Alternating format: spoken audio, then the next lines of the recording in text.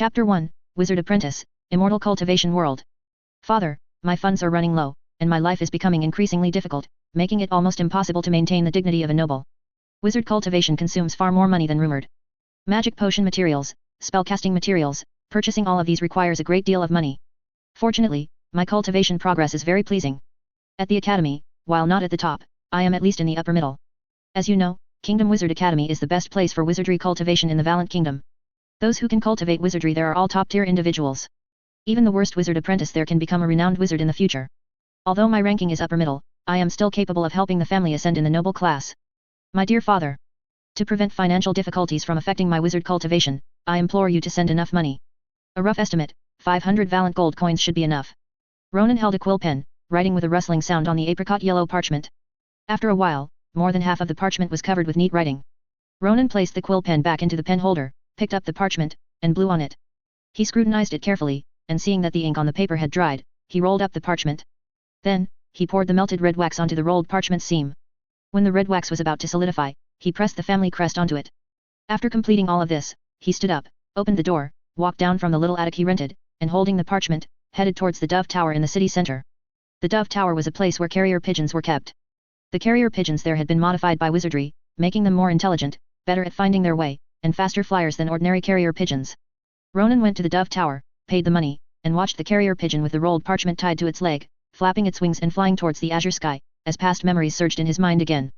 In his previous life, he was a social animal, named Ronan, living a very busy but unremarkable life. 3 months ago, he worked until 2 in the morning at his company and, due to extreme fatigue, slumped on his desk for a moment. When he woke up again, he had transmigrated into the body of a 16-year-old youth, Ronan Lawrence. Ronan Lawrence was the second son of Baron Leighton Lawrence. And Leighton Lawrence was a noble from the southeast province of the Valiant Kingdom. His status within the noble circles of the southeast province was roughly in the middle. More than 3 months ago, the original body acquired a meditation technique from a wizard. The original body tried to cultivate and actually discovered that he had wizard aptitude. However, he was unsure if the cultivation method was incorrect. After cultivating for about 10 days, during cultivation, the original body suddenly felt difficulty breathing. He wanted to call out but couldn't make a sound.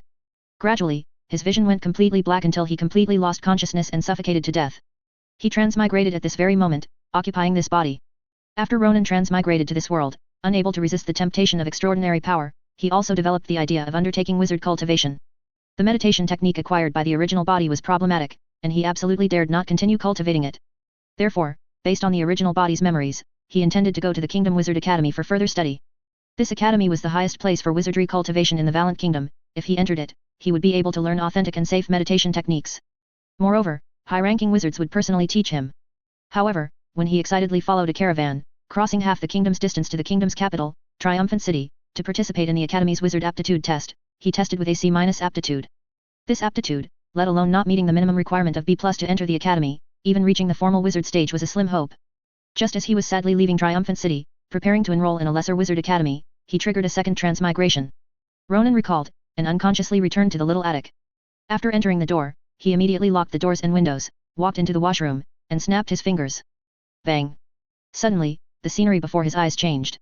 The medieval-style washroom transformed into an antique room. He skillfully walked to one side of the room and opened the rosewood wardrobe carved with flowers, birds, fish, and insects.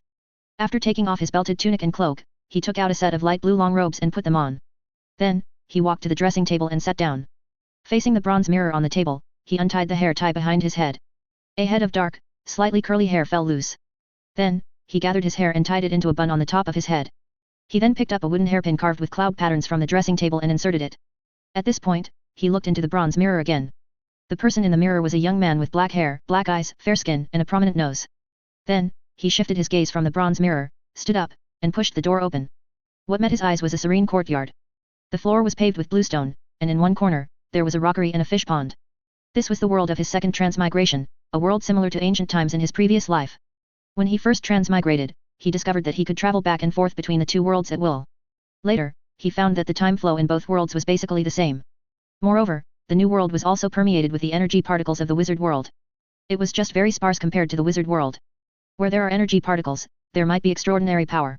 Ronan, thinking that the path of a wizard was bleak, began to explore this world. Through his exploration, he discovered that this world also used gold and silver as currency. So, he melted the valiant gold coins given by his father, Leighton Lawrence, into gold ingots, brought them to this new world, and exchanged them for silver notes at the money changers. With money, he rented a large mansion, hired a group of servants and maids, and house guards. From a baron's second son, he transformed into the wealthy Luo Yuanwei.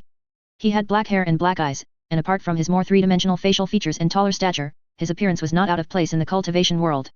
To inquire about news of this world, he often frequented restaurants, gambling houses, and pleasure districts. Before long, he heard that in this world, there were people who cultivated immortality.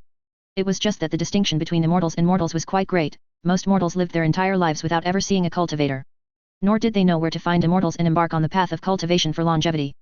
Ronan inquired for several days but still hadn't heard any news of cultivators, so he gave some silver to his steward, Guan, to inquire on his behalf. He himself returned to the wizard world to deal with matters there. Wearing cloud boots and stepping on bluestone slabs, as soon as Ronan stepped out of the moon gate, several female voices immediately rang out. "Young master is out. Welcome, young master." 12 beautiful maidens with rosy lips and white teeth stood in 2 rows, bowing slightly to Ronan. These were all maids Ronan had bought, named Xiren, Shiyu, Chu Wen, Baihen, Jinlian, Qilai, Tan Xiang, Ziai Sha, Ping Er, Chun Mei, Nong Yu, and Han Xiang. After nodding slightly to the maids, Ronan continued forward. "Young master, you're out." A white-haired old man hurried towards him. This person was the steward Ronan had hired, named Guan. He had originally been a steward in an official's family.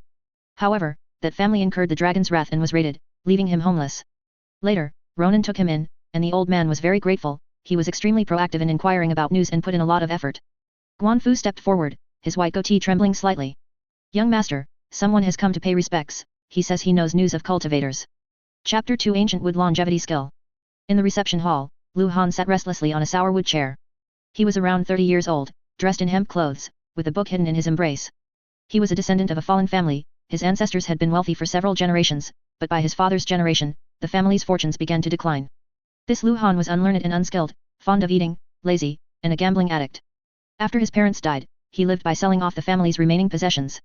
Now, there was little left of the inherited property. Yesterday, he accidentally overheard in a gambling house that there was a wealthy Ronan in the city who enjoyed seeking immortals in the Dao, which reminded him of a secret manual for cultivation left by his ancestors. However, he didn't know if this cultivation secret manual was real or fake.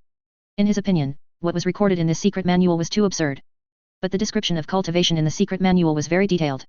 For those who enjoyed seeking immortals in the Dao, just reading the words inside would be enough to satisfy their craving. I hope this Ronan is interested in the secret manual. Lu Han sniffed, silently praying to all his ancestors.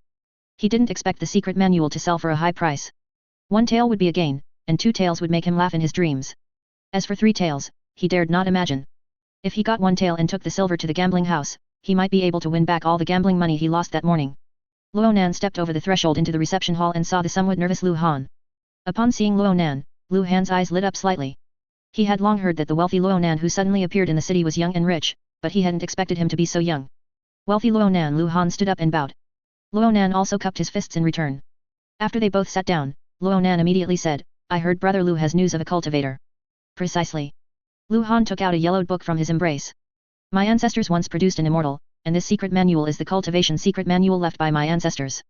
May I have a look?" Ronan asked. Hearing Ronan's words, Lu Han's heart skipped a beat. Firstly, he was afraid that Ronan would simply take his secret manual without paying.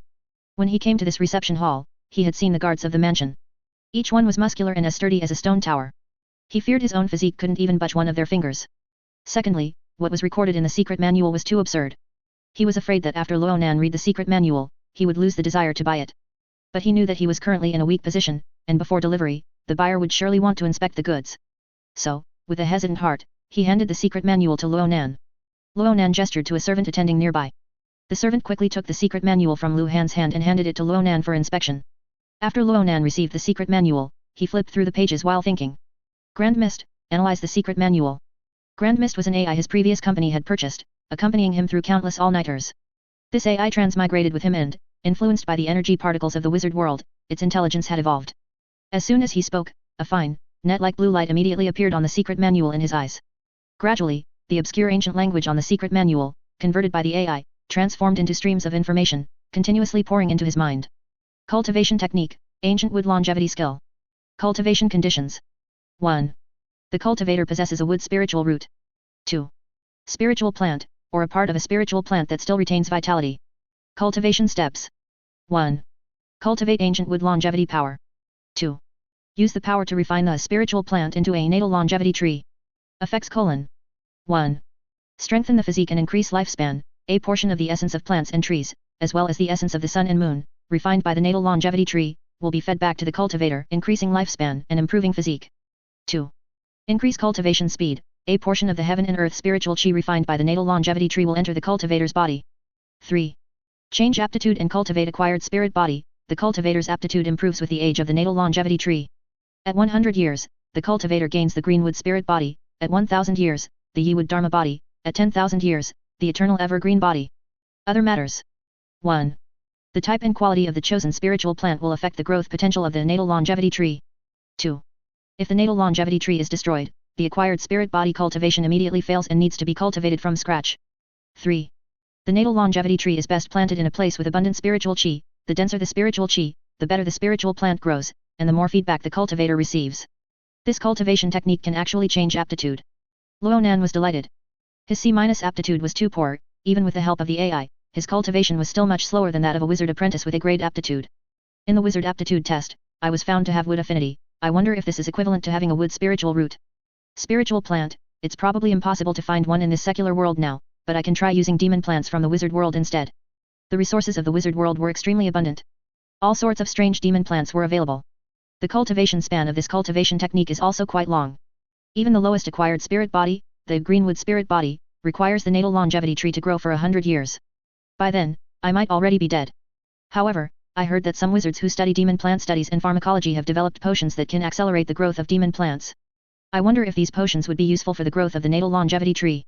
Ronan pulled himself out of his scattered thoughts and looked at Lu Han. In fact, Grand Mist had already recorded everything contained in the secret manual, so he didn't need to buy the secret manual anymore. However, to maintain his persona as someone who enjoyed seeking immortals in the Dao and was wealthy, hoping for more people to come with news, he spoke. Brother Lu, how about 2 taels for the secret manual? Based on his understanding of the world's prices, he knew that 2 taels for the secret manual was already a high price. After all, spiritual chi in the secular world was thin, and resources were scarce. It was extremely difficult to cultivate power according to this ancient wood longevity skill. And spiritual plants were almost impossible to find in the secular world. This secret manual was even worse than a fictional tale of monsters and immortals for people in the secular world. After all, a storybook still had a plot, while this secret manual was full of obscure language related to cultivation. 2 taels. Lu Han's eyes widened instantly upon hearing Luonan's offer, and his body trembled slightly. After a moment of stunned silence, he immediately said, "Deal." Due to his excitement, the word deal even cracked. "Brother Lu, how much more do you know about your ancestors? Could you tell me in detail? You won't be short on money." Luonan wanted to deduce the whereabouts of the cultivator from Lu Han's family history. Lu Han's face flushed slightly with excitement upon hearing there was more money. He then began to pour out everything he knew about the Lu family's history. Luonan listened carefully, while simultaneously calling out Grand Mist in his mind, instructing it to record Lu Han's words for future reference. Lu Han's words touched upon the Lu family's migration path. Luonan felt that by following this migration path, he might be able to find clues about the cultivator. At one point, Luonan suddenly interrupted Lu Han, "You just said your ancestor left your family a jade pendant." Lu Han nodded. "Where is it now?" Luonan asked. He vaguely felt that the jade pendant passed down by the Lu family's ancestors might also be related to cultivation. After hearing this, Lu Han scratched his head and said with an embarrassed laugh, "One day, to pay off a debt, I pawned it at Fui Yuan pawn shop in the south of the city." Chapter 3 Elf Tree. Wizard World. Triumphant City, Little Attic. Luonan, having changed back into his medieval-style attire, was carefully examining the jade pendant in his hand. This jade pendant was precisely what the Lu family ancestors had left behind.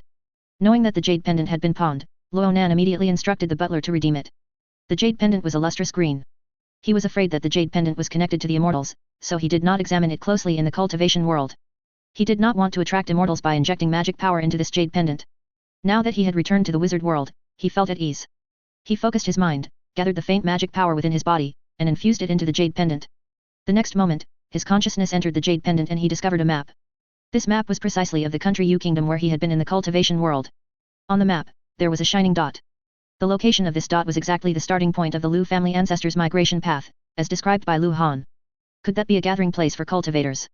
Although he had this speculation, Luonan was not in a hurry to investigate it. He had to make preparations first. After all, my strength is still weak. If I rashly intrude into an unfamiliar cultivation world, I might fall into danger. For now, it's better to start cultivating the ancient wood longevity skill. First, cultivate the ancient wood longevity power, then search for magic plants. Magic plants. In the wizard world, the most famous magic plant is undoubtedly the elf treasure tree of the elf kingdom. It is said that the main tree of this tree is located in the center of the elf kingdom, radiating a holy glow all day long. Its roots are intricately intertwined throughout the elf kingdom. Legend has it that during the period when elves were the overlords of the continent, the elf treasure tree almost became the world tree.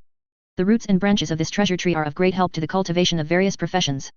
Some wizards, knights, and mercenaries, who live on the edge, will form teams to sneak into the elf kingdom.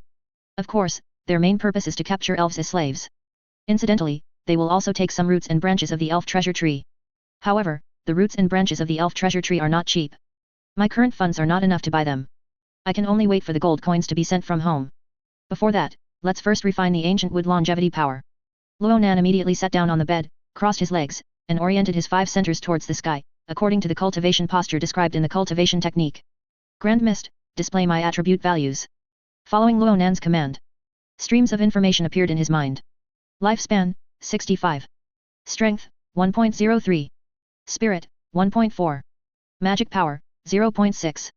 Cultivation technique, Glorious Night Meditation Technique, Beginner 30%, Wood Element Beginner Meditation Technique, Beginner 6%. Wizard rank, Level 1 Apprentice Wizard. There were 2 meditation techniques listed in the attributes. The Glorious Night Meditation Technique was bought by the original owner from a passing wizard. The Wood Element Beginner Meditation Technique was bought by him at a high price from a wizard apprentice after he failed the wizard aptitude test. This meditation technique was compiled by a high-rank wizard of the Kingdom Wizard Academy after researching many wood meditation techniques, making it the most suitable meditation technique for wizard apprentices with wood affinity to cultivate. Kingdom law stipulates that, apart from academies and factions registered with the kingdom that can teach sorcery, no other wizards are allowed to privately teach sorcery or sell wizard knowledge. Within the academy, a high-rank wizard once proposed that every student, upon receiving the academy's meditation technique, must sign a contract not to pass it on. If the contract was violated, they would be cursed, and their body would be corroded by magic power. However, most of the wizard apprentices in the academy were children of nobles. Which noble would allow their offspring to sign such a contract? Therefore, the high-rank wizard's proposal ultimately came to nothing. Nevertheless, due to the high price of wizard knowledge, it largely circulated within noble circles, forming a knowledge monopoly to some extent. Ronan had cultivated these 2 meditation techniques successively, and while his strength did not increase, his spirit and magic power significantly improved. Ronan breathed and exhaled according to the cultivation method of the ancient wood longevity skill. The energy particles of the wizard world, which the secret manual referred to as heaven and earth spiritual chi, flowed like a trickle through the pores of his entire body, entering his physique. Immediately, his attributes changed. Lifespan, 65. Strength, 1.03. Spirit, 1.4. Magic power, 0.4. Cultivation technique, ancient wood longevity skill, beginner 0%, expand. Cultivation realm, chi refining entry. Wizard rank, level 1 apprentice wizard. In the past, when I cultivated meditation techniques, only spirit and magic power showed upward arrows. Now, cultivating the ancient wood longevity skill, even strength shows an upward arrow. It seems that cultivation techniques can not only increase magic power but also improve physique. He had heard that if a wizard apprentice did not undergo night training, they would be physically weak. Only by advancing to a formal wizard could they cast sorcery and use energy particles to temper their body. Moreover, the ancient wood longevity skill's efficiency in utilizing spiritual chi, or energy particles, is much higher than both the Glorious Night Meditation Technique and the Wood Element Beginner Meditation Technique. Ronan gradually reined in his thoughts and continued to breathe and cultivate. The heaven and earth spiritual chi entered his body, swirling in his denshin, forming a vortex that lingered for a long time. Gradually, a trace of vital energy began to emerge within the vortex. A month quietly passed. Under the shining sun, the kingdom's capital, triumphant city, was rife with undercurrents, with daily dramas of power struggles unfolding. Even within the Kingdom Wizard Academy, it was merely another battlefield for the powerful. Ronan paid no heed to outside affairs, spending almost all his days cooped up in the little attic, cultivating the ancient wood longevity skill. He would only leave when it was time for meals. On this particular day, he was cultivating cross-legged on his bed. Lifespan, 70. Strength, 2.03. Spirit, 2.3. Magic power, 1.1. Cultivation technique, ancient wood longevity skill, first layer 1%. Cultivation realm, chi refining first layer. Wizard rank, level 1 apprentice wizard. The magic power flowing within his body was now as thick as a finger. His physique had also strengthened considerably, his formerly thin body now showed some muscle definition. Knock, knock, knock. Suddenly, there was a knock at the door. Ronan let out a soft breath. A faint wisp of white chi shot straight out from his mouth and nose. After 3 more breaths, Ronan slowly ceased his cultivation, got off the bed, shuffled across the small hall in a pair of straw sandals, and came to the door, asking, "Who is it? Is Mr. Lawrence inside? You have a letter in a wooden box, sent from Redwood Territory in the Southeast Province." A man's voice sounded from outside the door. "It seems my father's gold coins have arrived." Ronan's heart filled with joy. He had already refined magic power, but because he lacked spiritual plants, he couldn't refine his natal longevity tree. Simply relying on his own breathing of heaven and earth spiritual chi, given his aptitude, his cultivation progress naturally couldn't be fast. Now that the gold coins had arrived, he would naturally arrange for spiritual plants. Ronan excitedly opened the door and received both the letter and the wooden box. Chapter 4, The Lifelong Wood. Ronan, dressed in a classical robe and straw sandals, strolled leisurely through the streets. A heavy leather money pouch, filled with valiant gold coins, hung from his waist. With the gold coins, he intended to purchase the roots, stems, and leaves of the elf treasure tree. Kingdom laws not only prohibited the private buying and selling of wizard knowledge but also the trade of magical herb materials, spellcasting materials, and other such items. However, people still secretly traded these items. After all, selling magical herb materials and spellcasting materials yielded quite high profits. No matter the time, there would always be someone willing to take risks. Moreover, the forces behind most of the magical herb materials and spellcasting materials sales were wizard families. Even members of the royal family participated in it. Triumphant City, the capital of the Valiant Kingdom, was built against a mountain. The entire city, from bottom to top, was divided into Lower City, Middle City, and Upper City. Lower City was at the foot of the mountain, with dense urban buildings encircling the base like a hairband. Most of the commoners resided there, and the majority of the city's shops and markets were located in Lower City. Middle City was situated halfway up the mountain. Most of the kingdom's noble children and wealthy merchants lived there. Compared to Lower City, Middle City had better public safety. Lonan's little attic was in Middle City. Upper City, on the other hand, was the residence of the royal family and the kingdom's ministers. The two most prominent buildings in Upper City. One was in the east, and the other in the west, facing each other from a distance. To the east was Glory Fortress, the king's residence. The fortress, built from pure white stones that emitted a faint golden glow, stood on the mountain peak, overlooking the entire triumphant city. To the west was the wizard tower of the kingdom's legendary wizard, Dolifa Augustus. The wizard tower appeared dark and heavy, rumored to be constructed from obsidian. Glory Fortress was grand and towering, while the wizard tower resembled a giant staff, standing above triumphant city and pointing directly to the clouds. Beyond triumphant city, at the foot of the mountain, lay a vast expanse of villages and markets that had sprung up around triumphant city. The eastern side of the royal city bordered the sea, with countless ships docked along the coast. Many fishermen lived and ate on their boats, forming a small market there as well. With a population of over 1 million, Triumphant City was thus stratified from top to bottom into 3, 6, and 9 classes. In Triumphant City, there were both paupers and kings, mortals, and legendary wizards. Ronan passed through the city gate and entered Lower City. Even though the residents of Lower City were not wealthy, it maintained the cleanliness of Upper City and Middle City. His father's territory, Redwood Territory, apart from the inner city where their family resided, had very dirty roads elsewhere. Food scraps, waste, and feces were ubiquitous on the streets. If one walked on the streets, they would need to wear high-heeled shoes and cover their mouth and nose with a cloth soaked in spices. The cleanliness of Triumphant City was attributed to witchcraft, architecture, and its sewage system. Local middle-ranking nobles like Ronan's father, who lacked wizards, skilled architects, or experience in establishing a complete sewage system, could only ensure the cleanliness of their own living area within the inner city. The streets were lined with shops, and pedestrians came and went ceaselessly. Compared to Middle City, the streets were much narrower, and the crowds denser. Ronan walked for about 10 minutes before entering a pharmacy. The trade of wizard knowledge and wizard materials was concealed within ordinary market shops. Some bookstores secretly bought and sold meditation techniques and spellbooks. And some pharmacies would hide spellcasting materials and magical herb materials. Ronan was introduced to this pharmacy by someone. The introducer was none other than the wizard apprentice from the Kingdom Wizard Academy who sold him the introductory wood element meditation technique. "Sir, what would you like to buy?" As soon as Ronan stepped into the pharmacy, the owner greeted him and asked. The owner looked to be in his 30s, with golden curly hair, a stout build, and a large belly. Ronan said, "I want to buy the roots of the elf treasure tree." Upon hearing this, the owner's expression was startled, then he chuckled awkwardly, "Sir, you must be joking. How could my shop possibly sell such a thing?" "Paul Wilson introduced me here," Ronan said. Upon hearing that name, the owner immediately dropped his awkward chuckle and startled expression. "All right, come this way." With that, he waddled his plump body, leading Ronan, and pushing aside the curtain, entered the room behind the shop. The room was dim, with 3 rows of tall medicine cabinets. To one side, there was a table. On the table, scales, a small knife, and other items were placed. The owner said to Ronan, "Could you keep an eye out for anyone coming in? I'll go get the item." Ronan nodded, immediately pulling back the curtain slightly to watch the storefront. The owner then placed a wooden ladder against the medicine cabinet and climbed up. As if unable to bear the owner's weight, the wooden ladder creaked. Ronan couldn't help but look back, fearing that the owner's enormous plump body would suddenly crush the ladder and fall down. But the wooden ladder was sturdy. The owner successfully climbed to the very top, pulled open a compartment in the medicine cabinet, and took out a burlap bundle from it. Then, he descended the ladder, opened a corner of the burlap, revealing several tree roots, about the thickness of a thumb and of varying lengths, inside. "These are the roots of the elf treasure tree." Ronan looked at them, noting that the roots of the elf treasure tree didn't look much different from ordinary tree roots.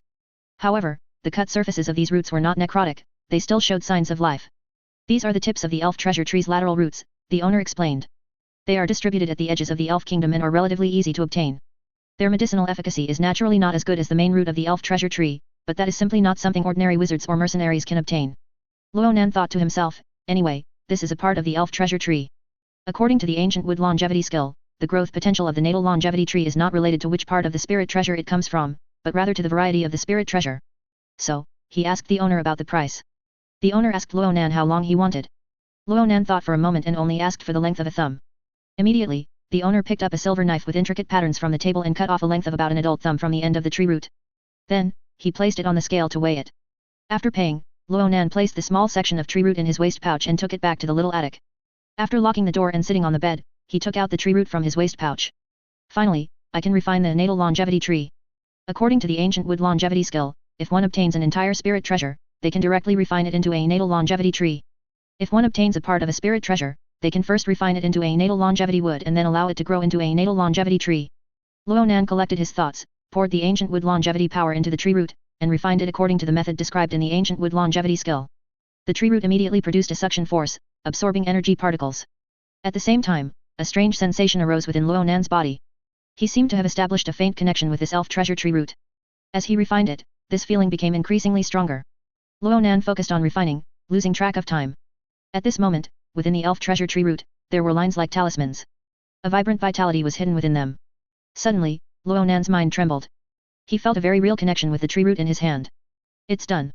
According to the ancient wood longevity skill, the moment one feels their life connected to the spirit treasure part, that part of the spirit treasure is completely transformed into natal longevity wood. With a little cultivation, it can become a natal longevity tree. Ronan felt that this small section of tree root was continuously absorbing the surrounding energy particles. Part of it was used for its own growth, and the other part was fed back to him, becoming part of his Danshan power. Chapter 5, The Undead Society, the second level of Qi refining. Grand Mist, pull up my stats. Longevity, 70. Strength, 2.03. Spirit, 2.3. Magic power, 1.1. Cultivation technique, ancient wood longevity skill, stage 1, 1%. Cultivation realm, Qi refining stage 1.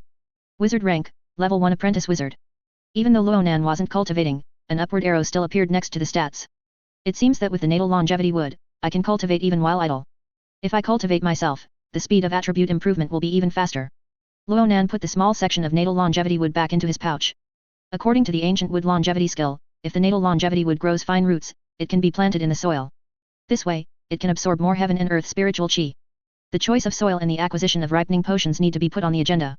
I have AI, so I can self-study demon plant studies and pharmacology. It's just that wizard knowledge is strictly controlled, unlike my previous life where I could get a lot of knowledge from the library and the internet. I wonder if Paul has any connections. Knock, knock, knock. Half a month later, Ronan was sitting cross-legged on the bed cultivating when he suddenly heard someone knocking on the door. Who is it? Ronan stopped his cultivation, opened his eyes, and asked. It's me, Paul. A man's voice came from outside the door. Creak. Ronan got out of bed, walked through the living room, and opened the door. Outside the door was a man with a head of brown curly hair, about his age. Tall and thin, with faint freckles on both cheeks. This was Paul Wilson. Ronan had met him during the aptitude test at the Kingdom Wizard Academy. After the test, Ronan was rejected due to his C- aptitude, while Paul entered the academy with an A- aptitude.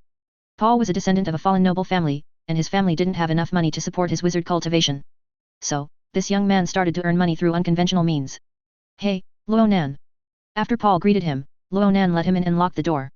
Ronan, how has your cultivation been these days? I heard you bought a section of elf treasure tree root. Paul asked as soon as he entered the room. It's okay. Ronan sighed. In fact, with the assistance of the natal longevity wood, his magic power was already considerable. But Paul couldn't sense it.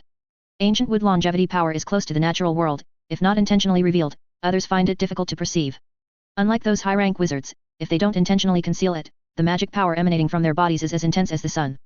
Even Paul, who was only a level 1 apprentice wizard, made Ronan feel a slight magical pressure from him. It's nothing. Paul patted Ronan's shoulder, then his expression became slightly serious. Has anyone else looked for you these past few days? No, what happened? Ronan asked. That's good. Paul breathed a sigh of relief and found a chair to sit down on his own accord. Recently, an organization called the Necromancer Society has emerged in the capital. Many of those who failed the wizard aptitude test have been approached by them. The Black Wizards of the Necromancer Society claim that as long as one joins them and cultivates necromancy, they can gain power far stronger than what they would learn in the academy. Perhaps they weren't lying. However, cultivating necromancy will come at an extremely heavy price. Some necromancers, although they gained powerful strength, had their flesh and blood fall off, and they themselves became a skeleton. Ronan, although I know you crave power, you wouldn't want to become a skeleton, would you? If they ever come looking for you, you absolutely must not agree. As he spoke, Paul's eyes swept across Ronan's room, opened the wine pot on the table, and sniffed. Why is there no fine wine or fruit and pastries in your room? It doesn't look like a noble's place at all. Suddenly, he looked at Ronan. You didn't use money to buy spells, did you? Why didn't you look for me? Could it be that you think my spell books are too expensive? But you should know that the spells from the academy are incomparable to those from the black market. While Paul babbled on, Ronan also sat down on a chair, picked up the wine pot, poured the light purple wine into a glass, and took a big gulp. I didn't buy any spells, but I do need your help with something. Ronan licked the wine from his lips and put down the glass. I want to study demon plant studies and pharmacology. I wonder if you can help me find a teacher. Oh. Paul raised an eyebrow. Your wizard aptitude isn't good, so studying demon plant studies and pharmacology can indeed help you go further on the path of a wizard. However, whenever you encounter a step that requires casting a spell, you'll have to cooperate with other wizards, which puts you at a disadvantage. But you can also come to me, I won't charge you too much. Ronan waved his hand, stopping Paul from continuing. Okay, I understand. Do you have any teachers you can introduce to me? Paul picked his ear. I'll inquire at the academy and see which wizard wants to earn some extra money. Once I find one, I'll contact you. After another glance around the room, Paul stood up. All right, Ronan, I'm leaving. If you want to treat me to a glass of the Wild Deer Bar's new honey wine, I'd be happy to join you. Next time. Ronan said, once you find me teachers for demon plant studies and pharmacology, I'll treat you. Paul waved his hand, opened the door himself, and walked out. Ronan's gaze shifted from the doorway, lost in thought. The Necromancer Society, hey. Why didn't they come looking for me? Do they think my aptitude is too low? This Necromancer Society is truly despicable. Although not being approached by this organization was quite fortunate. But Ronan felt a bit uneasy. After taking another sip of the slightly sour pale wine, Ronan sat back on the bed and assumed his cultivation posture. The energy particles of the wizard world, which is also referred to as heaven and earth spiritual chi in the cultivation technique, gathered towards his body. I'm about to break through. After half a month of cultivating, with the assistance of the natal longevity wood, he was about to break through to chi refining stage 2. After about a quarter of an hour, the vibrant, lush, and thriving longevity magic power in Ronan's danshan suddenly trembled. Immediately following, a vigorous surge of vitality erupted from his danshan, flowing throughout his entire body. Not only did he feel refreshed mentally, but his physical body also gained some strength. He immediately summoned Grand Mist to analyze himself. Longevity, 75. Strength, 2.9. Spirit, 3.4. Magic power, 2.2. Cultivation technique, Ancient Wood Longevity Skill, Stage 1, 51%. Cultivation Realm, Chi Refining Stage 2. Wizard Rank, Level 1 Apprentice Wizard. His realm had reached Chi Refining Stage 2. His longevity increased by 5 years, and his strength, spirit, and magic power all increased. He inwardly observed his danshan, looking at the significantly strengthened magic power within, and pondered. Now, my magic power is not small, I should be able to cast low-rank spells. However, I'm more interested in seeing how powerful the spells of the cultivation world are. I wonder if Guan has inquired about spells on the cultivation world side. Chapter 6, The Old Talisman Book. Young Master is out. Welcome, young master. Ronan, dressed in a green robe with his hair tied in a top knot, stepped out of the courtyard. As usual, 12 delicate maidservants were already waiting, bowing deeply. Young master. The butler, Guan, walked over quickly and bowed. Ronan nodded slightly and asked, have you recently heard anything about cultivation or spells? Guan shook his head. I apologize, young master, but I still haven't heard any news. However, I found a book with some connection to spells in a bookstore in the east of the city. Oh, what is it? Ronan's eyes lit up, piquing his interest. It's a book that teaches people how to draw talismans, Guan said. The content inside is quite detailed, including the steps for making talismans and the drawing techniques. However, I heard the shopkeeper once tried to draw talismans according to this talisman book. The talismans he drew were only good looking but useless. If young master is interested, I can show it to you. Then show it to me, Ronan immediately said. He thought to himself, although there were some fake talisman books circulating among the common folk, this talisman book might also be genuine. The inability to draw talismans according to it might be due to the thin spiritual chi here, making it impossible for talismans to form. Before long, Guan presented the talisman book. Ronan took it and looked. This talisman book looked very old, with traces of wormholes. Just by its appearance, one would think it was a fake. After all, according to the novels he had read in his previous life, if it were a true secret manual, the materials would not be poor, and it might even be impervious to water and fire. The book was very thin, Ronan estimated it wouldn't exceed 20 pages. He opened the yellowed cover. On the first page was the drawing method for a talisman. In the middle of a rectangular frame, there was a series of unnamable strokes, like a dragon or snake moving. Next to the talisman were the words Body Protection Talisman. Starting from the second page, it recorded the selection of talismans, talisman ink, talisman brushes, and the brushwork for drawing talismans, and so on. Each step was quite detailed. As Ronan read, he summoned Grand Mist to analyze and record everything in the book. Before long, Ronan quickly flipped through the talisman book. There were 3 types of talismans in the talisman book. Body protection talisman, light body talisman, and exorcism talisman. You all may withdraw. Unless I instruct otherwise, you are not allowed to enter the courtyard. After Ronan left this instruction, he turned and walked into the moon gate. Triumphant City, little attic, washroom.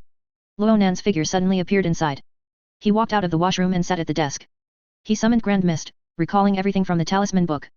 The talisman book was left in the cultivation world, he had not brought it over.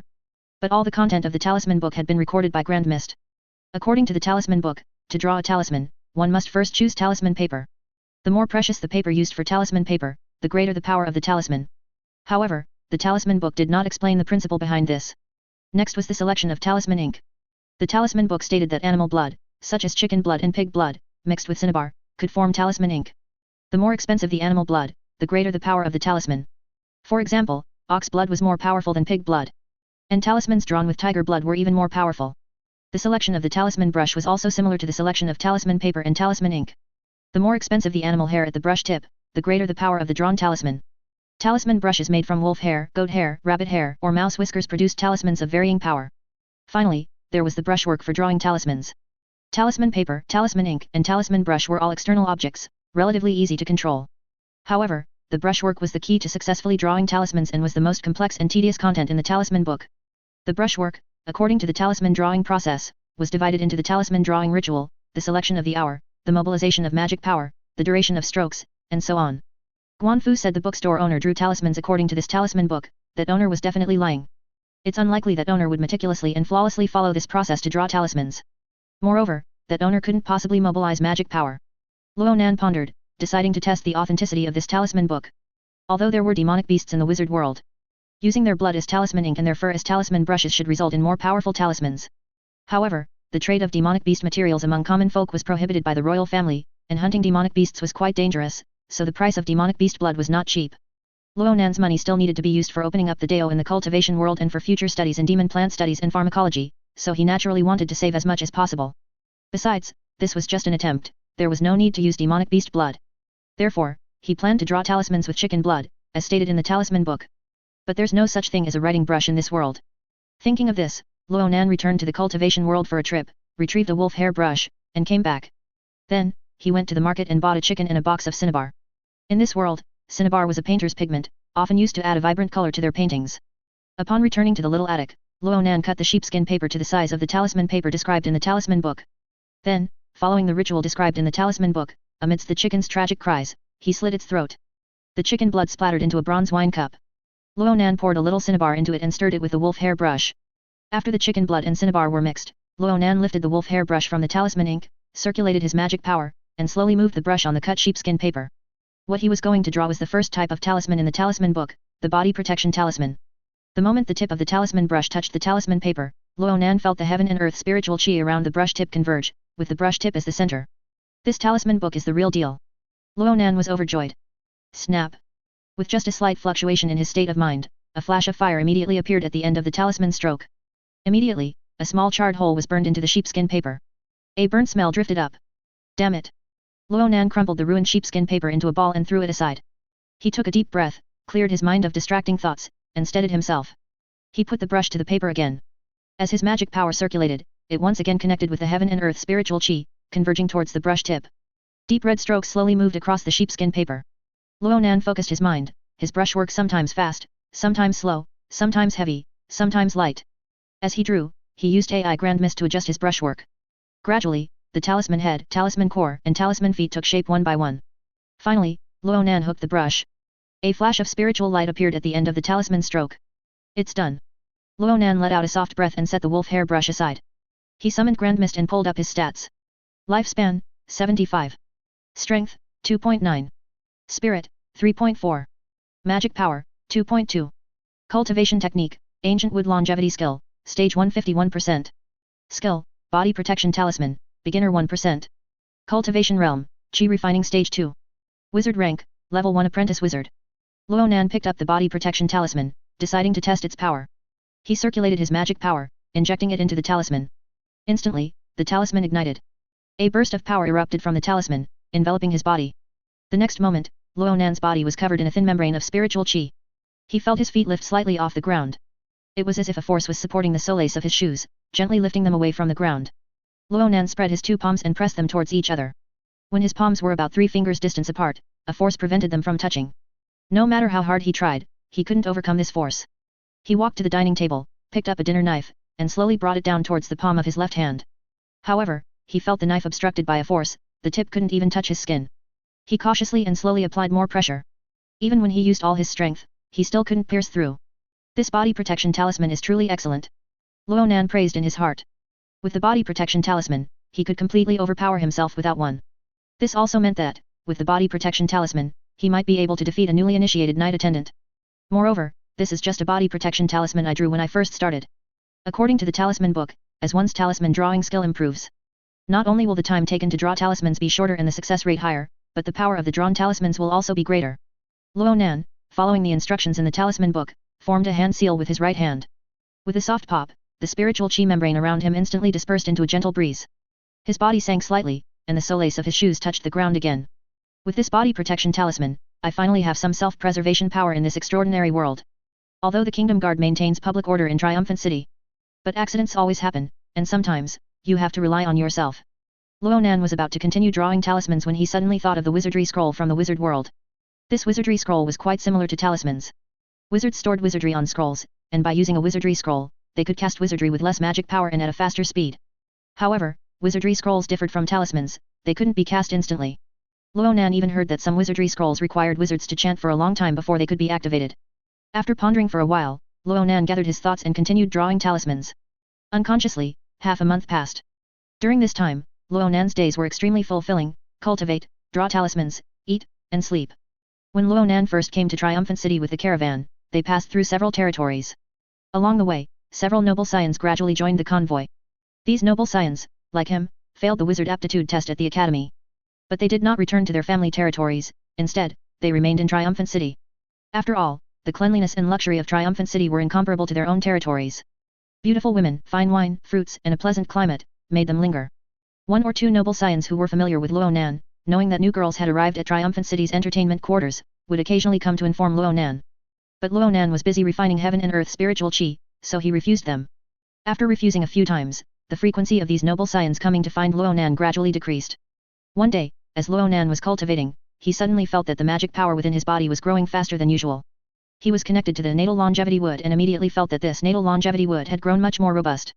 The speed of absorbing and refining heaven and earth spiritual chi had increased. It seems to be starting to take root. He immediately untied his pouch and poured out that small section of natal longevity wood. He saw fine roots growing on this small section of natal longevity wood. Once it has roots, it can be planted in soil. Ronan immediately put the natal longevity wood back into his pouch, put on his clothes, left the house, bought a flower pot and gardening tools, and returned. He used a shovel to loosen the soil, then buried the natal longevity wood within it. Instantly, he felt the roots of the natal longevity wood slowly extend into the soil. More heaven and earth spiritual chi converged at the natal longevity wood. At the same time, more magic power was generated within his body. Indeed, after being planted in the soil, the natal longevity wood refines heaven and earth spiritual chi faster. The study of demon plant studies and pharmacology can be put on the agenda. But why hasn't that fellow Paul come to find me yet? Doesn't he want the referral fee anymore? Ronan mumbled to himself, leaving the natal longevity wood in the flower pot, and then he left the house. His connection with the natal longevity wood was very profound. He had tried before, and even across great distances, even across the two worlds of the wizard world and the cultivation world. A portion of the spiritual chi refined by the natal longevity wood could still be fed back to him without loss. Now that the natal longevity wood had not yet matured, leaving it in the flower pot would not attract attention. As evening approached, Ronan knew that Paul should have left the Kingdom Wizard Academy in the upper city by now and was heading back to his residence in the lower city. Paul, this down and out noble scion, even found renting a room in the middle city quite stressful, so he could only live in the lower city. Although he had earned a lot through unconventional means, wizard lessons, purchasing magic potions, and so on, were all very expensive. This often left him short of money. However, whenever he walked from the upper city back to the lower city, he would always pass the Wild Deer Bar in the middle city. He would have a glass of freshly brewed fruit wine there, and incidentally, inquire about news in Triumphant City to see if there were any new ways to make money. Ronan walked into the tavern, sniffing the aroma of wine and ale. His gaze passed over several couples embracing and flirting, and he saw Paul sitting in a corner, looking depressed as he secretly watched other men and women flirting. Soon, Paul also saw Ronan. Ronan walked forward, sat next to Paul, and laid out a few valiant copper coins on the long bar table. He said to the waiter nearby, 2 glasses of mead, 2 plates of honey-glazed venison, and a plate of truffle sweet cake. Hearing Ronan order food, and include his portion, Paul's eyes lit up, and he nodded slightly. My dear Ronan, long time no see, did you specifically come to find me? Ronan didn't beat around the bush with Paul and immediately said, have you found my demon plant studies and pharmacology teacher? Upon hearing this, the light on Paul's face dimmed slightly, and he then lowered his voice. You know, private tutoring is prohibited by kingdom law. The professors at the academy are very tight-lipped, and I don't dare to probe carelessly, for fear of getting both you and me in trouble. However, if you're in a hurry, I do know someone who can teach you demon plant studies. Who? Ronan's eyes lit up. A druid, a female druid, Paul replied. What other school would be more familiar with plants than a druid? However, this druid is too young, only 21 years old, and has no teaching experience. Paul stuffed pastries into his mouth as he replied. Her wizard rank isn't high either, she's only a level 3 wizard apprentice. Moreover, teaching isn't her main duty, she also needs to take care of demon plants for others. If you seek her for lessons, the time for study each week won't be long. Still, take me to her, Ronan thought. Although this druid was young and her demon plant studies attainment might not be very high, she should be able to get him started. Once he had the basics, wouldn't cultivating demon plant studies be simple with Grand Mist's assistance? Furthermore, it was good that this druid's wizard rank wasn't high, as it would make it difficult for her to see through his cultivation. Alright. Paul mumbled with food in his mouth. Then we need to eat faster. This druid also lives in Middle City. We need to finish our meeting with her before the curfew. Otherwise, after the curfew, the city gates leading to Lower City will be sealed, and I'll have no choice but to stay at your home. Night fell, and starlight emerged. Triumphant City lay prostrate beneath the starry sky, like a giant beast. Ronan and Paul walked briskly down the street, occasionally burping, feeling the pastries and fruit wine they had just eaten sloshing in their stomachs. The timekeeping in the wizard world was very similar to his previous life, also 24 hours a day. The curfew in Triumphant City was at 9 in the evening. If one was still wandering the streets at 9 o'clock and was discovered by the Capitol Guard, they would be fined a hefty sum. The curfew in Triumphant City, besides preventing black wizards, cultists, assassins, and other unsettling individuals who prefer nighttime activity from committing crimes, was also to prevent drunken wizards and knights from brawling in the streets and affecting the populace. After walking for about a quarter of an hour, Paul stopped at a flat house. In front of them was a round wooden door with a wooden texture, like ripples on water. I forgot to tell you, this female druid's name is Dariel. After Paul finished speaking, he grasped the copper ring on the door and knocked. Ms. Dariel, I am Paul Wilson, requesting an audience. After a moment, a magnetic female voice came from inside the door, please come in. With a creak, the door opened. However, there was no one behind the door who had opened it. Ronan saw a lush green vine retract from behind the doorknob, like a human hand, shrinking back into a potted plant. He shifted his gaze to look at the entire room. The room was not spacious. Every nook and cranny was filled with various potted plants, leaving only a small empty space. In this space, there was a red rug, and on the rug, a single sofa, a rocking chair, and a three-legged round table. On the round table sat a dark large wine pot, a plate of fiery red cherries, and a copper-footed wine glass. Ronan did not recognize any of the plants in the potted plants. Next to the potted plants, thick white candles burned, emitting a soft light. The plants seemed to have life, subtly moving under the candlelight. Their shadows on the wall occasionally stretched. Mr. Wilson, what do you need me for? And who is that person beside you? Ronan and Paul suddenly heard the magnetic female voice from a corner. Ronan looked towards that corner, only to see a few potted plants there, no one at all. But the next moment, the shadow of a potted plant on the wall subtly extended. Then, a black cat's head emerged from behind the potted plant. The black cat had a pair of brown eyes, sparkling with intelligence, keenly looking at Ronan and Paul. Ms. Dariel. Paul placed his left hand on his right chest and bowed slightly. Ronan knew this was a druid, and when he saw the black cat, he had a guess. Seeing Paul bow, he followed suit. The bowing motion came from the original body's muscle memory as a noble. After Paul bowed, he said, this is the son of Baron Lawrence of the Southeast Province, Ronan Lawrence. He wishes to learn demon plant studies from you. The black cat's left whisker twitched, I don't have time recently, I have many demon plants that need tending. I'll pay tuition, 1 valent gold coin per hour, Ronan immediately said. This price was only slightly less than the tuition for a wizard apprentice at the Kingdom Wizard Academy. The black cat was still for a moment, then suddenly spoke, Mr. Lawrence, since you love plants, you are a friend of us druids, and I shall treat you as a friend. If you have any questions in demon plant studies, I will teach you to the best of my ability. Saying this, it walked out from behind the potted plant with elegant and light steps. With a shake of its body, it leaped onto the single sofa. It burrowed into a pile of linen fabric on the sofa. Just as the black cat burrowed into the linen fabric quickly puffed up. Only then did Ronan see that this inconspicuous pile of linen fabric was actually a simple one-piece long dress. Then, a woman almost as tall as Ronan stood up from the single sofa. This was the true appearance of the female druid, Dariel. Her skin was wheat-colored, and her brown eyes were large and bright. Her chest was full, pushing the linen one-piece long dress high up. Her back had a strong curve, perfectly rounded like a pair of crescent moons. A pair of long, taut thighs were revealed from beneath the one-piece long dress. Her slightly curly, brownish-black hair cascaded down her back like a waterfall. I was cultivating a spell just now, and I wasn't aware of your arrival, so I didn't show my true form at our first meeting. Please forgive me, Awen said.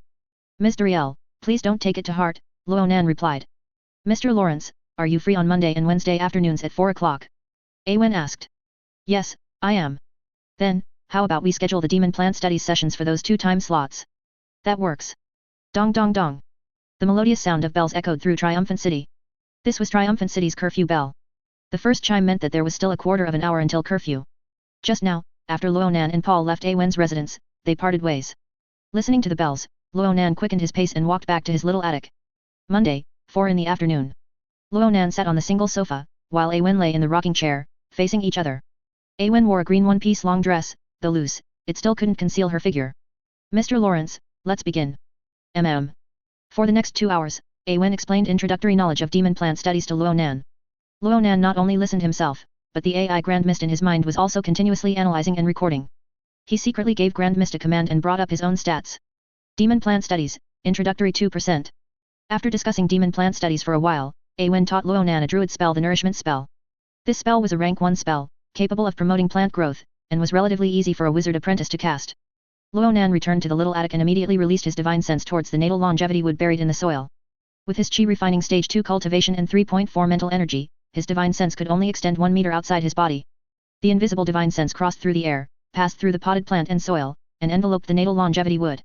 Ronan carefully examined the structure and growth state of the natal longevity wood.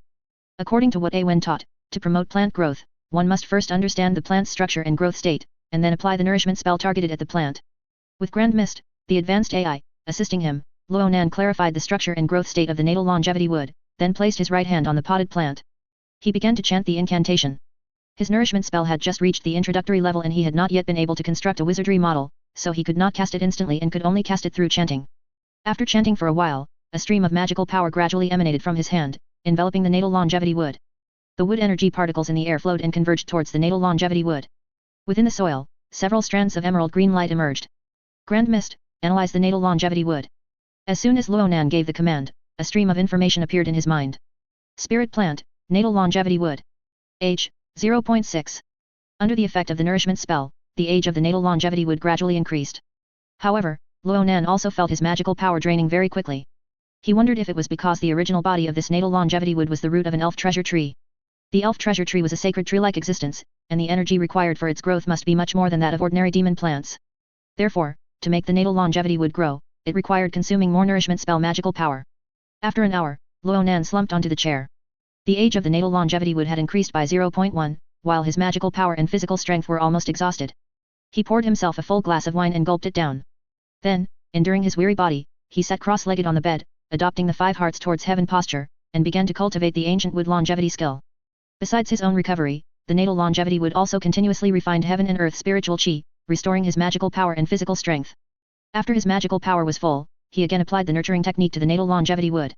Spirit plant, natal longevity wood. Age, 0.7. The natal longevity wood is growing. At the same time, he also had Grand Mist display his attributes. Lifespan, 75. Strength, 3.0. Mental, 3.5. Magical power, 2.3. Cultivation technique, ancient wood longevity skill, stage 154%. Talisman, body protection talisman, introductory 1%. Wizardry, nourishment spell, introductory 10%. Knowledge, demon plant studies, introductory 6%. Cultivation realm, chi refining stage 2. Wizard rank, level 1 apprentice wizard. The process of casting the nourishment spell on the natal longevity wood was also the process of practicing the nourishment spell and applying demon plant studies. Thus, the progress of both nourishment spell and demon plant studies increased. After casting the nourishment spell for the 3rd time, Ronan again slumped onto the wooden chair. He tilted the wine pot, pouring the last drop of wine into the glass. Then, with a few gulps, he drank all the wine. Just then, his stomach churned, and gurgling sounds came from his belly. Having cast spells multiple times with all his might, he was very hungry. But it was already curfew, so he couldn't go out at all. Fortunately, he still had chickens in his kitchen for drawing talismans. In addition, there were also seasonings such as wine, rosemary, and olive oil. He planned to make a roasted chicken with grapes to reward himself. While Ronan was studying demon plant studies and nurturing the natal longevity wood, he did not neglect his talisman drawing skills. He would set aside time every day to draw talismans. Logically speaking, at his current level, the success rate when drawing body protection talismans was not 100%. However, he had Grand Mist's help when drawing talismans. While drawing talismans, he commanded Grand Mist to remind him of errors in time. As long as he concentrated and was about to make a mistake, he could always react in time and correct the error. Thus, since his first failure to draw a talisman due to an unstable state of mind, he had never failed since. Body Protection Talisman, Proficient 1%. Just as Ronan had drawn 100 body protection talismans, the proficiency of this talisman finally reached the proficient rank. Compared to when he first started drawing talismans, he now drew them faster. The protective power that the talisman could generate was also stronger. Ronan placed the 10 talismans he had just drawn into a leather pouch, neatly arranging them with the body protection talismans he had drawn before. If I were to use all 100 of these talismans at once, I'm afraid I could even withstand a blow from a formal knight. Ronan thought as he tied the leather pouch. After raising the body protection talisman to proficient, Ronan began to practice the light body talisman. He picked up the wolf hair brush, dipped it in the talisman ink made of chicken blood and cinnabar. Once the ink on the brush tip was sufficiently full, he solemnly put the brush to the paper. On the talisman paper cut from parchment, his brush moved like a dragon. With the experience of the body protection talisman at proficient, although it was his first time drawing a light body talisman, he felt no unfamiliarity, instead, he had a certain momentum. Soon, his brush tip lifted from the talisman paper. Immediately, a spark of spiritual light flashed at the end of the talisman's foot. The talisman is complete. Ronan summoned Grand Mist and checked his attributes. Light Body Talisman, Introductory 1%. This light body talisman reached the introductory level much faster than the body protection talisman. It seems that learning similar knowledge helps with rapid proficiency improvement. After drawing the light body talisman, Ronan picked it up and injected a trace of magical power into it. The light body talisman spontaneously ignited without fire. A force shot out from the light body talisman, instantly enveloping his whole body. Ronan felt his body become lighter. Immediately, he took steps and jogged in circles in his small attic. Even jogging is much faster than usual. Ronan could feel a slight wind pressure on his face. After jogging for half a quarter of an hour, he stopped. Because the magical power of this light body talisman had already dissipated. Who? Ronan panted slightly after running for a while. Fortunately, cultivating the ancient wood longevity skill and the feedback from the natal longevity would have both improved my physique. If it were with my former ordinary person's physique, I'd probably be collapsed on the ground now. Ronan thought as he picked up the 2-palm-high large wine pot and guzzled wine. He didn't put the large wine pot back on the table until he had drunk his fill. Afterward, he continued to draw talismans. He needed to investigate the immortal cultivation place at the location indicated on the Liu family's ancestors' jade pendant, so he naturally had to prepare well. A large number of body protection talismans and light body talismans were his reliance for protecting himself. He planned to raise the proficiency of body protection talismans and light body talismans as much as possible in the wizard world. By drawing more of these two types of talismans, he might be able to cope with danger. Body Protection Talisman, Mastery 1%. My proficiency has finally reached mastery. Ronan let out a long sigh, putting the newly drawn body protection talisman into his leather pouch. There should be over 500 body protection talismans, right? He looked at the two bulging leather pouches. Over 500 body protection talismans were inside them. His waist pouch, on the other hand, was stuffed with a dozen newly drawn body protection talismans, which he could use if he encountered danger. He glanced at another leather pouch. This pouch contained about 100 light body talismans. Ronan's gaze moved away from the 3 bloated leather pouches, and he couldn't help but sigh. Although he had enough talismans, carrying these 3 leather pouches was too cumbersome. I should buy a Zhuwuki that can store items, but I wonder what the price is. After this thought emerged, Ronan decided to go see Paul.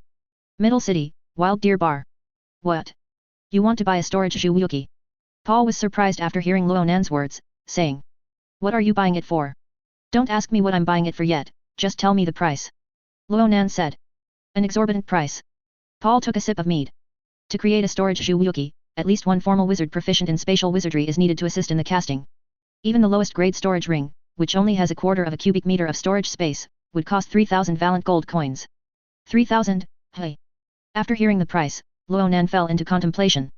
3,000 valent gold coins, although his father could afford it, it was a large sum, and he might not necessarily give it to him. After all, he was not the only son in the family. He had an elder brother, 20 years old, who was already a silver knight.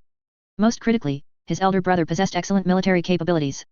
At 16, he had trained a militia from scratch in their territory into an elite force and led them to participate in the suppression of rebellion in the southeast province. He achieved considerable merits in the suppression, becoming one of the dazzling young elites in the southeast province. Wizard aptitude is a talent, training and deploying troops is also a talent. This talent is equally valuable within the kingdom of wizards. His father spent a large amount of money on his elder brother every year. Knight training, army drills, noble socializing, all of these required significant funds. He also had a 13-year-old younger brother. He possessed excellent knightly talent, and at this age, he was already at the peak of a bronze knight. Such talent, let alone in the southeast province, could rank among the best in the entire kingdom of wizards. Although wizards were above everyone else, knights were still a fighting force that could not be ignored. It was common for knights, clad in enchanted armor, wielding enchanted weapons, and riding demonic beasts, to single-handedly kill wizards. Moreover, if a knight's body underwent wizardry modifications, he could gain even greater physical strength. His father also placed high hopes on his younger brother. He hoped that in the future, his younger brother would stand out among the knights in the Kingdom of Wizards Knight Tournament. Therefore, his father also spent a large amount of money on his younger brother every year. In addition, to cope with disasters, rebellions, and other emergencies, his father's treasury also needed to retain a certain amount of money. Luonan's thoughts raced. He felt that by relying on the lie of entering the Kingdom Wizard Academy, asking his father for another 500 valent gold coins was already the limit. Of course, this still depended on his lie not being discovered by his family. Before father finds out, I should quickly write a family letter and ask for more money. Luonan thought. Although he had lied, the money he requested was indeed for improving his strength. In the future, it would certainly benefit the family. However, he could not tell others about his transmigration to the cultivation world. As for the remaining money, I can only earn it myself. But, how should I earn money? Thinking of this, Luonan couldn't help but look at Paul. Paul was good at making money. But Paul could earn money because he was a wizard apprentice at the Kingdom Wizard Academy, having contact with various people and thus acting as an intermediary. He, however, was just a failed wizard, and a mid-level noble son from a province, so his resources were truly scarce. However, I can earn money through Paul. Luonan thought of the method of making potions. With Grand Mist, his advanced AI, his progress in studying pharmacology and making potions would undoubtedly be extremely fast. Paul, when will you arrange for me to study pharmacology? Luonan asked. I did find out that there's a professor in the academy who teaches privately. Paul put a piece of honey-roasted venison into his mouth, chewing as he said. However, this professor doesn't teach introductory knowledge. If you go to his private class, you might not understand.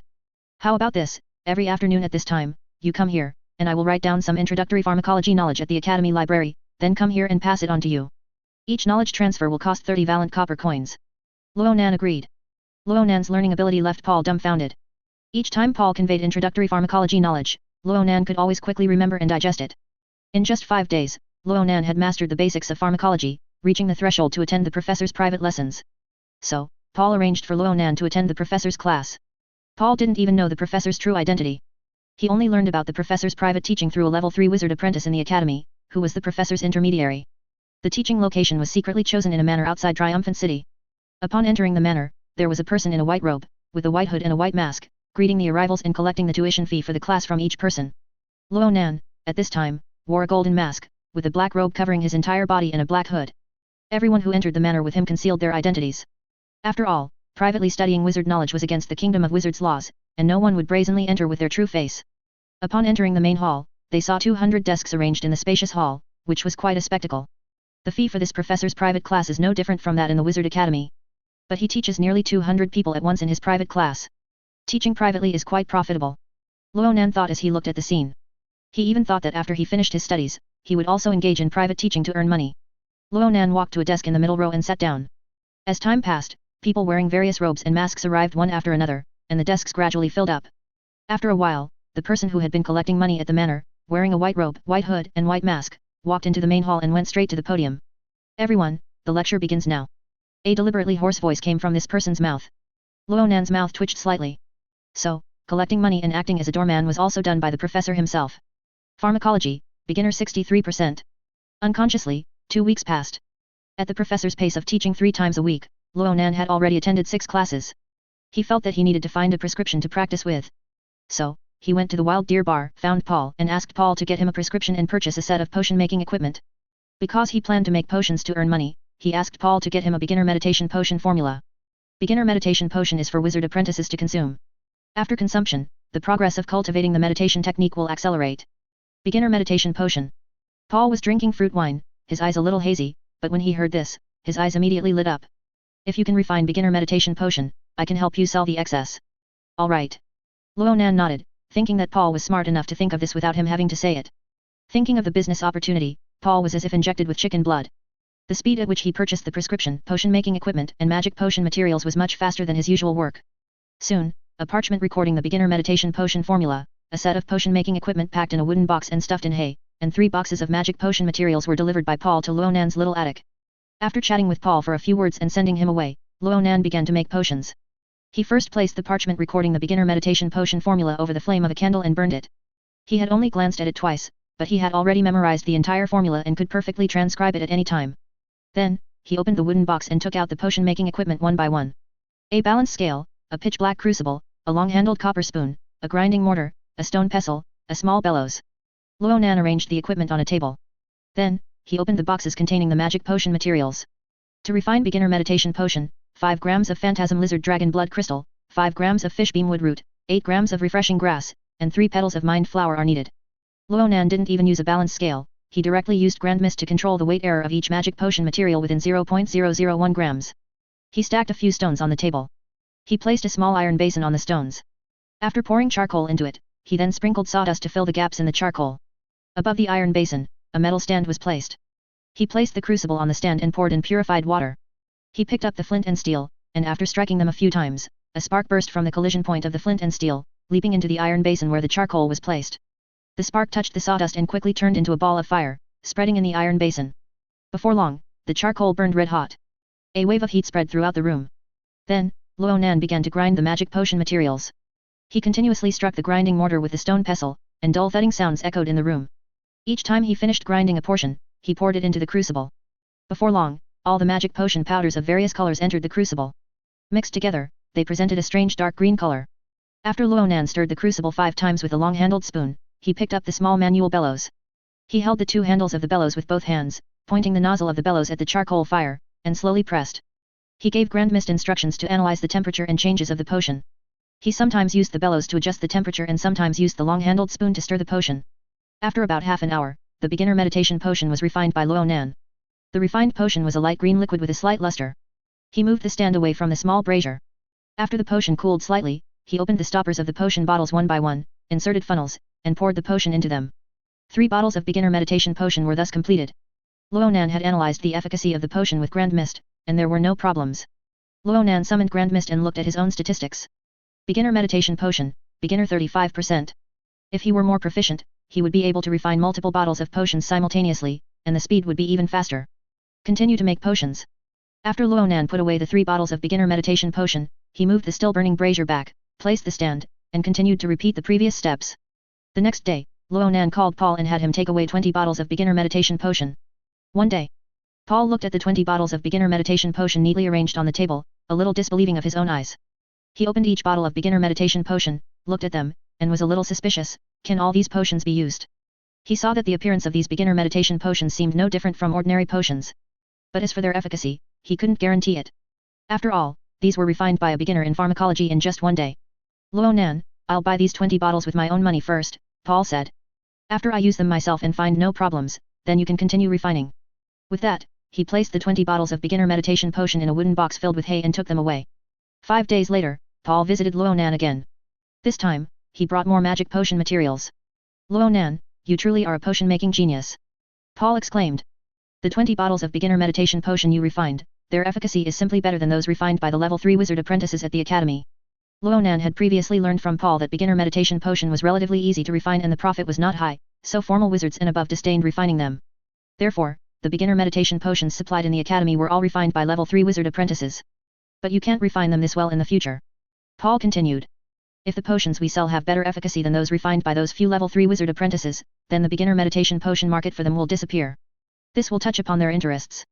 They are all wizard family disciples, and I am just a fallen noble, I simply cannot contend with them. From now on, you can be a bit careless during the refining process to reduce the efficacy, and I will lower the price of the potions again, specifically selling them to those in the academy who have less money and previously couldn't afford beginner meditation potion. Alright. Ronan agreed. From then on, Ronan focused on refining beginner meditation potion. The sale of the potions was entirely handled by Paul. Ronan heard Paul say that he had taken on a few subordinates in the academy who were helping them sell the potions. Ronan delivered goods to Paul 5 times, a total of 100 bottles. Each bottle yielded a profit of 1 valent gold coin. According to the current exchange rate of valent gold coin to silver coin, which is 1 to 40. That is to say, he gained 2 valent gold coins by selling potions. And purchasing a storage ring requires 3,000 valent gold coins. This beginner meditation potion, after all, is a potion that wizard apprentices can refine. The profit from earning valent gold coins is slow. Ronan thought, if this continued, he didn't know when he would earn 3,000 valent gold coins. While he was thinking, a flash of inspiration suddenly appeared in his mind. Who said these potions were limited to being sold only in the academy? There's more than just this one wizard academy in the Valiant Kingdom, and there are also other wild wizard apprentices who cultivate independently. Why not sell to them? Thinking of this, Ronan went out the door to discuss the matter with Paul. Chapter 12, Natal Longevity Tree initially forms. Chi Refining Stage 3. Middle City, Wild Deer Bar. While finishing his dinner, Ronan discussed with Tom his idea of expanding the sales of beginner meditation potion. Tom took a sip of white wine. I'm also preparing for what you just mentioned. Recently, I've been looking for potion shops that can sell beginner meditation potion. So far, I've only found one, Tom's Potion Shop. Tom was the owner of the potion shop who sold the elf treasure tree root to Ronan. After chatting a few more words with Tom, Ronan devoured 2 plates of coconut beef pies. He hurried out of the bar before the curfew bell rang. Upon returning to his little attic, Ronan began to cast nourishment spell on his natal longevity wood. The proficiency of nourishment spell reached skilled 95%. His chanting speed was much faster. When his proficiency reached skilled, he realized that swallowing a few syllables during chanting did not affect the spell casting. This significantly increased the casting speed. While casting spells, Ronan gave instructions to Grand Mist to analyze the natal longevity wood. A circle of fine blue light patterns swept across the potted plant, and a stream of information emerged in Ronan's mind. Spirit plant, natal longevity wood. Year, 11. Ronan had discovered earlier that he shared life force with the natal longevity wood. Whatever the year of the natal longevity wood, his lifespan would be extended by that much. He summoned Grand Mist again to analyze himself. Lifespan, 90. Strength, 3.5. Mental energy, 4.5. Power, 3.4. Cultivation technique, ancient wood longevity skill, stage 1 92%. Talisman, body protection talisman, mastery 31%, light body talisman, mastery 3%. Wizardry, nourishment spell, skilled 95%. Knowledge, demon plant studies, skilled 16%, pharmacology, skilled 2%. Potion, beginner meditation potion, skilled 35%. Cultivation realm, Chi refining stage 2. Wizard rank, level 1 apprentice wizard.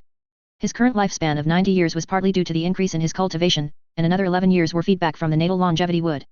Ancient wood longevity skill is truly a good cultivation technique. Fortunately, the spiritual chi in the secular world of the cultivation world is sparse, so no one could cultivate it, allowing me to obtain it. After thinking for a while, Ronan put away his thoughts and continued to circulate his power, casting nourishment spell on the natal longevity wood. After about 3 hours, he suddenly felt a surge of vitality stirring within the natal longevity wood. He was intrinsically linked to the natal longevity wood, and any changes in the natal longevity wood would be immediately perceived by him. It seems to be budding. Ronan's spirits lifted, and he continued to activate nourishment spell. The budding of the natal longevity wood meant that it was about to grow into a natal longevity tree. This would be a qualitative change. A vibrant green light burst forth from the soil in the potted plant. Before long, the soil in the center of the pot slightly bulged. A tender green sprout gradually emerged from the soil amidst the green light. At this moment, Ronan felt that the natal longevity tree's absorption of heaven and earth spiritual chi was much faster than before. He summoned Grand Mist to analyze the natal longevity tree. Spirit plant, natal longevity tree. Year, 12. In the information stream, the state of the spirit plant had changed from natal longevity wood to natal longevity tree. Ronan continued to chant softly, casting nourishment spell on the natal longevity tree. The green glow shimmered in the soil for a long time, and the tender seedling gradually grew. Only when his power was completely exhausted did Ronan stop casting spells, and with a weary body, he sat cross-legged on the bed, circulating ancient wood longevity skill to recover his physical strength and power. After the natal longevity tree initially formed, the speed of my physical strength and power recovery also significantly increased. Ronan felt the heaven and earth spiritual chi, nearly 3 times faster than before, surge into his body. He quickly circulated his cultivation technique. Heaven and earth spiritual chi flowed into his body through his acupoints, flowing like a small river through his meridians. Finally, like 100 rivers flowing into the sea, it converged into his danshan. Under the circulation of his cultivation technique, it was refined into ancient wood longevity power. The vibrant green ancient wood longevity power, in the form of mist, swirled in his danshan, exuding vigorous vitality. After about half an hour, a burst of power erupted in Ronan's danshan. A feeling as if all things were growing arose from his danshan, like a warm spring current flowing throughout his body. I've breakthrough. Ronan had Grand Mist analyze himself again. Lifespan, 92. Strength, 3.6. Mental energy, 4.6. Power, 3.6. Cultivation technique, ancient wood longevity skill, stage 2 1%. Talisman, body protection talisman, mastery 31%, light body talisman, mastery 3%. Wizardry, nourishment spell, skilled 95%. Knowledge, demon plant studies, skilled 16%, pharmacology, skilled 2%. Potion, beginner meditation potion, skilled 35%. Cultivation realm, Chi refining stage 3. Wizard rank, level 1 apprentice wizard. Finally, I've reached Chi refining stage 3. Ronan inwardly examined his danshan and found that his power had grown considerably. This way, I can cast nourishment spell for a longer time. At this point, Luonan's power and physical strength had also recovered.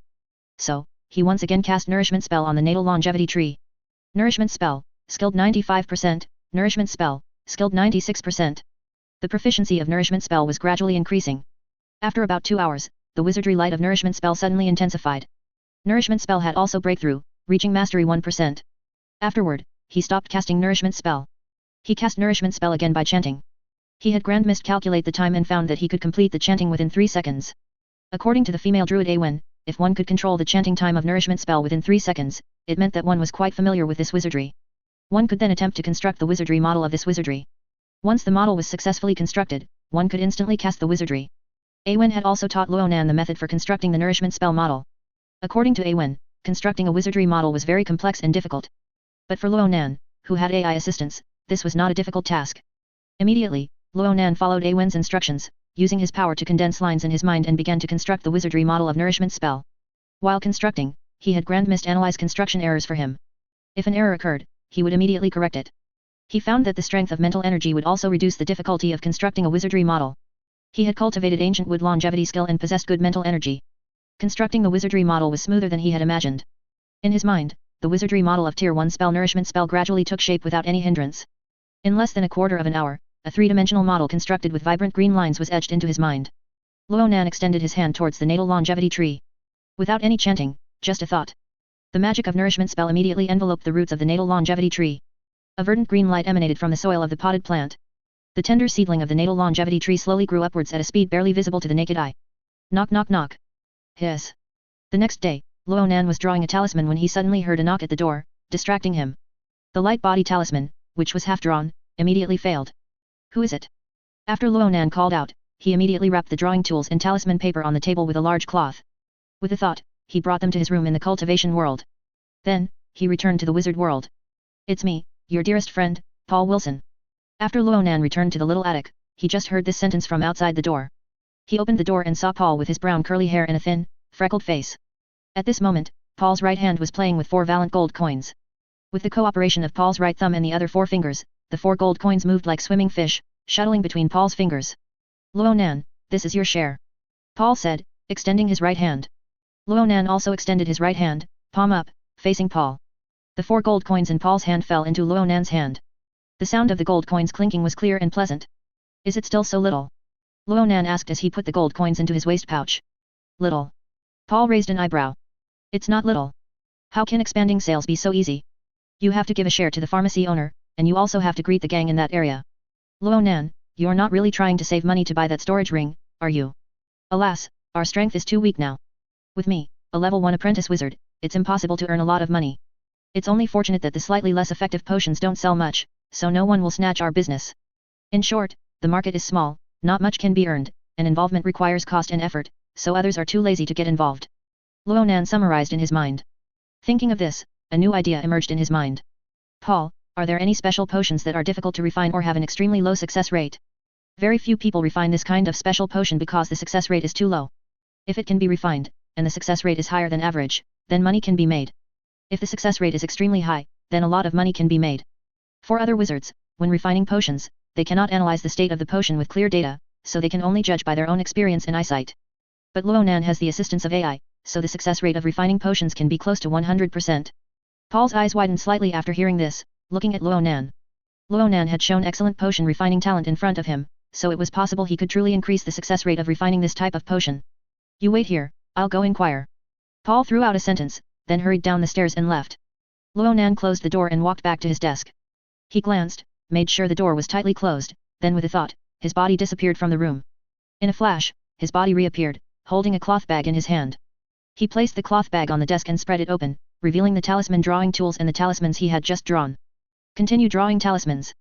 Luonan arranged the paper, brush, and talisman ink while giving instructions to Grand Mist to display the data. Talismans, Body Protection Talisman, Proficiency 98%, Light Body Talisman, Proficiency 86%. The Body Protection Talisman is about to break through, I'll draw the Body Protection Talisman first. Immediately, Luonan arranged sheets of cut parchment into several rows on the table. He picked up the wolf hair brush, dipped it in the talisman ink in the copper cup, and began to draw on the parchment. The heaven and earth spiritual chi of the wizard world was guided by his magic power, flowing into the strokes of the talisman. Now, his Body Protection Talisman had reached proficiency 95%, and even omitting the ritual before drawing the talisman had no effect. His drawing speed was even faster. In just 3 seconds, he had finished drawing one talisman. As soon as the end of the previous talisman's foot flashed with spiritual light, he immediately lifted the talisman brush and went to draw another talisman. After he had drawn all 16 sheets of talisman paper on the table, he skillfully swept his hand across the table, quickly gathering all the talismans on the table into one place. Then, he arranged another 16 sheets of talisman paper and continued to draw talismans. After drawing for a while, Ronan lifted the talisman brush in his hand upwards. The end of the talisman's foot flashed with spiritual light. The talisman was complete. In his mind, Grand Mist transmitted the data. Talismans: Body Protection Talisman, Great Master 1%, Light Body Talisman, Proficiency 86%. The Body Protection Talisman has reached the Great Master level. Moreover, once the Body Protection Talisman reaches the Great Master level, its power will definitely be much stronger than before. I just don't know how much stronger. Since the Body Protection Talisman reached Proficient, I haven't tested the power of the talisman. The Light Body Talisman is also about to break through. After the Light Body Talisman also breakthroughs to the Great Master level, I'll test the power of both talismans together. Thinking of this, Ronan composed himself, picked up the talisman brush, and began to grind the proficiency of the Light Body Talisman. When the little attic darkened, Ronan realized that dusk had arrived. After his mind withdrew from drawing talismans, he felt hungry. His stomach rumbled, and a growling lament came from his belly again. So, he went to the kitchen and used the chickens killed for making talisman ink to make 2 fragrant roasted cheese chickens. He also ate a hard baguette with wine. After eating and drinking his fill, he continued to draw the Light Body Talisman. Light Body Talisman, Proficiency 89%, Light Body Talisman, Proficiency 90%. As he drew one Light Body Talisman after another, the proficiency of this talisman continuously increased. Dong dong. The curfew bell began to ring outside the house. Ronan lifted the talisman brush in his hand. Light Body Talisman, Great Master 1%. The Light Body Talisman has also reached the Great Master level. Ronan was slightly pleased. He couldn't help but pour himself a glass of wine and drank it. It's time to test the power of these 2 talismans. But listening to the curfew bell outside, he temporarily suppressed his desire to go out and test the talismans. He planned to leave Triumphant City early tomorrow morning, find a deserted place, and test the power of the talismans. The next day, the morning sun shone on Triumphant City. Under the gaze of Glory Fortress and the Wizard Tower, this capital city of the kingdom gradually became active. Creak. Ronan opened the door of the little attic. The morning sun's light greeted him, falling upon his body. He tied up his long hair, which usually hung loose. However, he did not tie up all of his long hair, he only tied up a portion, letting the rest hang down. He was wearing a cream-colored belted tunic and a half-cape with a black base and yellow patterns. On his feet were a pair of leather boots. Slung over his shoulder was a satchel made of linen, adorned with vibrant patterns. Inside the satchel were 20 Great Master level Body Protection Talismans, 20 Great Master level Light Body Talismans. And, dozens of each of Body Protection Talismans and Light Body Talismans that had not reached the Great Master level. He first went to the market, bought a long baguette, and munched on it as he walked towards the outskirts of Triumphant City. Carriages and pedestrians, forming a long line, passed through the city gate one after another, entering Triumphant City. These were people from surrounding villages, transporting their crops, game, or handicrafts into Triumphant City, some for retail, and some delivered to the mansions of officials and nobles in the city. Ronan hummed a song softly as he walked out of Triumphant City. Standing outside the city gate of Triumphant City's lower city, he gazed into the distance. On one side were green rice fields, and on the other were scattered villages and markets. Ronan walked through the rice fields, villages, and markets, heading towards a place where people became increasingly sparse, and the surroundings grew wider. Under the bright, high blue sky was a small path embedded in the wilderness. Ronan walked along the path, seeing the vast sky and no one around, feeling a sense of exhilaration, and his singing of songs from his previous life grew much louder. He only stopped singing and walked on in silence when he saw a carriage approaching in the distance. After walking for about an hour, he finally arrived at an uninhabited forest. Faint mist flowed through the forest, and morning light passed through the gaps in the leaves, forming golden beams of light in the mist. Ronan first applied 2 Great Master level Body Protection Talismans to himself. Immediately, the power stored in the Body Protection Talismans formed 2 invisible membranes, tightly adhering to his body. The mist that had been floating on his clothes was instantly blocked by these 2 invisible membranes. He looked at a nearby tree trunk and suddenly threw a punch. Bang! The tree shook, its branches and leaves rustled down, and the birds in the tree chirped urgently, flapping their wings and flying away. Ronan looked at the indentation on the tree and thought. The power of Qi refining 3rd layer is not enough to knock down a tree, but it is enough to leave an indentation on the trunk. However, this is already equivalent to the power of an intermediate night squire. In his original body's memory, his elder brother and younger brother possessed this level of power when they were intermediate night squires. Subsequently, Ronan applied another light body talisman to himself. A surge of power flowed into the membrane formed by the Body Protection Talisman. Immediately, he felt his body become lighter. Taking a step, his body began to run through the forest at a speed difficult for ordinary people to match. Grand Mist, analyze current speed. Ronan gave the instruction to Grand Mist in his mind. Immediately, a stream of information surged into his mind. Current speed, 30 km per hour. Ronan felt it wasn't fast enough, so he applied another light body talisman to himself. Grand Mist, analyze speed. Current speed, 46 km per hour. 2 light body talismans stacked do not double the speed. Ronan continued to run, while taking another light body talisman from his satchel and injecting chi into it. The power of the light body talisman once again merged into the membrane formed by the body protection talisman. He felt his body become even lighter. Grand Mist, analyze speed again. Current speed, 58 km per hour. Ronan ran through the forest, feeling the surrounding scenery rapidly receding behind him. The power of the body protection talisman protected him, although he was running, his cloak and hair did not flutter. Seeing that the speed was still not fast enough, Ronan used 5 more light body talismans. His running speed suddenly increased. His body shot forward abruptly. He had Grand Mist analyze his speed. Current speed, 90 km per hour. The mist in the forest was stirred into swirls by him. Behind him, a cloud of dust rose. After running through the forest for a while, dodging trees, a thought suddenly came to him. Although his physical strength was not strong, and he couldn't exert great force even with the body protection talisman. But what if speed was added? Ronan's eyes brightened, and he immediately took out several body protection talismans from his satchel, injecting chi into them. Immediately, layers of invisible membranes, adhering to his clothes, stacked up. He was afraid that even at high speed, he would still be in danger, so he used all of his great master level body protection talismans on himself. Then, he applied 6 more light body talismans to himself. His speed immediately soared to 110 km per hour. Ronan, moving like a flying shadow, aimed himself at a tree trunk the size of a man's embrace and ran towards it. Bang! Ronan crashed into the tree. He was completely unharmed. The tree, however, was broken by his impact. Wood chips flew from the broken section. The broken tree trunk flew backward, hitting the tree behind it. Crack! The other tree also broke. Both trees fell to the ground, stirring up a cloud of dust. After hitting the tree, Ronan felt that the power of the body protection talisman and his speed had only decreased slightly. This power is not weak. Even a formal knight would suffer defeat from my impact. A formal wizard's fireball probably wouldn't even be able to catch up to me. Ronan's heart was invigorated. Having come to this wizard world, he finally had some ability to protect himself. He could use his mental energy to control the power of the light body talisman to control his body and turn at high speed. However, his current realm was not high, and his mental energy was slightly insufficient. Controlling his body at this speed was still a bit strenuous for his mental energy. Nevertheless, the process of controlling speed was also a process of training his mental energy. As long as he kept trying to control his speed, his mental energy would improve. Ronan was running on the outskirts of the forest when he suddenly saw a huge, dark mass hidden in the bushes in the distance. Upon closer inspection, it was a wild boar. Ronan ran forward, stirring up rolling dust and creating a great commotion. This quickly attracted the wild boar's attention. The wild boar raised its head from the bushes, its small, dark eyes flashing with ferocity, staring at Ronan. This was a bloodthirsty and belligerent wild boar. A few days ago, in another part of the forest, this wild boar had thrust its long, sharp tusks into the fat belly of a nobleman. When it pulled out its sharp teeth, it brought out the man's intestines. It was extremely brave, and despite being pursued and cornered by the nobleman's retainers, it still managed to escape. Now, seeing Ronan, its ferocity was reignited. The wild boar moved its hind hooves, its bristles and fat trembling, and charged wildly towards Ronan. Ronan had been running for a while and had hit several trees.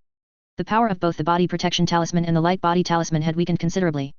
Seeing the wild boar charging wildly towards him, Ronan immediately put his hands into his satchel. When he pulled out his hands, a stack of talismans was folded between the fingers of both hands. Then, he violently poured chi into all the talismans.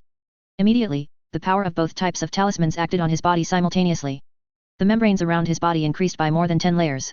His running speed also suddenly accelerated. Bang! His body almost turned into an afterimage, colliding head-on with the wild boar. After the collision, his speed suddenly slowed. The wild boar, like a dark bundle, howled as it flew backward, drawing an arc in the air. Bang, bang, bang. After continuously breaking 3 trees, it finally fell to the ground. Deep red, almost black, blood flowed from the wild boar's mangled body, forming a pool of blood. After testing the power of the body protection talisman and the light body talisman, Ronan returned to Triumphant City feeling satisfied. Leaving the city, testing the talismans, and returning to the city took him most of the day. It was already afternoon, and the lazy afternoon sun was shining on Triumphant City. Ronan returned to Middle City and saw several knights dressed in golden armor, wearing white cloaks, and bearing the royal emblem, escorting 3 palanquins adorned with colorful, vibrant patterns, walking down the street. Only the royal imperial guards would wear such attire. And in Triumphant City, only royal nobles were qualified to ride in palanquins.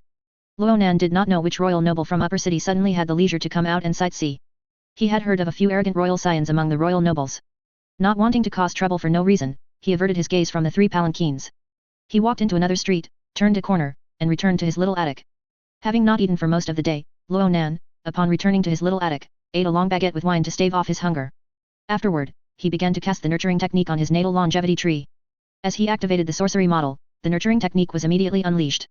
Magic power, full of vitality, emerged in the potted plant, enveloping the roots of the natal longevity tree. The soil in the pot began to emit a verdant glow. Ronan gave Grand Mist an instruction to analyze the natal longevity tree. Spiritual plant, natal longevity tree. Age, 13. The natal longevity tree has grown, and my pharmacology has reached proficient, so I can try to refine a demon plant catalyst. Ronan thought to himself while casting the nurturing technique. With both the nurturing technique and the catalyst, the natal longevity tree will grow even faster. Ronan continued to cast the nurturing technique until his magic power was almost exhausted. He sat cross-legged on his bed and circulated the ancient wood longevity skill. He planned to return to the wild deer bar to find Paul after his magic power was replenished, asking him to find the magic potion formula for a catalyst for him. Wild deer bar. The aroma of wine permeated the air, and the sounds of people were noisy. Except for a scruffy bard who was plucking his out-of-tune harp, which wailed like an old woman's lament. The loudest was the large table on the left, where a 6-person mercenary group was gathered, each holding a large wooden mug of wine, with a scantily clad woman on their laps, laughing and talking together. Ronan saw Paul again in the corner. The young wizard apprentice was once again drinking by himself, his eyes occasionally drifting towards the mercenaries at that table. Paul, Ronan said, sitting down beside Paul. At this moment, Paul came back to his senses and greeted Ronan. After ordering food and drink, Ronan said to Paul, "Can you get me the formula for a catalyst? Are you starting to cultivate demon plants yourself?" Paul's blue eyes showed a hint of surprise. "I didn't expect your demon plant studies to progress so quickly. A catalyst is just a first-order magic potion, easy to get, no problem." Ronan nodded, and after the bartender brought him his pineapple beef pie. He scooped a piece with a spoon, put it in his mouth, and while chewing, said, "Also, have you found any potions with a low success rate of refinement?" Currently, Ronan's body protection talisman and light body talisman were already quite powerful. He had already decided to explore the gathering place of cultivators. Carrying a large number of body protection talismans and light body talismans in a satchel would be inconvenient and easily attract attention. Therefore, he thought about it and decided it was better to save money and buy a storage Zhuwuki. Selling potions with a low refinement success rate was his hope for making money quickly. "I did find a formula," Paul said. "However, the success rate of refining this formula is extremely low, and the use of this magic potion is relatively limited." "What kind of magic potion formula is it?" Ronan asked. "A first-order magic potion, anti-aging potion," Paul replied. "The refining of this potion does not require casting spells, and the materials used are not particularly expensive. It's just that the refining steps are tedious and complex, time, temperature, and so on, all need to be controlled with extreme precision. Not to mention a level 3 wizard apprentice, even a formal wizard might only succeed 5 times out of 100 refinements. This potion is used to slow down skin aging, and its effect is only significant when used before the age of 30. If used after 30, the effect is almost negligible. After a wizard cultivates to formal wizard, they can use energy particles to temper their body. At the formal wizard stage, one can learn a third-order sorcery, anti-aging technique. It can use energy particles to help people of any age slow down skin aging. Therefore, if a formal wizard wants to earn money, it's better to learn the anti-aging technique." After hearing this, Ronan merely said indifferently, "Do you have the formula? You want to try?" Paul frowned, then relaxed, "All right, I'll get the formula tomorrow and give you 20 sets of materials, delivered to your little attic." The next afternoon, little attic. Paul delivered the formula and materials, chatted with Ronan for a bit, then left. Ronan glanced at the formula and then tossed it aside. Then, he took out the materials and set up all the tools for refining medicine. "Start refining." Ronan set up the crucible and lit the charcoal fire. He poured the materials one by one into the grinding mortar and ground them with a stone pestle. The anti-aging potion required 11 kinds of magic potion materials, although both were first-order magic potions, the types of materials needed were much more than for a beginner meditation potion. Ronan summoned AI Grand Mist, and while refining, he had Grand Mist time, measure temperature, and analyze the potion's state. After nearly an hour of work, the refining was nearing its end. Ronan was concentrating intently, stirring the milky white liquid in the crucible with a long-handled copper spoon. As he stirred, the milky white color gradually faded. The entire pot of liquid became increasingly clear and transparent. Once the liquid was crystal clear, Ronan removed the long-handled copper spoon and set it aside. "It's done." Ronan took an empty bottle and opened the stopper. After inserting a funnel, he poured the anti-aging potion from the crucible into the bottle. "As expected of me. Even a potion that a formal wizard can only refine with a 5% success rate, I can almost refine with a 100% success rate." Ronan thought to himself while bottling the medicine. However, a nearly 100% success rate is too conspicuous. Paul sent 20 sets of materials, so I'll refine 4 sets. As for the other 16 sets of materials, I'll find another channel to sell them. After bottling the medicine, Ronan continued to refine the anti-aging potion. 2 days later, he packed 4 bottles of anti-aging potion into a wooden box and went to the wild deer bar to find Paul. "I've refined the anti-aging potion, it took a lot of effort, out of 20 sets of materials, only 4 were successful, Ronan whispered into Paul's ear. At this moment, Paul was holding a sauce-covered bread, preparing to take a delicious bite. Upon hearing Ronan's words, his pupils suddenly constricted, and he slowly turned around to look at Ronan. When Paul left with Ronan's 4 bottles of anti-aging potion, he still felt a bit dreamy. I'm really a little envious. No, I'm damn envious of Ronan. He felt that his wizard talent, which was average, was nothing special. Perhaps many years later, he would rely on sorcery, heed the royal command, and plunge into wars with other kingdoms and other races. Meanwhile, Ronan could safely earn a fortune with his excellent pharmacology and demon plant studies. Ronan and Paul parted ways at the entrance of the tavern, with the catalyst formula Paul gave him in his purse. However, Paul didn't give him the materials. Ronan then went to Tom's potion shop and bought 10 portions of magic plant materials for refining the catalyst. He hired a donkey cart to transport them back to the little attic. Upon returning to the little attic, Ronan immediately began refining medicine. The catalyst was a common first-order magic potion, not difficult to refine. Soon, Ronan refined the catalyst. He directly picked up the crucible and walked to the natal longevity tree bonsai. He poured a drop of the verdant and crystalline catalyst from the crucible onto it. The catalyst permeated into the soil. However, Ronan did not feel that the natal longevity tree seedling had grown at all. Is the amount not enough? Ronan thought, and poured a little more onto the seedling. The natal longevity tree still showed no reaction. He was intrinsically linked to the natal longevity tree, and if the longevity tree grew, he would feel it very precisely.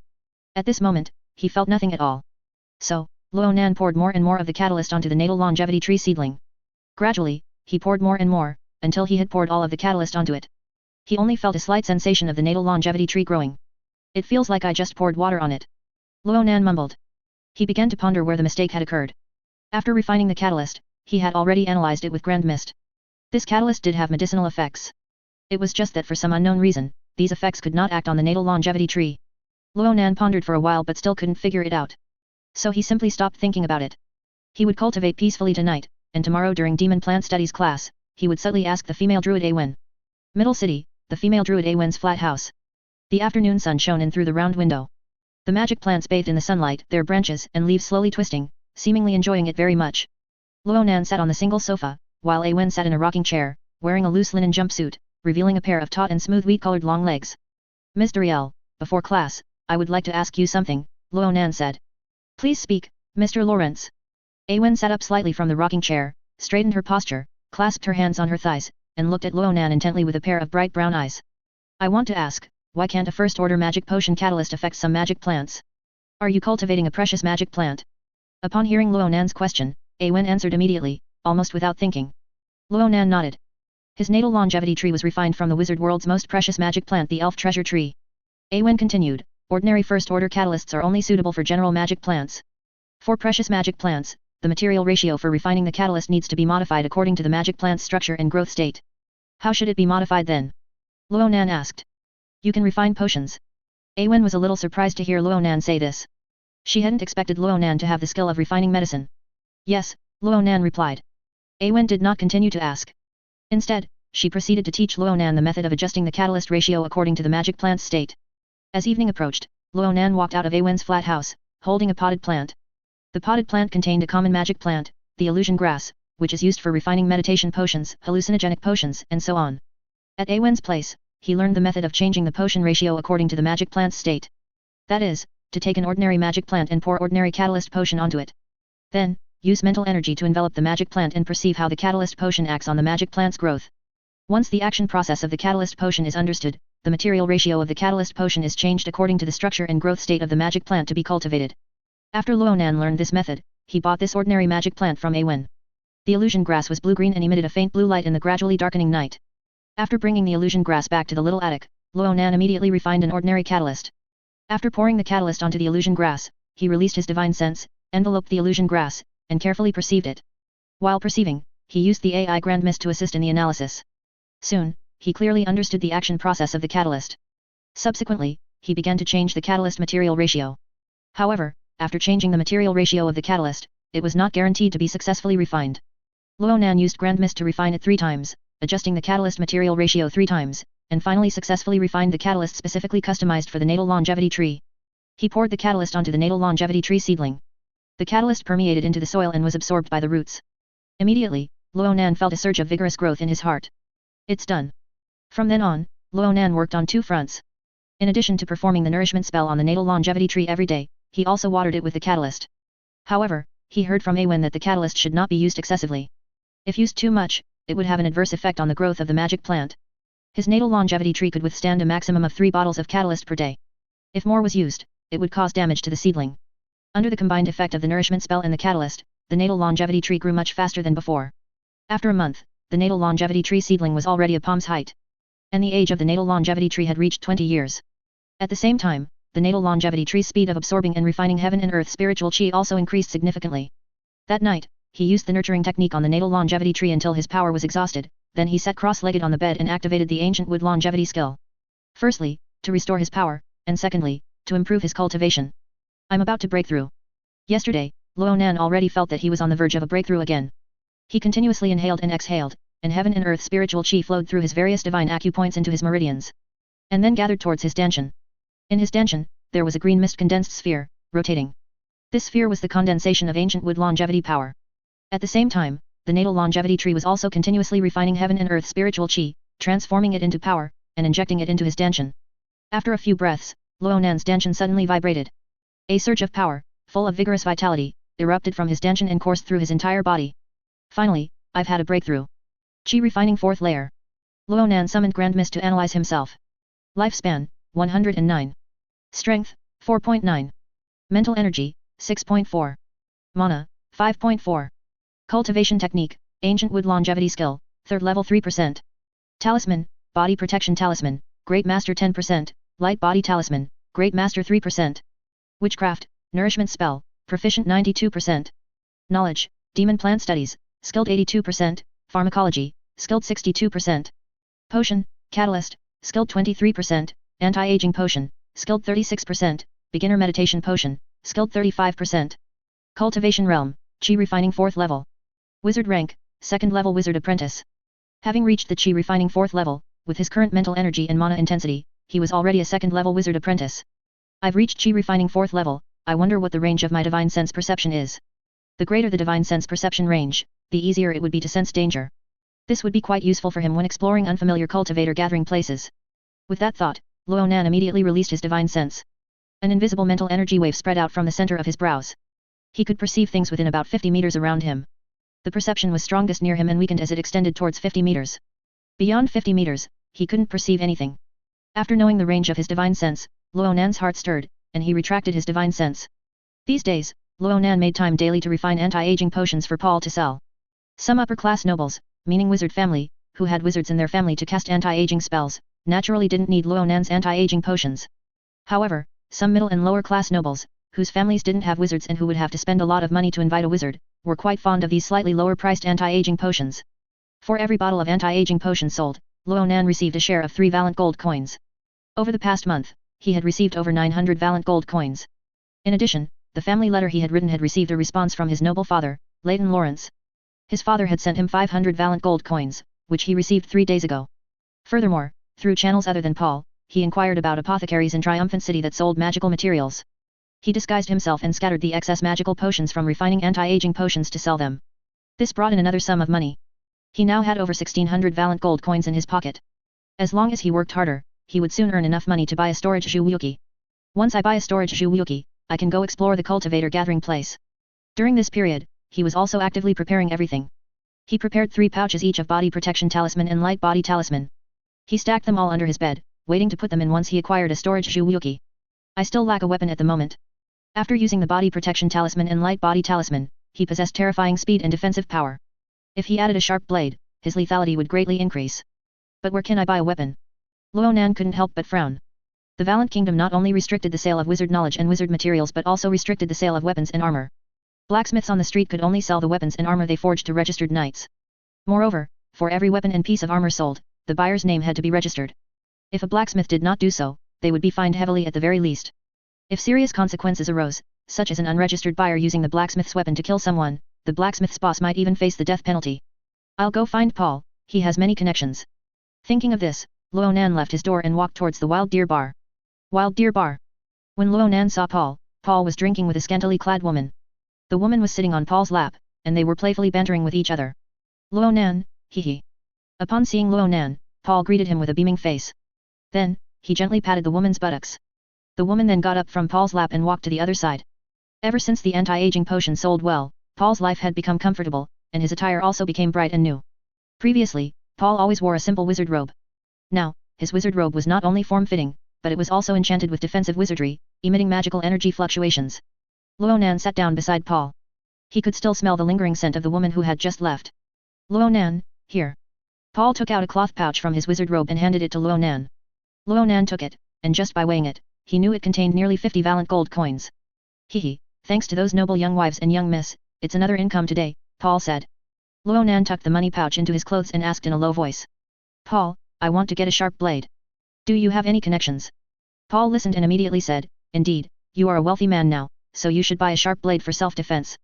Although the public order in Middle City is not bad, when danger comes, you still have to rely on yourself first.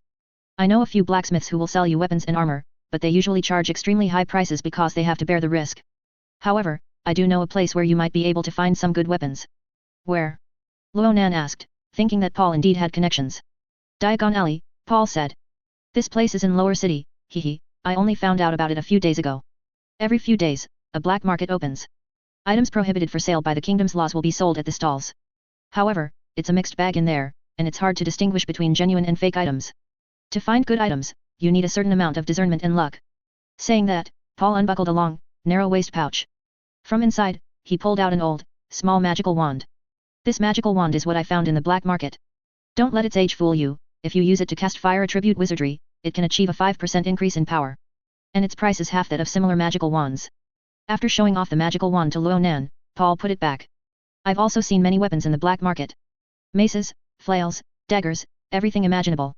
Some even claimed to be weapons forged by elves and dwarves. They even had elf runes carved on them, or dwarf forging patterns. Unfortunately, I am a ranged wizard, so these weapons are useless to me. But I studied elf magic in the academy, and I recognize many elf runes, so I can help you take a look. When does the black market open? Ronan asked. The next opening time is tomorrow at 4 in the afternoon, Paul replied. If you're free, let's meet in Diagon Alley in Lower City tomorrow. The next afternoon, Ronan walked into Diagon Alley. Both sides of Diagon Alley were high walls, completely blocking the afternoon sun. The entire alley appeared dark and cramped. Ronan looked around and saw simple stalls leaning against the high walls, lined up along the alley. Hey, Ronan. Not long after Ronan walked into Diagon Alley, Paul also arrived. Thus, the two walked slowly together in the alley. Wizard, come over here and take a look. This is a tier 2 amplification wizard ring. Although it's damaged, its effectiveness hasn't decreased much. Sirs, look at this. A hallucinatory magical wand. Using it to cast hallucinatory wizardry can provide a 10% amplification. Sirs, here's an invisibility cloak. As Ronan and Paul walked past the stalls, some of the stall owners began to shout. Ronan looked at the items displayed on the stalls and asked Paul. These wizardry items all have specific functions. Wouldn't trying them directly here reveal their quality? Paul smiled and said, most of these items are defective. Although their effects aren't bad, they are very likely to have hidden side effects. For example, that tier 2 amplification wizard ring, perhaps you won't discover any problems when you try it on the spot, but there's no telling if it might suddenly explode after a few more uses. And that hallucinatory magical wand, maybe it's fine when you try it, but after a few more uses, your body might experience side effects. Those side effects could be insomnia, excessive sleepiness, persistent nightmares, or a combination of multiple side effects. And that invisibility cloak, that's an even more dangerous item. Some defective invisibility cloaks, after use, will transport the user to an unknown different space, and the user will never return. Then how do you ensure that the magical wand you bought isn't defective? Ronan asked. Paul chuckled, after I bought it, I immediately spent some money to find a professor at the academy who specializes in magical wand making. I asked him to take a look, and he said there was no problem. This small amount of money, plus the cost of buying the magical wand, won't be more than buying a magical wand of the same effect. I still made a profit. However, you don't need to worry, Paul continued. What you bought is a weapon. As long as it's not an enchanted weapon, it's unlikely to pose a great danger. What we need to worry about is the durability of the weapon. The durability of most of these weapons is relatively low. Perhaps a seemingly decent broadsword, after a few swings against someone else's sword, will break. With that, Paul pointed to a fine steel longsword on a nearby stall. This longsword has elf runes carved on it. Elf runes contain elf magic, which can make a sword sharper and tougher. This sword looks new, and the runes also look clear. But in reality, this sword's durability is already low, and the original elf runes have worn down. Someone later recarved the runes to match the original appearance. That person must not have studied elf runes, as the carved runes, in subtle ways, destroyed the original structure of the runes. Not only did it not repair this sword, but it also greatly reduced its durability. Hey! You can choose not to buy, but don't spread rumors. As Paul was speaking, the stall owner shouted. Paul ignored him and turned with Ronan to another stall. The stall owner was left behind, angrily puffing out his beard. After listening to Paul's incessant chatter all the way, Ronan also learned some of the ways of black market trading. Durability, hey. Grand Mist. Ronan immediately gave Grand Mist an instruction. Analyze weapon durability. Ronan's gaze swept over a mace on the stall. This mace was about 2 palms in size, heavy and solid, with sharp spikes. It was covered with rings of threads, giving it a very oppressive feel. Just as Ronan looked at the mace, a circle of fine blue light, invisible to others, swept over the mace. Immediately, a stream of information appeared in Ronan's mind. Analysis complete, weapon durability 26%. Next, I just need to test the weapon's sharpness and hardness, and then obtain the weapon durability information. Once Ronan had an idea, he went about browsing the stalls on his own. Hey, wait for me. Why are you walking so fast? I haven't even seen the runes on the weapons clearly yet. Paul said as he caught up with Ronan. Sir, come over here and take a look. Seeing Ronan approaching, a vendor wearing a turban and with a black curly beard immediately shouted. Here's a dark elf's killer dagger. It has pierced the heart of a formal wizard, and although used many times, it's still sharp. Dark elves, during a period in ancient times, was a term used to refer to those elves who had strayed outside the elf kingdom and had not been illuminated by the holy light of the elf treasure tree. This was because the holy light of the elf treasure tree could infuse power into elves. Elves illuminated by the holy light would be stronger than those who hadn't been. The holy light was to elves what the sun was to all living things. Later, a fallen branch of elves appeared in the elf kingdom. They enjoyed slaughter, indulged in promiscuity, and excelled in crafting killing tools and dark elves' magic. This fallen branch of elves not only brought disaster to the elf kingdom but also to the human race empire. Thus, from that time onward, the human race began to refer to these fallen elves as dark elves. It is said that even now, some dark elves skilled in assassination serve as killers in the Valiant Kingdom. After boasting about the elven dagger, the vendor pulled a curly beard from under his chin and placed it on the elven dagger. The beard, upon merely touching the blade of the elven dagger, immediately broke into 2 pieces. Ronan immediately recalled a phrase from his previous life, cutting hair with a mere breath. Then, the vendor released the dagger. With its blade facing downwards, after landing on the blue stone slab, it seemed to encounter a piece of tofu and simply sank into it. This dagger is a good item. Paul, who had caught up with Ronan, witnessed the vendor's demonstration. Let me see how well the elf runes on this dagger are preserved. Please look, sir. This is genuine. I acquired it from a formal wizard, I'm not lying to you. The vendor said, generously handing the dagger to Paul for inspection. The elf runes on the dagger were very intricate. Paul's eyes widened as he carefully examined them. Ronan, meanwhile, gave Grand Mist an instruction. Grand Mist, analyze weapon durability. In Ronan's eyes, a circle of fine blue light flashed over the dagger in Paul's hand. Analysis complete, weapon durability 82%. This durability is acceptable. How much is this dagger? Ronan immediately asked. Wait. Paul said. He was still staring at the dagger, his eyes almost popping out. The complexity of the elf runes on this dagger surpassed his knowledge. He was dazzled and couldn't immediately determine whether the elf runes on this dagger had been haphazardly repaired. 10 valent gold coins, the vendor said. 10 valent gold coins was roughly half a year's rent for the little attic Ronan lived in. Too expensive. At this moment, Paul's attention had shifted from the weapon's durability to its price. He couldn't discern the weapon's durability, so he could only hope Ronan would be lucky enough to purchase a dagger with decent durability. Next, he was going to haggle with the vendor. As a fallen noble, during his initial days in Triumphant City, he often haggled when buying materials for Zhuoyuki to save money. He believed his haggling skills were even better than his Zhuoyuki attainments. After Paul and the vendor argued red-faced and thick-necked for a while, Ronan ultimately paid 7 valent gold coins and acquired the dagger. This dagger was originally sheathless, but Paul persistently badgered the vendor until the vendor gave him a dagger sheath made of ebony. Ronan inserted the dagger into its sheath and tucked it away in his waist pouch. Afterward, he and Paul strolled around Diagon Alley for a bit longer before leaving. For the next few days, Ronan spent almost all his time cooped up in the little attic. Chi refining, accelerating growth, drawing talismans, and concocting medicine. His days were extremely fulfilling. Although the natal longevity tree seedling had only grown a few millimeters, the vibrant vitality within it grew increasingly stronger. It continuously refined heaven and earth spiritual chi, and then allocated half of it to Ronan. Paul brought him another Tier 1 magical potion formula, blackening removal agent. Long-term use of this potion could make the skin fair and radiant. Its success rate in concoction was only slightly higher than that of the anti-aging potion, and it was also considered a Tier 1 magical potion with a relatively low success rate. Ronan took some time to concoct a batch for Paul to sell. Based on his experience from his previous life, Ronan believed that the market reaction to this blackening removal agent would not be poor. This indeed proved to be the case later on. Paul reported that when he and his subordinates sold the blackening removal agent, it immediately sold out after being marketed under the name produced by the anti-aging potion alchemist. Ronan spent more time concocting anti-aging potion and blackening removal agent, and the speed of his financial income also accelerated accordingly. The 3,000 valent gold coins, originally estimated to take 2 months to accumulate, were now projected to be gathered in just over half a month. In the early morning, Ronan was sitting cross-legged on his bed, absorbing heaven and earth spiritual chi. Suddenly, there was a knock at the door. Ronan released his divine sense and knew it was Paul knocking. Who is it? Your intimate friend, Paul Wilson. Ronan opened the door and let Paul in. What's the matter? Ronan asked after locking the door. Paul's face was filled with excitement. Good news. Have you heard of the Howard family? Ronan nodded. I've heard of them, a wizard family. Hee. Paul chuckled. Do you still remember the Necromancer Society I mentioned to you before? It's that organization that recruits those who failed the Academy's aptitude test. Ronan certainly remembered. When he first heard Paul talk about this organization, he felt both fortunate and a little sad that the organization hadn't invited him to join.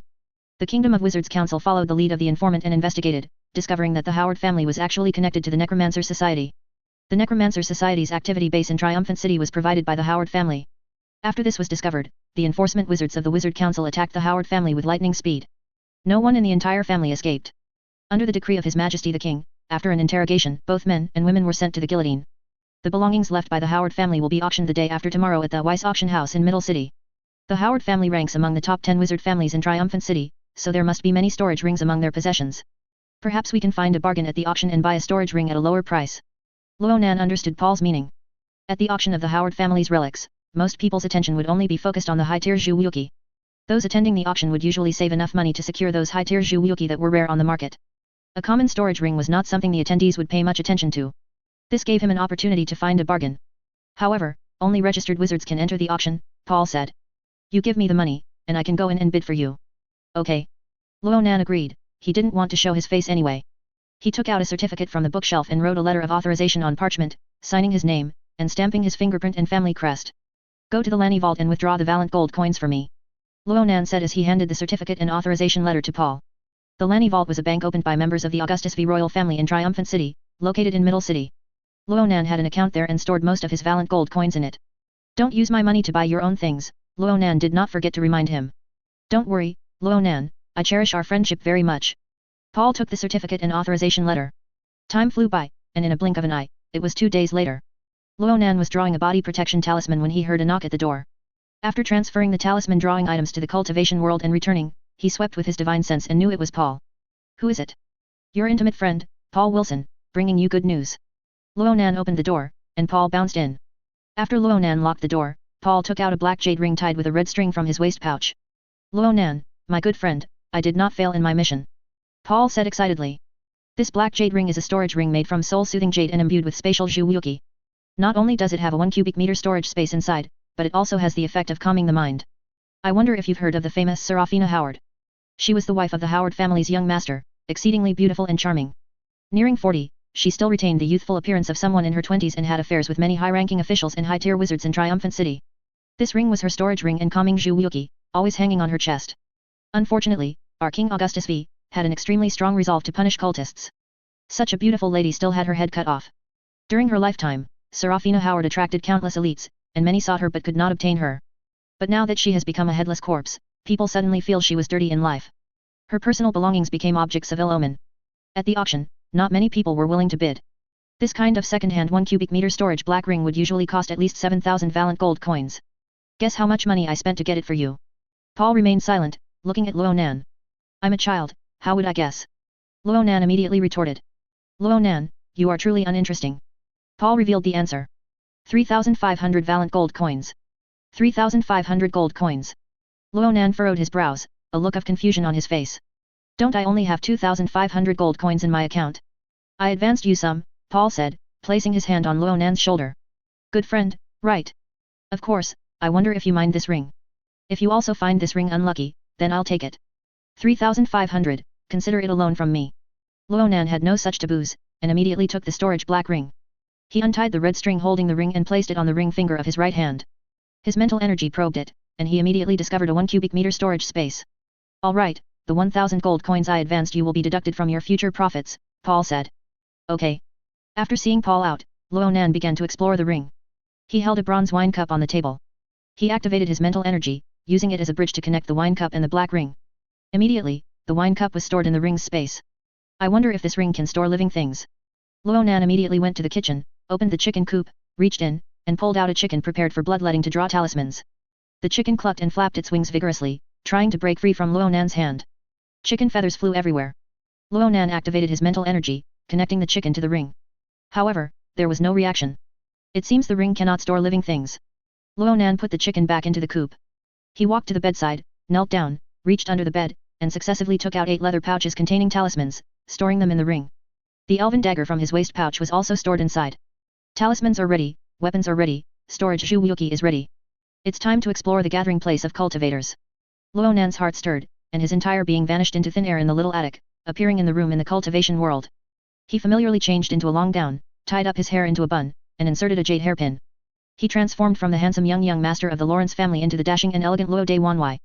When he walked out of the courtyard's moon gate, a group of beautiful maidservants were already waiting there, just for him to come out and serve him. As these maidservants were about to bow, Luonan waved his hand. No need for formalities. Call Guanfu. Upon hearing this, the maidservants immediately retreated to find Guanfu. In the reception hall, Luonan drank the premium Taiguanyan tea brewed by his servants, waiting for Guanfu to arrive. Before long, Guanfu arrived. Young master has finally come out of seclusion. Guanfu cupped his fists and bowed. Old Guan, have you heard anything about cultivation recently? Luonan asked. He hadn't left his courtyard for over 10 days. I am ashamed, this old servant is incompetent, still nothing. Guanfu wiped his forehead. I'm going on a long journey. Prepare for me, Luonan said. Yes. Guanfu cupped his fists again and withdrew. Guanfu was indeed a good housekeeper. After Luonan gave his instructions, he orderly commanded the other servants to gather various items separately. After about an hour, he brought over a bundle. Inside the bundle were clothes, a map, a travel permit, a fire starter, and other items. Even a travel permit. This Guanfu is really thorough in his preparations. Luonan looked at the travel permit and saw that the name on it was not his own, but Zhao Long. At the same time, the 3 guards in the Luo residence were also ready. These 3 men were all burly men over 1.8 meters tall, each with bulging muscles. One was skilled in spear techniques, one was proficient in staves, and one had excellent eyesight, reportedly never missing a target with throwing knives or darts within 100 paces. These 3, in the Jianghu, were not top masters, but they were all first-rate experts. I will go out alone. I won't trouble the 3 masters, Luonan said to the 3 guards. Young Master Luo, the Jianghu is dangerous. Take me with you. If we encounter bandits, I'll pierce them through with one spear. Master Yang, who was skilled in the long spear, shook the red-tasseled spear in his hand and said to Luonan. Yes, young Master Luo, I've been taking your money for several months without doing anything for you. My heart is uneasy. Master Sun, who was skilled in staves, gripped the dragon staff in his hand and said to Luonan. Luonan cupped his fists. Masters, the safety of my residence's assets is equally important. I will trouble the 3 of you to continue guarding it for me. As for the safety on the road, I have other plans. Thank you for your concern, masters. With Luonan saying this, the 3 guards gave up. Young master, do you need a horse prepared? Guanfu asked. Luonan planned to use a light body talisman to travel, so he naturally didn't need a horse. He shook his head, then said to Guanfu. Old Guan, when I am away on my long journey, I will trouble you to look after all matters in this residence. Saying this, he pulled out a silver note from the inner pocket of his long gown and handed it to Guanfu. He might not return for some time, and Guanfu would need money to manage everything in the residence. Guanfu agreed to Luonan while taking the silver note with both hands. Luonan then put on the bundle, slung it diagonally across his body, and left the residence. After leaving the city, Luonan headed towards the glowing spot on the Lu family ancestors' jade pendant. His AI, Grand Mist, had already recorded the location of the glowing spot on the Lu family ancestors' jade pendant in the map of Yu country. He could discern the path without looking at the map. When he reached a deserted area, Luonan immediately took out a face-covering cloth from the storage black ring and covered his head and face. Then, he took out 10 body protection talismans. Infused with magical power, the 10 body protection talismans spontaneously ignited without fire. Streaks of power shot out from the body protection talismans, transforming into layers of invisible membranes that tightly overlapped and enveloped him. After using the body protection talismans, he took out 10 more light body talismans. As he infused them with magical power, he immediately felt his body suddenly lighten. The magical power of all 10 light body talismans was added to his body. Luonan manipulated the magical power of the light body talismans with his mental energy, and pushed off the ground with force. His entire being shot forward like a firecracker that had been lit. He deliberately chose small paths, flying towards the location of the jade pendant's glowing spot. Because of his speed and the muddy paths, wherever he passed, he raised clouds of dust. The mud and dust under his feet churned particularly violently, and from a distance, it looked somewhat like flying sand and stones, treading on dust. The location of the jade pendant's glowing spot was in the northwest of Yu country, also on the border of Yu country. According to the map, it was a mountain range. Further in, the map was blank. This meant that no mortal had ventured deep into that mountain range. Luonan increasingly felt that it was the gathering place of cultivators. He had to cross more than half of Yu country to reach his destination. Therefore, he selected several cities on the map as his resting places. Each time he approached a city, he would retract the magical power of the light body talisman, remove his face-covering cloth, and only walk with the body protection talisman activated. After checking into an inn in a city, he would return to the wizard world to replenish the talismans he had consumed that day. After eating and resting in the wizard world, he would return to the cultivation world and continue his journey. Ronan used a light body talisman to travel, and after 5 days, he finally arrived at Lianshan town, the small town closest to his destination. His gaze passed over the outline of Lianshan town and looked further into the distance. He then saw the outline of a mountain range shrouded in thick fog. The light spot on the jade pendant left by the Liu family's ancestor was here. Let's find an inn to settle down first. To avoid attracting attention, Ronan wore a simple hemp long gown and carried a hemp cloth bundle. Looking dusty from his journey, he walked towards Lianshan town. Upon arriving at Lianshan town, Ronan clearly felt that the heaven and earth spiritual chi here was a bit richer than in other places. Perhaps the depths of the mountains are where cultivators gather. Ronan looked at the faint outline of the distant mountains and thought.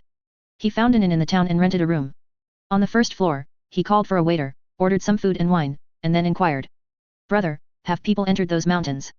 The waiter said, of course, there are woodcutters and hunters from the town who go into the mountains to chop wood and hunt. However, the depths of that mountain are extremely dangerous.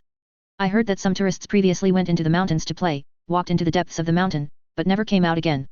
Upon hearing this, Ronan's face showed no expression, he merely nodded and told the waiter to bring the food and wine.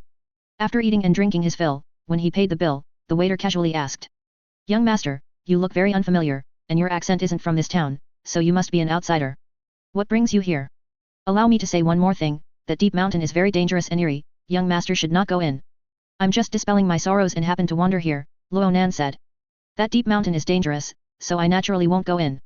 After paying the bill, Ronan went upstairs and returned to his room. East of Lianshan town. A young man in his 20s ran quickly into a residence. Upon entering the residence, he went straight to a room. Outside the closed door, he knelt on one knee, cupped his fists, and panted. Alliance leader, a traveler came to the inn today. He asked our people about the depths of the mountains. A moment later, a voice came from inside the room. I know, you may withdraw. Yes. The young man said and respectfully withdrew. The room was dim, with a meditation cushion in the center, on which a person sat cross-legged, breathing and circulating qi. After the young man outside left, this person slowly finished his cultivation and opened his eyes. This person appeared to be around 40 years old, with black hair flowing down his back, a thick mustache above his lip, and a long beard reaching his neck. His eyebrows were like blades, slanting up into his temples, and his eyes were like an eagle's, sharp and piercing. He was Qin Zhongtian, the foremost martial artist in Zhao country, and the alliance leader of the Heaven and Earth Alliance. Several years ago, his internal and external martial arts had reached their peak, achieving the peak of innate martial artist, and he could initially sense a mysterious, free-floating qi between heaven and earth. He felt that perhaps this was the heaven and earth spiritual qi mentioned in cultivation legends. However, after years of diligent study, he still did not know how to utilize this qi. Therefore, he mobilized the various branches of the Heaven and Earth Alliance in Zhao country to widely collect anecdotes and legends about cultivation in various places. After his subordinates searched for a period of time, they gathered a piece of information. Someone claimed that their ancestors had left a token, and as long as one held the token and came to the depths of this mountain range, they could enter a place where cultivators gathered. And that token was taken by that person's great-grandfather, who said he wanted to come to this mountain range to visit an immortal. That person's great-grandfather, after leaving home, never returned and disappeared without a trace. They believed that the ancestor must have gone to an immortal realm and was too enchanted to return. Thereafter, this legend was passed down through their family for generations. When Qin Zhongtian first came to the outside of the mountains, he indeed felt that the heaven and earth spiritual qi here was somewhat richer than in the central plains. Thus, he felt that there might truly be immortals in the depths of the mountains. However, he had ventured deep into the mountains several times, entering the fog, but not only did he not see any immortals, he also lost his way. He walked for most of the day before returning to his original path. He pondered that person's words and felt that perhaps only by holding the token would an immortal appear to guide him. From then on, Qin Zhongtian, while sending his subordinates to continue collecting cultivation information, also dispatched people to establish a small town here. Lianshan town was built by him. All the permanent residents of Lianshan town were his people.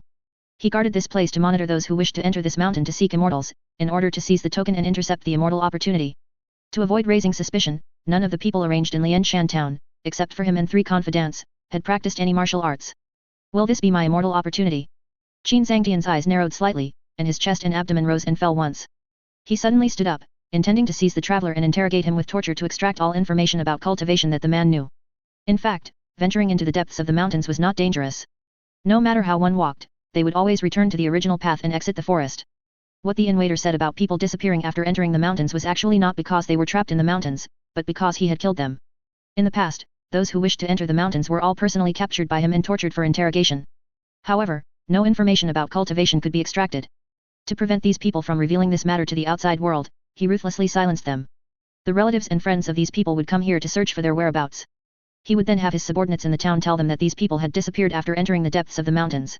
If these people's relatives and friends still wanted to enter the mountains to search, then he would silence them, to solidify the rumor that the depths of the mountains were dangerous. In the inn, Ronan drank tea while pondering the waiter's words. According to the waiter, those who entered the depths of the mountains never came out again. One possibility was that those people had all reached the cultivator gathering place and were unwilling to come out. Another possibility was that those people encountered danger in the depths of the mountains. Sensing the possibility of danger, Ronan couldn't help but reconsider whether he should go in and explore. The Liu family's ancestors' jade pendant has marked out the light spots, it's impossible that he would send his descendants into a dangerous place, right? Thinking of this, Ronan felt that the possibility of encountering danger was small, so he decided to go and explore. With this in mind, he drained the tea in his cup and suddenly stood up. But suddenly, his eyebrows twitched. To be cautious, ever since he came to the cultivation world, he had continuously released his divine sense. At this moment, he discovered that a formidable presence had entered the range of his divine sense. Immediately, he took out 20 body protection talismans and 20 light body talismans from his storage black ring, infused them with magical power, and applied them to himself. Instantly, his already existing protective film was layered with 20 more layers. And his body also became lighter. Then, he took out the elven dagger from the ring, held it in his hand, and focused his senses on the uninvited guest approaching him. Divine sense spread, and everything within 50 meters was captured by Ronan into his mind. The person was on the second floor corridor of the inn, walking towards his room. At the same time, the inn's waiter came over from the other side of the corridor. The person stopped and nodded to the waiter. The waiter nodded in response, walked to the door, and said, "Esteemed guest, may I open the door? I've come to brew you some fine dragon well tea." From the interaction between the person and the waiter, Ronan knew that they were colluding. As soon as the waiter finished speaking, to make it easier to exert force, Ronan slightly raised and pulled back his right hand, which was tightly gripping the elven dagger. His feet were in a bow stance. Then, he suddenly stomped on the ground. Bang! Under the power of the light body talisman, he transformed into an afterimage and rushed forward, smashing the inn's wooden door to pieces. The waiter who had called at the door didn't even know what had happened before he was sent flying by Ronan. His body was like a cannonball, smashing through the wooden door of another room, and the momentum still didn't stop, smashing open the window of that room and falling from the second floor. After knocking one person away, Ronan's momentum didn't decrease, and the sharp edge of the elven dagger pointed directly at Qin Zhangtian's chest. Qin Zhangtian was shocked by the speed of Ronan's advance, which he had never seen before in his life. However, having experienced hundreds of battles, he was not afraid in the face of danger, and he circulated internal energy, pushing his right palm forward. The protective aura around him erupted, and his beard and clothes flew up together. An invisible palm force emerged from his right palm, like a thick wall, pressing down on Ronan. As Ronan rushed forward, the elven dagger stabbed out. When the elven dagger touched the palm force, the elf runes on it emitted bursts of fluctuations. The palm force, which had caused countless martial forest experts of Zhao country to die with regret, was broken by the magic of the elf runes. Ronan's figure suddenly swept past Qin Zhangtian's side. Qin Zhangtian only felt a blur before his eyes and a pain in his right palm. Half of his palm had been cut off by Ronan's elven dagger, and blood was dripping. The next moment, his neck felt a chill. Ronan's elven dagger had slashed across his neck. Martial artists had vigorous blood chi, and a stream of blood spurted out from his wound like a fountain. Ronan swept behind him, controlling the power of the light body talisman, and coordinating with the power of physical body, suddenly turned around. His figure once again created an afterimage, rushing towards Qin Zhangtian's back. As he was about to approach, the dagger in his hand stabbed forward again. The dagger easily broke through Qin Zhangtian's protective aura and pierced into his back. Blood splattered, but was blocked by the power of the body protection talisman. Ronan's momentum didn't decrease, and he slammed Qin Zhangtian through an entire room, and the two of them fell from the second floor together. Bang! The two of them smashed onto the ground, stirring up mud and dust. Ronan's body protection talisman was of great master level, and a layer of film on his body remained unbroken. Qin Zhangtian's physique was also amazing, and falling from the second floor only scratched his clothes, while his skin, flesh and bones were unharmed. Ronan pulled out the elven dagger and stabbed it into his back again. He knew that this person's physical body was strong, and the damage he had caused to this person so far was not enough to subdue him. He wanted to ask this person's intentions and didn't want to kill this person, so he stabbed this person's back again. "Immortal, spare me! Immortal, spare me!" Qin Zhangtian coughed blood as he shouted. He was the #1 martial artist in Zhao country, but today he was subdued by someone in one blow. He felt that this person might be the immortal in the legends.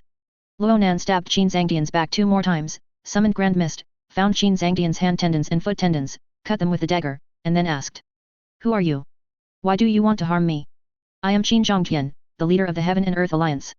At this time, Qin Zhangtian's eyes were full of fear as he looked at Ronan, his voice trembling, and his usual aura disappeared. Ronan's heart stirred upon hearing this. When he first came to this world and inquired about information, he had heard of the resounding name of Qin Zhangtian, the leader of the Heaven and Earth Alliance, the #1 martial artist in Zhao country. He never thought that he would meet this person here. "What are you doing here?" Ronan asked. Qin Zhangtian then told Ronan his purpose. After speaking, he pleaded to Ronan, "Immortal, I wholeheartedly seek immortality and ask about the Dao, I hope Immortal can take me into the land of cultivation. From now on, I will follow Immortal's lead." Ugh! Before he could finish speaking, Ronan cut off his head with the elven dagger. The elven dagger was sharp, and cutting off heads was effortless. Qin Zhongqian had been a leader for many years, and Ronan was very tempted to have such a person as his subordinate. However, Qin Zhongqian had been in a high position for many years and was ruthless. In terms of scheming and methods, the sum of his 2 lifetimes might not be as good as him. It was only because Qin Zhongqian didn't know the power of the talisman and the sharpness of the dagger today that he fell into his hands. If he were to make this person his subordinate, he would be putting himself in danger. During the questioning just now, Ronan learned 2 pieces of information. One was that someone had previously come here with an ancestral token, but had disappeared. The second was that there was no danger in the depths of the mountains, and going in would only lead to getting lost, and eventually returning to the original place. It seems that holding the Lu family's ancestral jade pendant will allow one to enter the land of cultivation. Ronan guessed in his heart. He put the elven dagger back into his waist pouch, and then touched Qin Zhangtian's corpse. He didn't find anything, cursed inwardly, and then left immediately. The elven dagger was indeed extraordinary, and after a round of killing, it didn't even have a trace of blood on it. Taking advantage of the fact that the light body talisman's power had not dissipated, Ronan ran towards the mountains. He didn't stop until he saw the thick fog. In order not to let the cultivators notice that he had a large number of talismans and not low cultivation, he released the power of the light body talisman and body protection talisman. Then, he gathered all of his ancient wood longevity power from the meridians into the denshin, gathering it into a ball. After that, he took out the Lu family's ancestral jade pendant and walked towards the thick fog. After walking into the thick fog, he saw the fog in front of him split to the left and right, giving him a path. Ronan walked slowly along this path, tensing his mind. He thought that if he encountered danger, he would immediately transmigration back to the wizard world. After walking for a short time, the path came to an end, the thick fog dissipated, revealing another world. What came into view was a verdant and towering mountain peak that pierced straight into the clouds. At the foot of the mountain, several immortal chi-filled and magnificent buildings were dotted. The waist of the mountain was covered with a veil woven from mist. Further up, there was a thick sea of clouds, and the top of the mountain could not be seen. Moving his gaze from the mountain peak to the front, the scene he saw made Ronan dumbfounded. Thousands of meters in front of him, as far as the eye could see, was a large area of scattered shanty towns. Acres of farmland were interspersed among these large shanty towns. Several small rivers passed through the farmland and shanty towns. The closest small river to him had several mature and beautiful women who were using wooden sticks to pound clothes and wash them. While Ronan was stunned, he suddenly saw a 4 or 5-year-old child, striding with short legs, holding a small wooden sword in his hand, running towards him. "Brother, brother." The child ran to the front and said to Ronan, "I haven't seen you before, are you new here?" The child was still planning to talk to Ronan when a beautiful woman who was washing clothes ran forward, pulled the child back, and smiled at Ronan. "Fellow deist, are you new here? You have to go to Warden Xie's place to register." As she spoke, the young woman raised her fair arm with rolled up sleeves, and her jade-like fingers pointed to a shanty town not far away. Lush green peaks, immortal residences, the outer slum area, Warden Xie. Before Ronan arrived, he had received very little information, and now facing all of this, his mind was a swirling fog. He cupped his hands and bowed to the young woman in front of him. "Fellow deist, as I came here with only an heirloom and a few words from my ancestor, I am not very familiar with this place. May I ask if fellow deist could enlighten me?" The young woman smiled when she heard this. "This is not the first time I've seen a fellow deist like you. My grandfather was the same, when he came, he only had an heirloom left by his ancestor and knew nothing else. Do you know where this place is, fellow deist?" Ronan shook his head slightly. The young woman said, "This is the Still Truth Sect Immortal Realm." She pointed to the distant mountain peak. "That is where the Still True Sect's mountain gate is located. Outer sect disciples live in the villas at the foot of the Still True Sect mountain. Those are the magnificent buildings you see. Inner sect disciples, on the other hand, live in immortal caves above the mountainside. Below the mountain, there are spiritual veins. Therefore, the spiritual chi in the Still Truth Sect Immortal Realm is most concentrated around that mountain. Especially within the immortal caves, where spiritual spring eyes can be opened, making the spiritual chi abundant. The further away from the mountain, the thinner the spiritual chi becomes. At the foot of the mountain are the residences of us loose cultivators who are affiliated with the Still True Sect. The tavern district near the foot of the mountain is for wealthy loose cultivators. The lowest grade residence costs 3 mid-grade spirit stones a year. This outer slum area only costs 3 low-grade spirit stones a year. It is said that thousands of years ago, there were no buildings at the foot of the mountain. At that time, only a few cultivators opened immortal caves and cultivated in the mountains. But during their long years of cultivation, they had descendants, and those descendants had more descendants. When the population grew, the resources on the mountain became insufficient. The descendants of these cultivators varied in aptitude, and some even had no spiritual root at all, being mere mortals. After several generations, the bloodline kinship had already thinned. The first few cultivators then opened up this area at the foot of the mountain for their less talented descendants to live. As time passed, gradually, even this area at the foot of the mountain could not accommodate such a large population. The living environment became much worse. Some descendants of cultivators who had no spiritual root could not endure the environment here and left the Still Truth Sect immortal realm to live in the secular world. Your and my ancestors should have been among these descendants. Later on, this place gradually evolved into the Still Truth Sect immortal realm, divided into inner sect, outer sect, tavern district, and outer slum area. With the power of us cultivators, building luxurious mansions is not difficult. The reason why the buildings in the tavern district and outer slum area are simple is that we loose cultivators cannot have residences that are the same as those of the Still True Sect disciples.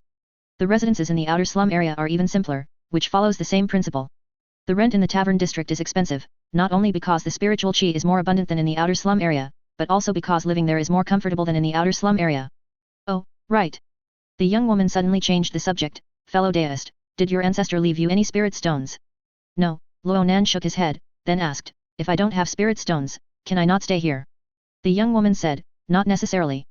If you cultivate spiritual fields or mine spiritual ore for the Still True Sect, you can be exempt from rent and get a shack in the outer slum area. However, fellow deist, you can inquire later whether there are still members of your family within the inner sect of the Still True Sect. If you can find them, and if your family members have a strong say in the sect, they might be able to bring you into the sect. At the very least, they can support you. After Ronan heard this, the thought of impersonating a descendant of the Liu family immediately arose in his mind, but he instantly dismissed it. Impersonating a descendant of the Liu family carried great danger. If the immortals had some means of testing bloodline, he, as an impostor, would surely suffer. Moreover, to prevent the Liu family from truly having a family ancestor in the sect, he would have to conceal this matter. Although even if there were still Liu family ancestors in the Still True Sect, the current Liu family members would likely be considered collateral descendants to these ancestors, with very distant blood relations. But if they knew that the immortal destiny of their descendants had been intercepted by someone, they would inevitably be angry. After his thoughts raced for a while, Ronan began to ponder whether he should reside in the Still Truth Sect immortal realm. He still didn't know the spiritual chi concentration on the mountain. However, the heaven and earth spiritual chi in the outer slum area was still much thinner than in the wizard world. It was only about 1/20th of that in the wizard world. There was no need for him to stay in the outer slum area to cultivate. Furthermore, his purpose in coming here was to obtain more powerful spells, talismans, and so on. So, he asked the young woman, fellow deist, is there any place here where I can obtain cultivation techniques or spells? Did your ancestor not leave you a cultivation technique? The young woman raised her elegant eyebrows slightly. He did, Ronan said, but I'm afraid my spiritual root doesn't match the secret manual's cultivation technique, so I need to find other secret manuals to cultivate. That's right, the young woman said, there is a market here where you can buy and sell various cultivation items. Hearing about the market, Ronan felt a slight excitement in his heart. Where there is a market, there is buying and selling. His light body talisman and body protection talisman could be sold through the market. After exchanging them for spirit stones, he would be able to buy more powerful spells, talismans, and other items. However, if I, being new here, can draw talismans, it will surely arouse suspicion. After all, the spiritual chi in the secular world is thin now, making both cultivation and talisman drawing basically impossible. It seems I still need to register here and pretend to cultivate for a period of time. After some time, I will then sell talismans. Thinking of this, Ronan said to the young woman, thank you, fellow deist, for enlightening me. I will go register now, and we can chat again later. With that, he cupped his hands in farewell, then pinched the plump cheek of the woman's child, and walked towards the shack where Warden Xie was located. In front of the shack, there was a man who looked about 40 years old, with dark skin, wearing straw sandals, sitting on a small wooden chair, smoking a dry pipe. Seeing Ronan walk over, he looked up and exhaled a thick puff of smoke. Newcomer. Ronan cupped his hands in greeting, are you Warden Xie? That's me. Warden Xie placed his dry pipe beside the wooden chair and stood up. Come in, I'll register you. Saying that, he led Ronan to a desk. Name. Ronan. Luo, there's a foundation establishment immortal in the sect named Luo. Warden Xie muttered as he registered in the ledger. Where do you want to rent? Do you have spirit stones? No spirit stones, I'll rent in the outer slum area. Rent free for farming or rent free for mining? Farming. Soon, after he finished registering, he took out a token from the shelf behind him. He wrote a few strokes on the token. Then, he handed it to Ronan. This has information about your residence and spiritual field, go find it yourself. With that, he stood up, walked out, sat back on the small wooden stool, and resumed smoking his dry pipe. To the left of each outer slum area house door, a house number was hung. Following the information on the token, Ronan found his outer slum area house. The house was next to the young woman's, with a distance of only about 50 steps between the two. His outer slum area house was much smaller than the young woman's. The spiritual field allocated to him was 200 meters in front of the outer slum area house. The spiritual field was desolate, overgrown with weeds. He entered the outer slum area house to take a look. Inside, it was practically bare walls. The 30 square meter wooden house only had a simple straw mat. In the corner, there was a chamber pot and a stained wooden bucket. What kind of bucket is this? Is it a night soil bucket? Ronan looked at the environment and secretly shook his head. If he were the Liu family ancestor who had lived in this environment before, he would rather have gone to the secular world. Fortunately, I can return to live in the wizard world. Ronan felt fortunate and walked out of the outer slum area house. Just then, the young woman's child, round-headed and round-faced, holding a small wooden mallet, ran over. Brother, you live here. The child's height was not even half of Ronan's. He laughed, waved the small wooden mallet, and ran around Ronan's feet, wanting to play with him. Creak. The sound of a wooden door opening rang out.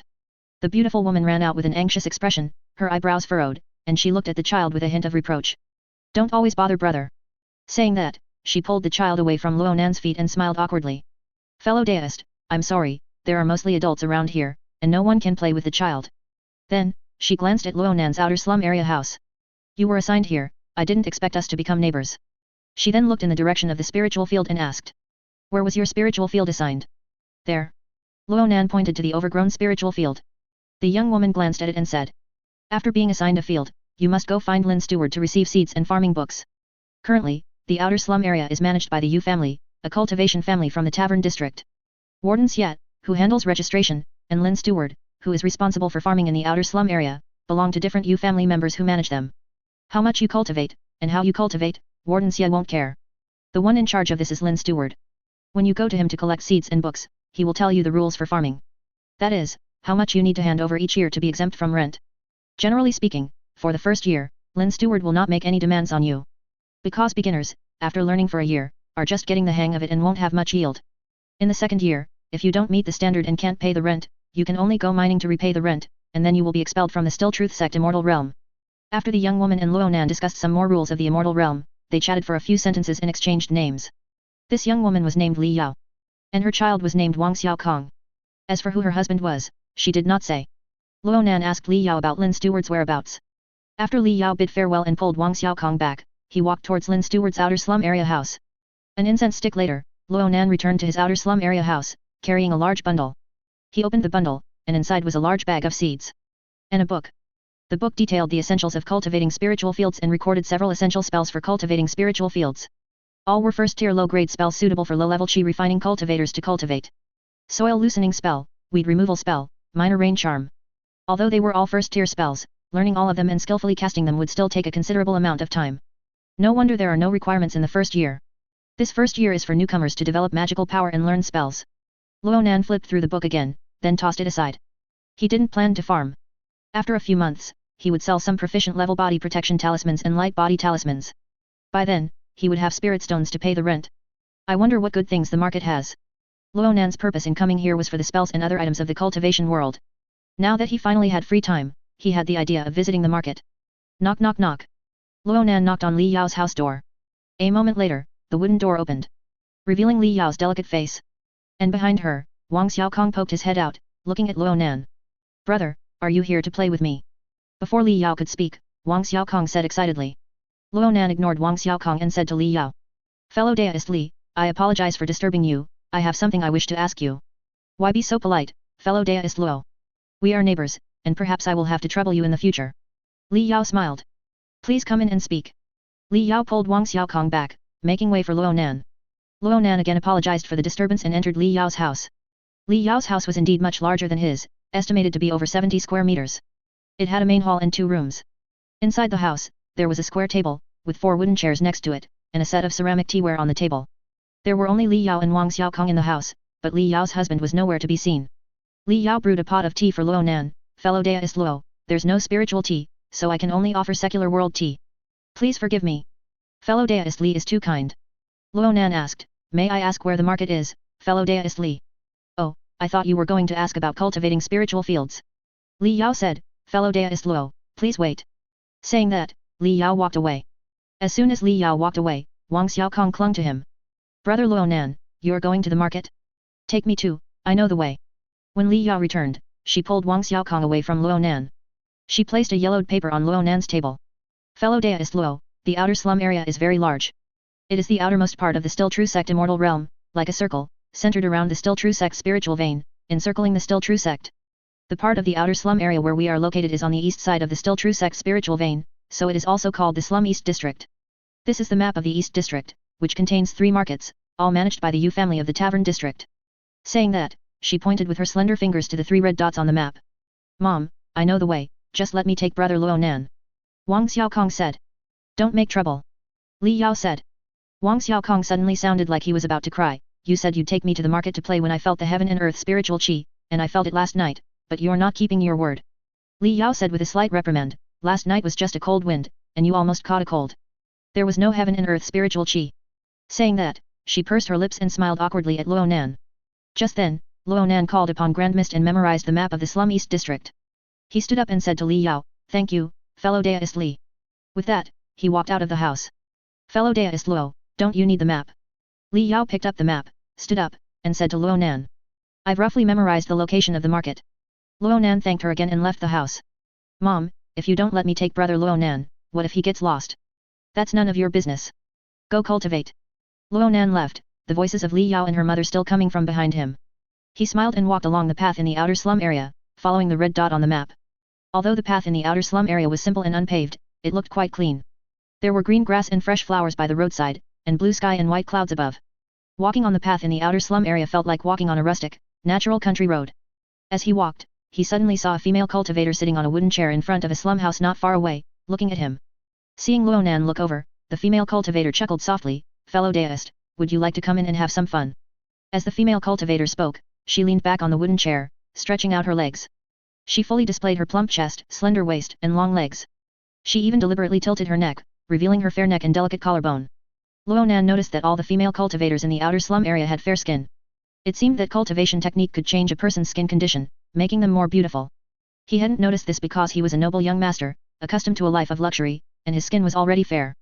The female cultivator who wanted to invite him to have fun had skin as fair as Li Yao's, but upon closer inspection, her facial features were not as delicate as Li Yao's.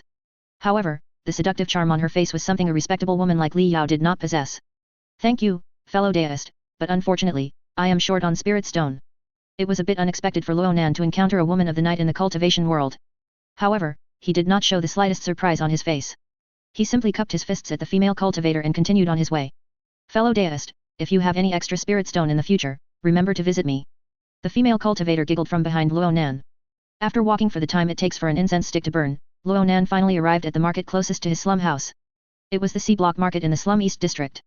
It was afternoon, the busiest time in the market, with people coming and going. Shouts, inquiries, and bargaining blended into a cacophony, filling the air. Luonan walked in and looked at the various stalls. Fellow Daoist, this is a high-grade spell, the secret manual for the lesser fire incantation. It's genuine, selling at a low price. Fellow Daoist, this is a low-grade flying shuttle, unused. 1 low-grade spirit stone and it's yours. Fellow Daoist, a high-grade defensive magical artifact robe, only worn for 3 days, selling cheap for 5 low-grade spirit stones. As Luonan approached the stalls, vendors called out to him. Suddenly, Luonan stopped at a stall. Hey, fellow Daoist, are you looking to buy a medium-grade talisman, body protection talisman? You're lucky today, I'm short on cash recently, selling at a low price. 20 body protection talismans, 1 low-grade spirit stone and they're yours. Luonan could tell at a glance that these body protection talismans were only of the proficient level. With his current talisman drawing skill, drawing talismans of this quality, let alone 20, even 100 would be like child's play. I don't have to worry about how to earn spirit stone. Luonan's gaze moved away from the stall, and he walked on. Hey, fellow Daoist, don't mind the low price, these are genuine. Oh. The stall owner behind him called out. As Luonan walked along, he found the goods in the market to be truly dazzling. Talismans, medicinal pills, magical artifacts, formations. What interested him were talisman books, spell secret manuals, and formation books. Unfortunately, he had no spirit stone in his pocket now, so he could only come back later to buy them. As he walked, he suddenly noticed that the noisy sounds ahead abruptly quieted down. The crowd parted to the left and right, clearing a path. Although Luonan hadn't figured out what was happening, he also moved aside with the crowd. Then, he saw 3 cultivators swaggering over. The cultivator walking in front looked to be in his 30s, tall, with a rough appearance and a full beard. He was holding a sugarcane, chewing it loudly as he walked, juice splattering. After a few chews, he brazenly spat the sugarcane residue onto the ground. The other 2 stood straight, 1 on each side, following slightly behind him. Every time this bearded cultivator reached a stall, the owner would offer a low-grade spirit stone, saying subserviently, 7th Master, this is for you as a token of respect. The cultivator called 7th Master nodded. One of the cultivators behind him stepped forward and took the spirit stone. Luonan remembered Li Yao's words, that this market was managed by the Yu family from the tavern district. Perhaps these 3 cultivators were from the Yu family. After browsing for a while longer, Luonan intended to leave. He was quite satisfied with this trip to the Still Truth sect immortal realm. He had learned the way to obtain the Dao of the cultivation world. In the future, he could compare the Dao of the cultivation world with the Dao of the wizard world. Whichever was better, he would learn from that one.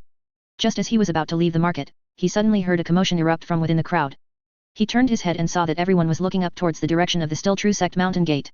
Ronan also looked over. He saw a huge flying boat, like a flying whale, taking off from the Still True Sect mountain peak and flying in one direction. The disciples of the Still True Sect, taking that group of mercenaries, are setting off again. Is it to attack the Longevity Sect again this time? Sigh, who knows how many more widows our outer slum area will have after this trip? And who knows how many will return? But this is also a great opportunity. Some mercenaries, if they return alive, will receive a large amount of cultivation resources. Currently, there are several Foundation establishment immortals in the inner sect of the Still True Sect who originated as mercenaries. Ronan listened to the words of the crowd, watching the flying boat fly towards the horizon, disappearing into the clouds. This cultivation world is also quite dangerous. Thinking this, he walked out of the market. He needed to return to the wizard world to cultivate. If he returned to the slum house and then transmigrated back to the wizard world, not leaving the house for a long time would definitely arouse suspicion. So, he planned to maintain the appearance of being out. Following the map provided by Li Yao, he walked to another exit of the slum east district that led to the secular world, and left the Still Truth Sect immortal realm. After walking out of the mist, he saw a deep, dense forest. Ronan didn't know where he was. But he didn't care. With a thought, he disappeared from his spot. In the little attic, Ronan's figure appeared. The heaven and earth spiritual chi in the wizard world is still more abundant. Ronan felt the abundant heaven and earth spiritual chi, and his spirit was refreshed. As he thought, he changed back into his wizard world attire. First, he refined a catalyst and poured it onto his natal longevity tree. The natal longevity tree absorbed the catalyst, and its vitality became even more vigorous. Ronan summoned Grand Mist to analyze the spiritual plant. Spiritual plant, natal longevity tree. Age, 21. The age has increased by 1 year, and I have gained another year of life. Then, he performed the nurturing technique on his natal spiritual plant. The magical power in his dantian was channeled into the nurturing technique wizardry model. Immediately, the magical power enveloped the natal longevity tree sapling. The sapling gradually grew. Once his magical power was exhausted, Ronan sat cross-legged on the bed and cultivated the ancient wood longevity skill. Ronan refined the heaven and earth spiritual chi, and the ancient wood longevity power circulated through his meridians. His ancient wood longevity skill proficiency gradually increased. Ancient wood longevity skill, 3rd level 43%. The ancient wood longevity skill is divided into 20 levels in total. The higher the level, the faster the speed of refining heaven and earth spiritual chi. The speed of cultivation would then increase accordingly. Ronan cultivated for about the time it takes an incense stick to burn, and after his power was fully restored, he once again cast the nurturing technique on his natal longevity tree sapling. Still Truth Sect Immortal Realm. Slum East District. By the small river, several young women were once again doing laundry while chatting. That new fellow deist, I haven't seen him for over a month, a young woman said, looking at Ronan's shantytown house. By the way, Li Yao, he went in and out of your place several times that day, you two must be quite familiar, right? Where did he go? Another woman asked. Li Yao was silently listening while doing laundry, but she didn't expect to be suddenly asked, and her face flushed slightly. What do you mean in and out several times? He only came once, to ask me where the market was. And then, the woman next to Li Yao asked. Li Yao said, after he went to the market, he never came back. Perhaps he found life here too hard and just left, a woman said. That young man looks fair-skinned, he probably hasn't suffered much in the secular world, maybe he's even a young master. If his luck is better, perhaps he could even enter the tavern district and become an external steward of a cultivation family. If his luck is average, he might die of old age in this outer slum area 70 or 80 years later. There's another possibility, another woman said. It's that he reconnected with his ancestral kin in the tavern district, or even in the Still True Sect. That's right, Li Yao, do you know his name? A woman asked. Ronan, Li Yao replied. Luo. I heard there's a Foundation establishment immortal in the Still True Sect who also has the surname Luo, a woman's eyes lit up. At this, every woman looked at each other. Look, isn't that Lin Steward? A woman suddenly whispered. The other women immediately stopped talking and all looked towards the field ridges. A slightly plump man with 2 long wisps of mustache on his lip walked with his hands behind his back on the path between the spiritual fields. Lin Steward was one of the spiritual field managers in the Slum East District. Ronan and these women's spiritual fields were within the area he managed. On the day Ronan registered, he went to this person to collect seeds and books. When he walked to Ronan's spiritual field, he couldn't help but frown at the wild grass growing haphazardly on it. These weeds had grown several inches taller since his last visit. He remembered that this spiritual field had been assigned to a newly registered cultivator over a month ago. Normally, a newly registered cultivator should be able to cultivate some power and learn the weed removal spell within a month, and begin clearing the weeds from the spiritual field. The fact that this spiritual field was still so desolate proved that the person had no intention of farming at all. The Yu family would determine the amount of grain he had to turn in each year based on the number of people in his managed area who farmed and were exempt from rent. If this person was lazy, it would implicate him. His ancestor. Lin Stewart angrily blew on the 2 wisps of mustache on his lip and waved to Li Yao and the other women. You all, come over. Li Yao and the others first looked at each other for a moment, then put down their laundry beating sticks and jogged over to Lin Stewart. Lin Stewart. Lin Stewart. The women greeted him. Lin Stewart nodded and pointed to Luonan's spiritual field. Where did that person go? That person, we haven't seen him for over a month either, a woman replied. Missing. Lin Stewart's eyes widened. If you see him, remember to inform me. With that, Lin Stewart stomped his foot, blew on his mustache again, and turned to inspect other spiritual fields. During this period, Luonan almost always stayed in his little attic. Since he temporarily wasn't short on money, the time spent refining anti-aging potion and blackening removal agent was greatly reduced. He spent more time on drawing talismans, cultivating the ancient wood longevity skill, urging the growth of his natal longevity tree, and studying demon plant studies and pharmacology. Lifespan, 126. Strength, 6.3. Spirit, 8.5. Power, 7.4.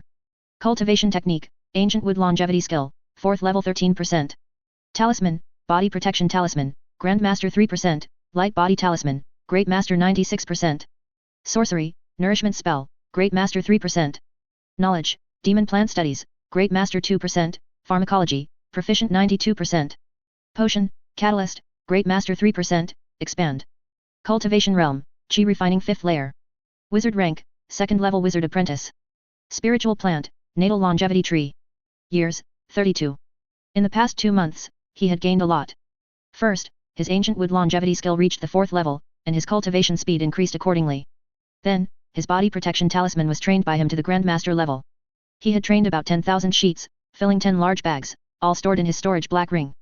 After reaching the Grandmaster level, the defensive power of the talisman was significantly greater than before. Nourishment spell, demon plant studies, and catalyst, on the other hand, had all been upgraded to the Great Master rank. He didn't specifically try to train these 3 skills. Simply by routinely urging the growth of his natal longevity tree daily, these 3 skills naturally improved. The natal longevity tree's years increased by 11 years, reaching 32. His cultivation reached the 5th layer of chi refining. The mist-like power in his danshan became even denser. It's been almost 2 months, it's time to go to the Still Truth Sect Immortal Realm.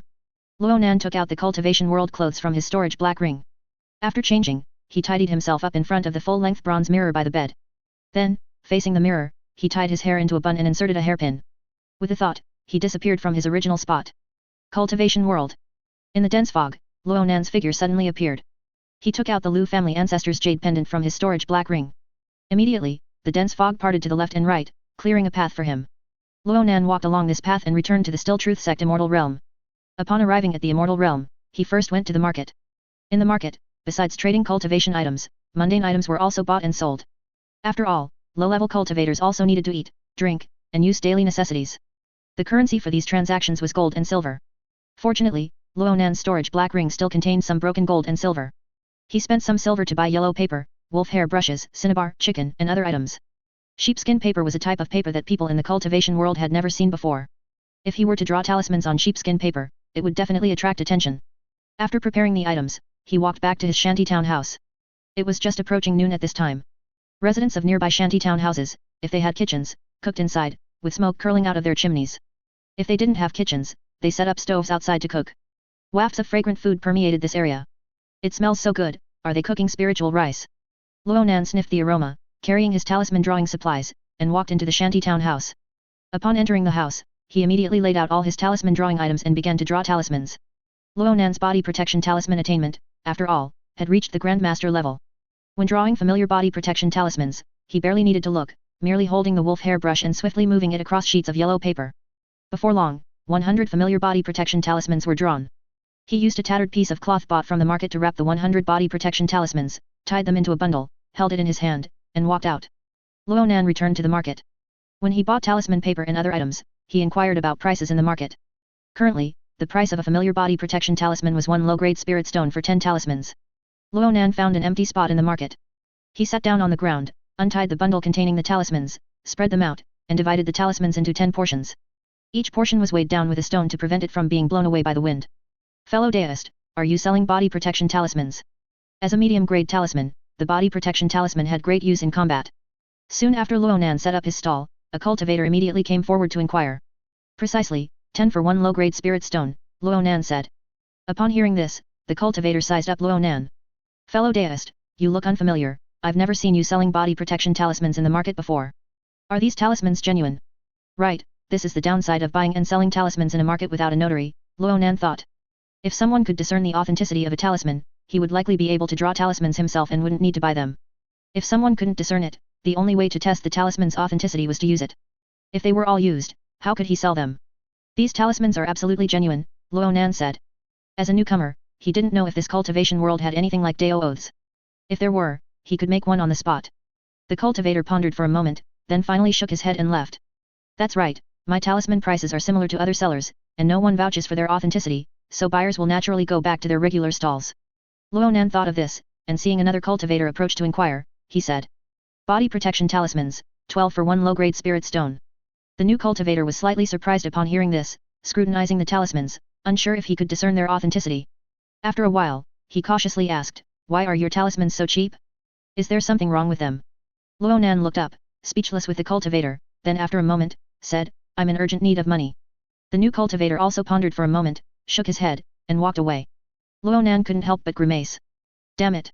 Selling these 100 low-grade body protection talismans was harder than drawing 1,000 Grandmaster level body protection talismans. No, he had to open up the market.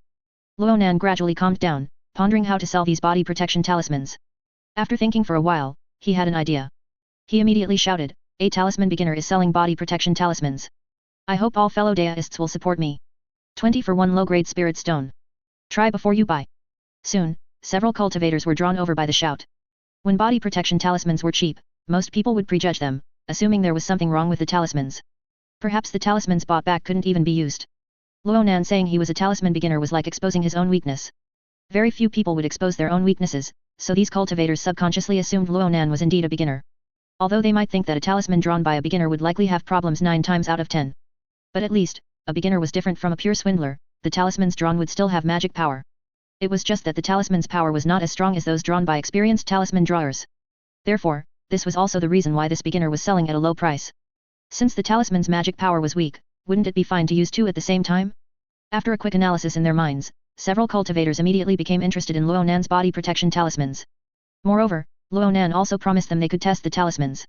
Let me test one to see your skill level, fellow Daoist. You draw one. Ronan picked up a stack of talismans and handed it to the cultivator. The cultivator drew one and injected magic power. A stream of power enveloped the cultivator. Then, this cultivator formed a sword art with his fingers, muttering incantations. His right hand, with the index and middle fingers joined, was covered in a sharp edge emitting a silver glow. He poked his 2 fingers towards the invisible membrane of the body protection talisman. The invisible membrane was on the verge of breaking. What's wrong, fellow Daoist? Another cultivator nearby asked. The cultivator testing the talisman's eyes lit up slightly. The power of the talisman drawn by this fellow Daoist, when tested, seems to be almost the same as the talismans from other stalls in the market. He then looked at Ronan, are you really a beginner? Yes, Ronan said, I've only studied for over a year, only got the knack 3 months ago, drew my first talisman, and after practicing for a few more months, I dared to come out and sell. Having studied for over a year, he wasn't really a beginner, and certainly not an experienced hand. These cultivators, seeing that one of the talismans indeed had power, and this beginner was also somewhere between a beginner and an experienced hand. As for why he sold them so cheaply, they believed it was because this person was selling for the first time and lacked confidence. Thus, these cultivators all had thoughts of buying. But as low-level cultivators, they were accustomed to being cautious. For a time, they hesitated and had no intention of buying. After a while, the cultivator who tested the talisman gritted his teeth, give me 20. All right. Ronan immediately counted out 20 body protection talismans in front of him. The cultivator also took out 1 low-grade spirit stone. Money and goods exchanged hands. Finally done. The first business was really not easy. Ronan felt a little excited when he touched a spirit stone for the first time. After the first cultivator, there was a second cultivator who asked to test a talisman, and after testing, bought 20. Ronan obtained his second low-grade spirit stone. Thereafter, the third and fourth cultivators also tested 1 talisman and bought 20. By the fifth cultivator, only 16 talismans remained. But the fifth cultivator, seeing that the previous 4 cultivators, when testing the talismans, all said that the talisman's power was on par with those drawn by experienced hands. Moreover, he saw with his own eyes that these 4 cultivators all randomly drew 1 to test. He felt that the remaining 16 talismans should also be fine. 16 talismans of an experienced hand's level, for 1 low-grade spirit stone. This was definitely a profit. No need to test, it's a waste. I'll give you 1 low-grade spirit stone, give me all the rest, the cultivator said. Fellow Daoist is generous. Ronan neatly stacked the remaining 16 talismans and completed the transaction with the cultivator. At this time, there were still cultivators lingering at Ronan's empty stall. Fellow Daoist, when will you come back to sell talismans? Will they still be this price next time? A cultivator asked. Next time, next time. Ronan replied while putting away the tattered cloth. Before leaving, he wandered around the market again. At one stall, he saw a flying sword talisman book, selling for 1 mid-grade spirit stone. After wandering around the market a few times, he learned that the exchange rate between low-grade spirit stones and mid-grade spirit stones fluctuated around 100 to 1. Body protection talismans and light body talismans are both geared towards close combat. I need to find a long-range attack method. If I save enough spirit stones, I'll buy this flying sword talisman secret manual. Ronan thought. Thanks to Senior Qian for the 100 rewards. Ronan bought 3 chickens at the market and walked towards his shack, carrying them. The blood of these 3 chickens would all become his talisman ink. He planned to draw more body protection talismans and sell them at the market. He aimed to earn a mid-grade spirit stone as soon as possible to buy the flying sword talisman secret manual. After all, the flying sword talisman was displayed on a stall, and there was no telling when someone might buy it. Other secret manuals might have copies, but talisman secret manuals almost never did. This was because the arc of a talisman's drawing method could only be drawn by a cultivator who understood that talisman. And cultivators who understood a type of talisman would generally not spread their knowledge of its drawing method. Because they still had to rely on this talisman to make a living, they naturally didn't want more competitors. Ronan walked along the small path between the spirit fields, and from a distance, he saw a fat man with 2 wisps of mustache on his lip, who had moved a small stool and was sitting in front of his shack. Lin Steward. Why is he here? Ronan pulled his hand into his robe sleeve.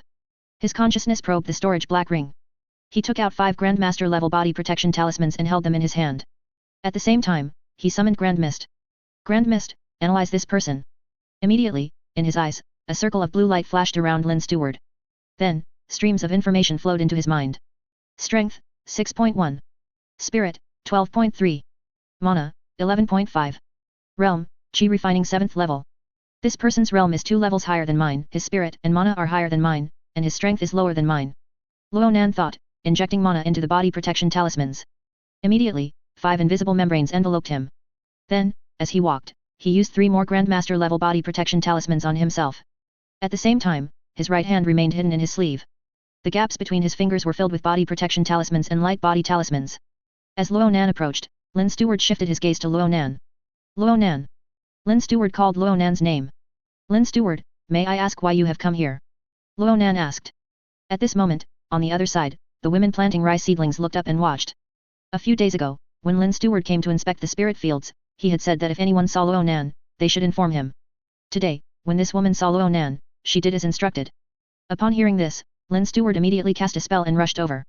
However, he didn't expect that by the time he arrived, Ronan had already left the area. So he could only take out a small stool from his storage pouch and sit in front of the shack to wait. After waiting for a long time, he was getting a little impatient when he saw Ronan returning. Lin Steward stood up and put the small stool into his storage pouch. Ronan, 2 months have passed, why are your spirit fields so desolate? Lin Steward blew his mustache. Are you planning to live for free in the Still Truth Sect Immortal Realm for 2 years? Do you know that if you don't pay spirit rice next year, it will implicate me? He had seen many such people before. After registering, they wouldn't farm and would just live for free in the Still Truth Sect Immortal Realm for 2 years. Then, they would be taken to mine to pay off their debts. Before being expelled, they could still live for several years for free in the Still Truth Sect Immortal Realm. A very small number of these people had extremely good luck. Within these few years, they diligently cultivated and reached a not low realm. After being conscripted by the Still True sect from the mines to participate in wars against other sects, they displayed talent in combat, gained the sect's appreciation, and were allowed to remain in the Still Truth sect Immortal Realm, not to be expelled.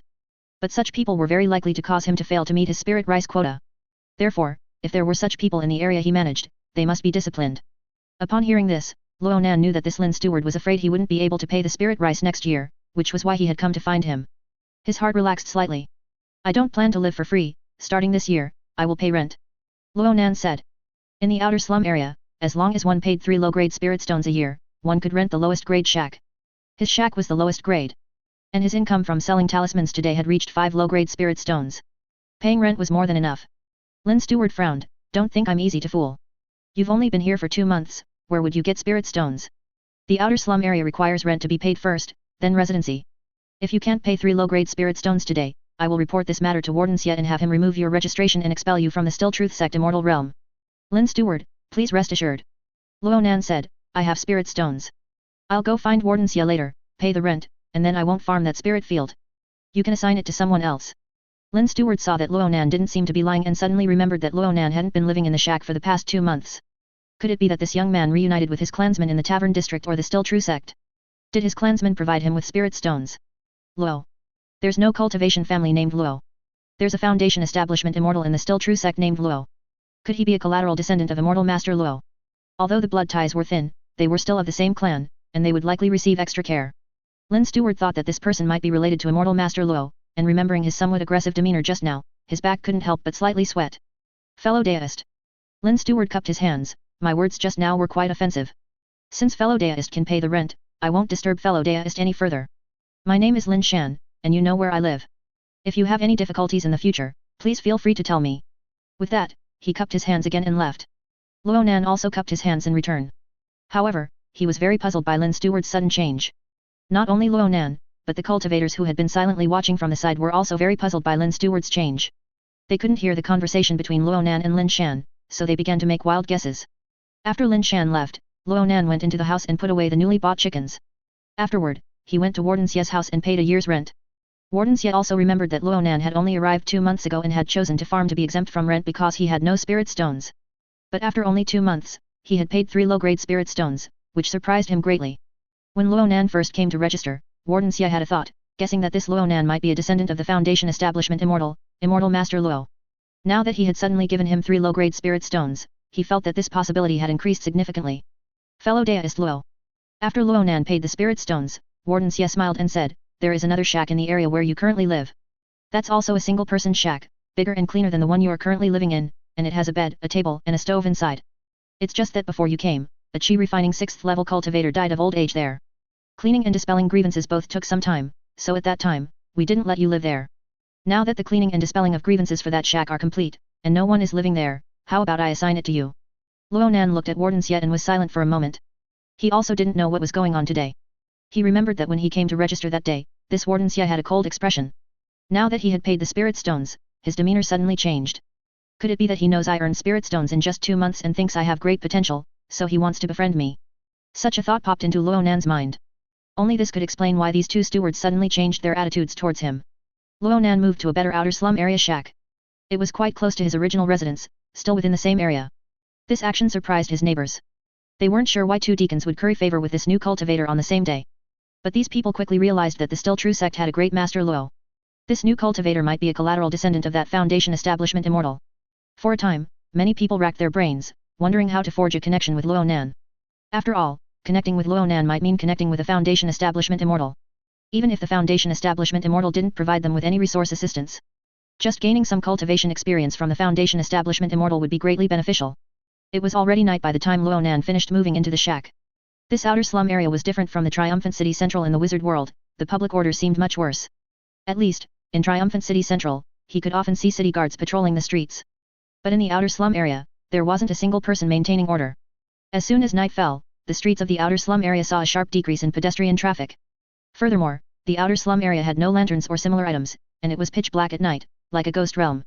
Ronan didn't want to be targeted while walking at night, so he decided to sell talismans during the day. Thus, he lay on the ground and slid under the bed. With a thought, he returned to the wizard world. Ronan's figure flickered into existence in the little attic. He first used talisman paper from the cultivation world to draw over 200 body protection talismans. It wasn't that he couldn't draw more, but that he had run out of talisman paper. After putting away the body protection talismans, he went to a tavern. After eating and drinking his fill, he returned to the little attic just as the curfew bell rang. He cultivated until deep into the night, then lay on his bed and fell into a deep sleep. Although he was sleeping, his natal longevity tree sapling was still refining heaven and earth spiritual chi, feeding it back into his body. His cultivation was gradually increasing. The next day, Ronan had steak and cherries for breakfast. After eating his fill, he transmigrated to the cultivation world. He emerged from under the bed. He took out over 200 talismans from his storage black ring and wrapped them in a tattered old cloth. As he stepped out, he saw a night soil worker pushing a dung cart. A strong odor wafted over. The night soil worker, who had his nose and mouth covered with thick cloth, asked Ronan if he had any night soil that needed to be dumped. Ronan replied that he didn't need any for now and walked away. He thought to himself that next time he should bring a chamber pot and night soil bucket to bring some excretions from the wizard world. This was to avoid going many days without night soil and arousing the night soil worker's suspicion. Ronan arrived at the district sea market again and began to set up his stall. On the tattered old cloth, stacks of proficient body protection talismans were laid out, held down by stones. Oh, fellow deist, you're here again.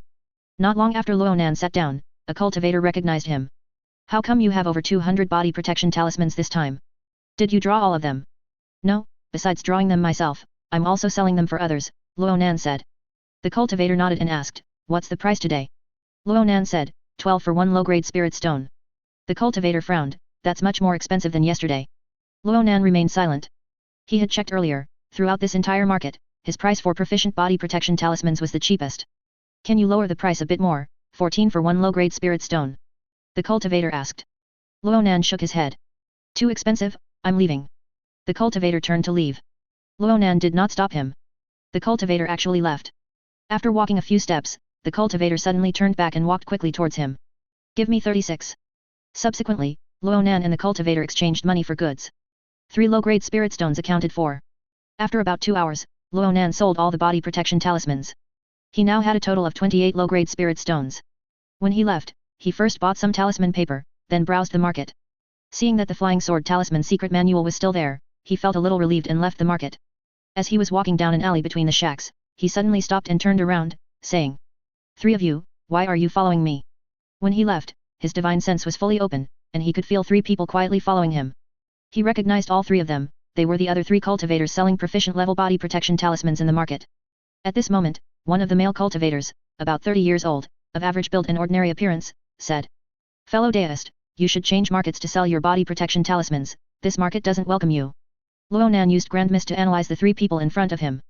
2 were at Chi refining 3rd layer, and 1 was at Chi refining 4th layer. He had tens of thousands of talismans on him, so he had nothing to fear. At this time, his hands were already hidden within his sleeves. Each gap between his fingers held a large stack of body protection talismans and light body talismans. What if I don't change? Ronan asked. Then you'll have to leave your talisman drawing hands behind. After the cultivator said this viciously, the other 2 cultivators moved. Immediately, all 3 cultivators applied body protection talismans to themselves, and from their boot shafts, they drew daggers and attacked Ronan. Ronan had already activated the talismans in his hands, and streams of power were added to his body. His defense and speed increased sharply.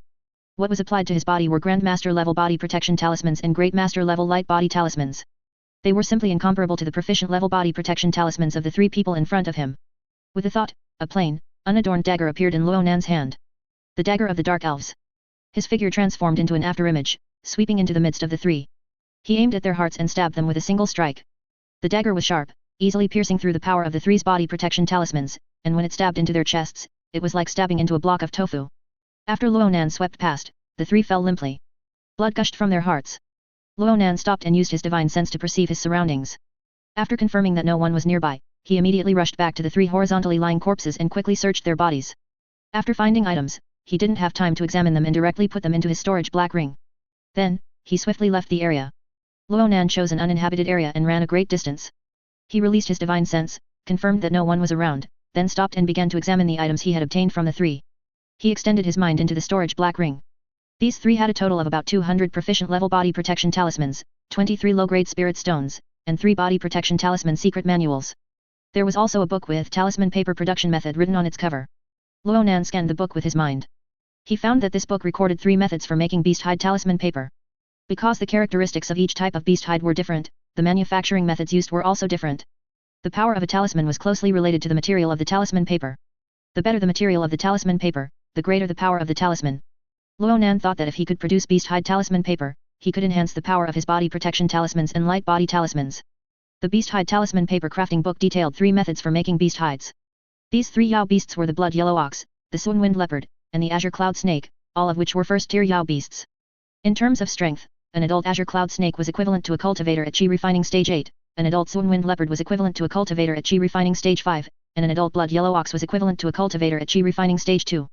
If talismans were made from the hides of these 3 Yao beasts, the talismans made from azure cloud snake hide would be the most powerful. Sun Wind leopard hide came second, and blood yellow ox hide was the least effective. However, in recent days, he had never seen anyone selling Yao beast materials in the market.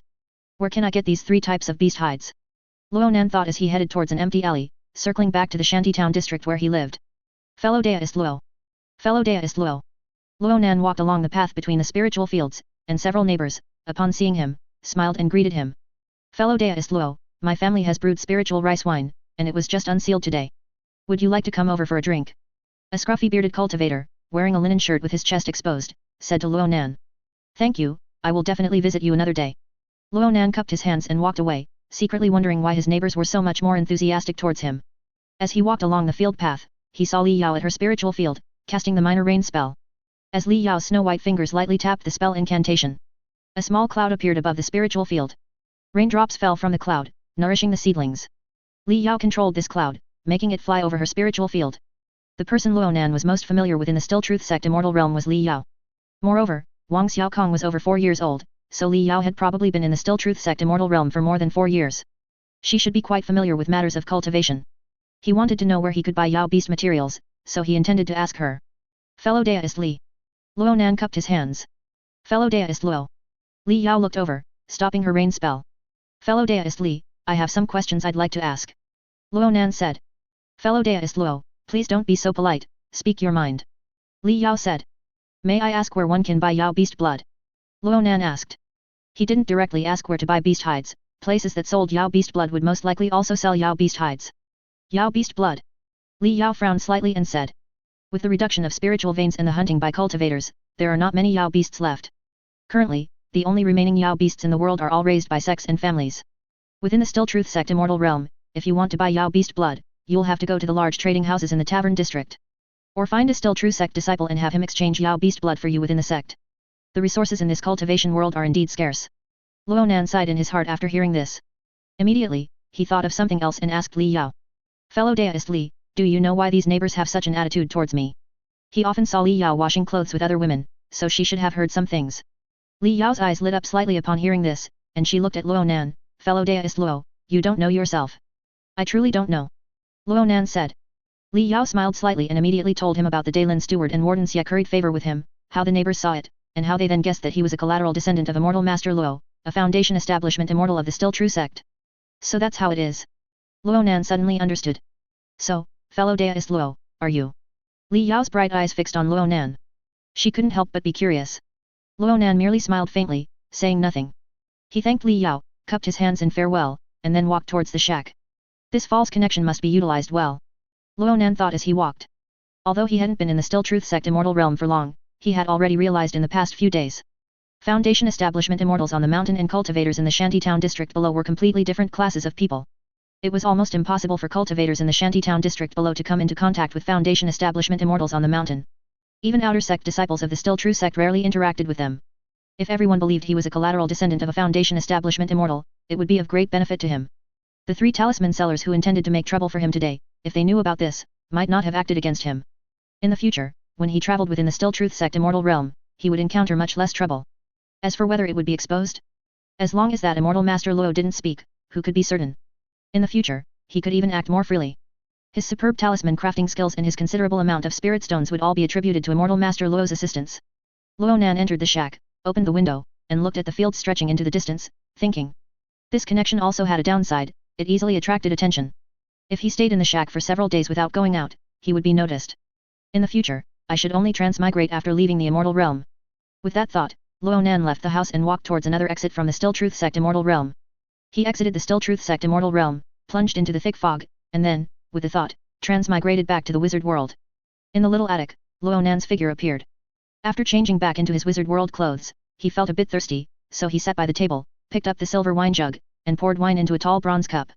When the deep purple wine was almost full, he put down the jug, picked up the wine cup, and drank it all in one gulp.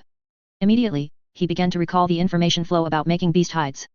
Yao beasts are rare in the cultivation world, but demonic beasts are very common in the wizard world. In his original body's memories, there were several famous demonic beast mountain ranges. The demonic beasts there were fierce, and the environment was very dangerous. Deep within the mountain range, it was said there were even dragon lairs, hiding evil dragons. Many wizards and knights, for the high-priced demonic beast materials, would take risks and form groups to hunt demonic beasts. The 3 beast hide crafting methods in the book are for Azure Cloud Snake, Blood Yellow Ox, and Swan-Wind Leopard. Then I'll look for similar demonic beasts and make talisman hides according to the methods in the book. Ronan remembered that he hadn't yet collected his share of the profits from selling anti-aging potion and blackening removal agent from Paul these past few days. So, he left his door, went to the Wild Deer Bar, found Paul and received 62 valent gold coins. Earning gold coins with anti-aging potion and blackening removal agent is still too inefficient. Ronan thought. In the market of the Still Truth Sect immortal realm, there were shops specifically for exchanging spirit stones and gold. People who no longer wished to continue cultivation would exchange all their spirit stones for gold there to enjoy life in the secular world. 1 low-grade spirit stone could be exchanged for 100 taels of gold. The Valiant Kingdom's law prohibited private minting of coins. However, gold could be exchanged for gold coins, though the exchange rate was slightly lower, not 1-to-1. Ronan had calculated that 100 taels of gold could be exchanged for approximately 300 valent gold coins. After Ronan took the gold coins, he went to Diagon Alley to look around. He walked past various stalls, checking if there was any demonic beast hide for sale. Demonic beast hide, in the wizard world, is a material for wizardry scrolls, leather armor, demon potions, and other items. Its usefulness is not small. The stall owners on the stalls were hawking their goods. After walking for a while, Ronan found a stall selling demonic beast materials. Among them was demonic beast hide. He stopped in front of the stall. "Sir, are you looking to buy demonic beast materials? This is a first-order mid-grade demonic beast, the emerald demonic serpent, from the Sunset Mountain Range. This is demonic serpent meat." The dark-skinned stall owner, with short curly black hair, pointed to the bloody red meat blocks that emitted a fishy smell. "This is the demonic serpent venom sac." The stall owner pointed to a dark earthenware pot. The earthenware pot was sealed, and Ronan could not see what was inside. The stall owner smiled and said, "The venom sac emits poisonous chi, opening it might harm people. If you're not buying, sir, I won't open it." Immediately, the stall owner pointed to a large piece of emerald green, hard material on the stall. "This is demonic serpent hide. How much is the demonic serpent hide?" Ronan asked. Ronan secretly scanned the snake hide with his divine sense. The snake hide was tough in texture and should not be fake. 1 valent gold coin per pound, the stall owner said. "Give me 61 pounds, Ronan said. He spent almost all the gold coins he had just received, leaving only 1 gold coin in his pocket. "All right, sir." Seeing that a deal was made so quickly, the stall owner's smile bloomed like a flower. He quickly used a silver knife carved with elf runes to cut a 1.3 meter long piece of snake hide, folded it, packed it in a bundle, and handed it to Ronan. Ronan took the bundle and gave him the gold coins. The talisman skin production manual states that making talisman skin involves 3 steps. The first step is to clean the animal hide. Soak the raw hide in water to make it as soft as possible. Different animal hides require different soaking times. After the animal hide softens, use a knife to scrape off residual meat and dirt attached to the hide board, then wash it with a brush in warm ash water to completely remove grease and dirt. The second step is tanning. Tanning requires the preparation of a medicinal liquid. Different animal hides require different medicinal liquids. After preparing the medicinal liquid, first immerse the animal hide slightly in the liquid, and frequently turn the hide while it is soaking. When the medicinal liquid is about to dry, add more medicinal liquid. Repeat this process. This step is crucial for making talisman skin. Many cultivators have failed at this step. The third step is air drying in the shade. Make a frame and hang the animal hide to dry. After Ronan walked out of Diagon Alley, he put the bundle containing the animal hide into his storage black ring. Then, following the instructions in the manual, he went to the market and bought wooden basins, frames, and other items. As for the materials for the tanning liquid, he did not plan to acquire them back in the cultivation world. His demon plant studies had reached grandmaster level, and his pharmacology had reached proficient level. The raw materials for the tanning liquid for green-veined snake hide, as described in the manual, were 4 types of medicinal herbs. Based on the characteristics of these 4 medicinal herbs described in the manual, Ronan had already thought of using some demon plants as substitutes. So, he went to Tom's potion shop and bought 8 types of demon plant materials. After everything was prepared, he returned to the little attic. Inside the little attic, Ronan held 2 branches in each hand, coordinating them to turn the animal hide in the wooden basin. The animal hide was soaked with medicinal liquid, glistening under the candlelight. Among the 3 major steps of making talisman skin, the first step was easy to complete.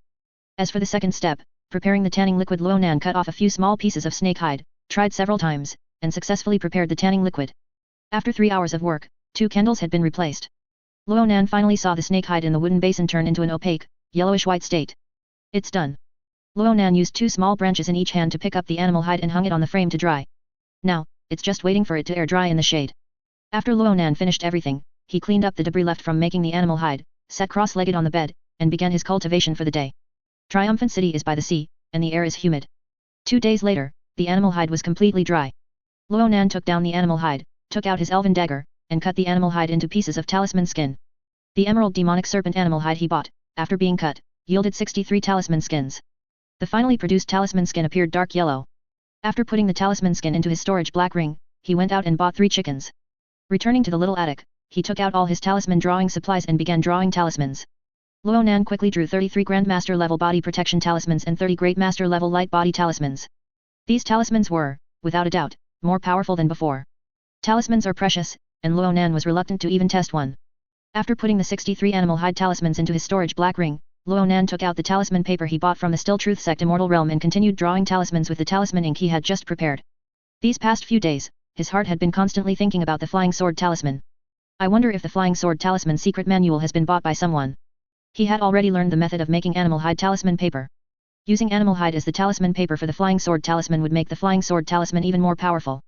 If he bought the Flying Sword talisman secret manual, he would soon have powerful long-range attack methods. Currently, he had a total of 51 low-grade spirit stones in his storage black ring. Besides that, There were also about 200 proficient level body protection talismans from the 3 talisman sellers. After selling them, he could get about 20 spirit stones. He also planned to write multiple copies of his own body protection talisman and light body talisman secret manuals and sell them simultaneously. Anyway, his mastery of these 2 types of talismans was extremely high, so he wasn't afraid of having more competitors. Because even if a talisman secret manual was bought, it wasn't certain that one could learn it. Therefore, the number of people who buy talisman secret manuals would definitely be very small. However, even if small, it was still an income. Ronan quickly drew about 300 proficient level talismans. After putting everything into his storage black ring, Ronan changed into his cultivation world attire. With a thought, he disappeared from his original spot. Ronan killed 3 fellow cultivators who also sold proficient level body protection talismans, and then showing up in District C market would inevitably raise suspicion of murder. After all, he benefited the most after those 3 died. Although, in the Shantytown district, killing a cultivator was nothing. But he still didn't want to be noticed, to avoid other incidents. This time, he went to Yi Character Number Market to sell talismans. The outer slum area where he lived was closest to District C Market. Yi Character Number Market was a bit far for him. But he used a light body talisman to travel, and the time it took to reach Yi Character Number Market was not long. Upon arriving at Yi Character Number Market, he found an empty spot, sat on the ground, spread out his burlap cloth, and displayed body protection talismans, light body talismans, and 2 talisman secret manuals. This time, he did not lower his prices, he just offered a buy 20, get 1 free deal. With this gimmick, plus the fact that his stall had 2 types of talismans, the cultivators in front of his stall gradually increased. Ronan's talismans sold generally. After all, he was new, and many people didn't quite trust Ronan. So, Ronan used his usual method, price reduction. Price reduction would inevitably encroach on others' markets. However, not reducing the price would also encroach on others' markets, just more slowly. Ronan controlled the power of the body protection talisman to the proficient level. This was because the cultivators who sold talismans of this level did not have high cultivation. Even if they tried to cause trouble for him, he could handle it calmly. After reducing the price, Ronan's talismans indeed sold much better. After half a day, all the talismans on his stall were sold out. Although the body protection talisman and light body talisman secret manual still had no takers, he was already satisfied. Because he now had 112 low-grade spirit stones, enough to buy the flying sword talisman. Ronan packed up, preparing to leave. Before leaving, he strolled around the District C market and, seeing nothing he wanted to buy, walked towards the market exit. Fellow deist, please wait. Just as Ronan was about to leave the market, a cultivator called out to Ronan. May I ask what instructions fellow deist has? Ronan turned his head and asked. The hand hidden in his sleeve already held several stacks of talismans. Are all the talismans you sell drawn by you? The cultivator asked. Some are, fellow deist, just say what you want to say directly, Ronan said. The cultivator smiled. In our Slum East District, there is a Symbol Master Association, and its president is a well-known Symbol Master in the Slum East District, Grand Master Zone. I see that fellow deists' talismans are well drawn, why not join our Symbol Master Association and exchange insights on drawing talismans? Thanks, I still have things to do, let's talk about this later, Ronan brushed him off, turning to leave. Upon hearing this, the cultivator's expression suddenly changed, and he sneered. Fellow deist, I'll tell you directly, anyone who draws talismans in the Slum East District must pay respects to Grand Master Zone's mountain. I advise fellow deist not to refuse a toast only to drink a forfeit. Those 3 Symbol Masters in District C Market, you killed them, didn't you? They were from our Symbol Master Association. However, that you could kill those 3 indicates your strength is not to be underestimated. And those 3 might have offended fellow deist first. So, President Zone will not pursue this matter. President Zone greatly appreciates you and specifically asked me to pay attention to you, and to invite you to join the Symbol Master Association once I saw you. If fellow deist doesn't give face, then don't even think about selling talismans in the Slum East District anymore. Facing the threat, Ronan's expression remained unchanged, and he nodded, since that's the case. May I know where the Symbol Master Association's address is? I will definitely visit Grand Master Zone when I have time another day. He didn't know the Symbol Master Association's strength, so he naturally couldn't tear face.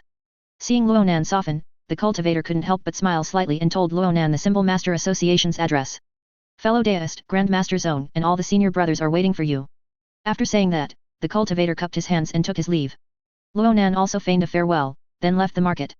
After arriving at District C Market, he first exchanged for mid-grade spirit stones. Today's exchange ratio of low-grade spirit stones to mid-grade spirit stones was 98 to 1. Made a bloody 2 low-grade spirit stones. After joking to himself, Ronan went to find the stall selling the Flying Sword Talisman Secret Manual. He quickly found the stall and, seeing that the Flying Sword Talisman Secret Manual was still displayed, felt relieved. Fellow deist, can I take a look at the Flying Sword Talisman Secret Manual? Ronan asked. Please do. The stall owner handed the Flying Sword Talisman Secret Manual to Ronan. The Flying Sword Talisman Secret Manual displayed on the stall was actually just a cover, plus 5 of its pages. Among the 5 pages, all that was discussed was the preparation rituals for drawing talismans. Buyers would judge whether to buy based on these 5 pages. If they wanted to buy, after paying, the stall owner would hand over the rest of the secret manual. Not just the Flying Sword Talisman secret manual, all secret manuals at the stalls were like this. This was to prevent some cultivators with extraordinary memory from remembering the entire content of a secret manual just by glancing at it. However, it was also because the complete manual could only be seen after paying. This gave some stall owners the opportunity to scam. Therefore, whether one could buy a genuine secret manual depended heavily on luck. This also led to the secret manuals at the stalls not selling so well. Ronan looked at these 5 pages and saw that the paper was yellowed and ancient, and its content was correct. But he couldn't be 100% sure that after paying, what the stall owner would produce would definitely be the Flying Sword Talisman secret manual. It could also be a first-order low-grade talisman secret manual, which might produce a first-order low-grade talisman like the Purification Talisman. However, if the secret manual is fake, I can see it at a glance. Ronan analyzed this person and knew that this person was merely a chi refining 4th layer cultivator. If he found the secret manual to be fake, he would immediately give this person a good beating, not only to get his money back but also to take the money on this person, as compensation. Alright, I'll buy this secret manual. Ronan took out a mid-grade spirit stone. Upon hearing this, the stall owner couldn't help but show joy. This secret manual had been displayed for several days, and there were several people who wanted to buy it, but they all said they wanted to see other pages before buying. He refused, and these people, afraid of buying a fake secret manual, all left. The stall owner quickly pulled out a thin stack of coverless, yellowed papers from the satchel behind him and handed them to Ronan. Ronan took it and immediately flipped through it. His talisman drawing skill for the body protection talisman had already reached Grandmaster level. He quickly discerned the authenticity of this talisman book. It's genuine. Ronan stuffed the Flying Sword Talisman secret manual into his satchel. After the secret manual entered the satchel, he put it into his storage black ring on his left ring finger. Then, he left the stall and walked towards the market exit. As he was walking, he suddenly saw Lin Shan also strolling through the market. Lin Shan also saw Ronan, waved, walked forward, and cupped his hands. Fellow Daist Luo. Lin Steward. Ronan also cupped his hands in return. Fellow Daist Luo, noon is approaching, you haven't eaten yet, have you? Lin Shan smiled, the flesh on his chubby face slightly squeezed together. My home brewed some green bamboo wine, which was uncorked the day before yesterday, and someone also sent me a chicken fed with spirit rice. Last time, I offended you quite a bit in my words, how about I treat you to lunch today as an apology? Ronan saw Lin Shan being so eager, naturally wanting to see if he could get close to Immortal Master Luo. He originally wanted to refuse, but then he thought. This Lin Shan is a Yu family steward who manages a regional spirit field, so he must be well informed. Perhaps he knows about Grandmaster Zone. Ronan was just about to find out the background of the Symbol Master Association and Grandmaster Zone, so he agreed to Lin Shan. The two left the market together and walked towards Lin Shan's shack. As a Yu family steward, Lin Shan's shack was not bad. Although it was a shack, it was clean, spacious, and had 2 floors. The first floor was where Lin Shan, as a Yu family steward, handled affairs and received visitors. The second floor was Lin Shan's residence. The second floor had a spacious balcony, from which one could see blue skies, white clouds, shacks, and fields. Lin Shan's dining table was set up on the balcony. Ronan thought that Lin Shan must feel quite content sitting at the dining table every day, drinking and eating while looking at the scenery of the shantytown district. Lin Shan was a good cook. After a period of bustling, Lin Shan brought out a dish of drunken chicken made with spiritual wine and a plate of vegetables stir-fried with spiritual plants. While cooking, Lin Shan chatted idly with Ronan. Ronan learned that Lin Shan was originally a cultivator from the shantytown district. Later, he was chosen by the Yu family to work in the tavern district. He married a wife and had a daughter in the tavern district. Lin Shan looked only about 40, but in reality, he was already around 60 years old. He married in his early 50s, and his daughter was now 16. His daughter's cultivation talent was above average, much better than both him and his wife. Currently, he was assigned by the Yu family as a spiritual field manager, working in the shantytown district, with 1 day off every 10 days. He could return to the residence he rented in the tavern district to see his wife and daughter. Alas, I wonder how many years I'll have to work before I can return to the tavern district. Lin Shan said that in the shantytown district, not only could he not see his wife and daughter, but the spiritual chi concentration was also not as good as in the tavern district. Living there long-term would affect his cultivation progress. Lin Shan sighed while pouring wine for Ronan. The wine poured into a white porcelain cup, displaying a light green color. This was Lin Shan's self-brewed green bamboo wine. Spiritual rice was sealed inside the spiritual bamboo that Lin Shan himself grew. After 81 days, it would become wine. The aroma of the wine wafted a fresh fragrance, spreading in all directions. Fellow Daist Luo, cheers. Ronan also raised his wine cup and clinked it with Lin Shan's. Then, he drank the wine. A hot and mellow sensation went straight down his throat. Immediately, Ronan felt the magical power in his danshan become active. After eating the dishes and drinking a few more cups, Ronan asked. Lin Steward, do you know about the Symbol Master Association and Grandmaster Zone? After drinking some wine, Lin Shan's chubby face had turned red. Upon hearing Ronan's words, his somewhat hazy eyes suddenly focused. You can draw talismans? Have people from the Symbol Master Association found you? Ronan nodded. Lin Shan continued, Grandmaster Zong, named Zong Lin, has good cultivation, he is a chi refining 7th level cultivator. His attainments in the Dao of talismans are quite well known in the Slum East district. He can draw many talismans. He can draw first grade low grade talismans such as purification talisman, deodorization talisman, illumination talisman, and so on, extremely well. For first grade medium grade talismans, such as body protection talisman, light body talisman, freezing talisman, and so on, the ones he draws are better than those drawn by ordinary veteran talisman drawers. He is particularly skilled at drawing body protection talismans. Sometimes, when he draws body protection talismans, he can even produce a few of great masters' works, and their power is much stronger than those drawn by ordinary veterans. This is also why he has a reputation in the profession of symbol master. For us mid-tier chi refining cultivators, if we buy a body protection talisman he drew during an extraordinary performance, it might save our lives during school disputes or revenge from enemies. As for first grade high grade talismans, he draws them ordinarily, compared to some great masters of talismans renowned in the Slum East district, he is several notches inferior. Therefore, he can only bully symbol masters who can at most draw first grade medium grade talismans. These symbol masters, as long as they set up a stall in the market, will be noticed by the Symbol Master Association and then forcibly pulled into the association, becoming Zong Lin's disciple or godson. After joining the association, not only do they have to offer all the talisman drawing methods they know to Zong Linear. Moreover, 1/10 of their future income from selling talismans must also be offered to Zong Linear. Upon hearing this, Ronan immediately felt relieved. A chi refining 7th level cultivator was not enough to threaten him. Furthermore, this Grandmaster Zong's attainments in the Dao of talismans were not as good as his. According to Lin Shan, Grandmaster Zong could only sometimes draw Great Master level body protection talismans. However, his body protection talisman attainments had already reached the Grandmaster level. In addition, he used beast hide as the talisman skin, making the talisman's power even greater. Today, I also obtained the talisman book for the first grade high grade talisman, Flying Sword Talisman. If I grind the Flying Sword Talisman to the Great Master level and use beast hide as the talisman skin, this flying sword should be able to break through the power of a Great Master level body protection talisman. In that case, this Zong Lin is even less to be feared. Purchasing demonic beast materials in the wizard world and rapidly growing the natal longevity tree all required a lot of valiant gold coins. He had already decided to earn spirit stones in the cultivation world, then exchange spirit stones for gold ingots, and then take them to the wizard world to exchange for valiant gold coins. This Zong Lin was not strong, yet he still wanted to block his path to wealth, which was like lighting a lantern in a latrine seeking death. After Ronan and Lin Shan had a few more drinks and finished the dishes on the table, they clasped their hands and bid each other farewell. Triumphant City, Little Attic.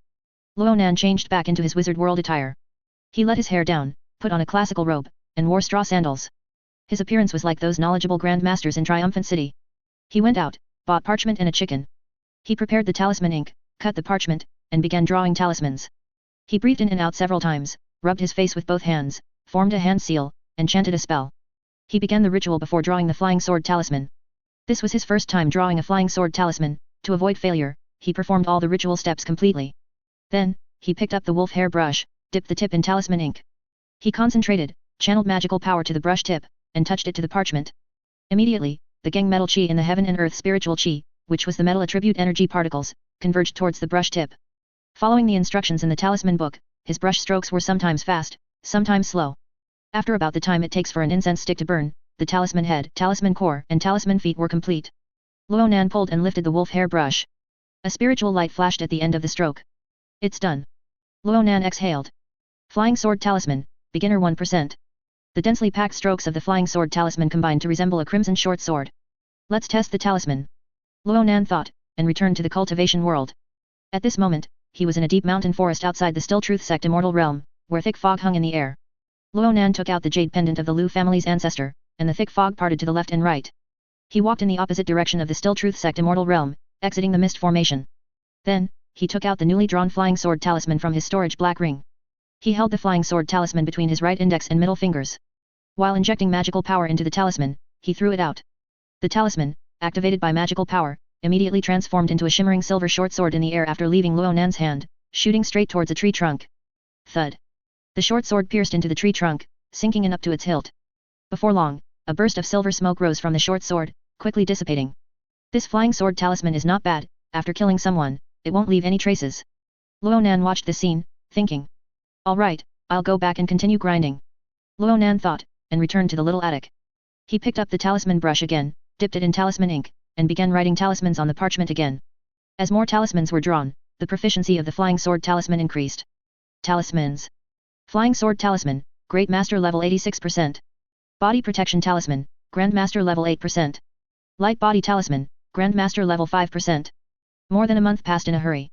These days, Ronan frantically grinned the proficiency of the 3 types of talismans. The one he drew the most was the flying sword talisman.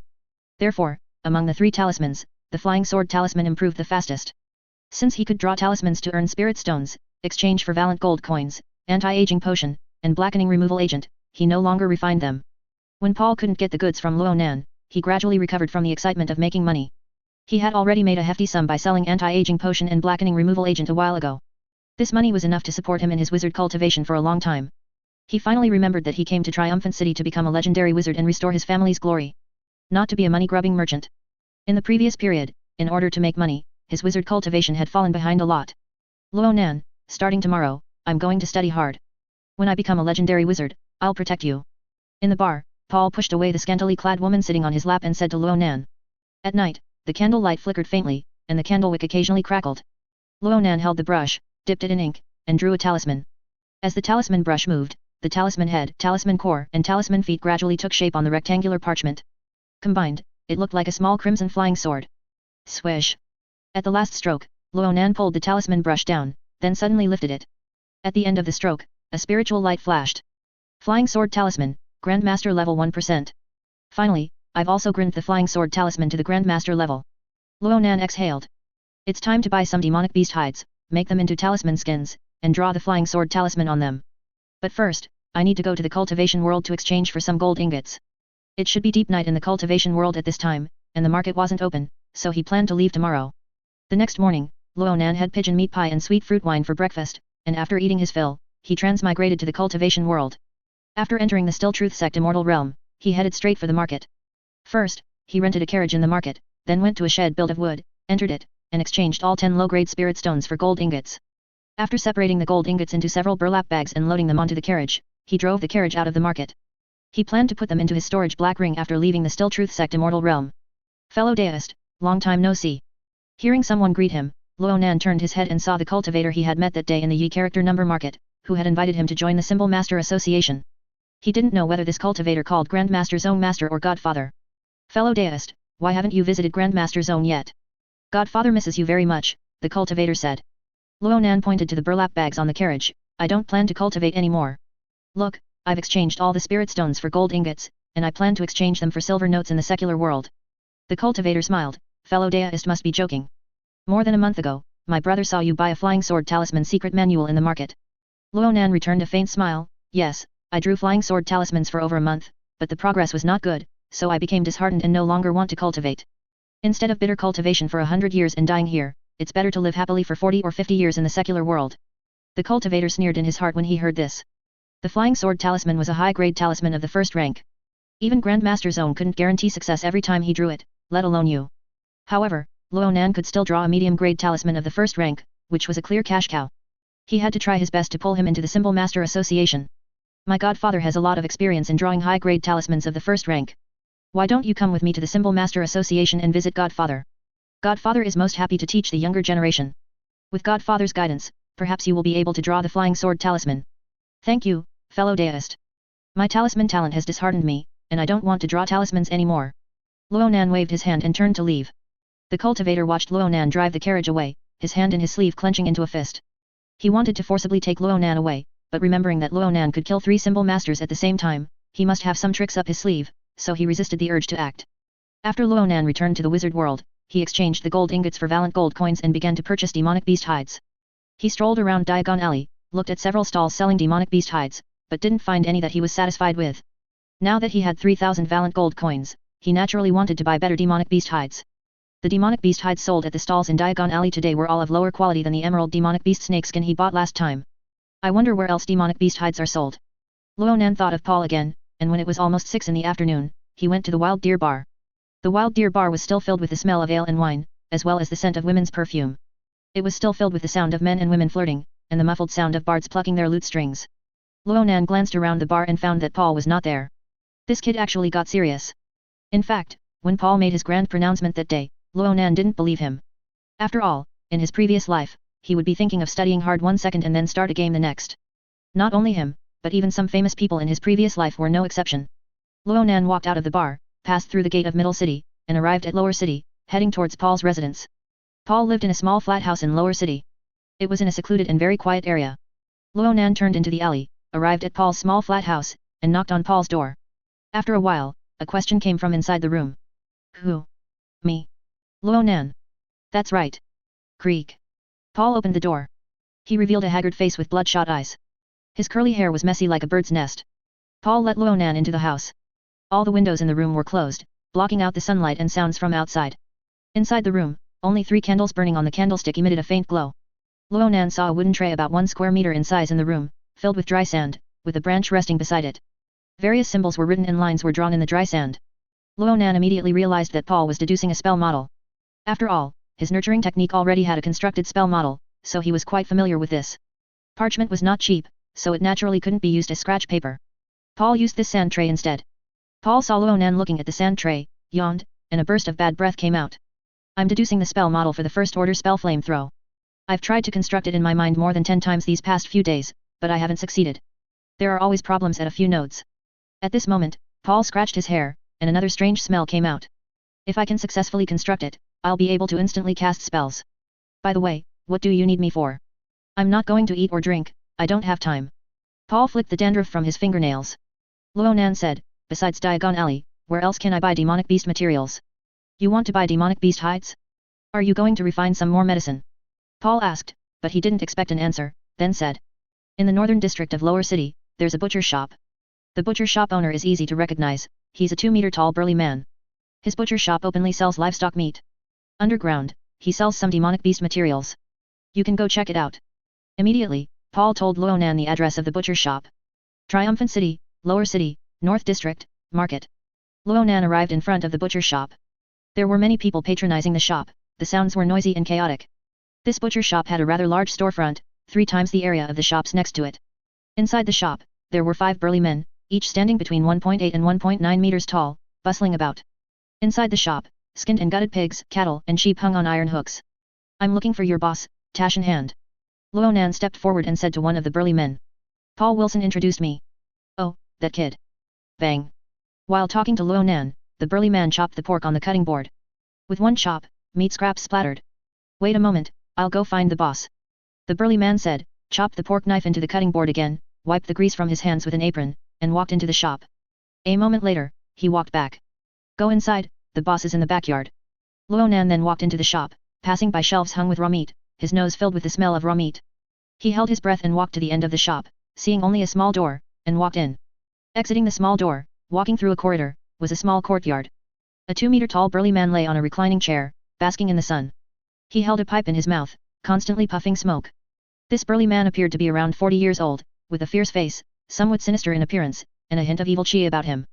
This person, like him, also had black hair and black eyes, with an East Asian appearance from his previous life. His hair was tied back, and his eyebrows were like 2 large sabers, hanging above his brow bones. His eyes, slightly narrowed from enjoying the tobacco, gleamed with light in his pupils. When Ronan saw him, he activated Grand Mist and analyzed him. The information flow in his mind showed that this person had over 60 strength, but low spirit, and 0 mana. Seeing Ronan approach, this person sat up from the reclining chair, his eyes widening slightly as he looked at Ronan. Paul introduced you. Yes. Come with me. Tashinhan stood up from the reclining chair, standing before Ronan like a small mountain. Then, he turned and led Ronan to one side. As he walked, he puffed on his cigarette. Why haven't I seen Paul promoting anti-aging potions lately? The 2 bottles he sold to my wife are almost used up. Can you please tell Paul to bring a few more bottles? Okay, Ronan replied. He didn't want to reveal his identity as a potion master to this person. He would truthfully tell Paul this, as for whether Paul could deliver, that was Paul's business. Before long, Tashin led Ronan to a dim room.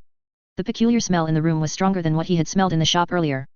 Blocks of slightly processed demonic beast materials were placed in the room.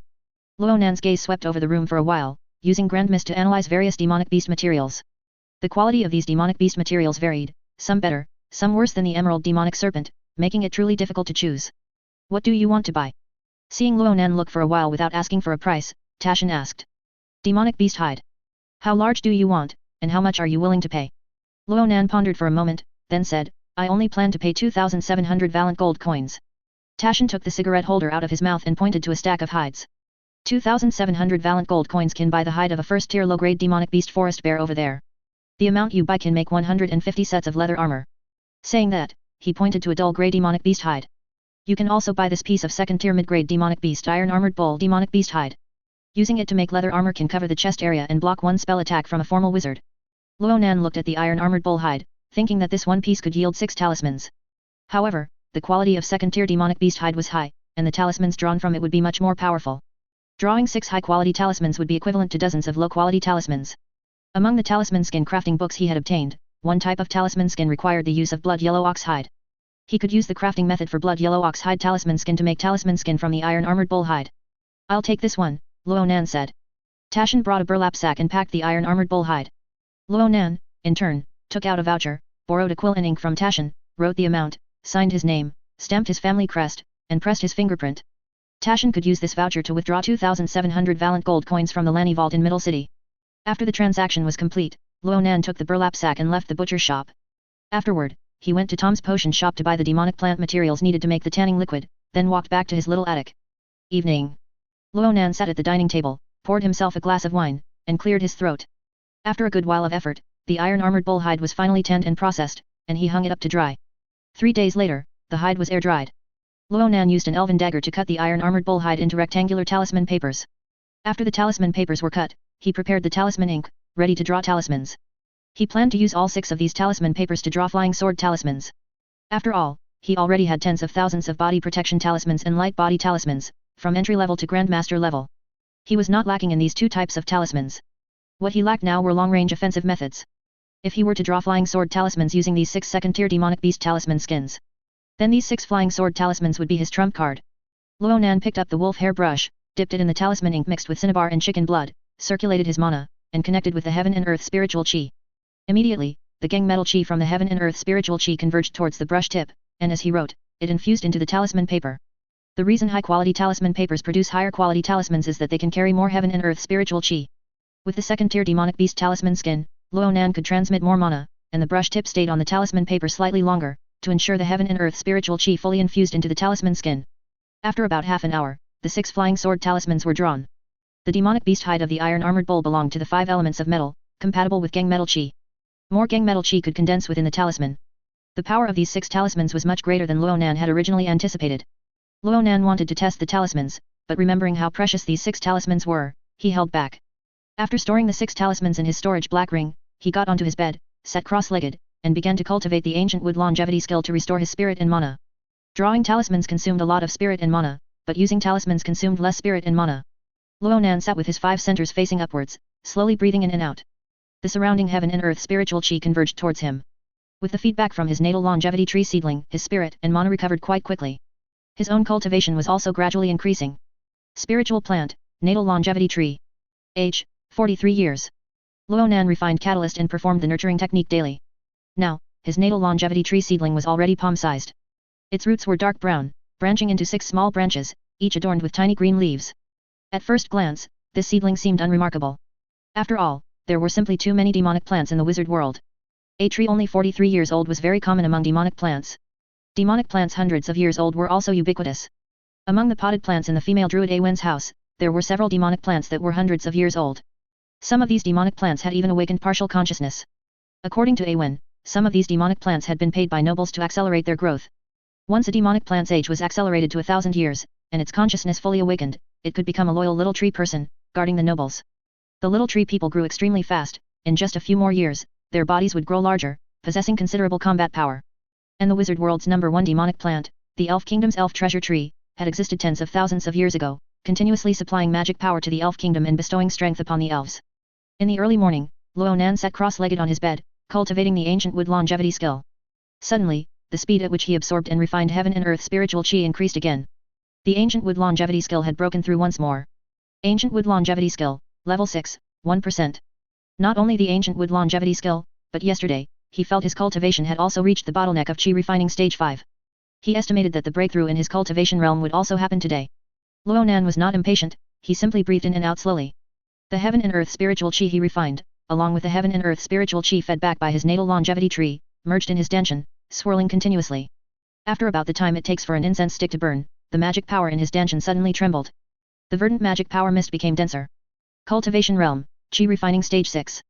Ronan then pulled up his physical body statistics again. Lifespan, 150. Strength, 7.5. Spirit, 10.0. Magic power, 9.0.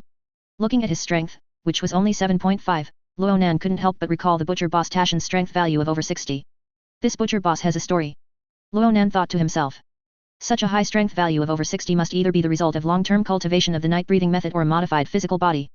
Since the wizard world has methods for modifying the physical body, then the cultivation world might also have them. He remembered that in the cultivation novels of his previous life, besides spell cultivators, there was also a type of body cultivator in the cultivation world who specialized in tempering the physical body. But novels are novels, and reality is reality. Now that he had truly transmigrated to a cultivation world, it was not surprising if he found that the world did not align with the fantasies of those novel authors from his previous life. Currently, he had visited District B Market and District C Market, and indeed, he had not yet seen such a cultivation technique. I'll pay more attention later. Ronan stood up from the bed and stretched his body. Because he needed to buy alchemy materials and attend classes, his Valent gold coins were almost used up. Only 2 low-grade spirit stones remained in his storage black ring. It's time to earn spirit stones. Ronan took out the yellow talisman paper he had bought in the Still True Sect Immortal Realm market from his storage black ring. After preparing the talisman ink, he began to draw talismans. Soon, about 300 proficient grade body protection talismans and light body talismans were drawn by him. Then, he changed his attire, and with a thought, transmigrated to the cultivation world. Still True Sect Immortal Realm, Shed East District, District C Market. After Ronan found a stall, he spread out a tattered cloth. He placed stacks of talismans on it, weighing them down with stones. Then he took out a piece of paper, on which was written, selling body protection talismans, light body talismans, 12 for 1 low-grade spirit stone. Because the price of his talismans was lower than the market price, many people came to inquire. An old customer of Ronan passed by and, seeing that Ronan's talisman prices were still low, exchanged a few words before buying about 30 talismans. Hehe, the body protection talismans sold by the stall owner are good. I used one last time and counter-killed a rogue cultivator. The old customer said casually to the person next to him after paying the spirit stones. Fellow deist, are you perhaps an accomplice? A cultivator questioned. If you don't believe me, then don't believe me. You don't have to buy. The old customer left after saying this. He had only walked a few steps when he was suddenly stopped by another cultivator. Fellow deist, please wait. What did that rogue cultivator you killed look like? I was robbed some time ago and lost a lot of valuables.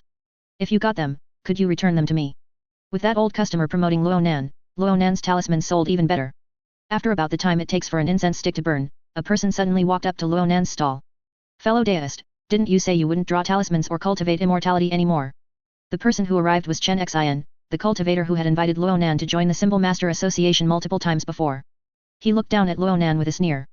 In this District C market, besides Ronan, there were 2 other stalls selling proficient grade body protection talismans and light body talismans.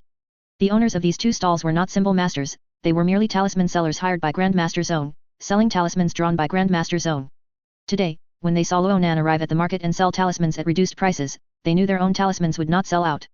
So, one of them went to the Symbol Master Association and informed the people there of the situation. Chen Xin, the cultivator who had invited Ronan multiple times before, came to District C market after hearing about it. My previous spirit stones were exchanged for gold, and it's still not enough to use in the secular world, Ronan said with a smile. Chen Xin still sneered after hearing this. Since fellow deist wants to sell talismans, you must come and pay respects to my adoptive father, Grandmaster Zone. Let's talk after I've sold all my talismans, Ronan said.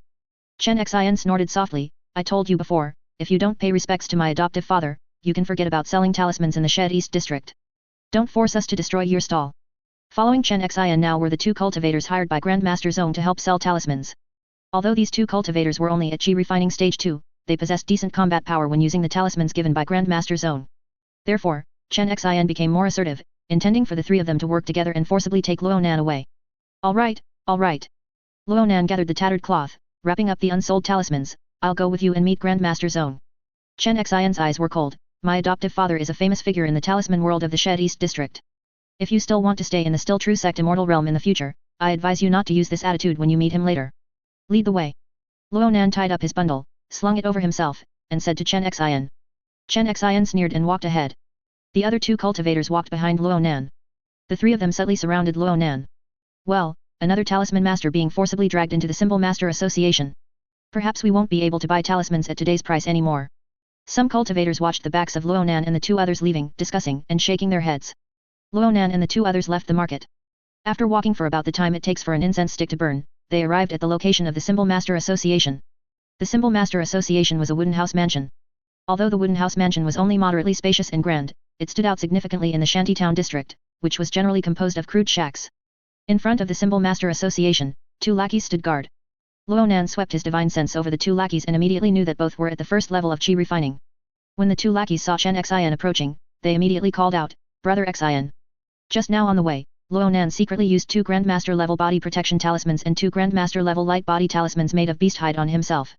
This was because the power of these 2 types of talismans was invisible and colorless. However, after using the body protection talisman, the power enveloped his entire body, and his feet would slightly float off the ground. Ronan used his mental energy to thin out the power at his feet. Therefore, his feet were almost touching the ground, and Chen Xin and the 2 others could not detect with their naked eyes that he had already used talismans. Although Chen Xin and the 2 others had been constantly shrouding Ronan with their divine sense earlier.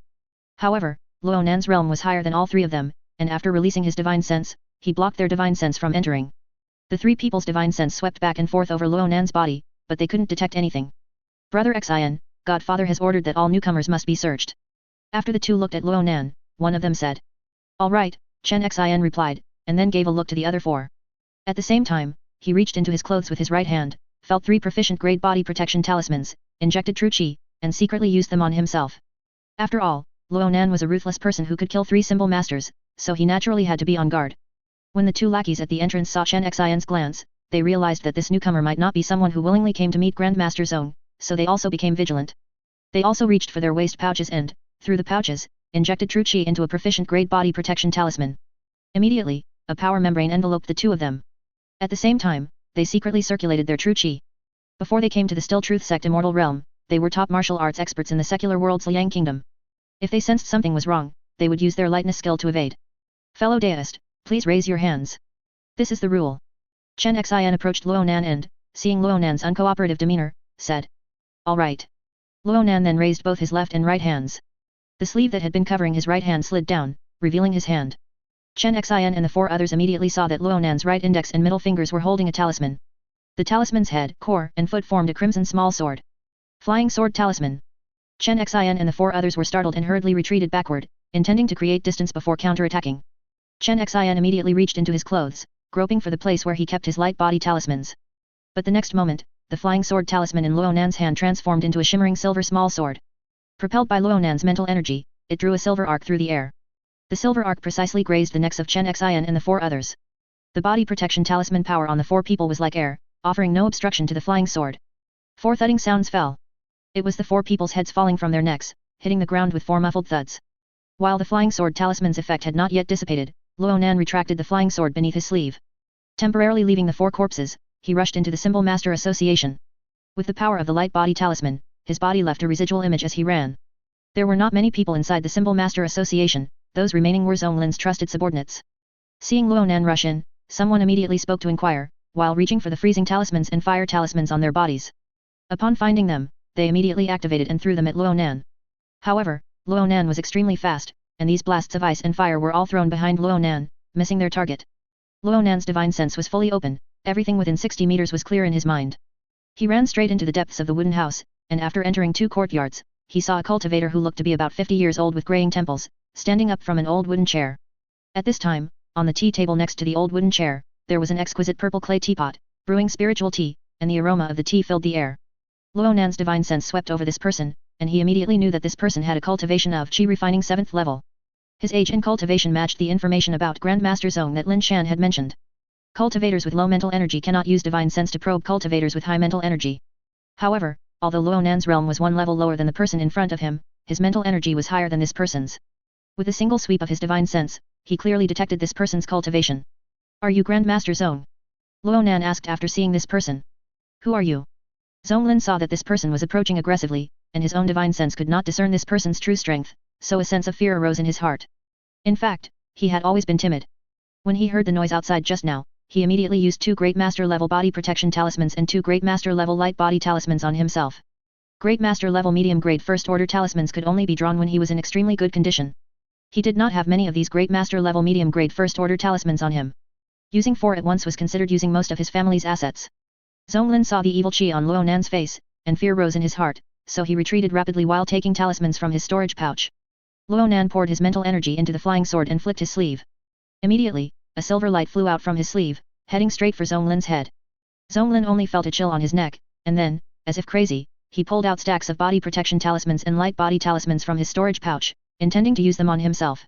But just as he began to circulate his true chi, that silver light swept across his neck. The expression of terror on his face instantly froze. His head flew high into the air, spun a few times, and then fell to the ground. At this moment, Zhonglin's 3 trusted subordinates rushed over. Seeing the scene of Zhonglin's head separated from his body, their eyes widened, and they were extremely terrified. Immediately, everyone turned to leave.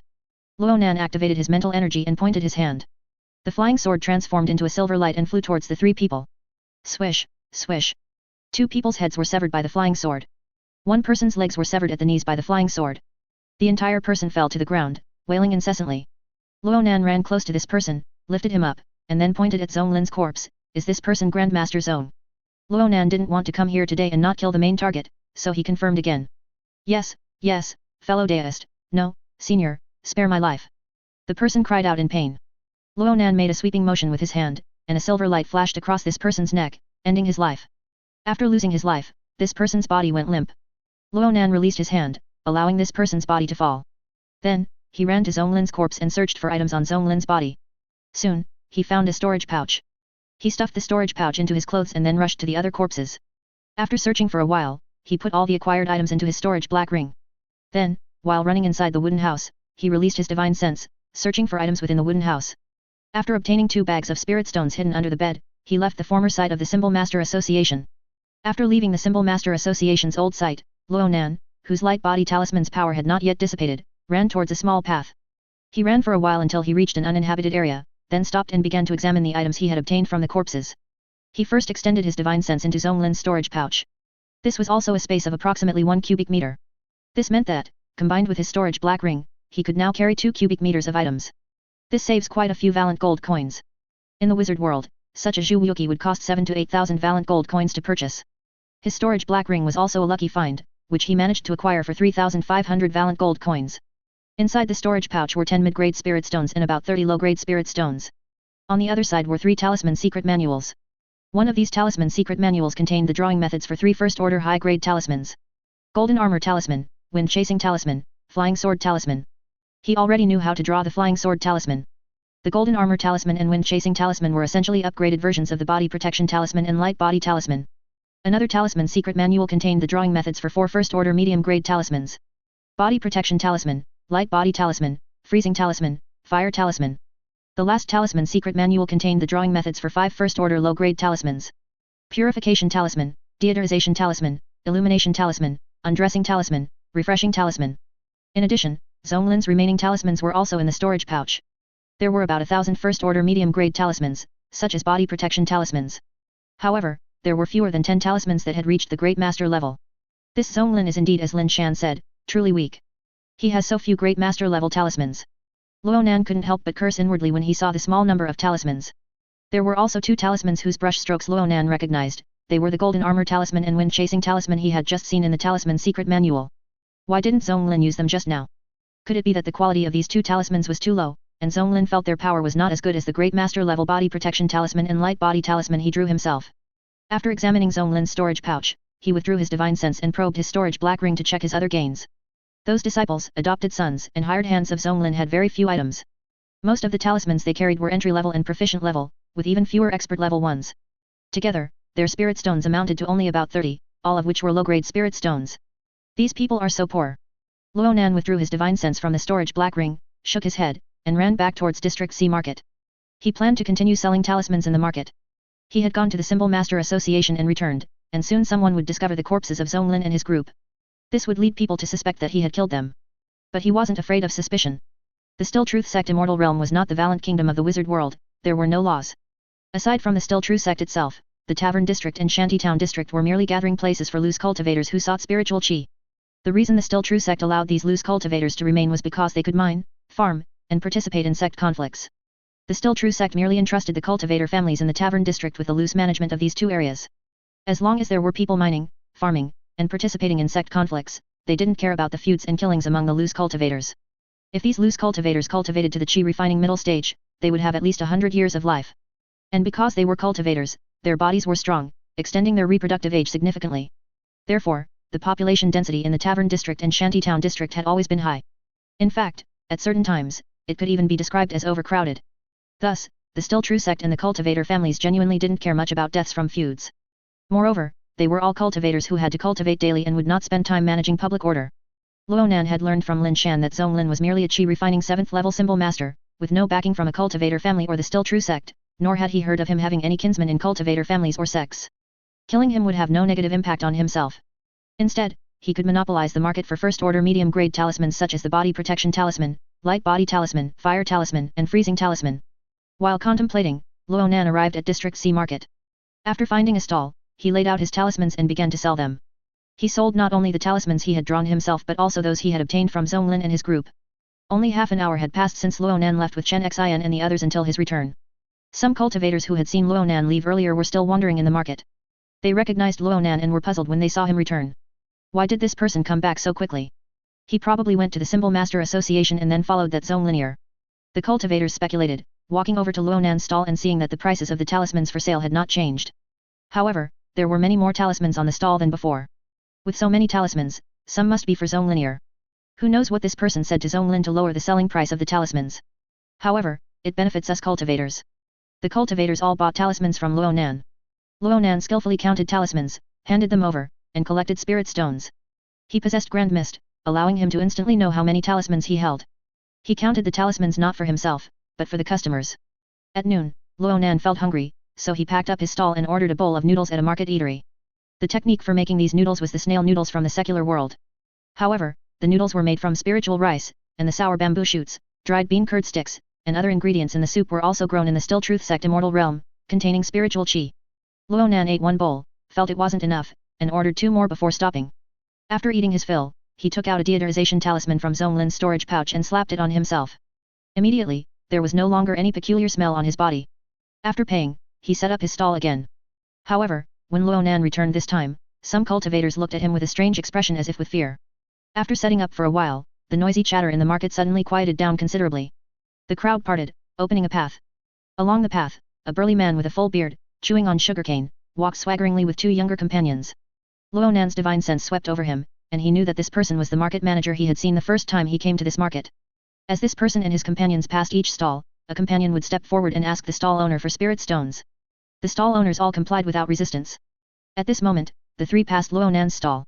One of the companions stepped forward, about to ask for spirit stones, but upon seeing it was Ronan, he froze for a moment and suddenly stopped. Then, he turned and walked back to the market manager's side. The market manager squinted at his companion and asked, "What's wrong? Boss, wasn't Grandmaster Zong and his disciples and adopted sons killed this morning?" The companion whispered. "Yes, so what?" The market manager asked, furrowing his brush-like eyebrows. "I heard that this person killed them." The companion leaned closer to the market manager, his voice like a mosquito. When the market manager heard what his subordinate said, his pupils couldn't help but dilate slightly. Like Grandmaster Zong, he was also a cultivator at the 7th level of chi refining. Moreover, he didn't have as many talismans as Grandmaster Zong. If this person could kill Grandmaster Zong, he could probably kill him too. Although he was an elder of the Yu family, unlike Grandmaster Zong, he didn't have a backing force. But he was afraid that the person in front of him was a ruthless individual who acted without thinking. He was afraid that if he accidentally provoked this person would hate him and then disregard the consequences, wanting to kill him. "What, boss, still want to collect spirit stones?" The subordinate whispered into the market manager's ear. "Say no more, let's go to the next stall," the market manager said in a low voice and then walked away. In fact, in the years he managed this market, the spirit stones he collected, besides being enough to cover the share assigned by the Yu family, he could also keep a portion for himself. Collecting from one less stall, he could still pay the Yu family's share, he just suffered a small loss. However, I can also share some from my subordinate's monthly wages. The market manager thought to himself as he walked to the next stall. The market manager not collecting Ronan's spirit stones was seen by other cultivators, which immediately further solidified the fierce deeds Ronan had committed. Their gazes towards Ronan became even more filled with fear. Several timid cultivators who still wanted to buy talismans stammered when speaking to Ronan. It was almost evening, and the market was about to close. Ronan still had over 600 talismans left. However, if I exchange the spirit stones earned today for gold, it will be enough for me for a while. Ronan thought, then went to the gold exchange shop in the market, exchanged for gold, put it into his storage pouch, and then left. After leaving the Still Truth Sect Immortal realm, with the thought, he returned to the wizard world. Ronan exchanged the gold for valiant gold coins. A portion was deposited into the Lani vault, and the other portion was used to purchase various items needed for cultivation. Parchment, chickens, magic potion materials, and so on. After returning to the little attic, he took out Zonglin's talisman book, one by one, to examine them carefully.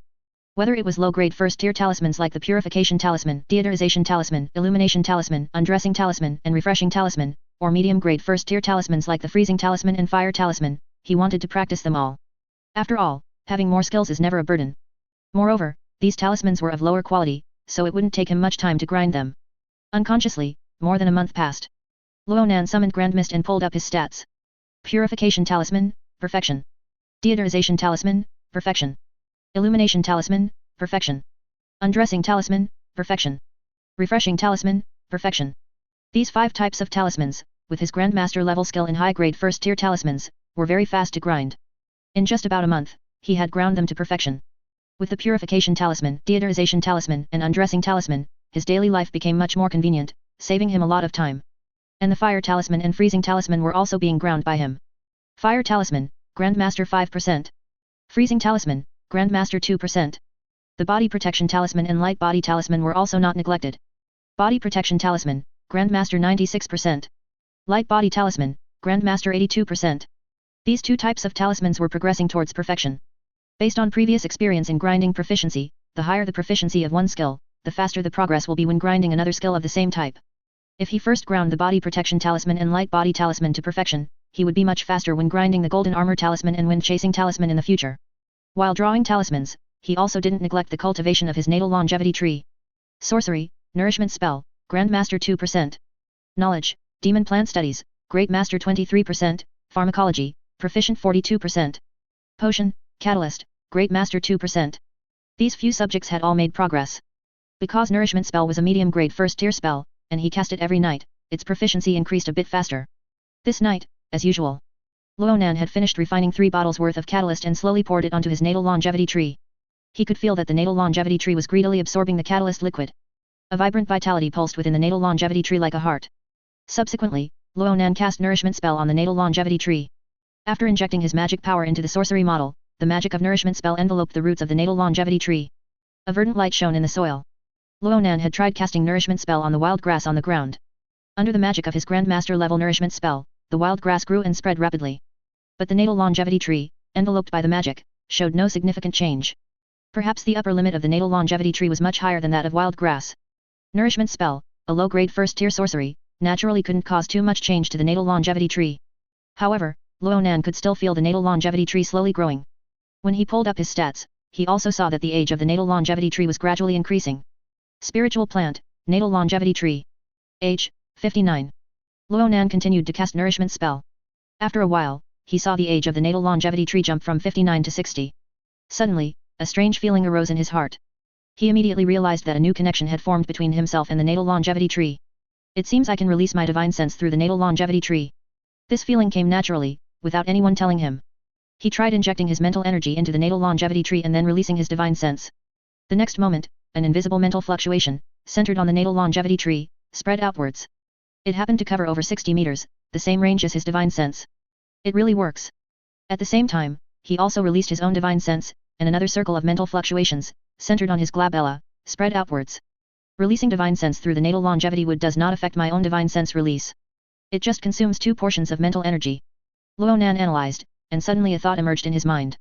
I wonder if I can release divine sense through the natal longevity tree after I go to the cultivation world. With this thought, he moved his mind and transmigrated to the deep mountains and old forests outside the Still Truth Sect immortal realm. Immediately, he used his mental energy. The natal longevity tree in the little attic immediately emitted a mental fluctuation. It works. In Ronan's mind, he could perceive everything within 60 meters, centered on the natal longevity tree. With this divine sense sharing, he would be able to perceive the situation in the little attic even when he was in the cultivation world in the future. Why can both spiritual chi feedback and divine sense sharing be achieved even if I am separated by 2 worlds? This question resurfaced in Ronan's mind. After pondering for a while, Ronan felt that this should not be the marvel of the ancient wood longevity skill, but rather the marvel of his physique. After all, he could freely transmigrate between the wizard world and the cultivation world. Therefore, the natal longevity tree, which was connected to his fate, could still give him spiritual chi feedback and allow him to share divine sense, even if separated by 2 worlds. Still Truth Sect Immortal Realm, Slum East District, District C Market. The weather was clear, and Ronan took out a small folding stool and a bundle from his storage pouch. He placed the small folding stool on the ground and sat on it. Then, he opened the bundle and began selling talismans. He hadn't finished selling the 600 talismans from before, so he planned to continue selling them this time. By the time Ronan arrived at the market, it was already late morning. At this time, the market was bustling with cultivators. As soon as Ronan set up his stall, many cultivators gathered around. After looking at the stall for a while, they wanted to buy talismans. This time, business started faster than usual, which surprised Ronan slightly. Could it be that I bought my own talismans before and became somewhat familiar, so cultivators are coming here to buy talismans? Ronan wondered. Subsequently, more and more people came to buy talismans. This increasing trend surprised Ronan even more. Soon, in just one morning, all 600 or so talismans were sold out. What's going on today? Ronan packed up his stall, feeling puzzled. He bought about 600 sheets of yellow paper at the market, then bought a cage of chickens, and walked towards his shack. When he reached the area of the shacks, he saw Lin Shan again, with his hands behind his back, walking along the path between the fields, inspecting the spiritual veins. The spirit farmers who were working in the spiritual veins looked up when they saw Ronan approaching. When Ronan looked at them, the spirit farmers quickly averted their gaze. Lin Shan also trembled slightly when he saw Ronan. Ronan's fierce reputation had been circulating in the slum East district for some time now. His act of beheading Grandmaster Zhong made many low-level cultivators exclaim at his ruthlessness. The people in this area knew when Ronan had arrived at the Still Truth Sect Immortal Realm. They saw that Ronan had killed a chi-refining 7th level talisman master in such a short time, which made them believe even more that Ronan was a collateral descendant of Immortal Master Luo of the Still True Sect. Otherwise, it would be extremely difficult for a loose cultivator to cultivate to such a level in such a short period. They believed that Ronan was able to cultivate to this point because he had met his ancestral kin and received help. A foundation establishment Immortal Master, with a wealthy family background, could provide Ronan with many cultivation resources with just a little generosity towards his collateral descendants. Fellow deist Luo, long time no see. After seeing Ronan, Lin Shan thought of Ronan's fierce reputation and instinctively wanted to avoid him. But he still controlled himself, walked forward, rubbed his hands, and greeted Ronan. However, both his posture and expression appeared somewhat constrained. Lin Steward. Ronan returned the greeting. Steward is too much, you can just call me Lin Shan from now on, Lin Shan said. Ronan said, let's still address each other as fellow deist, and then, recalling something, he asked. Fellow deist Lin, do you know what has happened recently? Today, when I was selling talismans, they sold incredibly fast. Lin Shan glanced left and right and whispered, didn't the Still True Sect start a war with the Everlasting Life Sect a few days ago? Yes. Ronan nodded. He had personally seen a flying boat rise from the Still True Sect mountain in the market and fly away. Lin Shan said, there's a rumor that the nascent soul old ancestor of the Everlasting Life Sect has died, and their entire school's strength has greatly diminished. The Still True Sect now has an overwhelming advantage. The Everlasting Life Sect can only rely on their mountain protecting formation to put up a stubborn resistance. So, the Still True Sect is preparing to conscript cultivators from the entire Still Truth Sect Immortal Realm to attack the Everlasting Life Sect together, aiming to conquer the Everlasting Life Sect in one fell swoop and occupy its spiritual vein. When attacking other schools, the greatest beneficiaries are always the sect disciples. But loose cultivators who follow the sect disciples to attack other schools can also get a share of the benefits. The Everlasting Life Sect Immortal Realm also has loose cultivators. Any wealth plundered from them is your own, the sect will not reclaim it.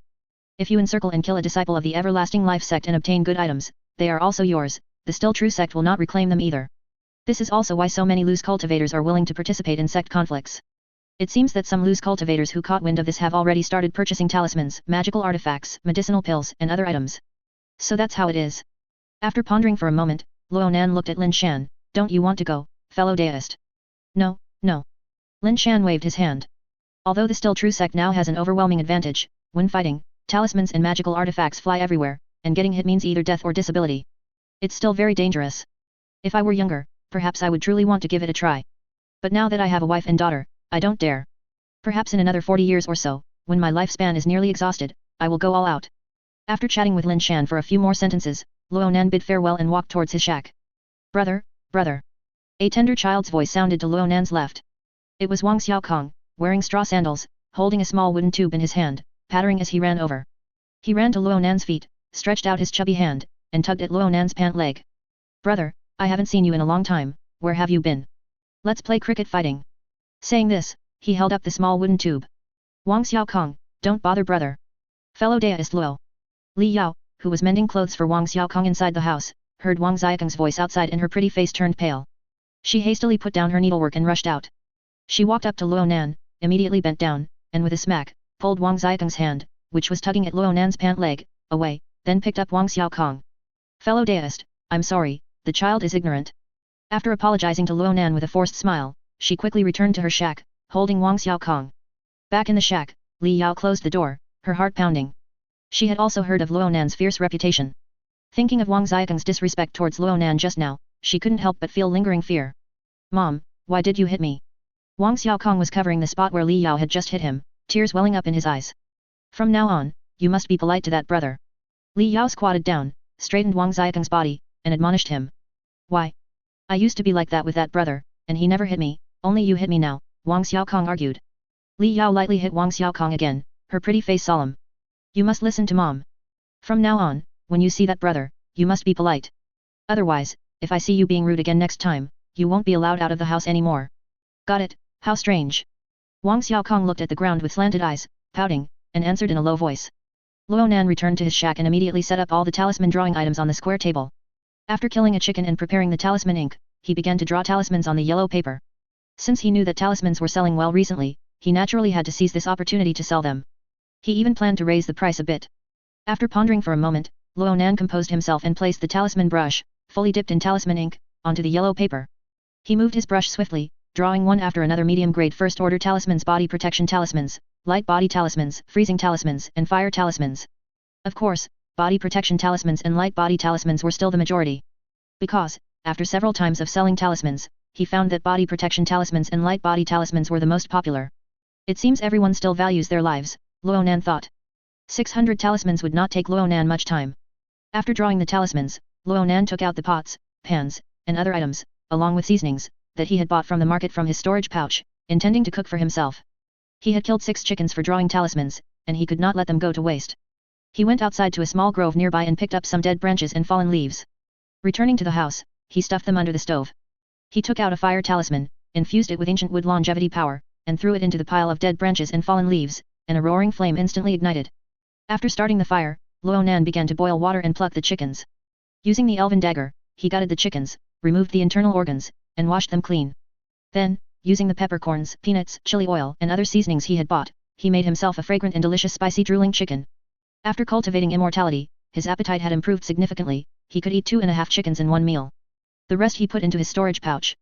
The space in the storage black ring and storage pouch had no air, which could keep raw meat fresh. After eating his fill, he left the shed and walked towards the market. At noon, there were fewer people in the market than in the morning, but the entire market was still quite lively. Ronan walked back and saw that his original stall was now occupied by another cultivator. Ronan was about to look for another stall, but unexpectedly, when that cultivator saw him, he immediately packed up the cloth on the ground and left with his goods. Ronan thought, this must be another person who knew of his fierce reputation. Since someone had given way, he was not polite and went directly to his original stall, set up his small folding stool, and began to set up his booth. This time, he raised the price for selling talismans. However, the talismans still sold extremely well. When 3 cultivators arrived, 180 talismans were immediately sold. While setting up his booth, Ronan, having nothing to do, also summoned Grand Mist and looked at the attributes of the cultivators in the market. He found that most of the cultivators in the market were below Qi refining 6th layer. Qi refining 7th layer was rarely found. Perhaps I am considered strong in this slum east district, Ronan thought to himself. Unconsciously, an afternoon passed, and before the market closed, Ronan sold his last talisman. He browsed the market for a while, and seeing nothing of interest, he went to the shop that exchanged for gold and exchanged 30% of the spirit stones he had earned today for gold. Fellow deist, are you going to the mundane world to play again? Seeing Ronan come to exchange gold several times, the shop assistant smiled and said. If fellow deist is going to the mundane world, I suggest fellow deist can go to the capital of Wei Kingdom. There is a building called the Tower of Bliss there, which can be called a place of worldly extravagance. If fellow deist is in it, it will definitely make fellow deist's bloodline boil, and you will ascend to immortality every night. Wizard World, Little Attic. Ronan's figure appeared. After exchanging for gold, he left the Still Truth sect immortal realm and returned to the wizard world. He took out an undressing talisman and slapped it on himself. His clothes immediately slipped off. After changing into a belted tunic, donning a half cape, and fastening his brooch, he walked out. He wanted to solve dinner before the curfew bell rang. He walked for about a quarter of an hour and arrived at the Wild Deer Bar. He missed the Wild Deer Bar's honey wine and beef pineapple pie. Upon arriving, he even saw Paul there. Compared to his haggard appearance at their previous meeting, Paul now looked full of vigor. Sitting at a table, with a woman dressed in only a wisp of clothing on his left, right, and lap. As he was teasing the women, he suddenly saw Ronan. Hey, Ronan, my good brother. Paul called out, then took out a dark red money bag from his waist and slapped it on the table. If you can make my good brother happy, this money is yours. Upon hearing this, 3 women of different skin and hair colors left Paul's side and walked towards Ronan, swaying their bodies. Paul, never mind, Ronan waved his hand. Paul chuckled, hey, I'm not joking with you. Then, he patted each of the 3 women on their buttocks, you all leave first. After the 3 women swayed away, Ronan sat on a chair next to Paul. Did you get rich? Ronan ordered from the bartender, then said to Paul. I don't plan to refine anti-aging potions anymore. Paul chuckled, Ronan, as a merchant, my days of playing both sides are over. I have good news for you, not only did I construct the flame-throwing wizardry model the day before yesterday, but today, I also became a second-grade wizard apprentice. I already have considerable combat power and can try to team up with others to go out and collect magic herbs and hunt demonic beasts. Not only can I earn money, but I can also train my wizardry along the way. Good luck to you. At this moment, the honey wine arrived, and Ronan picked up his wooden wine cup. Hehe, good luck to you too. Paul also picked up his wooden wine cup and clinked it with Ronan's. Thud. The foam in both wine cups swayed. More than half a month passed, and Ronan stayed in the little attic, cultivating and drawing talismans. On this day, he held a talisman brush and drew a light body talisman on parchment. Just as he finished the last stroke, he felt something, summoned grand mist, and brought up his stats. Talisman. Body protection talisman, perfection. Light body talisman, perfection. Flying sword talisman, grandmaster 5%. Expand. Both the body protection talisman and light body talisman are at perfection. The body protection talisman had reached perfection several days ago. The light body talisman had just reached perfection. It's time to draw golden armor talisman and wind chasing talisman. Ronan pondered for a moment and decided to draw the golden armor talisman. He recalled the method for drawing the golden armor talisman, then performed the ritual fully, held the brush, and began to draw the talisman. His ancient wood longevity power was channeled to the tip of the brush, connecting with the heaven and earth spiritual chi. When the tip of his brush touched the parchment, the gang metal chi from the heaven and earth spiritual chi infused into the parchment. The golden armor talisman is divided into 9 strokes.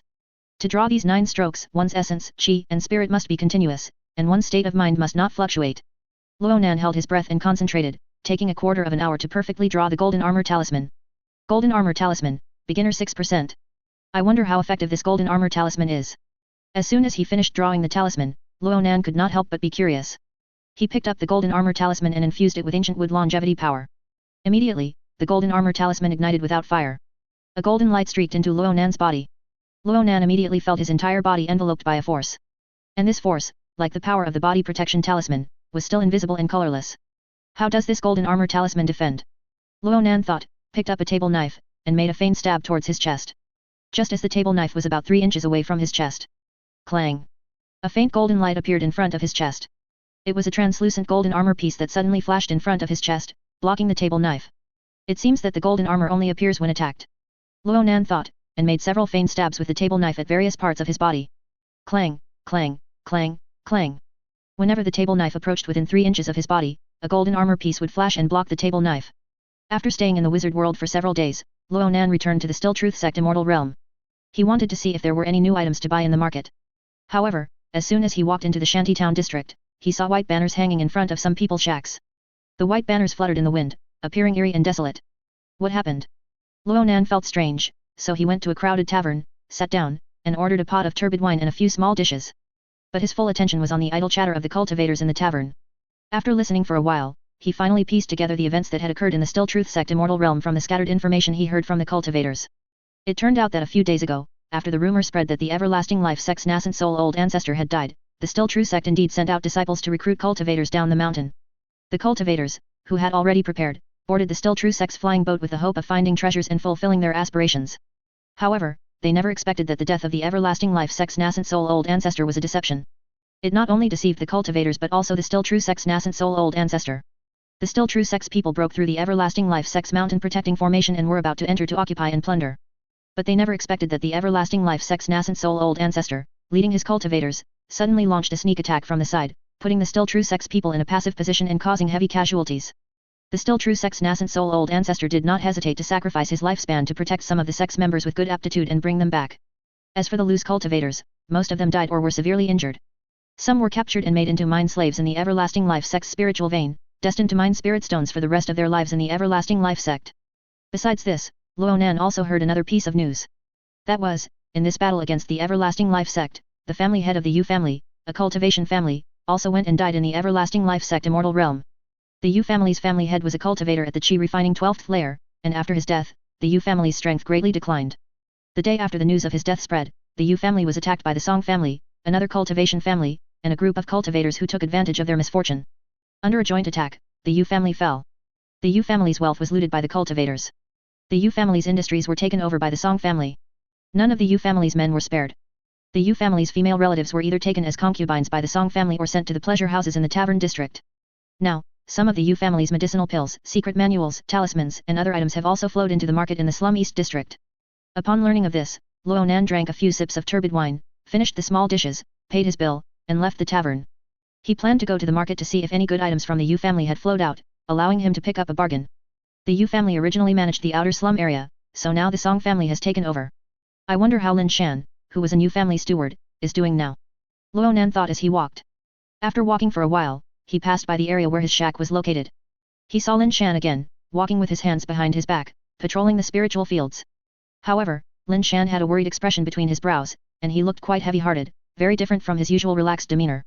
As Lin Shan was walking, he saw Ronan, forced a small smile, and bowed, "Fellow Daoist Luo." Ronan immediately returned the bow, and after a moment of silence, asked, "Fellow Daoist Lin, I heard that the Yu family..." "Yes, the Yu family is gone." Lin Shan sighed. Before the Song family made their move, they tried to win over the Yu family's stewards. Although it was disloyal of me to leave the Yu family when they were in trouble. I have a wife and daughter, and I couldn't perish with the Yu family, so I accepted the Song family's overtures. However, after being won over, as a newcomer to the Song family, my status in the Song family is much lower. Although they still let me be the manager of this spiritual field, they intend for me to stay here indefinitely. After Lin Shan sighed again, the two stood in silence for a moment before cupping their hands and bidding farewell. Ronan walked on the small path in the spiritual field and heard some spiritual farmers chattering in low voices. Ronan heard some of it, which was probably complaints that after the Song family became the managing family here, they had to pay more spiritual rice each year. After walking for about a quarter of an hour, Ronan arrived at the District C market. Upon entering, he saw that there were more people setting up stalls in the market. Ronan slowly strolled through the market, looking at several stalls, but found nothing to his liking.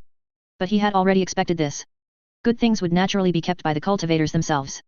Only some inferior or unwanted items would be put up for sale. Ronan looked at each stall one by one. Suddenly, he stopped at one stall. "What's wrong, fellow Daoist? Is there anything suitable?" The stall owner, seeing Ronan stop, quickly asked. Ronan's gaze was fixed on a book. On the cover of the book, the 4 seal characters Puppet True Understanding were written. "How many spirit stones does this book cost?" Ronan pointed at the Puppet True Understanding and asked. The stall owner was slightly surprised to see Ronan interested in the Puppet True Understanding, then immediately said, 30 low-grade spirit stones. So cheap. Ronan felt a slight surprise in his heart. "Can I take a look?" "Please do." Ronan picked up the book and opened it. This book still only had the first few pages, the rest of the content had been torn off. Ronan read the first few pages and knew that this was a book teaching how to make puppets and control puppets in battle. But the specific methods of making and controlling them were in the torn-off part of the content, which was in the stall owner's hands. Puppets should be a good combat method, why is it so cheap? Ronan pondered for a while, but came up with nothing, thinking that it was only 30 low-grade spirit stones anyway, so he wouldn't lose out by buying it. He took out 30 low-grade spirit stones from his storage pouch and placed them on the stall. "I'll take this book." "All right." The stall owner was clearly not expecting anyone to buy this book. Seeing Ronan hand over the spirit stones, he was overjoyed. He quickly took out the torn-off part of the book from his own bag and handed it to Ronan along with the first few pages of the book. After Ronan received that part of the book, he walked and read it at the same time. Soon, he understood the content of the Puppet True Understanding. This book recorded the methods for making 4 types of puppet mechanical beasts. Of these 4 types of puppet mechanical beasts, the weakest had the strength of Qi refining stage 2. The strongest had the strength of Qi refining 12th layer. However, refining and controlling puppet mechanical beasts was not easy. One of the conditions for refining a puppet mechanical beast was the need for a Yao beast's essence soul. But in the current cultivation world, Yao beasts are all raised by large cultivation families and sects. For loose cultivators, Yao beast essence souls are extremely difficult to obtain. But for me, it's not a problem. The demonic beast resources in the wizard world are extremely abundant. Those famous demonic beast mountain ranges and demonic beast jungles have numerous demonic beasts. There are also demonic beasts in the sea. In some places, there might even be a beast tide outbreak. After he returned to the wizard world, obtaining essence souls would be much easier than in the cultivation world. Besides being difficult to refine, the conditions required to control puppet organ beasts also deterred many cultivators. First, the power source of puppet organ beasts is spirit stones. For most loose cultivators, even if they were given a good puppet organ beast, they wouldn't have enough spirit stones to make the puppet organ beast move. Secondly, if one wants to control multiple puppet organ beasts, they must learn the method of divided soul and possess a large amount of mental energy. Within the Puppet True Understanding, a divided soul method called God Evolution Art is recorded. However, the God Evolution Art contains a warning to cultivate with caution. That is, when cultivating the divided soul method, if not cultivated properly, it may damage the Divine Soul Foundation. Damage to the Divine Soul Foundation is extremely difficult to repair, and if it cannot be repaired, it basically means the path of cultivation is cut off. Perhaps those loose cultivators had already heard of puppetry and knew the difficulty of cultivating puppetry, which is why this book was left untouched, Ronan thought. And those cultivation families and sects probably have their own puppetry techniques, so they disdain this book. No matter what, this has benefited me. Ronan's mouth curled into a slight smile as he put the book into his storage pouch. Then, he strolled around the District C market again, and seeing nothing to his liking, he left the market and went to the Y character number market and the A character number market to look around, but still had no harvest. Thus, Ronan left the Still Truth Sect Immortal Realm and returned to his little attic. He sat by the dining table, summoned Grand Mist, and brought up the contents of the Puppet True Understanding. Streams of information flowed into his mind. He planned to first follow the Puppet True Understanding to create the first type of puppet organ beast, the Guardian Lizard Beast. West of Triumphant City, Gourd Forest. Ronan threw a flying sword talisman, and with a flash of silver light, the head of a first-order demonic beast, a mountain wolf, immediately flew from its body. To make a Guardian Lizard Beast, one needs to find spiritual wood, which is wood capable of channeling mana. Ronan immediately thought that in the wizard world, the wood used to make magical wands was this kind of wood. His demon plant studies had reached the Great Master level, and he was familiar with many types of demon plants that could be used to make magical wands, knowing their origins. Coincidentally, to the west of Triumphant City, there was a forest called Gourd Forest. It contained demon plants that could be used to make magical wands. So, he came to Gourd Forest, fully equipped himself with body protection talismans and light body talismans, and ventured deep into the forest, intending to cut down demon plants to make guardian lizard beasts. After killing the mountain wolf, Ronan continued to run deeper into the forest. Finally, he saw a patch of trees with deep purple trunks. These trees were called purple iris wood and could be used to make magical wands. Ronan immediately threw the still dissipating flying sword forward, and with a flash of sword light, he chopped down a tree at its waist. Afterward, Ronan continued to manipulate the flying sword, cutting down trees. He cut the tree trunks into several sections, touched them, and put them into his storage pouch. Once he had collected enough wood to make a guardian lizard beast, Ronan left the forest, returned to the little attic in Triumphant City, and with a thought, transmigrated to the cultivation world. The next moment, the scenery before his eyes changed, and he arrived at a spacious mansion. This was Wei Kingdom, a secular country in the cultivation world. The Still Truth Sect Immortal Realm covered a vast area, and Wei Kingdom, like Zhao Country, was a secular country bordering the Still Truth Sect Immortal Realm. He had bought a large mansion in a city in Wei Kingdom near the Still Truth Sect Immortal Realm precisely for the purpose of refining guardian lizard beasts. Because refining puppet organ beasts generated a lot of commotion, it was truly not suitable to refine them in the little attic in the wizard world. Once the materials were acquired, one had to use artifact refining methods to refine the materials into puppet organ beasts. The Puppet True Understanding recorded the artifact refining methods. The artifact refining methods within it were not profound, but learning them was enough to create the 4 types of puppet organ beasts mentioned in the Puppet True Understanding. Ronan had thoroughly learned the artifact refining techniques in the Puppet True Understanding these past few days. In his stats, the skill of artifact refining appeared, and it had reached proficient 1%. Because it was wood, there was no need to set up a furnace and light a fire yet. Next, he would use artifact refining to deform, twist, and engrave talismans on the demon plant trunks, thereby refining them into guardian lizard beasts. It took Ronan 2 days to finally create the guardian lizard beast. Guardian lizard beast, beginner 65%. The proficiency of this puppet beast could also be analyzed by Grand Mist. As long as he made more in the future, the speed of making this type of puppet organ beast would increase. Almost identical to the illustration in the Puppet True Understanding, this guardian lizard beast was in the shape of a lizard, nearly the size of a person. It was currently at Ronan's feet, staring blankly ahead. As long as a wisp of a lizard Yao beast's essence soul was added, and a wisp of his own divine sense was infused, this seemingly dull wooden guardian lizard beast could be controlled by him. Ronan observed the guardian lizard beast he had spent 2 days making for a while, then, following the Puppet True Understanding, he activated his mana and chanted a spell. In an instant, the talismans carved inside the guardian lizard beast glowed with white light, instantly enveloping the guardian lizard beast. Then, Ronan waved his hand, and this white light immediately shrank, flying into his hand. Under the miraculous effect of the talismans, this guardian lizard beast actually shrank smaller than his palm. Ronan chanted again, and the talismans inside the miniature guardian lizard beast lit up with white light again. He tossed the guardian lizard beast, and the white light suddenly expanded, transforming back into a nearly human-sized guardian lizard beast on the ground. How truly magical!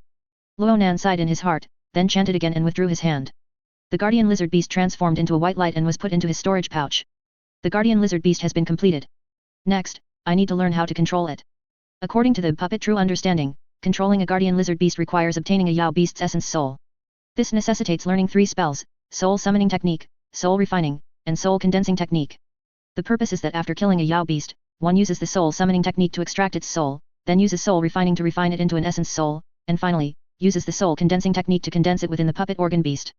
These 3 spells are very similar to necromancy.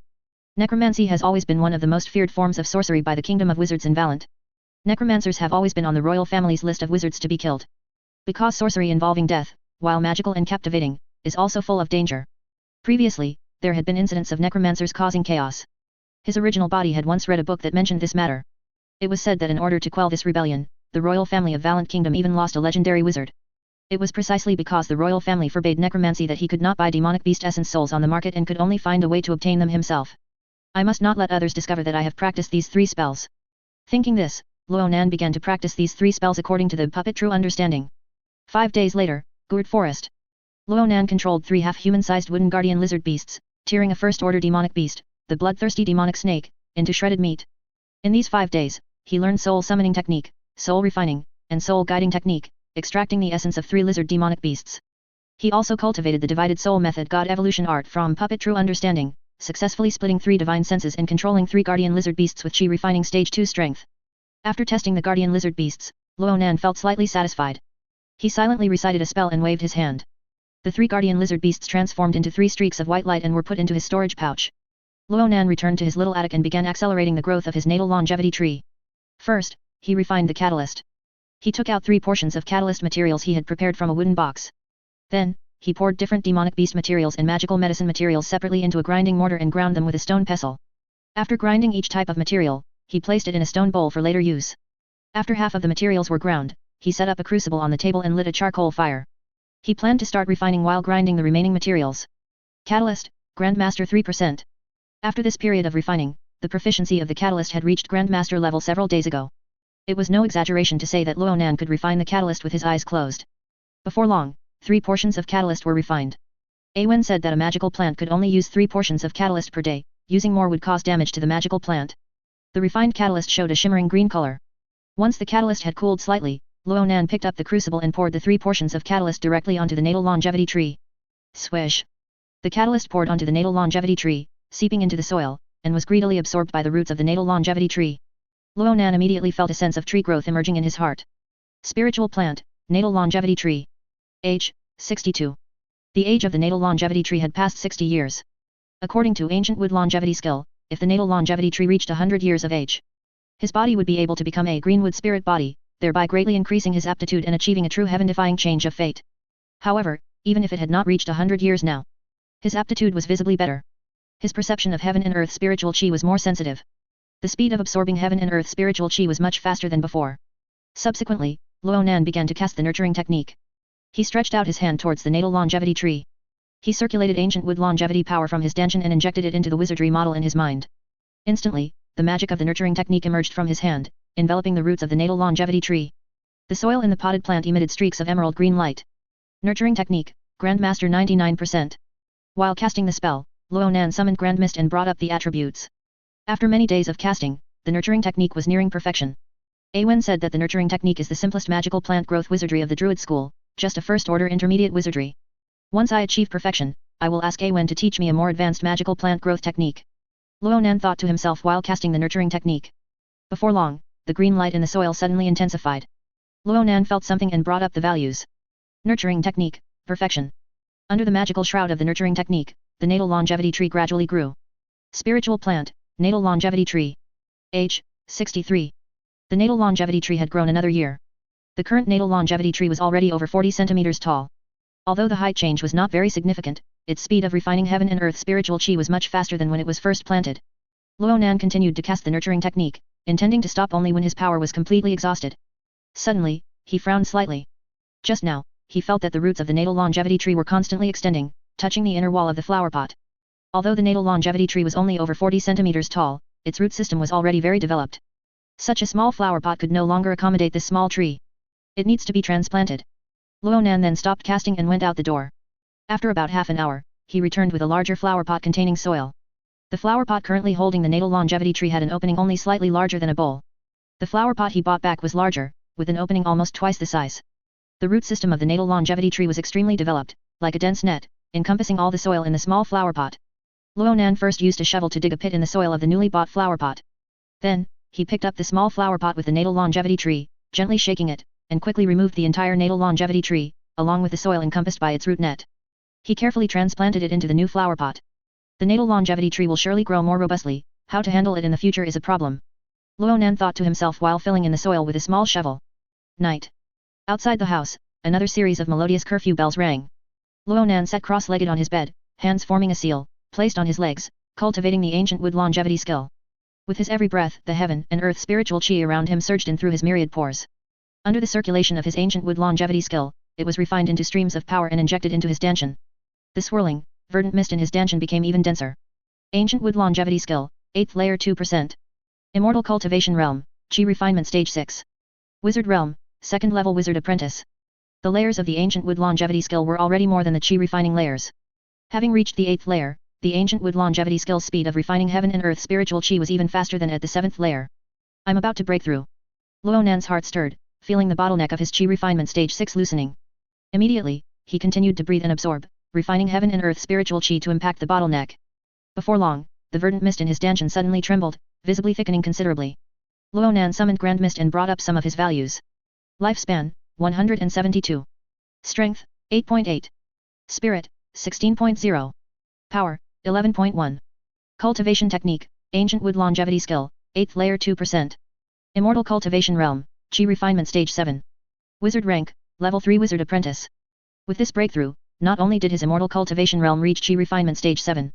Because his spirit and power reached a certain standard, his wizard rank also increased, reaching level 3 wizard apprentice. When I cultivated to chi refining stage 4, I reached the standard for a 2nd level wizard apprentice. Now that I've cultivated to chi refinement stage 7, I've reached the standard for a level 3 wizard apprentice. There are 12 layers in chi refining, perhaps, during the chi refinement stage, I can become a formal wizard. Luonan thought. Originally, with his C-wizard aptitude, it was almost impossible for him to cultivate to a formal wizard. But now, there was no doubt that he could become a formal wizard. On Tuesday, nearing 4 in the afternoon, it was almost time for the private pharmacology lesson again. Luonan left Triumphant City, found an uninhabited corner, put on his ebony mask, draped on his cloak, pulled up his hood, and headed towards the manor where the lesson was held. According to Paul, the instructor was a pharmacology professor from the Kingdom Wizard Academy. He taught outside the school to earn some extra money. The fee for one lesson was quite expensive, but for Luonan now, it was no longer a big deal. Selling talismans once in the market of the cultivation world was enough for him to attend more than 10 lessons. Fortunately, the prices in this world aren't high and are relatively stable, Luonan thought with emotion. The Valiant Kingdom's currency system, composed of copper coins, silver coins, and Valiant gold coins, could still support wizard transactions. However, it might also be because he had not yet come into contact with high-level wizard transactions. He guessed that at that level, it would be more about bartering. After paying the lesson fee at the entrance of the manor, Luonan walked in. The classroom was a large room within the manor, very spacious inside. When Luonan first came to class, there were only about 200 desks. Now, there were about 500 desks. This professor's teaching business was clearly booming. Luonan walked to a desk in the middle row and sat down.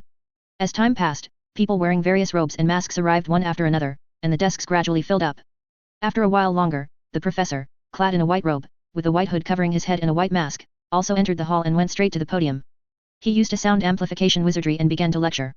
Luonan took out a quill and ink, and a roll of parchment, pretending to take notes. While the professor lectured, the AI Grand Mist in his mind was operating. Its record-keeping was much better than his sloppy writing. But everyone present was taking notes. If he didn't, it would inevitably arouse suspicion. After all, privately teaching wizard knowledge violated the kingdom's laws. If he only listened to the lecture without taking notes, appearing indifferent, he would easily be suspected of being an undercover agent. Swish, swish, swish. As Luonan was listening to the lecture, he suddenly heard a scratching sound of paper beside him, rapid and continuous. Turning his head, he saw a person next to him, wearing a black cloak. Judging by the bulge at her chest, she should be a woman. Her hands were crossed over her chest. In front of her, a quill hovered in the air, writing very quickly on the parchment. Every word the professor said was recorded by her. Luonan first used the AI to analyze this woman, learning that she was only a 2nd-level wizard apprentice. He then relaxed, released his divine sense, and enveloped the area in front of the woman. He immediately felt an invisible hand in front of the woman, holding the quill and writing. Could this be the wizard's hand? Luonan wondered. Luonan refined potions every day and also wanted to learn wizard's hand to reduce the time spent moving equipment, grinding materials, and so on. He had once sought help from Paul. But Paul, that fellow, only cared about learning offensive wizardry with great power and disdained learning wizard's hand. At the Kingdom Wizard Academy, Paul could only consult the wizard's hand wizardry book in the library but could not take it out. Nor could Paul memorize the contents of the wizardry book and then bring them out. Because the wizardry book recorded the release incantation and wizardry model of the wizardry. If one memorized the pronunciation of the incantation and the construction process of the wizardry model, it was equivalent to learning that wizardry. Paul did not learn this wizardry, and Luonan had no other way to learn it. Luonan had also asked Awen, but Awen did not understand this wizardry either. Now, Luonan saw someone who could cast this wizardry, and his heart was slightly agitated. However, since class was currently in session, Luonan found it inconvenient to disturb her, so he decided to talk after the private lesson ended. 2 hours later, the lecture concluded. The unfamiliar woman next to him was using wizard's hand to help pack her belongings. Madam. Ronan had just opened his mouth in a hoarse voice when the woman quickly packed her belongings, turned, and left. Ronan was slightly stunned and quickly followed. He wasn't sure why the woman was so nervous. Perhaps it was because she was attending the private lesson, which violated the kingdom's laws, and therefore did not want to interact with anyone to avoid exposing herself. The woman quickened her steps slightly and walked into the crowd of people leaving class. It was difficult to talk in the crowd. Ronan's divine sense, however, locked onto the woman, and he quietly followed. After leaving the manor and moving away from the crowd, the woman looked back slightly and saw that Ronan was actually following her. Her slender body trembled, and she immediately took off running. "Madam, please stop." Ronan also ran to catch up. This woman was not a formal wizard and could not yet temper her body with energy particles. Her physical strength was far inferior to Ronan's current level. In just a few steps, Ronan caught up to her. "Madam, I have no other intentions, I just want to learn wizard's hand from you, for a fee." Hearing this, the woman, who had been running wildly, gradually stopped and turned around. "Don't come any closer yet." The woman took a few steps back, maintaining her distance from Ronan. To conceal her identity, she deliberately spoke in a hoarse voice. However, her original voice should have been soft and delicate. Even with a hoarse voice, it still sounded a bit sweet and tender. Ronan then stopped. The unfamiliar woman was constantly gasping for breath, her chest rising and falling. A pair of sky-blue eyes in her mask stared intently at Ronan. After she had caught her breath a little, she asked, "What you just said, is it true?" "Of course," Ronan said. "How much will you pay?" the woman asked. 7 valent gold coins, Ronan said. After pondering for a moment, the woman said, "All right, if you give me 7 valent gold coins, I will recite the contents of Wizard's Hand to you." Ronan immediately took out 7 valent gold coins, counted them in front of the woman, then put them in a pouch and shook it. "The valent gold coins are ready. You can just say the incantation for Wizard's Hand, I can memorize it. Just give me the construction process of the wizardry model." Generally speaking, the syllables and tones of wizardry incantations are complex and very obscure. Simply imitating them would take a lot of time to get right. But Ronan was different, he had Grand Mist, which could instantly record language. He had read the Wizard's Book of Nourishment spell and knew that the book had a long passage of text just to explain how to properly pronounce the incantation. If this woman were to write it all out, it would probably take a while. Thus, he asked the woman to just write out the construction process of the wizardry model. "No, if you just listen to me recite the incantation, how could you possibly imitate it? If you can't learn it, wouldn't you pester me to get your valent gold coins back? I'll just write it all out." After the woman finished speaking, she took out a blank piece of parchment, cast Wizard's Hand, and quickly began to write. "Triumphant City, Little Attic." The sound of the stone pestle hitting the grinding bowl echoed continuously in the attic. However, the stone pestle was suspended in the air, striking the grinding bowl repeatedly. At the same time, the crucible was also floating in the air, on its stand. Ronan took out a fire talisman with his hand and threw it into the brazier on the stand. The charcoal in the brazier immediately ignited. Wizard's Hand is truly useful. Ronan sighed in his heart. Wizard's Hand, proficiency 5%. After he obtained the cultivation method for Wizard's Hand from that unfamiliar woman, he immediately began to practice it. Soon, he constructed the wizardry model and, with one night's time, cultivated it to the proficient level. After cultivating the God Evolution art from Puppet True Understanding, his mental energy far exceeded that of others at the same level, and he could divide his divine sense into 3 parts. This allowed him to simultaneously condense 3 wizard's hands. 2 wizard's hands were grinding magic potion materials. 1 wizard's hand was preparing the crucible and other alchemy tools. Coupled with his own 2 hands, 5 hands working simultaneously greatly increased efficiency. Before long, 3 portions of catalyst were refined by him. As usual, he watered his natal longevity tree with the catalyst, and then cast the nurturing technique upon it. The verdant wizardry light emanated from the soil. It cast a faint green glow on Ronan's face. Today at 4 p.m. was the time he and Awen had agreed upon for their study session. Thinking about learning a new magic plant growth technique, Ronan couldn't help but feel excited. 4 p.m., Triumphant City, Middle City. Awen's flat house.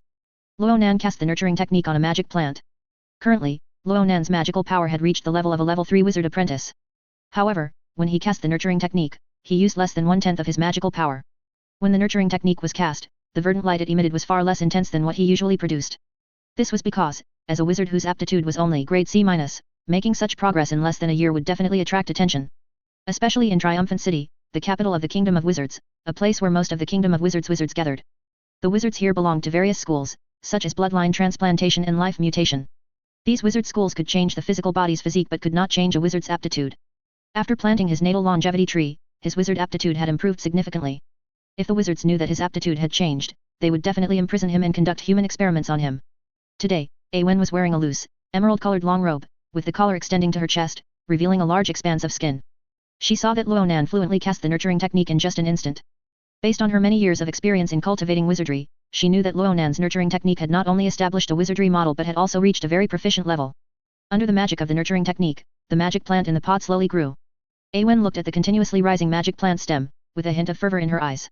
She was a druid follower, and had an extraordinary passion for plant growth, always being captivated by the sight of plants growing. 3L, can I cultivate more advanced growth wizardry? Ronan stopped casting the wizardry and asked Awen. Of course you can. Awen snapped out of her fascination with plant growth. Ronan smiled and said, now that I am cultivating the wizardry of the druid school, can I also be considered a druid? Awen shook her head. She walked to the low table, poured herself and Ronan a glass of sweet fruit wine, then sat down in the rocking chair. A wizard of the druid school is not equivalent to a druid. A wizard of the druid school is considered a wizard of the druid school as long as he receives the approval of the chief wizard of the druid school and is recognized by the kingdom, with his name registered in the Kingdom of Wizards roster. However, druid is a title that has been passed down since ancient times on the Dong continent. Previously, in the southern forest, priests who worshipped nature, thoroughly understood the principles of plant growth, and could manipulate the power of nature were respectfully called druids. More accurately, a druid is someone who possesses a heart of nature. Heart of nature. Ronan sat down on the single sofa and took a sip of the sweet fruit wine. Awen nodded. A wizard who has awakened the heart of nature will gain power blessings as long as he practices the Dao of nature. The Dao of nature means personally engaging in acts of caring for nature, such as cultivating plants and protecting forests. By practicing the Dao of nature, one will gain plant affinity and animal affinity. Under plant affinity, if one is near plants, one's power, mental energy, and magical power will receive a certain amplification.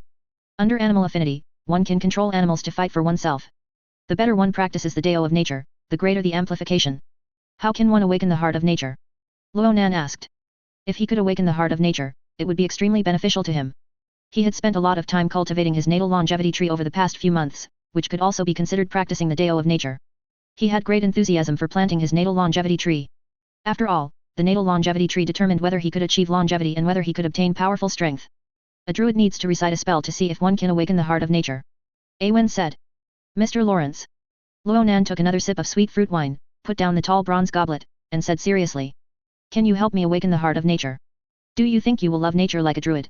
Awen's brown eyes looked at Ronan, sparkling. How can I know without trying?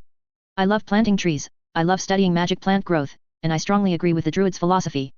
Ronan said shamelessly. Awen listened and said, however, the heart of nature spell is very long. Even for me, it would take an hour to recite it completely. Moreover, chanting a spell for an hour would consume a lot of my magical power, and I still need to help others cultivate magic plants tonight. So, can you help me? Ronan asked. You have to pay. Awen sat up straight, her brown eyes calmly looking at Ronan. There was no hint of embarrassment on her face. Is 1 valent gold coin enough? Ronan asked. Not enough. Awen replied calmly.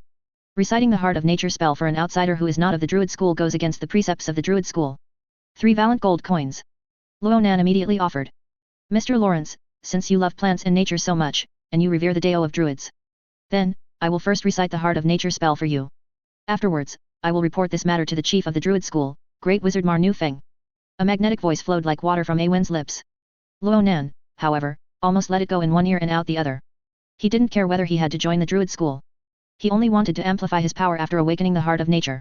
After Ronan paid, Awen set up a small stone array in the flat house, and had Ronan stand in the center of the stone array.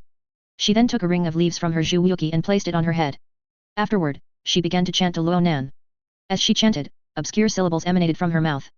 The nearby energy particles, drawn by these syllables, gradually formed a wind that swirled around Ronan. The magical plants inside the room swayed to one side, blown by the wind. Awen's long dress, caught by the wind, clung tightly to her body. Her thick, slightly curly brown hair also blew to one side. Gradually, wizardry runes appeared around Ronan, manifesting in green and becoming increasingly clear. As the incantation was almost complete, these wizardry runes glowed green, like ribbons, encircling Ronan. After about an hour, Awen uttered the final syllable of the spell. Immediately, all the wizardry runes in the air converged on Ronan. In just a moment, they infused into Ronan's body. Ronan felt a wonderful sensation immediately surge within his body. Grand Mist, analyze self. Ronan immediately issued a command to Grand Mist. Immediately, streams of information appeared in his mind. You have received the blessing of the heart of nature. Current status, to be determined. Status effect, to be determined. Current amplification ratio, 0%. The current status is to be determined and the amplification ratio is 0%. Is it because I haven't yet practiced the Dao of nature? Ronan wondered. I didn't expect you to awaken the heart of nature so smoothly. Not every wizard of the druid school can awaken the heart of nature.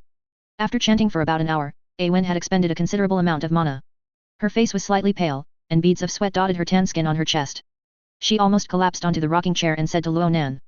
Ronan thought, Perhaps this was because he had cultivated the ancient wood longevity skill and possessed a natal longevity tree. Moreover, his physical body was also about to become a greenwood spirit body. He himself had already merged with nature, allowing him to smoothly awaken the heart of nature. Suddenly, Ronan remembered that he had not yet learned more advanced growth wizardry from Awen. Next, he made his request to Awen. Immediately, Awen taught him a first-order advanced wizardry, the speed growth technique. The teaching method was the traditional druid way, purely oral. Even the shape and formula of the speed growth technique wizardry model were orally described by Awen. Fortunately, Ronan had AI Grand Mist. After recording the shape described by Awen and the orally given formula with Grand Mist, he immediately began to deduce. Soon, a video information stream on how to construct the speed growth technique wizardry model appeared in his mind. That night, after Ronan returned to his little attic, he couldn't wait to delve into the speed growth technique. This was not only to increase the years of his natal longevity tree, cultivate the greenwood spirit body, and improve his aptitude. It was also to practice the Dao of nature. Ronan first began to chant according to the incantation of the speed growth technique. When learning wizardry, one must always chant at first. Only when proficiency reaches the proficient level can one construct a wizardry model. As Ronan chanted, the nearby energy particles, which were also heaven and earth spiritual chi, gathered towards the natal longevity tree. A pale green pillar of light appeared above the natal longevity tree. Ronan immediately felt a vibrant surge of vitality emerging within the natal longevity tree. This vitality was no greater than when he performed the nurturing technique. This was because his nurturing technique had reached perfection, while the speed growth technique had just begun. Just as his natal longevity tree was being stimulated to grow, a strange power suddenly surged within his physical body. He felt his body filled with vigor, and his spirit became more robust. He inwardly observed his Danshan and found that the ancient wood longevity skill mana within it had increased slightly. He immediately summoned Grand Mist to analyze himself. You have received the blessing of the heart of nature. Current status, plant affinity. Status effect, when near plants, strength, spirit, and mana receive amplification. Amplification ratio determined by plant quality and quantity. Amplification ratio, 2%. Amplification range, 5 meters. Ronan's attention shifted from the information stream, and he continued to work on the speed growth technique, stimulating the growth of his natal longevity tree. Since the awakening of the heart of nature, Ronan and Awen had become more familiar. Perhaps Awen regarded Ronan as a druid. In addition to teaching, Awen also told Ronan much about the history of the druid school. It turned out that the druid school was not previously called the druid school, but the druid sect. And druids were originally forest people in the southern jungles who worshipped the goddess of nature. At that time, wizards were not the mainstream on the Dong continent. And the goddess of nature would respond to druid devotees, transmitting knowledge to them. At that time, druid devotees were called sages, mages, and prophets. The supreme leader of the druid sect was called the great priest. However, when wizards swept across the continent, everything changed. During the druid sect period, there were several other sects on the continent. The deities of these sects would all respond to their followers. Miracles frequently occurred. Among them, the largest sect was the Holy Radiance sect, which believed in the Lord of Holy Radiance, and was also the state religion at that time. At that time, the term wizard on the continent was a derogatory term for heretics. Witch hunts were very prevalent on the continent at that time. The wizards of that era were merely strange individuals who were affinity with energy particles but were not skilled in utilizing them. And all of this changed with the arrival of the first king of Valant, Augustus I. It is said that Augustus I came from the legendary Wizard Islands. Legend has it that on the Wizard Islands, schools of thought were numerous. There, the wizard cultivation system was born, and wizards delved into various kinds of knowledge. Augustus I, along with 3 other wizards, came to the Dong continent, where the Valant kingdom is now located. They gathered the struggling indigenous wizards on the continent and recruited wandering knights. They imparted knowledge of utilizing energy particles to the continental wizards. They used their wizardry to enchant armor and weapons, equipping the knights. They used energy particles and bloodline wizardry to transform the physical body of the knights. This greatly increased the combat power of wizards and knights. Soon, these 4 wizards, leading other wizards, knights, and people who resisted the oppression of divine authority, swept away the various sects on the Dong continent, broke divine authority, and established the Valant kingdom. The 4 wizards, including Augustus I, became the original 4 great wizard families. But with the passage of years, there are now 7 great wizard families in the Valant kingdom. The Augustus family remains the most powerful among the wizard families. Of the original 3 other wizard families, 2 were destroyed, leaving only 1. Some of the newly emerged wizard families rose from indigenous wizards on the Dong continent. Others were established by wizards from the Wizard Islands who came here. After the druid sect was swept away, the goddess of nature no longer responded to her followers. The remaining druid devotees, through the passage of time, integrated among the wizards. They transformed from worshippers of deities into a group of wizards who specialized in plant knowledge. The druid sect was renamed the Druid School. However, they still retained some knowledge from the druid sect period, as well as the tradition of being close to nature. The incantation of the heart of nature was not researched by druid wizards during the druid school period. Instead, it had been passed down since the time of the druid sect. Speed growth technique, mastery 1%. After the speed growth technique reached mastery, its ability to accelerate plant growth finally surpassed the perfection of the nourishment spell. Ronan activated the ancient wood longevity skill's magic power, injected it into the speed growth technique's wizardry model, and spread his hands. Immediately, a verdant beam of light, larger than before, fell directly onto the natal longevity tree. The vitality within the natal longevity tree instantly intensified. Its roots extended throughout the flower pot. Its branches and leaves gradually became luxuriant. The tree's height slowly rose at a speed barely perceptible to the naked eye. Spiritual plant, natal longevity tree. Age, 69. The age of the natal longevity tree steadily increased. At the same time, the heart of nature's blessing on him grew stronger and stronger. You have received the blessing of the heart of nature. Current state, plant affinity. State effect, near plants, strength, spirit, and magic power receive an amplification ratio determined by plant quality and quantity, dot. Amplification ratio, 4%. Amplification range, 8 meters. It would be great if I could carry the natal longevity tree with me. Ronan couldn't help but think to himself. This way, he would continuously receive the amplification. However, the natal longevity tree was now 60 centimeters tall. From its appearance, it was already the size of a typical ornamental potted plant. If it were still planted in a small flower pot, he could carry it around. But now, he couldn't possibly carry an ornamental potted plant everywhere. That would attract attention. The natal longevity tree had a brown trunk, from which more than 10 branches sprouted, covered with small green leaves. It looked not much different from other ornamental potted plants. But only Ronan knew that it was continuously absorbing heaven and earth spiritual chi. Fortunately, the energy particles in the wizard world were exceptionally dense, so this rate of absorbing heaven and earth spiritual chi would not attract attention. If he were in the outer slum area of the Still Truth sect immortal realm, where spiritual chi was relatively thin, planting such a tree would make the flow of nearby heaven and earth spiritual chi very noticeable, and it would definitely attract the attention of others. However, having only this one tree in my little attic is a bit conspicuous. Thinking of this, Ronan went out. He went to the lower city and browsed the flower and plant market. He bought 5 potted plants, some flowers, some trees, and brought them back to the little attic, placing them together with the natal longevity tree. At the same time, he went to Diagon Alley and bought 3 pots of tree-type magical plants. Absorbing energy particles to grow was a characteristic of magical plants. By placing these 3 magical plants on the attic balcony, along with the natal longevity tree and other ordinary flowers and plants, the natal longevity tree would no longer stand out. After all, among so many flowers and plants, the natal longevity tree was not the only tree absorbing energy particles. The only tree that could provide him with feedback of heaven and earth spiritual chi was the natal longevity tree. Only he knew about this matter. His connection with the natal longevity tree was profound and mysterious, not to mention others, even he himself could only feel it, but could not observe it at all. He had tried using his divine sense to scan back and forth between himself and the natal longevity tree, but could not detect any connection. What exactly is the origin of the ancient wood longevity skill? This thought suddenly popped into Ronan's mind. If the cultivation world had abundant spiritual chi and rich spiritual plant resources, the ancient wood longevity skill would definitely be highly sought after by cultivators. This might be an ancient cultivation technique left behind from a period when the cultivation world's spiritual chi was dense. If I can find the source of this ancient cultivation technique, perhaps I can obtain spells and cultivation techniques as profound as the ancient wood longevity skill. Perhaps, the Still True sect still preserves ancient cultivation techniques. Ronan thought. However, as a chi refining loose cultivator with no family or connections, he could not enter the Still True sect at all. Only loose cultivators who reached foundation establishment would be invited by the Still True sect. Let's cultivate hard. Ronan, having exhausted all his magic power, sat cross-legged on the bed. He simultaneously used the ancient wood longevity skill to recover his magic power and improve his cultivation. In the evening, Wild Deer Bar. Ronan sat in front of the wooden bar counter, picked up a large wooden mug, and drank mead. After cultivating all day, coming here for a drink in the evening isn't bad either.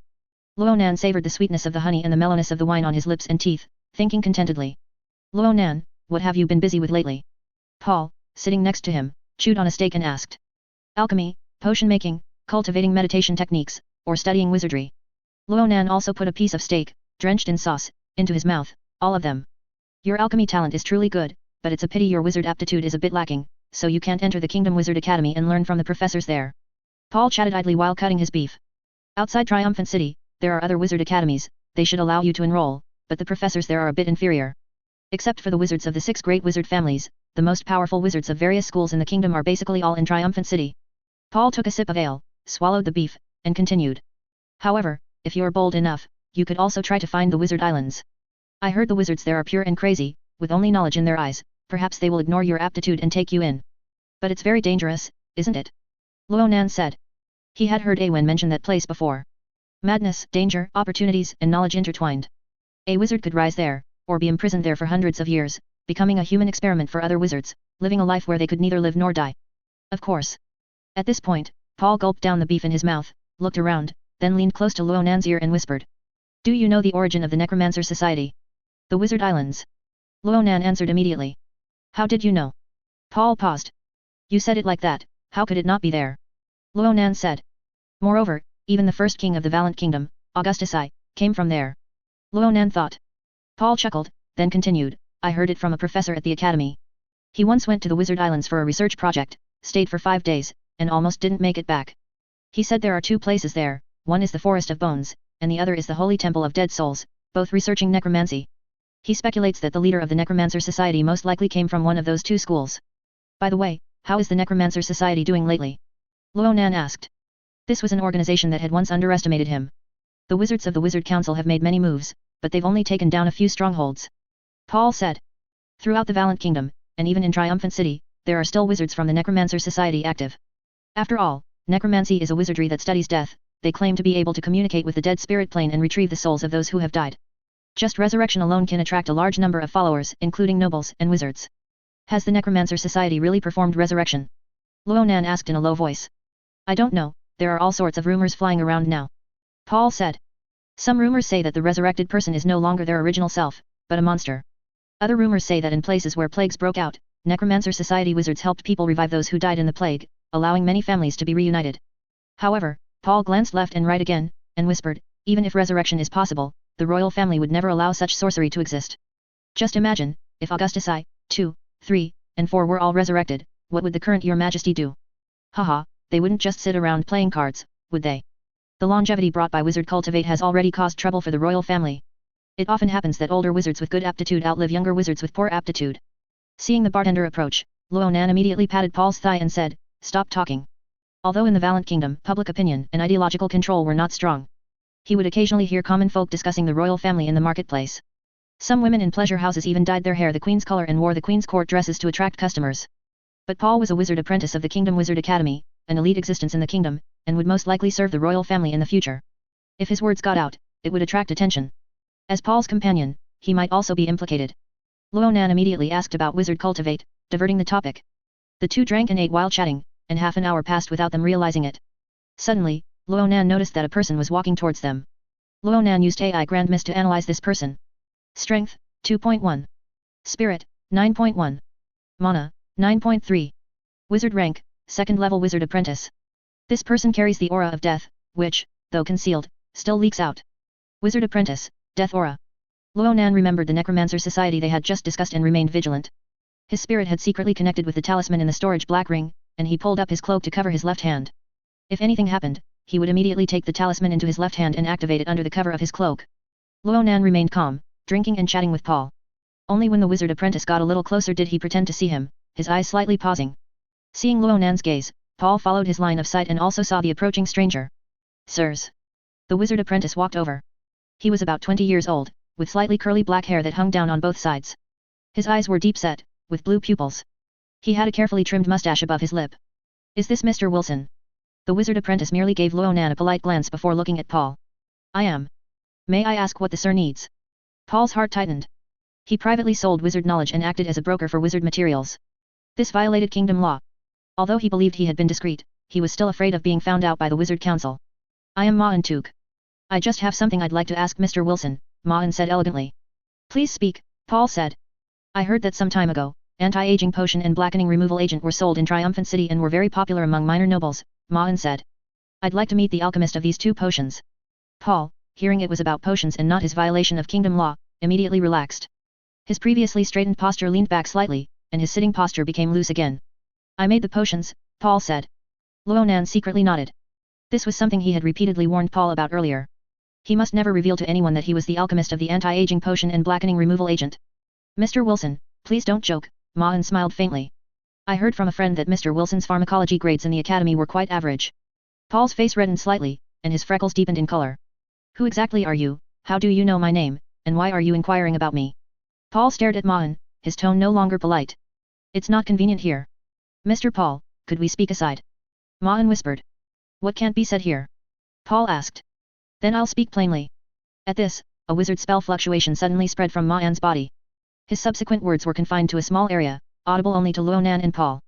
I want to invite your alchemist friend to join the Necromancer Society. Ronan and Paul's eyes widened, and they exchanged glances. Sirs, the Necromancer Society is not the evil wizard organization that outsiders claim, Ma'an said. We study the Dao of life and death. Tonight, we have a resurrection ritual. I sincerely invite both of you to visit, and you will greatly change your opinion of us. Where? Ronan's eyes lit up, as if he was extremely interested. But in fact, he was very wary, fearing that if they went, there would be no resurrection ritual, but rather they would be in danger. He pretended to be interested to extract the location, then have Paul quickly report it to the Wizard Council. The Wizard Council would then send enforcing wizards to raid this Necromancer Society stronghold. The location is hard to find. If you two are interested, I should take you there. This Necromancer Society wizard apprentice was also very cautious. We couldn't trouble you, Ronan continued politely. Sirs, this is no trouble. Guan was halfway through his sentence when Paul suddenly drew an ancient short magical wand from his waist. With just a flick, the first tier intermediate wizard spell flame stream was activated, a ball of flame burst from the end of the magical wand, trailing a fiery tail, cutting through the void realm, and striking towards Guan. Paul, considering himself a student of the Kingdom Wizard Academy and a second-level wizard apprentice, had no intention of negotiating once he knew this person was from the Necromancer Society, and immediately made his move. Guan raised a hand to block, and a white light flashed from the white ring on his finger. In just an instant, it condensed into a bone shield. Bang! The flame stream hit the bone shield, scattering into streams of fire. A charred mark was left on the bone shield, and wisps of black smoke rose from it. This person is from the Necromancer Society, catch him! Paul shouted. Immediately, everyone in the tavern looked over. Humph! Guan sneered, his face turning sinister. In his hand, there was a greyish-white crystal. Suddenly, the crystal emitted a greyish-white light, enveloping him. Beware the Necromancer Society's retaliation. After Guan left this message, the light swirled, and he instantly disappeared. Hurry to the Wizard Council. Ronan pushed Paul, who was slightly stunned. Paul immediately came to his senses and rushed out of the bar. As he ran, he took out a bottle of potion and gulped it down. His running speed visibly quickened. As soon as Paul left, Ronan also exited the tavern. He walked quickly to the side, specifically heading towards places with fewer people. After turning into an uninhabited alley, he immediately took out a cloak and mask from inside, condensed a wizard's hand, and quickly put them on. Since cultivating the god evolution art, his mental energy had greatly increased, covering a range of 120 meters. Moreover, his divine sense was even more acute, allowing him to perceive many subtle things. When Guan used the crystal to leave, he had released his divine sense and vaguely captured the direction Guan had teleported to. Thus, after putting on his cloak and mask, he fully activated his divine sense and searched in that direction. Beware of the Necromancer Society's retaliation. This sentence popped into Ronan's mind again. Thinking that someone held a grudge against him, Ronan felt displeased. This person cannot live. In fact, even if Guan hadn't said that, he wouldn't have wanted Guan to live.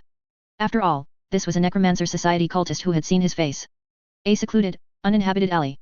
Suddenly, a swirling white light flashed. Immediately after, a figure rotated and expanded from within the white light. In just an instant, Guan's figure appeared. Ugh! After Guan appeared, he immediately turned to a large tree and vomited profusely. The crystal he used to escape was called a shadow shift gemstone. This was used only by wizards above the formal wizard level.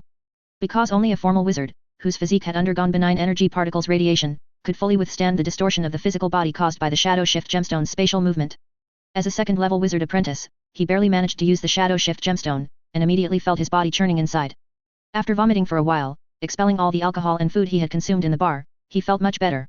He took out a handkerchief from his storage ring and wiped away the vomit residue from his mouth. His eyes, which had been haggard from vomiting, now showed a cold glint. Paul Wilson, and who was the other one? I don't know, probably a nobody too. Both of them will become my skeleton soldiers. He looked forward to seeing the terrified expressions of these two before their transformation ritual. After putting the handkerchief back into his storage ring, Guan was about to run off in one direction.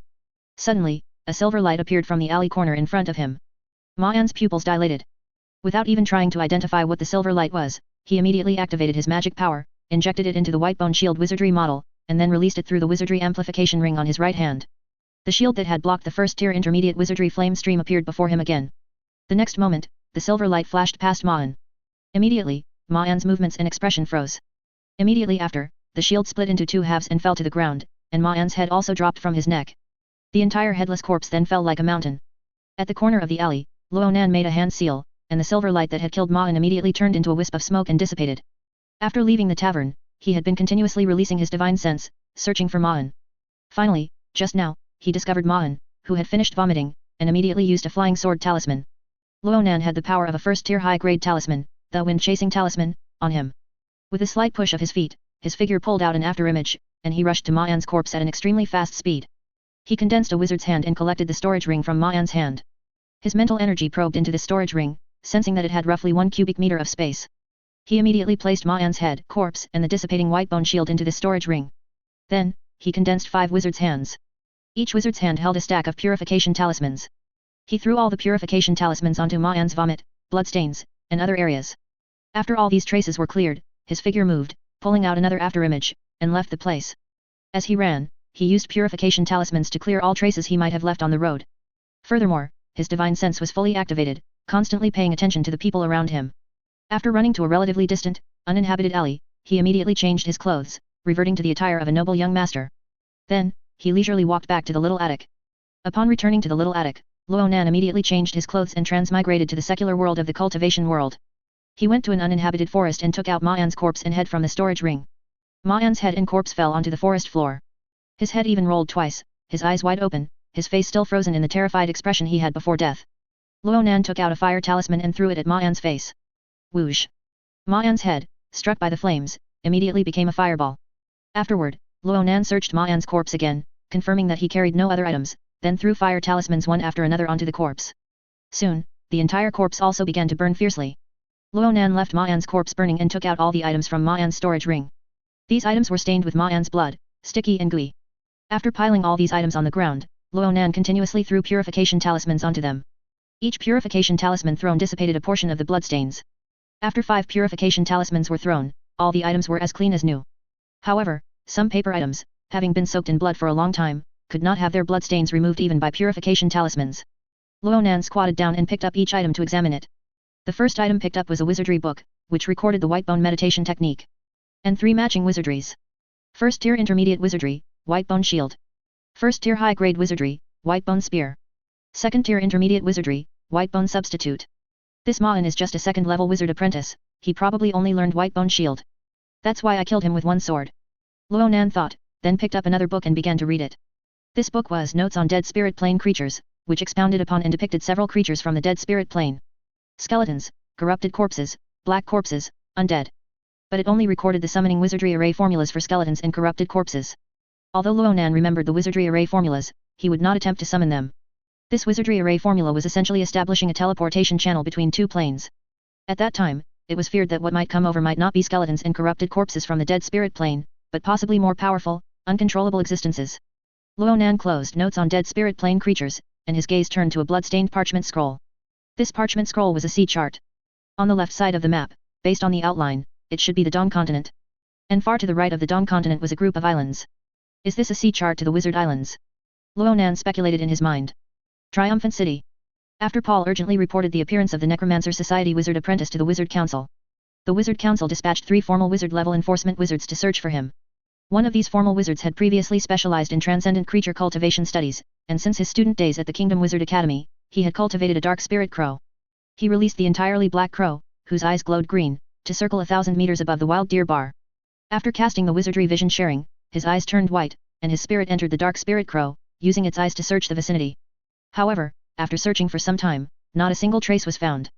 The other 2 wizards also used various extraordinary methods to search, but they too found nothing. The 3 enforcement wizards couldn't help but be puzzled.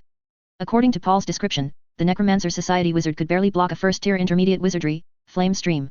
Moreover, the energy particles released when casting wizardry were not very strong, indicating he was likely a wizard apprentice. Logically, a wizard apprentice using a shadow shift gemstone to cross a spatial distance of 1,000 meters would already be at their limit. Any further distance would cause their body to twist and collapse directly in the alternate dimension.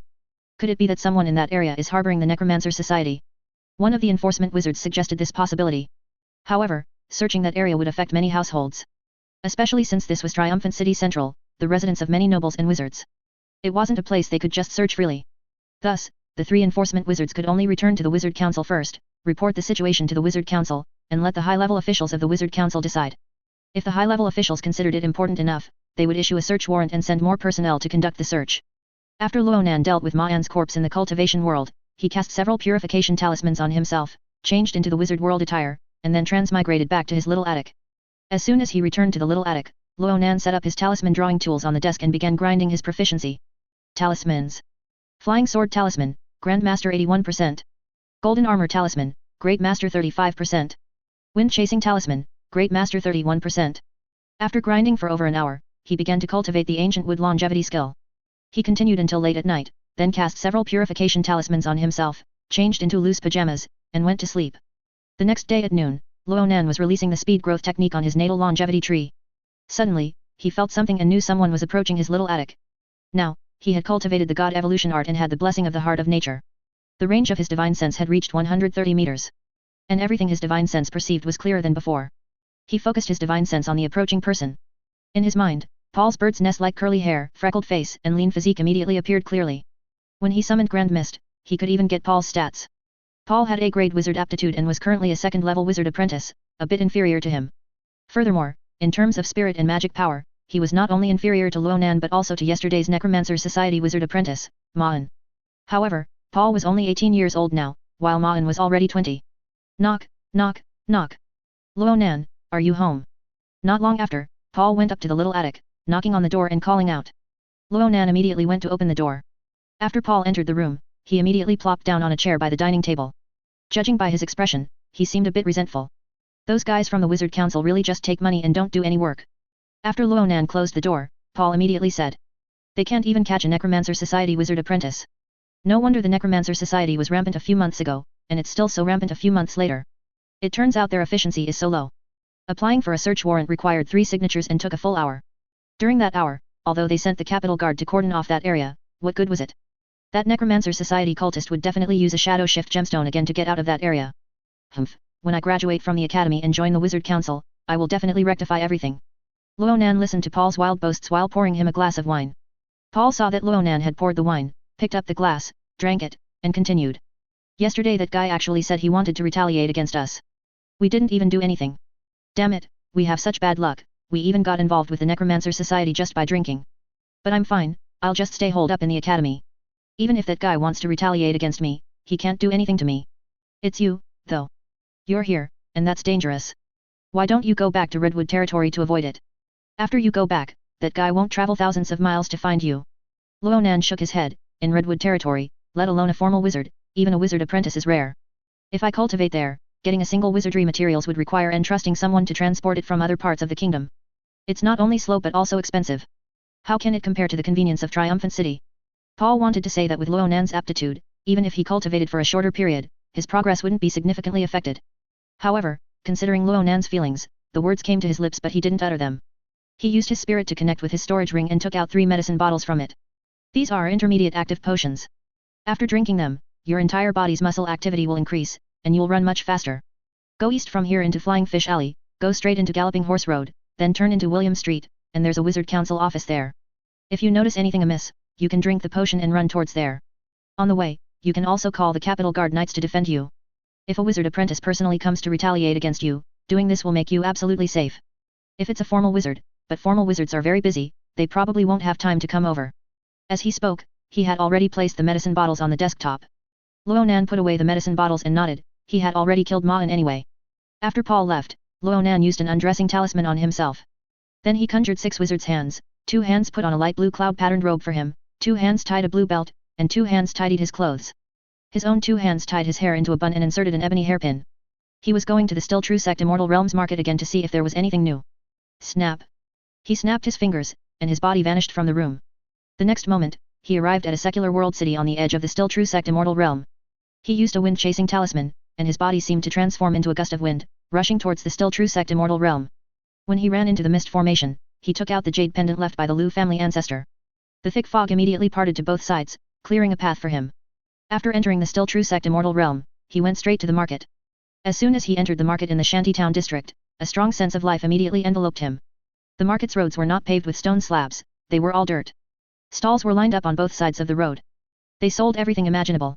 There were talismans, medicinal pills, and magical artifacts for cultivation, as well as pots, pans, and daily necessities like firewood, rice, oil, and salt. The stall owners shouted, and buyers haggled, all voices merging into a single hum. On one side, there were also food stalls and open-air eateries. The smoke from cooking drifted high, and the aroma was mouth-watering. Boss, 1 bowl of beef noodles, extra green onions. Ronan sat down at a food stall and shouted. He hadn't eaten lunch in Triumphant City before coming, precisely to try the local cuisine here. Soon, a steaming bowl of fragrant beef noodles was brought over by the boss. 1 bowl wasn't enough for Ronan, so he ordered 2 more. After eating his fill, he paid the bill, then slightly loosened his belt and walked towards the market. This was the Yi character number market. The entrance he used to enter the Still Truth Sect Immortal Realm this time was closest to the Yi character number market. So, he came here first. Ronan looked at the various stalls in the market and saw that the prices of talismans and other items had returned to normal. From this, it seemed that the cultivation world had been quite peaceful during this period. Ronan walked around the stalls with his hands behind his back for a while, then suddenly stopped. He saw a thin booklet with the words Azure Wood Swordplay written on its cover. Just by looking at the name, he knew it was suitable for wood spirit cultivators to cultivate. May I look at this book? Ronan asked. Please do, the stall owner replied. Ronan immediately picked up the Azure Wood Swordplay and opened it. After reading the first few pages, he knew that this swordplay was indeed a swordplay for wood spirit. Its sword moves were all executed with wood magical power. The general outline of the swordplay stated that it had a total of 12 layers. As long as one practices this Azure Wood Swordplay, they can use wood magical power to release sword chi to harm enemies. Upon reaching the third layer, one can learn Azure Wood Sword Light, which is more powerful than sword chi. Upon reaching the sixth layer, one can learn the Sword Shadow Multi-Light Art. Upon reaching the ninth layer, one can learn the Body Protection Sword Array. Upon reaching the 12th layer, one can learn the 12 Qingling Sword Array. This requires forging 12 Azure Spirit Swords to form this sword array. The pages Ronan flipped through only briefly introduced this swordplay. The subsequent pages detailing how to cultivate were all in the stall owner's hands. How much does this swordplay cost? Ronan asked. The stall owner held up 2 fingers, 2 mid-grade spirit stones. 2 mid-grade spirit stones were equivalent to about 200 low-grade spirit stones. Ronan used his spiritual sense to probe his storage black ring and knew that he only had about 60 low-grade spirit stones, which was not enough to buy this booklet. Isn't that too expensive? Ronan said. Fellow deist, this swordplay is worth that many spirit stones, it can't be any cheaper. The stall owner said. I only have about 50 low-grade spirit stones. If you're willing to sell, I'll give you all 50 low-grade spirit stones, Ronan said. He thought, anyway, such booklets were all hand-copied. Even if he sold it for 50 spirit stones, he could easily sell another hand-copied version. No, no, no. I only sell for 2 mid-grade spirit stones, no less. The stall owner waved his hand, refusing to budge. He wondered if the stall owner knew some customers' tricks using feigned poverty to drive down prices. Forget it, not enough money, not buying it. Ronan shook his head and immediately walked away. After leaving, he walked slowly, hoping that the stall owner would call him back. But, 1 step, 2 steps, 3 steps, 4 steps. The stall owner didn't say anything at all. Ronan sighed inwardly and then left. He visited 2 other markets and found that the spell and move booklets he saw were not as suitable for him as the Azure Wood Swordplay. Because this Azure Wood Swordplay was a swordplay exclusive to wood spirit, capable of unleashing the destructive power of wood magical power. Moreover, with its 12 layers and 5 sword moves, it was much richer than the other booklets he had seen today. I can only earn spirit stones now. So, Ronan bought talisman paper in the market. Returning to the shack, he began to draw talismans. He drew all first-grade medium-grade talismans at the proficient level and below, such as body protection talismans, light body talismans, fire talismans, and so on. He didn't draw talismans at the great master level and above. Firstly, they were expensive, and it was difficult to find buyers quickly. Secondly, it would infringe upon the interests of some talisman masters. He knew that there were some talisman masters in the Shantytown district who specialized in selling great master level talismans. He didn't want to cause trouble after taking over the market for these talisman masters. Thirdly, exposing his talisman attainment might bring him trouble. After all, this Still Truth sect Immortal Realm had cultivation families and the even larger Still True sect. If they knew he possessed such talisman talent, they might control him and make him exclusively draw talismans for them. Although it's peacetime now, combat consumables like talismans are not easy to sell. But if I lower the price, I should be able to gather 2 mid-grade spirit stones in a few days. Ronan thought as he drew one first-grade medium-grade talisman after another. His talisman attainment, having reached perfection, allowed him to continue drawing talismans even when he was in a divided soul state. After spending half a day, nearly evening, Ronan had drawn nearly 1,000 proficient-level first-grade medium-grade talismans. He exhaled, collected all the talismans into his storage pouch, and with a thought, returned to the wizard world. Subsequently, Ronan spent his days setting up a stall in the Yi character number market of the Still Truth sect Immortal Realm, and his nights returning to the wizard world to cultivate and sleep. He chose to set up his stall in the Yi character number market precisely to keep an eye on his Azure Wood Swordplay and see if anyone had bought it. If someone bought it, he might be able to buy a hand-copied version from that person at a lower price. And whenever someone went there to inquire about the price and then walked away, he would go back and haggle with the stall owner again, to see if the stall owner would budge. The stall owner just wouldn't lower the price. Ronan was helpless and could only continue to save spirit stones. After 5 days, he finally saved enough for 2 mid-grade spirit stones. Ronan took the 2 mid-grade spirit stones, walked to the stall, and exchanged money for goods with the stall owner. After the exchange, the stall owner packed up his stall, ready to leave. Wait. Seeing this, Ronan immediately called out to him.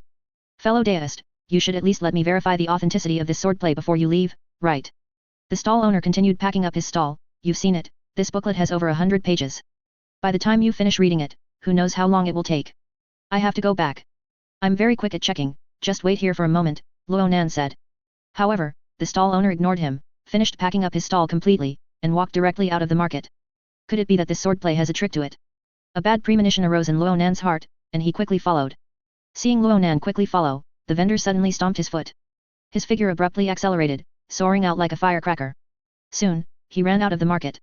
Luonan immediately saw that the vendor had used a light body talisman. Damn it, it seems this sword art really has a trick to it. Luonan cursed inwardly, then used 2 wind-chasing talismans on himself and chased after him. Luonan's wind-chasing talismans were much more effective than the vendor's light body talisman. In less than a breath, Luonan caught up to the vendor. Seeing Luonan catch up, and so quickly at that, the vendor thought he might have provoked someone much more powerful than himself, and he couldn't help but panic. He hurriedly took out several more light body talismans from his storage pouch, hoping to continue empowering himself and escape the area. But at this moment, Luonan took out 2 ice talismans and threw them onto him. After several screams, the vendor immediately collapsed to the ground. His body was covered in frost, his whole body trembled, and his teeth chattered. Speak, why did you run? Is there something wrong with this sword art? Luonan grabbed the vendor's collar and demanded. This sword art is fine. The vendor stammered, it's just... Just what? Luonan's eyes suddenly sharpened. Seeing Luonan's evil chi-filled gaze, the vendor's body trembled with fear, then he said. It's just that the conditions for refining the Azure Spirit Sword are a bit harsh.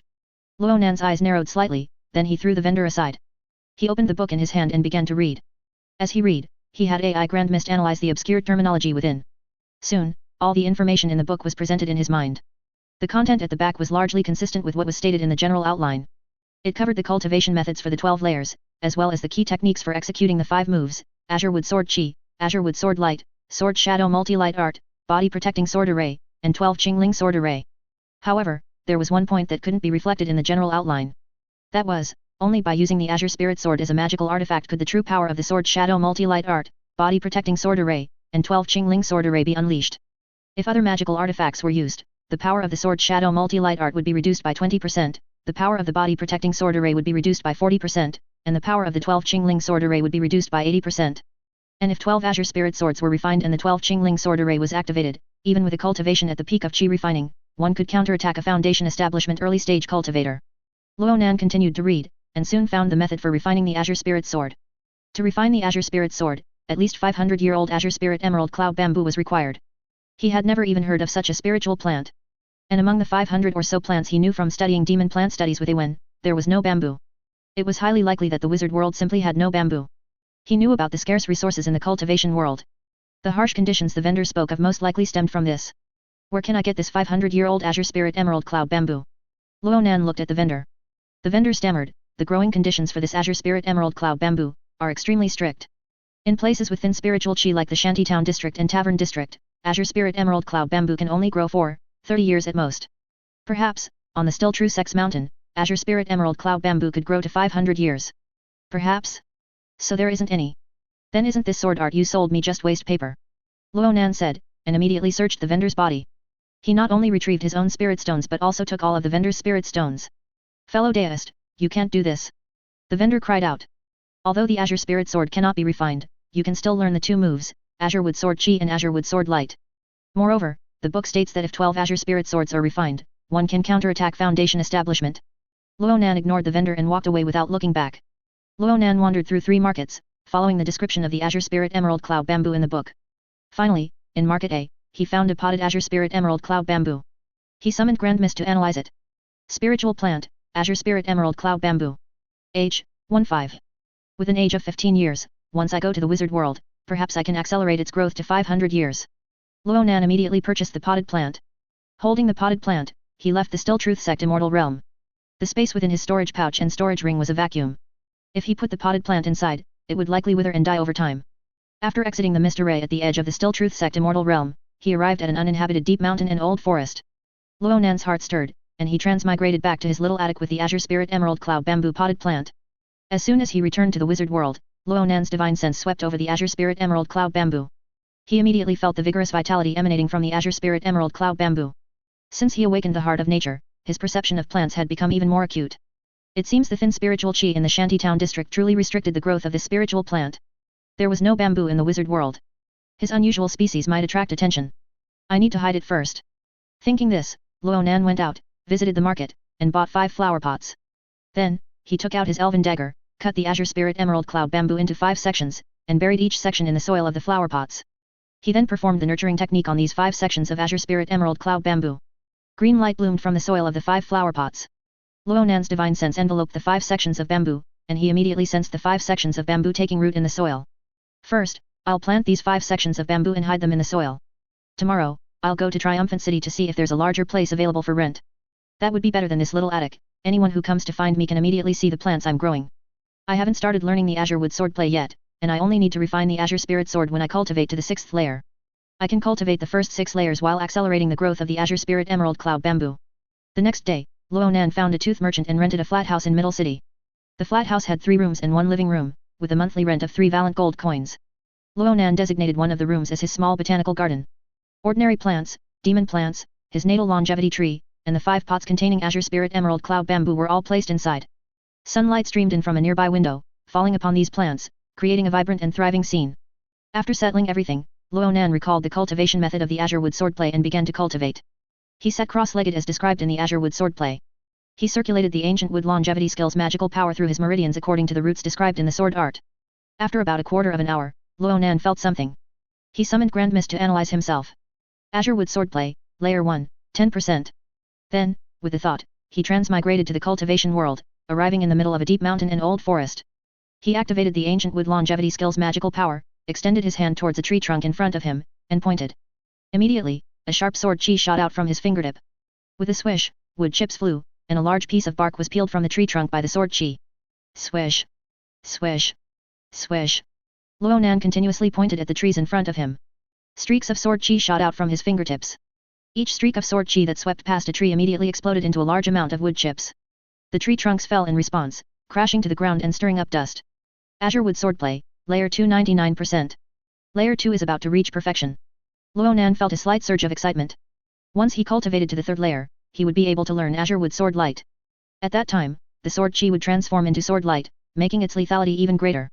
Luonan released 3 more streaks of sword chi, and 3 trees fell in response. Suddenly, he felt something and had Grand Mist display the values. Azure wood swordplay, layer 3 1%. He circulated his ancient wood longevity power, condensing it onto the sword finger formed by his right index and middle fingers. Immediately, a layer of misty green light enveloped the sword finger. Luonan circulated his power and pointed his sword finger forward. A half-jong long azure ying sword light immediately broke through the air. It swept through the air, successively cutting down 3 tree trunks in a line.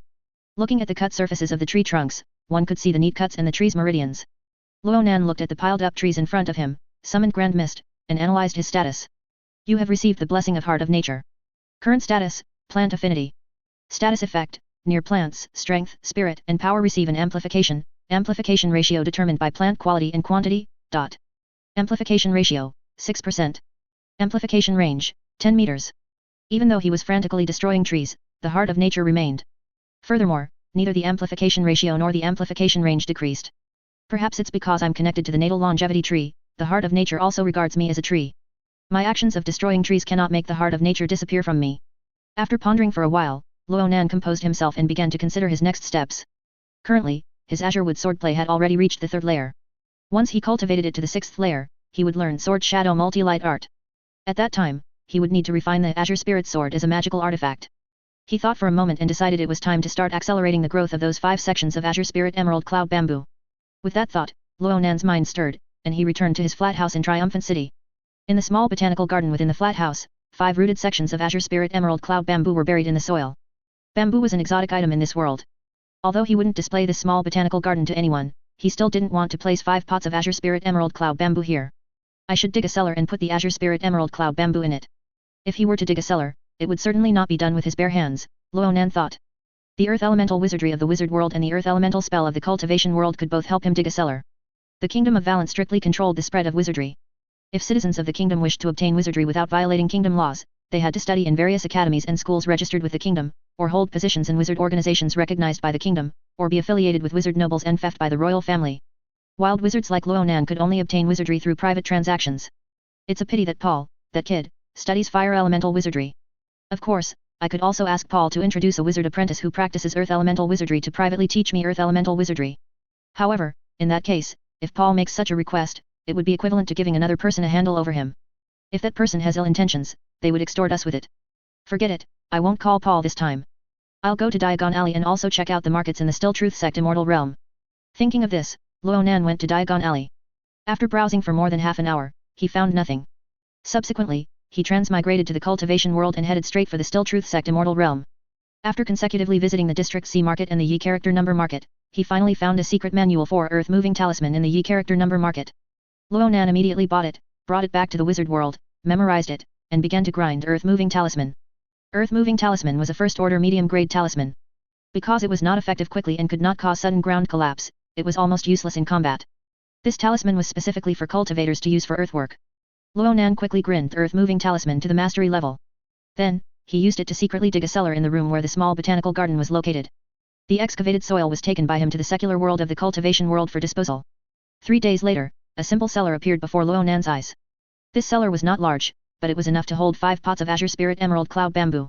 The 4 sides of the cellar were covered with several perfection-level illumination talismans, which could illuminate for 2 hours. This ensured that the 5 azure spirit emerald cloud bamboo within could also receive light. From then on, Ronan refined 18 portions of catalyst per day, dividing them equally between his natal longevity tree and the 5 azure spirit emerald cloud bamboo.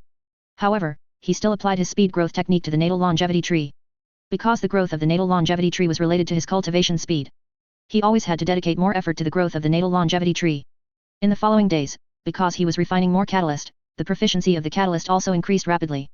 After several days, the proficiency of the catalyst reached perfection. Ronan went to find Paul and asked him to help him get a new growing green liquid formula. Paul immediately patted his chest and agreed. Potion formulas were much easier to get than wizardry. One only needed to record the material quantities and refining steps. Unlike wizardry, if one wanted to create a wizardry book for sale, they would at least have to record the shape and spell pattern of the wizardry model first. Ronan only waited 1 day, and Paul memorized a growing green liquid formula from the Kingdom Wizard Academy. It was a first-order high-grade magical potion, primary life green liquid. After obtaining the formula, Ronan immediately went to Lower City to purchase the magical materials. He bought 50 portions of magical materials in total, all of which he put into his storage black ring and brought back to the flat house. After everything was prepared, he set up his alchemy tools and began refining. During the refining process, Ronan summoned Grand Mist to analyze the liquid's concentration and temperature, allowing for adjustments at any time. With Grand Mist's assistance, he successfully refined a portion of primary life green liquid on his very first attempt. The liquid in the crucible was a deep green, like moss, with wisps of steam rising, carrying a faint green hue and a rich vitality. 1 portion of primary life green liquid was approximately 250 milliliters in his previous life. The potion formula Paul memorized stated that a magical plant could only use 1 portion of primary life green liquid per day at most. After Ronan refined this liquid, he condensed 2 wizards' hands, holding the crucible, and walked to the small botanical garden to pour it onto the natal longevity tree. The primary growing green liquid permeated the soil and was absorbed by the well-developed root system of the natal longevity tree. Ronan immediately felt a surge of vigorous vitality suddenly flourish within the natal longevity tree. The natal longevity tree was slowly growing taller. He summoned Grand Mist to analyze the natal longevity tree. Immediately, the tree glowed with fine blue light patterns. Information appeared in his mind, one after another. Spiritual plant, natal longevity tree. Age, 81. Only 19 years left until it reaches 100 years of age. Upon seeing this age, Ronan couldn't help but feel anticipation. By then, his body would be a greenwood spirit body. The natal longevity tree had grown much taller, reaching his thigh root. The pot in which the natal longevity tree was planted was also ready to be replaced. After watering the natal longevity tree, Ronan continued to refine the primary growing green liquid. Once a portion was refined, he took it down to the cellar. He first summoned Grand Mist to analyze the azure spirit emerald cloud bamboo buried in the flower pot. Spiritual plant, azure spirit emerald cloud bamboo. Age, 0.3. Ever since the azure spirit emerald cloud bamboo was cut into several sections by him, its age had dropped significantly. Ronan activated his mental energy, manipulating 2 wizards' hands to pour the primary growing green liquid from the crucible into the soil of the flower pot. Subsequently, he saw the age of the azure spirit emerald cloud bamboo growing rapidly. Age, 0.3, age, 0.6, age, 1. A bulge suddenly appeared in the soil of the flower pot.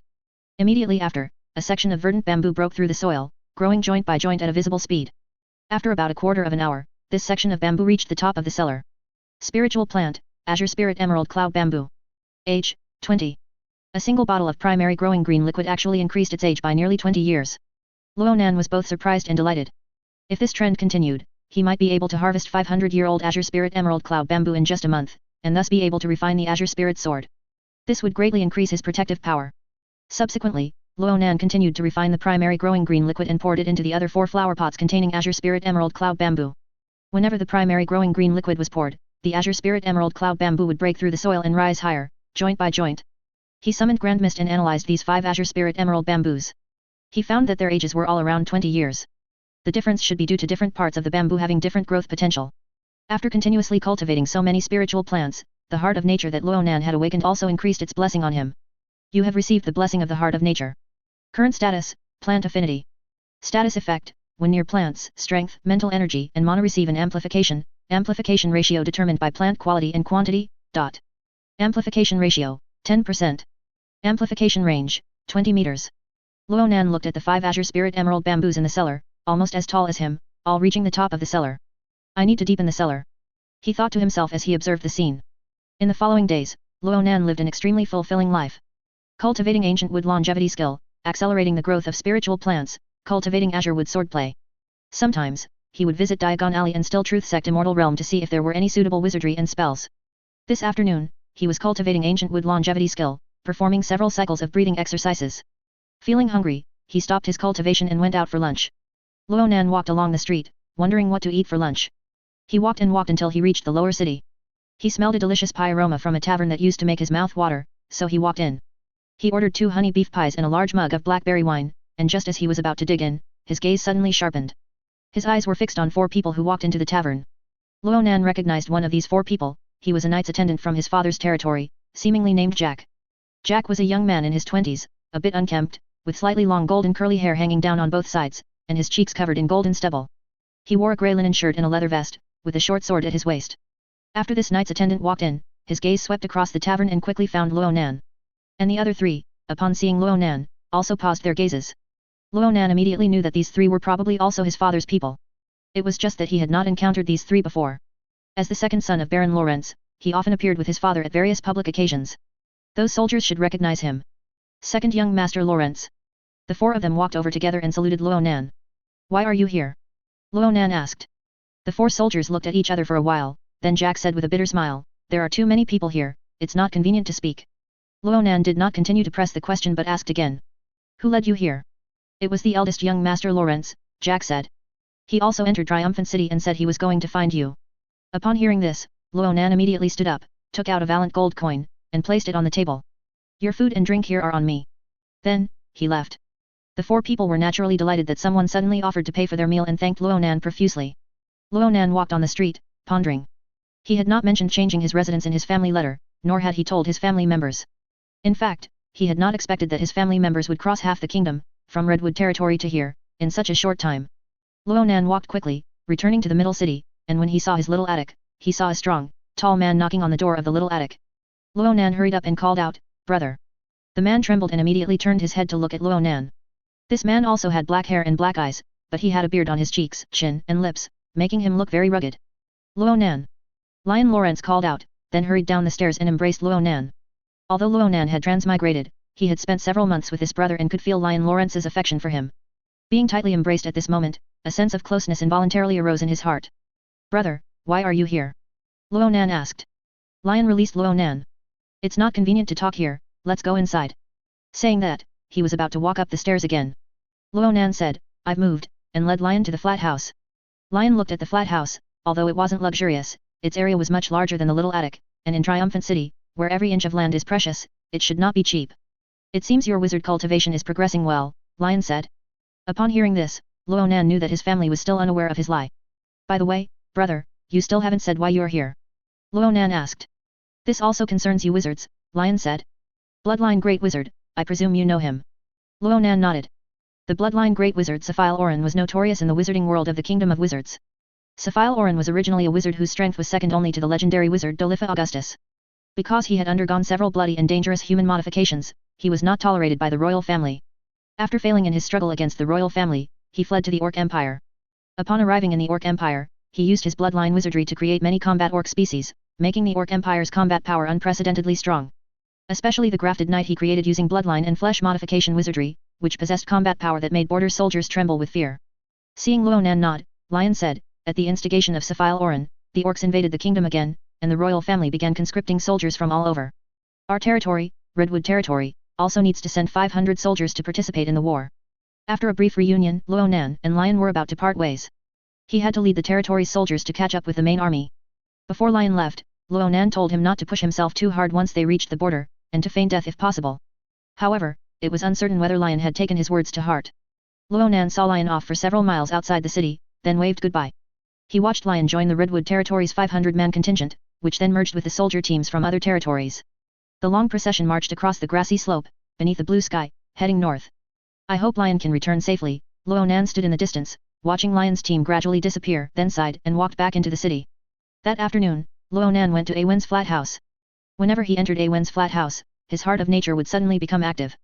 The amplification it provided him already surpassed the amplification he received when near his natal longevity tree. This was because Awen's flat house contained many precious demon plants. The more precious the demon plants and the higher their age, the greater the amplification his heart of nature provided him. Now, his visits to Awen were no longer limited to just studying demon plant studies. Moreover, with the assistance of AI Grand Mist, he had already learned 90% of Awen's demon plant studies knowledge. The remaining part still required practical experience. This time, he came to Awen to learn wood element combat wizardry from her. Before his awakening of the heart of nature, he had requested Awen to teach him wood element combat wizardry from the druid school. But Awen adamantly refused to teach him. Even when Ronan tempted her with a large sum of money, Awen's tone did not soften in the slightest. After he awakened the heart of nature, Ronan tempted her with some money again, and Awen's tone immediately softened. This afternoon was the day he and Awen had agreed upon for him to learn wizardry. Ronan put 20 valent gold coins into a small red pouch and handed it to Awen. Awen weighed it, then put it into her storage bracelet. Subsequently, she moved a sandbox that was placed in a corner to the center of the small hall. In her hand, she held a branch. Today, what I will teach you are the 3 basic wood element combat wizardry of a druid school wizard apprentice. They are the first order intermediate wizardry, entangling spell. First order intermediate wizardry, wood armor spell. First order advanced wizardry, healing spell. The basic attack logic is to first trap the enemy with entangling spell, then kill the enemy with wood armor spell. At this point, Awen cast entangling spell. Her slender, delicate hands grabbed at a flower pot that had no demon plants planted in it. Immediately, a large mass of vines emerged from the soil of the flower pot, coiling towards a certain spot. Then, wood bark suddenly condensed on the skin of her left hand. Soon, the wood bark on the back of her hand extended forward, forming a sharp wooden blade. Awen waved her left hand, and the wooden blade swept across the vines summoned by the entangling spell. Several vines were cut off and fell to the ground. Immediately, she shook her left hand slightly, and the wood bark on it turned into a mist and dispersed, revealing her smooth skin. The defensive logic is to use wood armor spell for defense, and if injured, use healing spell for treatment. You have cultivated nurturing technique well, so learning entangling spell should not be difficult, as its incantation and wizardry model are quite similar. Wood armor spell, a defensive wizardry, and healing spell, a healing wizardry, are something you haven't encountered before, so learning them will be much more difficult. With that, Awen first taught Ronan the incantation for entangling spell. Then, while explaining, she used the branch to write spell formations and draw wizardry models on the sandbox. With the assistance of AI Grand Mist, Ronan quickly memorized the incantation, spell formation and wizardry model for entangling spell. What Awen said was indeed true, it had a 70% similarity to the incantation and wizardry model of nurturing technique. As long as nurturing technique was well learned, learning entangling spell would also be much faster. Next, Awen taught the incantation, spell formation and wizardry model for wood armor spell. Fearing that Ronan might not understand immediately, she explained in great detail and taught very slowly. Her pair of large brown eyes often scrutinized Ronan, trying to discern where he might have questions. Ronan, with AI Grand Mist, quickly memorized the incantation, and in a very short time, thoroughly memorized and understood the spell formation and wizardry model. However, his heaven-defying learning ability could not be exposed. So, he pretended to study very diligently, and when Awen's eyes looked over, he even picked out a few places in the spell formation to inquire about. Awen listened, nodded, and recalled that she also had questions in these same places when she was learning, so she patiently explained to Ronan. That's enough for today. Wizardry is not easy to learn. You can come over for the next few days. After teaching for more than 3 hours, Awen said. Ronan only wished she had taught him the incantation, spell formation, and wizardry model for healing spell as well. Unfortunately, Awen was a maintainer of the druid sex tradition. When bestowing wizardry upon someone, she would only verbally transmit it and never leave any traces on paper. However, it was also because Awen was a maintainer of the druid sex tradition that she was willing to teach him wizardry after his awakening of the heart of nature. If it were according to the kingdom's laws, he had not yet received recognition from Great Wizard Mar Nufeng of the druid school, nor had he received recognition from the Wizard Council. If Awen privately taught him wizardry, both of them would be violating the law. Alright, Duriel, see you tomorrow, Ronan said his goodbyes and walked towards the door. Wait. Awen suddenly called out to Ronan. After you go out, you absolutely must not show this wizardry to others. If you are reported, you can pay a high fine. But I don't have that many gold coins, I can only serve. Although Awen was close to being a formal wizard, she lived very frugally. After all, cultivating wizardry was extremely expensive. I won't. Ronan said, then turned and pushed the door open. For the next few days, Ronan went to Awen's small flat house every day, pretending to learn wizardry.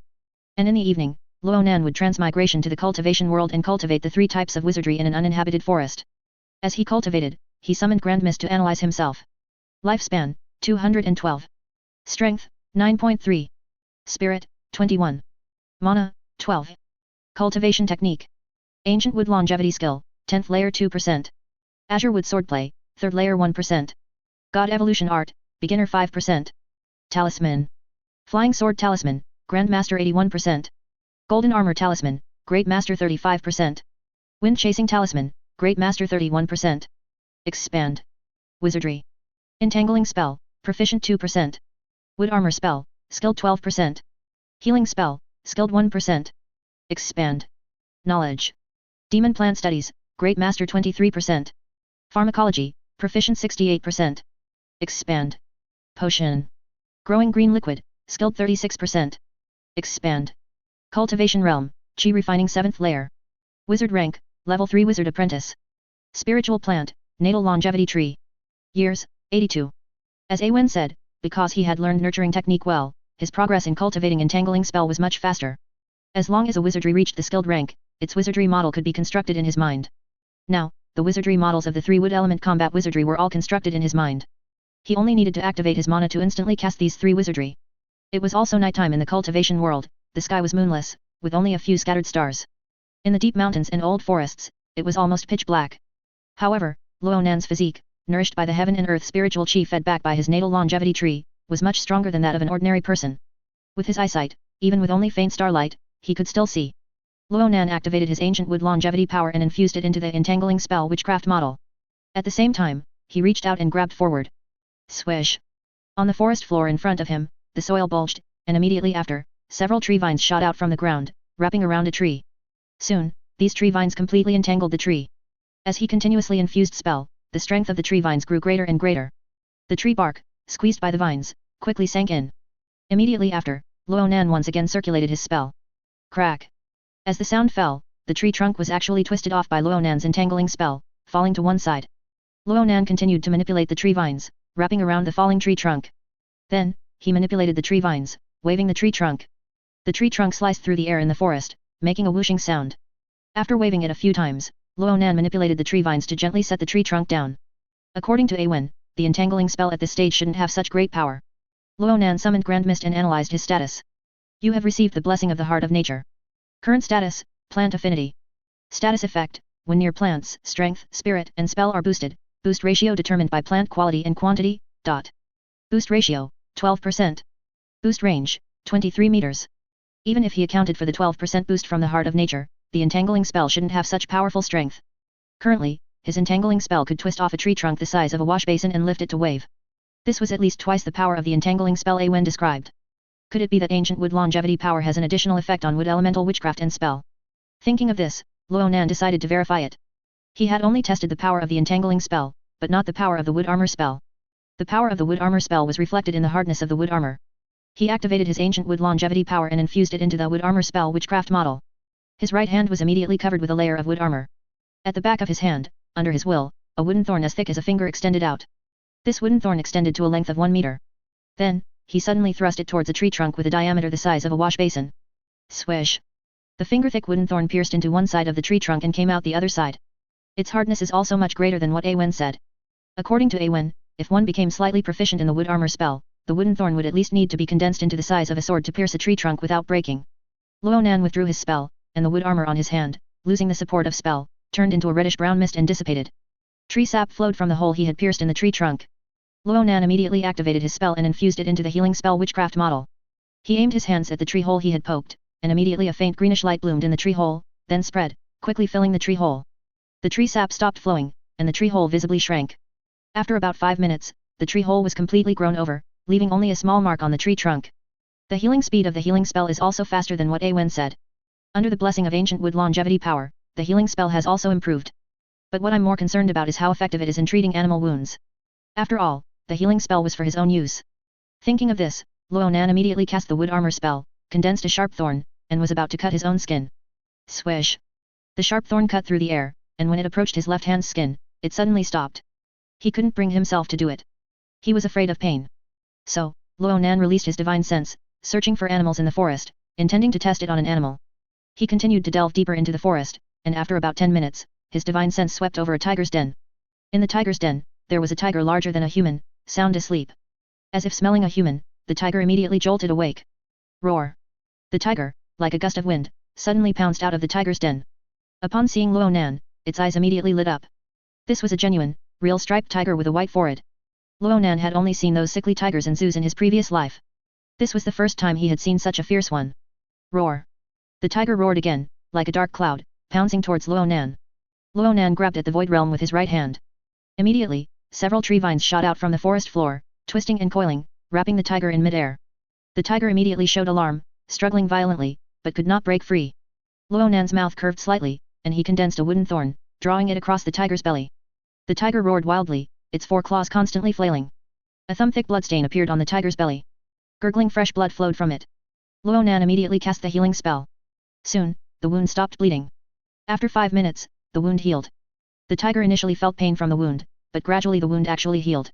It was feeling confused, its roar gradually subsided, and it looked at Ronan. Ronan once again condensed a finger-thick wooden thorn and poked it into the tiger's belly. The tiger let out another tragic roar, its 4 claws flailing even more violently. Then, Ronan cast the healing spell on this blood hole. This time, because the wound was more severe, it took almost a minute to completely stop the bleeding. It took almost half an hour to completely heal. At this point, Ronan had a rough judgment of the healing extent of the healing spell. I wonder if the current healing spell can heal fatal wounds. Thinking of this, Ronan, under the tiger's confused and fearful gaze, used the wood armor spell to condense a wooden short sword and slashed it across the tiger's belly.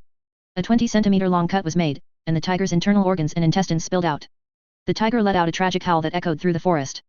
Ronan stuffed the tiger's internal organs and intestines back in and cast the healing spell. A faint green glow enveloped the 20-centimeter long cut, healing the wound. 2 hours later, Ronan summoned Grand Mist and analyzed the tiger. The next moment, Grand Mist transmitted a data stream to him. The tiger had completely lost its vital signs. Thus, Ronan knew that for such fatal injuries, the current healing spell was powerless. Immediately, Ronan collected the tiger's blood and drew some talisman. Then, he took out his elven dagger and peeled off the tiger's skin. He planned to sell it at the market in the secular world tomorrow, it should fetch some silver. At dawn, Triumphant City, the capital of the kingdom, gradually came to life. Ronan also got out of bed. After a night's sleep, he felt refreshed and full of chi. Moreover, his natal longevity tree continuously fed back refined heaven and earth spiritual chi day and night. This allowed him to sleep comfortably while his cultivation also improved. After casting a purification talisman on himself, Ronan got out of bed, put on his straw sandals, and walked towards his small botanical garden. To accommodate his increasingly growing natal longevity tree, Ronan had been continuously purchasing more robust and older magical plants during this period, placing them around his natal longevity tree. Magical plants were expensive, but fortunately, Ronan possessed the skill of drawing talismans. After earning spirit stones in the Still Truth sect immortal realm and converting them into gold ingots, he would return here, exchange them for valent gold coins, and then purchase magical plants. Nestled among nearly 10 magical plants, his natal longevity tree no longer looked so conspicuous. Now, Ronan's small botanical garden was a lush expanse. As he looked towards his natal longevity tree, his gaze suddenly sharpened. On his natal longevity tree, there was a tiny green bud. This green bud was different from what he had seen before. Could it be a flower bud? Ronan immediately invoked Grand Mist and issued the command to analyze the green bud. The next moment, Grand Mist fed back information, it was indeed a flower bud. I wonder what delightful changes will occur after the natal longevity tree blossoms. Ronan anticipated it in his heart. His natal longevity tree was transformed from an elf treasure tree. To speculate what would happen after his natal longevity tree bloomed, he might need to understand what changes occur when an elf treasure tree blooms. However, he knew very little about elf treasure trees. After all, the elf had long since declined. Whenever the Valiant Kingdom spoke of elf, they only referred to those slender, beautiful elf female slaves. Few people discussed other aspects of the elf. I wonder how much Awen knows about elf treasure trees. Thinking of this, Ronan decided to visit Awen. He took off his pajamas, changed into a cinched tunic, tied on his cloak, fastened it with a brooch, and walked out. First, he went to a restaurant, having pigeon meat pie and honey milk for breakfast. After the meal, he went to the market to buy some cherries, eating them as he walked. As he ate, he arrived at Awen's flat house. He knocked on Awen's wooden door. After waiting a few seconds, there was no response. He knocked again, still no response. Not home. Ronan immediately released his divine sense and swept it towards Awen's flat house. He immediately sensed a narrow room in the flat house with a single bed, on which a woman was sleeping. A detailed scan with his divine sense confirmed it was Awen. So she hasn't gotten up yet. How can she still be sleeping at this hour? Bang, bang, bang. Ronan used force, making the door bang loudly. Then, his divine sense perceived that Awen on the bed squirmed a few times and then fell back asleep. Bang, bang, bang, bang. Ronan immediately knocked on the door even louder. Finally, Awen on the bed squirmed a few more times, then threw off the covers and sat up. After muttering a few curses, she slipped on a one-piece long dress, got out of bed, and walked out of the bedroom barefoot. May I ask who it is? Awen asked politely. It's me, Ronan Lawrence, Ronan replied. Ronan's divine sense immediately perceived Awen clenching her small hand, her lips moving as she muttered a few low curses, then she cast a witch spell. A magical plant extended its roots and stems, opening the door for Ronan. Immediately, a large patch of sunlight streamed in, falling upon Awen. Awen's brown hair was disheveled and fluffy, exuding a sense of laziness. Her linen long dress slipped slightly to the left, revealing a hint of her collarbone and her smooth, wheat-colored left shoulder. Ronan, why are you here so early? Awen patted her small mouth with her slender hand and yawned. As she grew more familiar with Ronan, Awen dropped the noble etiquette of Triumphant City. Her address for Ronan also changed from Mr. Lawrence to calling him by his name directly. I want to consult you about those 3 wood combat witch spells, Ronan said. He certainly couldn't immediately ask about the elf treasure tree, that would arouse Awen's suspicion. All right, please sit. Since she had taken his money, Awen did not refuse. After casting a witch spell to close the door, she invited Ronan to sit down. Then, she asked Ronan to wait a moment, went into the washroom to wash up, tidied her hair and clothes, and then came out. After Awen sat down, Ronan asked her a few questions about witch spells. Awen answered in detail, and then Ronan gradually shifted the topic, leading it towards the magical plants in Awen's flat house. Among Awen's magical plants, there were a few that were in full bloom. After chatting for a few moments about Awen's magical plant flowers, Ronan asked, does the legendary magical plant, the elf treasure tree, bloom and bear fruit? The elf treasure tree blooms, but it doesn't bear fruit, Awen said. Then what is the purpose of the elf treasure tree blooming? Ronan continued to probe. After the elf treasure tree blooms, it produces seeds. By planting these seeds, one can obtain child trees of the elf treasure tree. In legends, when the elf were still the overlords of the continent, their child trees almost covered the entire continent. Every child tree could release magic, providing power for the operation of the formations in elf settlements. Alas, Awen sighed at this point. The elf treasure tree is truly a miraculous magical plant. Over the years, many wizards from the druid school, as well as wizards from other schools, have studied how to grow an elf treasure tree from its roots and stems. However, there has still been no progress. Ronan listened to Awen's words, drank a glass of wine, his eyes unchanged. So it's child trees. He couldn't help but look forward to it in his heart. If there really were child trees, then after he planted another tree, the 2 trees would together feed back refined heaven and earth spiritual chi to him. In this way, the cultivation of his spirit body would accelerate. After this period of cultivation, he discovered that the cultivation of an acquired spirit body was essentially his natal longevity tree continuously changing his physique by feeding back refined heaven and earth spiritual chi. What the ancient wood longevity skill said, that the green wood spirit body can be formed in 100 years, the ye wood dharma body in 1,000 years, and the eternal evergreen body in 10,000 years, should be aimed at the heaven and earth environment when the ancient wood longevity skill was created. Given the current environment of the cultivation world, where spiritual chi is not dense enough, it's questionable whether planting a tree for 100 years could even cultivate a green wood spirit body. Afterward, Ronan and Awen discussed some other matters concerning the elf. Awen said that some knowledge in the druid sect was also learned from the elf. During the druid sect period, druids and elf were still relatively friendly. However, after entering the wizard era, few people in the druid school communicated with the elf. Because now, the harassment and persecution of the elf by wizards and knights are more severe than before. After all, in the era of divine manifestations, many people considered the elf to be children of the gods and had scruples about persecuting them. But wizards did not believe in gods, they only believed in truth and knowledge. In the eyes of wizards, gods were merely powerful humans or some other existence, and if one learned enough knowledge, even gods could be killed. Ronan received the answer he wanted, and after asking a few more casual questions, he bid farewell to Awen. Leaving Awen's small flat house, Ronan swept his divine sense. He sensed that Awen had taken off her long one-piece dress and then drill into the quilt again. Upon returning to his own flat house, Ronan began to refine growing green liquid. He switched to a larger crucible, refining it once would yield 6 portions, enough for his natal longevity tree and 5 azure spirit emerald cloud bamboos. He conjured 10 wizards' hands to work alongside him.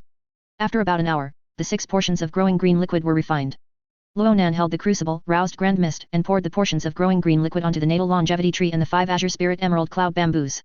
While pouring the growing green liquid, he roused grand mist to analyze these spiritual plants. Spiritual plant, natal longevity tree. Year, 83. Spiritual plant, azure spirit emerald cloud bamboo. Year, 42.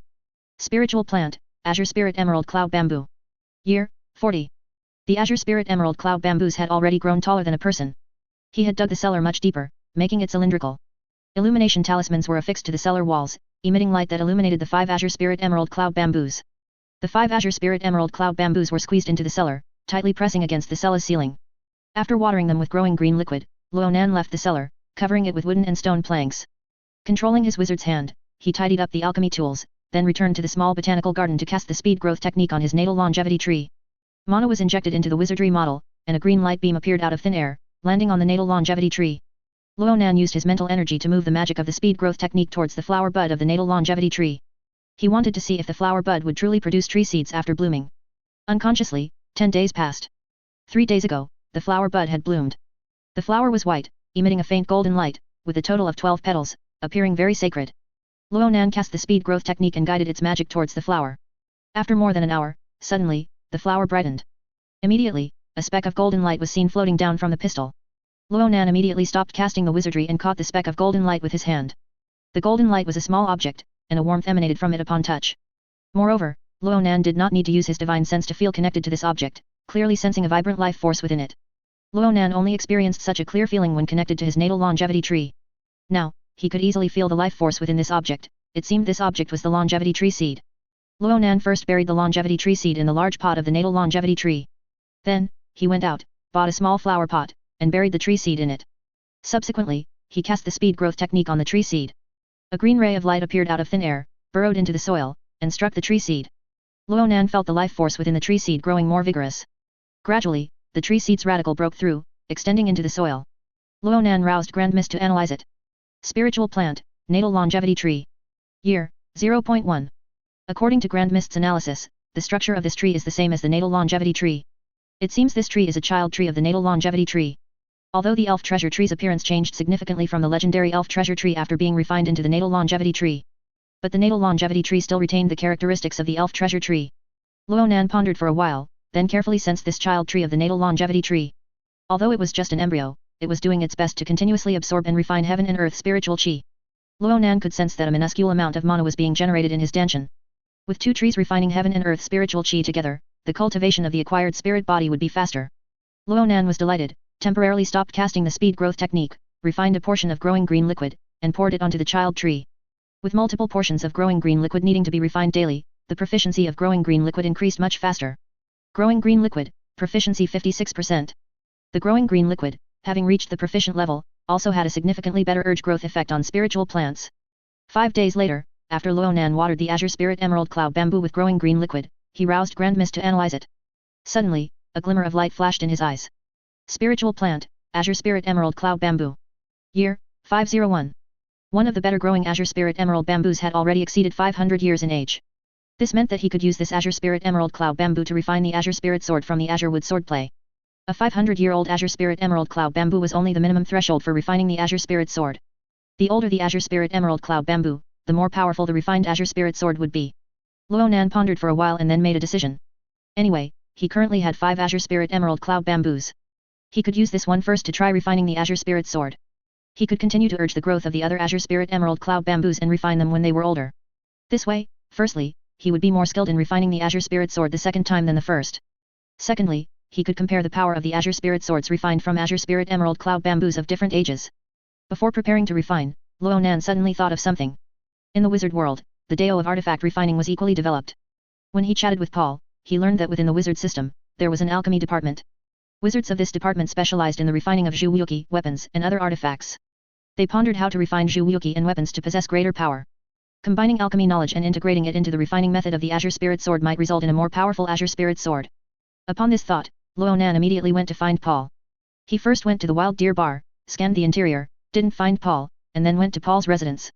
Before he even arrived, a sweep of his divine sense revealed that Paul was again hunched over the sandbox, drawing and writing with a twig, calculating wizardry formulas. After Ronan knocked on Paul's door, Paul immediately snapped back from the sandbox. Who? It's me, Ronan. After Paul opened the door, Ronan again saw Paul's messy, bird's nest-like hair that hadn't been washed in days, and a pair of bloodshot eyes with sleep in the corners. Hey, Ronan, long time no see, Paul said. Ronan immediately got straight to the point. I want to understand the knowledge of the alchemy department. What channels are there?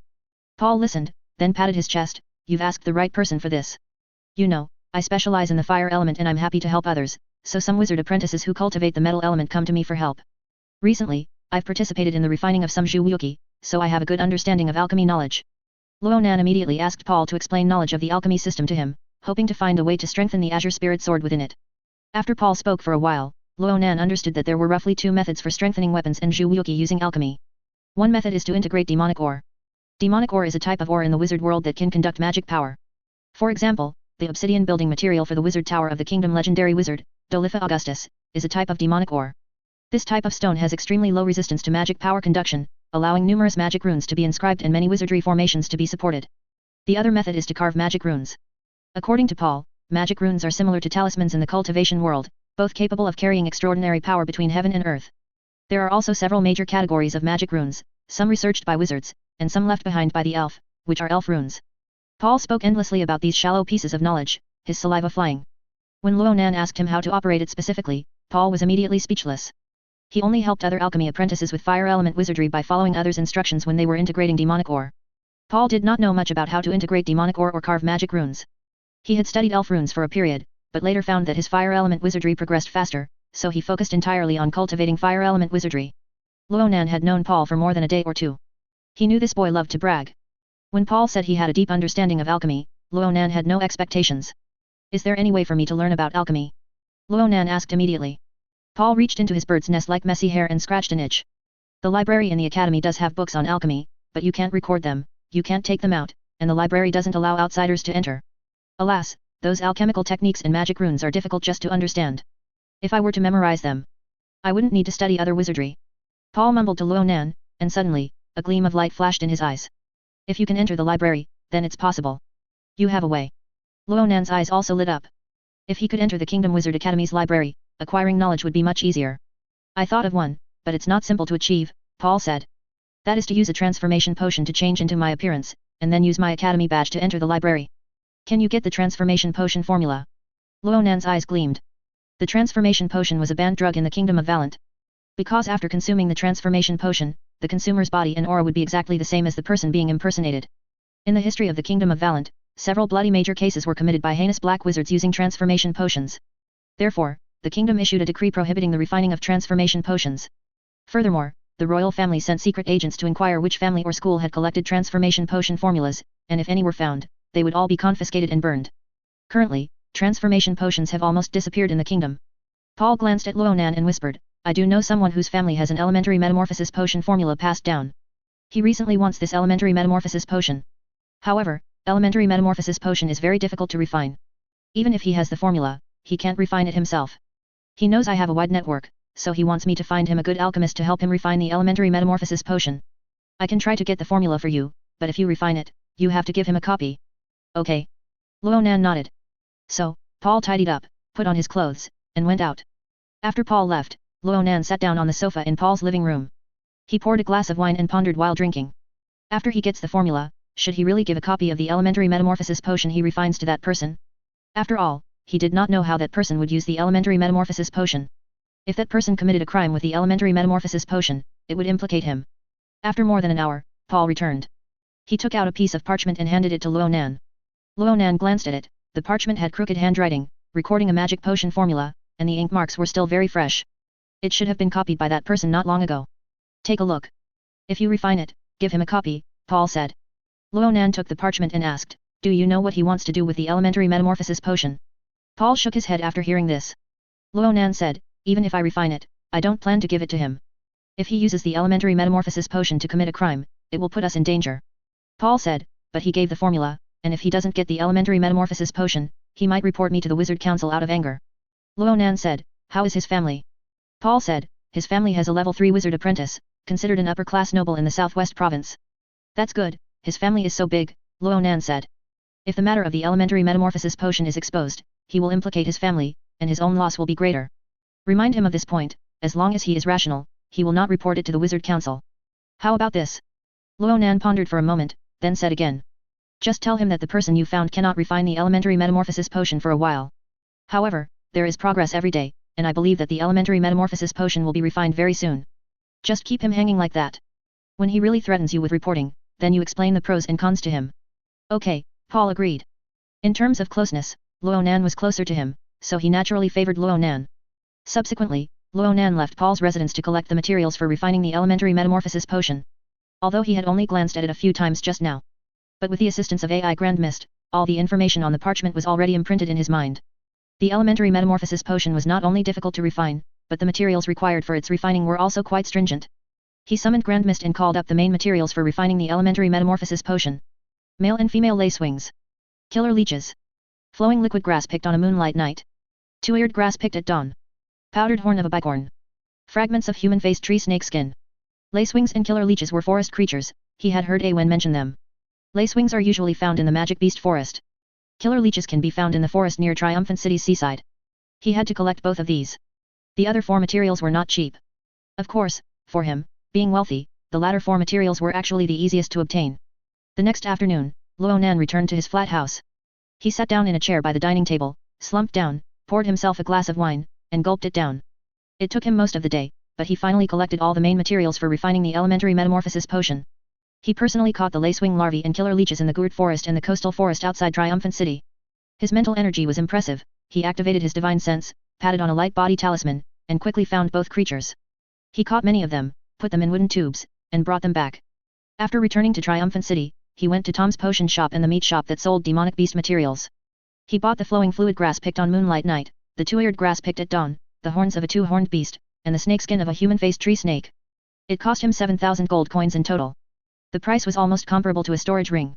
With all the materials ready, Ronan condensed 10 wizard's hands and began refining the magic potion. Another room in the flat house was specifically used by Ronan for refining potions. Inside was a large table, upon which were placed refining tools such as crucibles, grinding mortars, and extraction bottles. The elementary metamorphosis potion was a second-tier magic potion.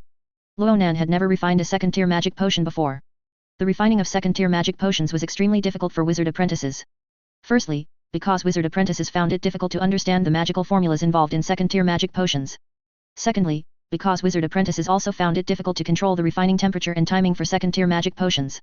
Thirdly, because second-tier magic potions had numerous steps, and a wizard apprentice's mental energy made it difficult to maintain concentration for extended periods.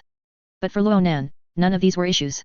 Grand Mist could deconstruct and visualize the magical formulas, allowing him to understand them better. Moreover, Grand Mist could record temperature and time, which enabled him to grasp them more accurately. And his mental energy was not low either. Especially after cultivating the God Evolution art, his mental energy had greatly increased. Ronan followed the steps on the parchment, one by one. There were a total of 60 steps to refining the elementary metamorphosis potion. These included multiple extractions, dilutions, and crystallizations. If even one step was not controlled properly, he would have to start over. Fortunately, Ronan had Grand Mist for analysis, constantly feeding him information streams. And he also had enough mental energy, which allowed him to react immediately as soon as the information was generated in his mind, ensuring that the refining process was flawless. After more than 2 hours, Ronan, highly focused, poured the liquid from the crucible into a ceramic potion bottle. The liquid was purple and bubbling. It's finally done. After pouring all the liquid into the potion bottle and sealing it with a cork, Ronan let out a sigh of relief. Even with his powerful mental energy, coupled with his natal longevity tree continuously restoring his mental energy, the prolonged refining still made his brain a bit tired.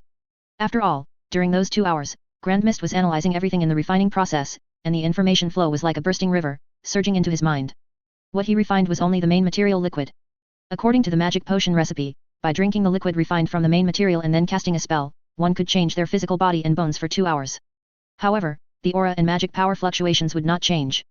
To truly impersonate someone else, one would also need to add the things from the person being impersonated such as hair, blood, etc., as well as the impersonated person's magic power as auxiliary materials into the liquid refined from the main material. By drinking it, one could completely transform their aura and magic power fluctuations into those of the person being impersonated. 5 days later, Ronan went to find Paul. After all, being able to refine a second-tier magic potion in 1 day was too incredible. However, refining the potion in 5 days also surprised Paul. You truly are a genius at refining potions. Paul had exclaimed the same thing when Ronan previously refined the extremely low success rate anti-aging potion and blackening removal agent. It's a pity the Kingdom Wizard Academy only selects students based on wizard aptitude. If your potion refining talent were to spread to the Wizard Islands, some schools specializing in magic potions might even rush to recruit you. Ronan stopped Paul from continuing, telling him to drip a drop of blood into the potion and then inject magic power. Subsequently, Ronan began to recite the incantation recorded on the parchment. Paul's blood and magic power merged into the potion. The originally purple potion turned dark purple. Ronan glanced at it, then immediately picked up the potion bottle, put it to his mouth, and drank the elementary metamorphosis potion. The potion tasted terrible, sour, astringent, and bitter all exploded in his mouth. Soon, the entire bottle of potion was consumed by Ronan. Immediately after, Ronan's entire skin began to writhe. His hair started to curl and change color. In a short while, his entire body completely transformed into Paul's appearance. It's amazing. Paul looked at Ronan's appearance and couldn't help but exclaim. Quick, get me a set of your clothes to change into. Ronan immediately said. And your academy badge. 2 hours were precious, and he didn't want to waste them. Paul responded, immediately took out his clothes, and retrieved his academy badge. After Ronan changed into the clothes, he left Paul's residence, chose a secluded spot, used a light body talisman, and ran off. After half an hour, Ronan arrived at Triumphant City Upper City and walked directly towards the Kingdom Wizard Academy. Before long, he arrived at the main gate of the Kingdom Wizard Academy. The Kingdom Wizard Academy was an ancient, magnificent castle. Standing at the main gate, one could see more than a dozen wizard towers within the castle. After participating in the wizard aptitude test, he returned here after several months. At the main gate, there were several magical arrays. Only those led by someone or carrying an academy badge could pass through the magical arrays. When he came for the test before, he was led by a wizard apprentice from the academy. Ronan took out the silver academy badge, engraved with Paul Wilson's name, held it in his hand, and walked towards the main gate. As he reached the main gate, ripples appeared before his eyes, and he safely passed through the magical arrays, entering the academy. Having entered the academy before, he knew where the library was located. It was a tall tower, domed, 5 stories high, distinct from the pointed wizard towers that were 10 stories or more. He had heard Paul say that this library was for wizard apprentices to enter and cultivate. Furthermore, wizard apprentices of different levels could only move within the corresponding levels area. Each entry into the library required the consumption of academy points from the academy badge. Academy points could be exchanged for gold coins. Alternatively, helping professors in the academy could also earn academy points. After Ronan entered the library, he passed through several more magical arrays. Ripples appeared before his eyes, and a string of numbers on his academy badge suddenly distorted, decreasing by 30. After entering the library, Ronan's eyes suddenly lit up. Above the library, there was a night sky. In the night sky, there were the moon and stars, emitting light brighter than in reality. According to Paul, of the 5 floors in the library, a level 1 apprentice wizard could only move on the first and second floors. A second level wizard apprentice could go up to the third and fourth floors. A level 3 wizard apprentice, on the other hand, could go up to the 5th floor. Within the bricks and stones of each floor, there were hidden magic runes formations. If one did not carry the academy badge, was not the person themselves, or if their wizard apprentice rank was insufficient, the magic runes would be triggered. Paul was a second level wizard apprentice, so he could only go up to the 4th floor. Because the elementary metamorphosis potion only had a little over an hour left in its duration, he came this time to record the alchemy knowledge. As for other books, he could wait until he refined more transformation potions in the future before coming to record them. Therefore, he used quick walk, searching for the bookshelf containing alchemy knowledge. There were other wizard apprentices in the library. Each of them was either focused or indifferent, seemingly immersed in knowledge. Ronan found the basic knowledge of alchemy on the 1st floor. He opened the book, quickly flipped through the pages, and at the same time summoned Grand Mist to begin recording. The basic alchemy knowledge on the 1st floor provided a fundamental introduction to alchemy and explained the assembly of alchemy components. How to integrate magic ore and how to carve magic runes were not mentioned. After Ronan finished recording several books containing alchemy knowledge, he walked to the 2nd floor. The alchemy knowledge on the 2nd floor was a bit more profound than that on the 1st floor. He thought that the design of this library should be to place corresponding books according to the wizard apprentice's rank. Ronan then recorded layer by layer. After about an hour and 10 minutes, Ronan finally recorded all the alchemy knowledge from the 2nd to 4th floors using Grand Mist. After recording, he hurried downstairs, exited the library, and then quickly walked out of the academy. After leaving the academy, he walked towards places with fewer people.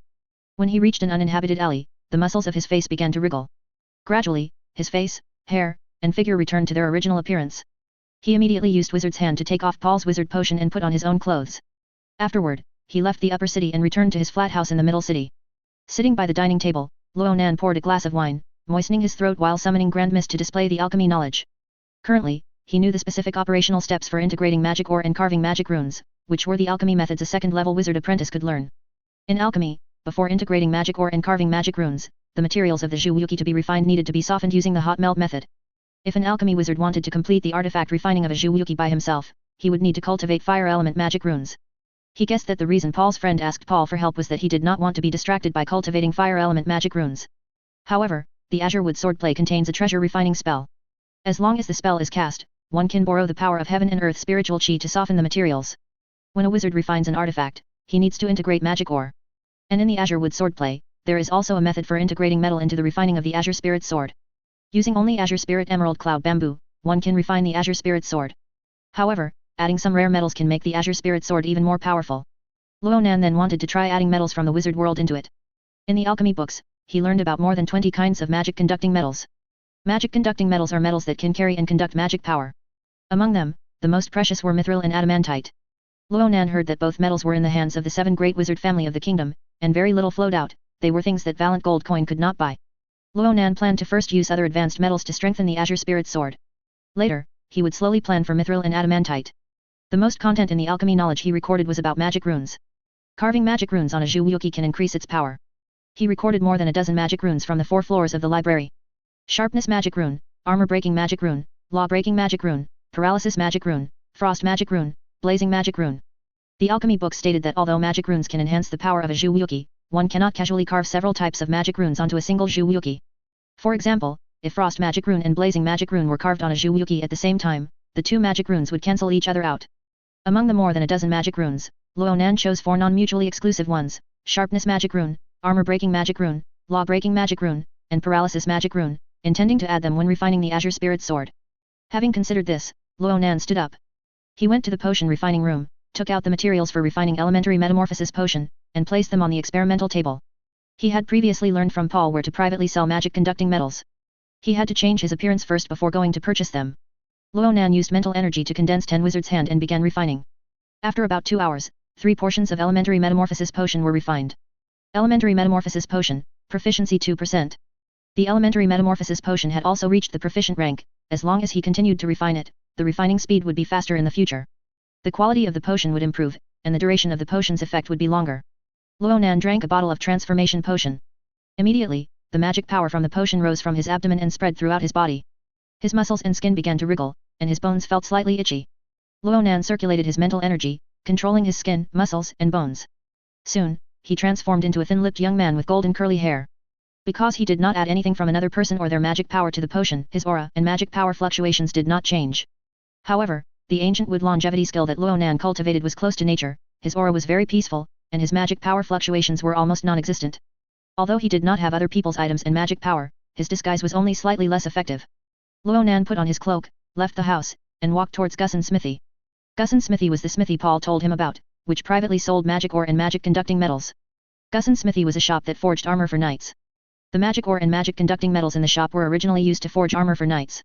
Armor forged with magic ore and magic conducting metals was convenient for alchemy wizards to enchant. Knights registered in the roster, if they purchased armor there, had to fully register their personal information. How much magic ore and magic conducting metals were integrated into the armor also had to be registered. How much magic ore and magic conducting metals Gusan's smithy used and where they flowed were all under the supervision of the royal family. However, the owner of Gusan's smithy also wanted to earn more money. He would tamper with the circulation records of magic ore and magic conducting metals, thereby privately selling a portion of the magic ore and magic conducting metals. Because he bore a considerable risk, the price of this privately sold portion would be much higher than normal transactions. Gusan's smithy was in the lower city. Ronan used a light body talisman, walking through uninhabited areas. After about half an hour, he arrived at the entrance of Gusan's smithy. Gusan's smithy occupied a rather large storefront. Inside, numerous furnaces burned with roaring fires, and waves of heat swept out. Several burly men, shirtless and with bulging muscles, wielded dark hammers, continuously striking iron sheets, producing deafening sounds. Following Paul Wilson's description, Ronan found the owner of Gusan's smithy, Gusan Nall. Gusan, with a quarter dwarf bloodline, had a squat, square build, and was also shirtless, with chest muscles like rocks and a slightly protruding belly. His face was filled with fierceness, a pipe hung from his mouth, and he puffed on it while hammering. Mr. Nall, Ronan stepped forward and performed a noble's bow. Paul Wilson introduced me. Gusan glanced at Ronan, nodded, put down the large hammer in his hand, and said, "Follow me." Then, he led Ronan to a basement. In the basement, various magic ores and magic conducting metals were displayed. Ronan immediately used his divine sense and grand mist to analyze the magic conducting metals. Finally, he selected 2 magic ores and metals mentioned in alchemy books: wood nurturing magic crystal and azure origin copper. Both of these metals were beneficial for the conduction of wood-type power. Adding metal to the Azure Spirit Sword was about quality, not quantity. The combined volume of the wood-nurturing magic crystal and azure origin copper he needed was only the size of a fist. Ronan immediately asked for the price. Gusan replied, and the price was more expensive than he had anticipated. Fortunately, he now had enough gold coins. Ronan took out 3 large wooden boxes from the storage pouch he kept close to him. With a wave of his hand, they landed on the ground. Ronan opened one of the wooden boxes and put some of the gold coins back into his storage pouch. "This should be enough. Do you want someone to count it?" Ronan asked. Gusan immediately opened the wooden boxes one by one, plunging his large hand into the piles of gold coins to check if they were all gold coins. After inspecting all 3 wooden boxes, he slightly lifted each one to test their weight. "It should be about right, but I can't find anyone to count them now," Gusan said. "You can take the materials first. If the money isn't enough, I'll find Paul." Ronan then put the wood-nurturing magic crystal and azure origin copper into his storage black ring and left the smithy. Ronan returned to the flat house and cut the 500-year-old azure spirit emerald cloud bamboo into several sections, storing them in his storage pouch. Afterward, he used a wind-chasing talisman and left Triumphant City. He didn't know what kind of commotion refining the azure spirit sword would cause, so he planned to find a secluded place to refine it. Although the secular world of the cultivation world was safe enough, refining it there was impossible because it required the aid of heaven and earth spiritual chi, which was extremely scarce in the secular world. In Triumphant City, there were wizards, and in the Still Truth sect immortal realm, there were cultivators. He needed to find a place that had neither wizards nor cultivators. And in the Valiant Kingdom, such places were abundant. The wizard world had a high concentration of energy particles, but not every place had wizards. Wizards mostly gathered in large cities, especially in Triumphant City, the capital of the kingdom. Remote and backward places would not have wizards residing there. Therefore, as soon as Ronan left Triumphant City, he immediately applied several body protection talismans and wind-chasing talismans to himself. His speed suddenly increased, and he swept along an unmanned path. He arrived at a remote small town 300 miles outside Triumphant City and rented a large mansion. The mansion had a cellar, which was the previous occupant's wine cellar. Ronan went into the cellar and began refining the Azure Spirit Sword. Ronan sat cross-legged in the cellar, forming various hand seals and muttering incantations. Before him was a large ball of white light, and the surrounding heaven and earth spiritual chi was drawn to it, converging within. Inside the white light was the essence of the 500-year-old Azure Spirit Emerald Cloud Bamboo. The remaining dregs fell to the ground. After more than 6 hours of refining, a faint green light faintly appeared within the white light. This was the sword embryo of the Azure Spirit Sword. Once the sword embryo was formed, other items could be added to it. Ronan's heart stirred, and he took out the wood-nurturing magic crystal and Azure Origin copper from his storage ring. The wood-nurturing magic crystal was a hexagonal prismatic crystal, the color of an emerald. The Azure Origin copper was a small piece of bronze emitting a shimmering green light. Ronan condensed 2 wizards' hands, grabbed these 2 items, and placed them into the ball of white light. Under the effect of the treasure refinement incantation, heaven and earth spiritual chi gathered, and the 2 items gradually merged with the Azure Spirit sword embryo. The faint green light within the white light slowly deepened. After about 2 hours, the 2 items were completely integrated into the sword embryo. The sword embryo now presented a shimmering green hue. Subsequently, Ronan began to carve magic runes onto the sword embryo. Carving magic runes, like drawing talismans, greatly tested precision and focus. Fortunately, Ronan had the assistance of Grand Mist and his own excellent mental energy. While forming hand seals and chanting the treasure refinement incantation, he used his mental energy to draw the Geng metal chi from the heaven and earth spiritual chi, condensing it into tiny, barely visible sharp blades to carve magic runes onto the sword embryo. A sword was not large, so the number of magic runes that could be carved was limited. The patterns between magic runes could not overlap, otherwise, the Zhuwuki would be destroyed. Ronan planned to carve 4 types of magic runes: sharpness magic rune, armor-breaking magic rune, law-breaking magic rune, and paralysis magic rune, so he needed to plan first. He first used Grand Mist to simulate the arrangement of the 4 magic runes on the sword in his mind. Only after finding a solution where the 4 magic runes did not interfere with each other did he begin carving. The Geng metal chi, guided by his mental energy, slowly carved patterns onto the sword embryo. This was his first time carving magic runes, so he carved with extreme care and at a very slow pace. After more than 5 hours, all 4 magic runes were carved onto the sword embryo. Then, he continued to chant the treasure refinement incantation, and the sword embryo gradually took shape, its magic runes stretching. After another 3 hours, the Azure Spirit Sword finally took shape. He immediately withdrew his power. The white light suddenly vanished. A shimmering green treasure sword, over 4 feet long, appeared before him. He condensed a wizard's hand, grabbed the flying sword, and brought it before him. On the body of the flying sword were lines that, at first glance, looked like cloud patterns. But in reality, they were the arrangement of the sharpness magic rune, armor-breaking magic rune, law-breaking magic rune, and paralysis magic rune. Although the Azure Spirit Sword had been refined, he still could not control it. He still needed to use an incantation from the Azure Wood Swordplay, combined with ancient wood longevity power, to make the Azure Spirit Sword recognize him as its master and refine it into his Danshan. Only then would the Azure Spirit Sword truly be at his command. Therefore, Ronan activated his ancient wood longevity power, infused it into the Azure Spirit Sword, and chanted incantations. The Azure Spirit Sword seemed to possess sentience, gradually aligning with his ancient wood longevity power. This process was not difficult but required a considerable amount of time. According to the Azure Wood Swordplay, one could set aside time each day to continuously feed the sword with power, and after 10 odd days or a month, the flying sword would recognize its master. But Ronan had 2 natal longevity trees, constantly replenishing his power and mental energy. He could continuously feed the sword with power for extended periods. Unconsciously, Ronan stayed in the cellar for 3 days. Suddenly, he felt something. He formed a hand seal. Immediately, the Azure Spirit Sword transformed into a streak of green light, flying into his meridians and directly into his Danshan. He inwardly observed his Danshan and immediately saw the Azure Spirit Sword suspended within the misty ancient wood longevity power. Deep in a forest in the secular world of the cultivation world, Ronan stood alone in a clearing in the forest. Ronan formed a sword art with his fingers, and his heart stirred. A gleaming Azure Spirit Sword suddenly appeared before him. The flying sword was covered in dense cloud patterns. In reality, these were 4 types of magic runes arranged by Ronan. Sharpness magic rune, makes the flying sword and its sword chi sharper. Armor-breaking magic rune, when encountering physical resistance, the flying sword generates destructive magical power. Law-breaking magic rune, when encountering magical resistance, the flying sword generates power to break through the magic. Paralysis magic rune, if struck by the flying sword, the person will be paralyzed. Ronan flipped his right hand, which was forming the sword art, and the flying sword immediately hummed, its immense sword chi erupting with a roar. With the point of his finger, the flying sword instantly transformed into a long azure rainbow and shot forward. Boom! The flying sword swept through the forest, and trees snapped and toppled over. The formerly dense forest immediately revealed a bright, open path. Dust from the trees hitting the ground flew everywhere. Ronan once again circulated his power, and the flying sword continued forward, shooting straight towards a mountain. When the flying sword encountered the hard mountain rock, both its sword chi and the magical power of the armor-breaking magic rune were simultaneously activated. The flying sword penetrated inch by inch. The mountain rock was like tofu to the flying sword. After Ronan controlled the azure spirit sword to circle once through the mountain rock, he guided the sword art. Suddenly, a spray of rock dust erupted from the mountain. The azure glowing flying sword then flew out from the rock dust. As Ronan beckoned with his hand, the flying sword transformed into a ray of azure light and was stored in his sleeve. Afterward, the flying sword entered his meridians and went straight into his dantian. It continued to be nourished by the ancient wood longevity power within his dantian. Ronan discovered that ancient wood longevity power had the effect of promoting plant growth.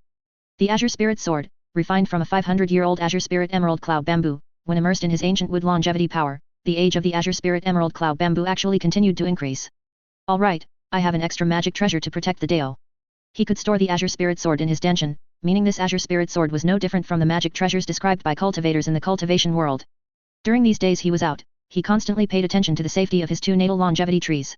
Before he left, he activated the God Evolution art, splitting off 2 strands of divine sense and injecting them into the 2 trees.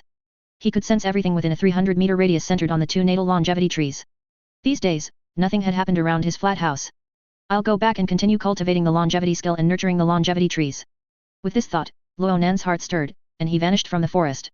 Subsequently, he reappeared in the cellar of the small town outside Triumphant City. He used an undressing talisman to take off his cultivation world clothes, then put on his medieval-style clothes from his previous life, and then left the residence to return to Triumphant City. Triumphant City, the morning sun rose high, and all things grew. Ronan sat cross-legged in his small botanical garden, cultivating the ancient wood longevity skill. Sunlight streamed in through the botanical garden's windows, falling upon a dozen or so plants, presenting a vibrant scene of prosperity. Ronan discovered that cultivating beside these plants, influenced by the heart of nature, the cultivation speed of the ancient wood longevity skill had somewhat accelerated. He formed a hand seal, placing his hands on his thighs, adopting the 5 hearts towards heaven cultivation posture, his eyes on his nose on his heart, inhaling and exhaling the surrounding heaven and earth spiritual chi. Heaven and earth spiritual chi poured in through the orifices all over his body.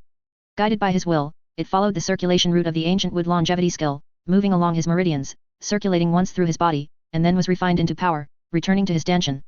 At the same time, 1 eternal evergreen tree mother tree and 1 vital evergreen tree subtree were also continuously refining heaven and earth spiritual chi. A portion was used for their own growth, while another portion, through a mysterious connection with Ronan, was fed back to Ronan, merging into Ronan's dantian. After about another hour of inhaling and exhaling, Ronan's eyes slightly opened, and a trace of divine light flashed within them. I've breakthrough. Ronan summoned Grand Mist and brought up his stats. Lifespan, 223. Strength, 15. Spirit, 36. Power, 16. Cultivation technique. Ancient wood longevity skill, 11th layer 2%. Azure wood swordplay, 3rd layer 1%. God evolution art, proficient 5%.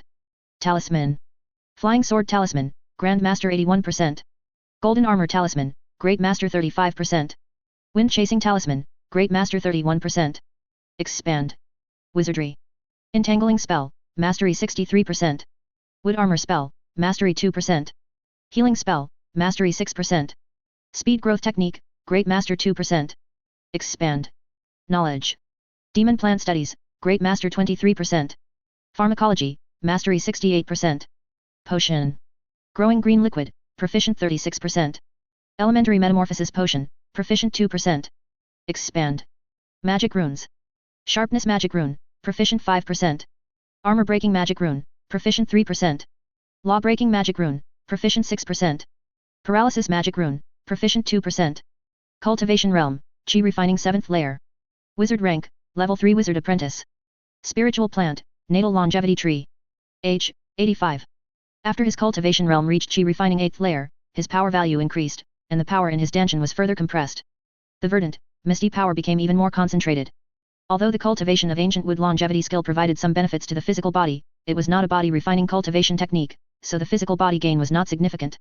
As for his spirit, the reason it far surpassed his strength and spirit was because he cultivated the God evolution art. The God evolution art was originally a method used to split divine sense and control multiple puppets. However, the divine sense he split off was not necessarily used to control puppets.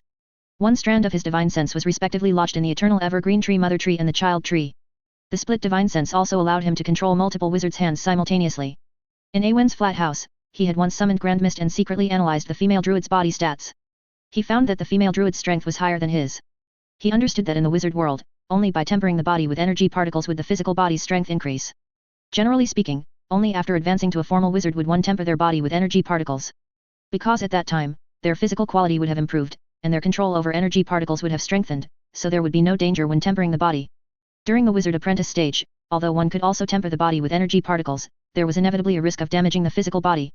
The druid school's transformation potion requires changing body shape. When cast, energy particles must flow through the physical body. Perhaps at that time, Awen had already tempered her body with energy particles. The druid school is proficient in healing spell. They can use healing spell to treat physical body damage. Ronan pondered for a while about the reason for Awen's powerful physical body strength, then he collected his thoughts and looked at the other stats. His spirit was already more than 10 points higher than Awen's. And his power was also close to Awen's.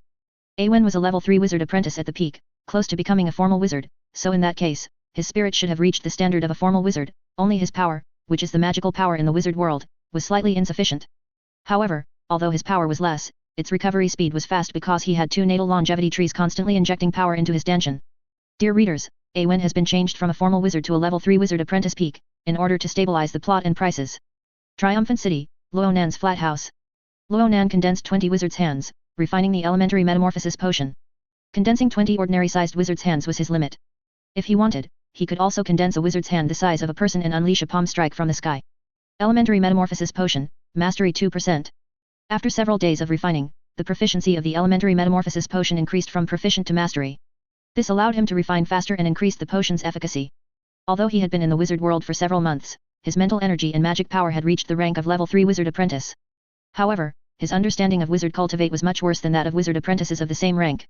After all, after failing to be selected by the Kingdom Wizard Academy, he stayed in Triumphant City and became a wild wizard apprentice, not going to other academies or joining any school of thought. Since he could enter the Kingdom Wizard Academy library to read, he intended to record all the books there with Grand Mist.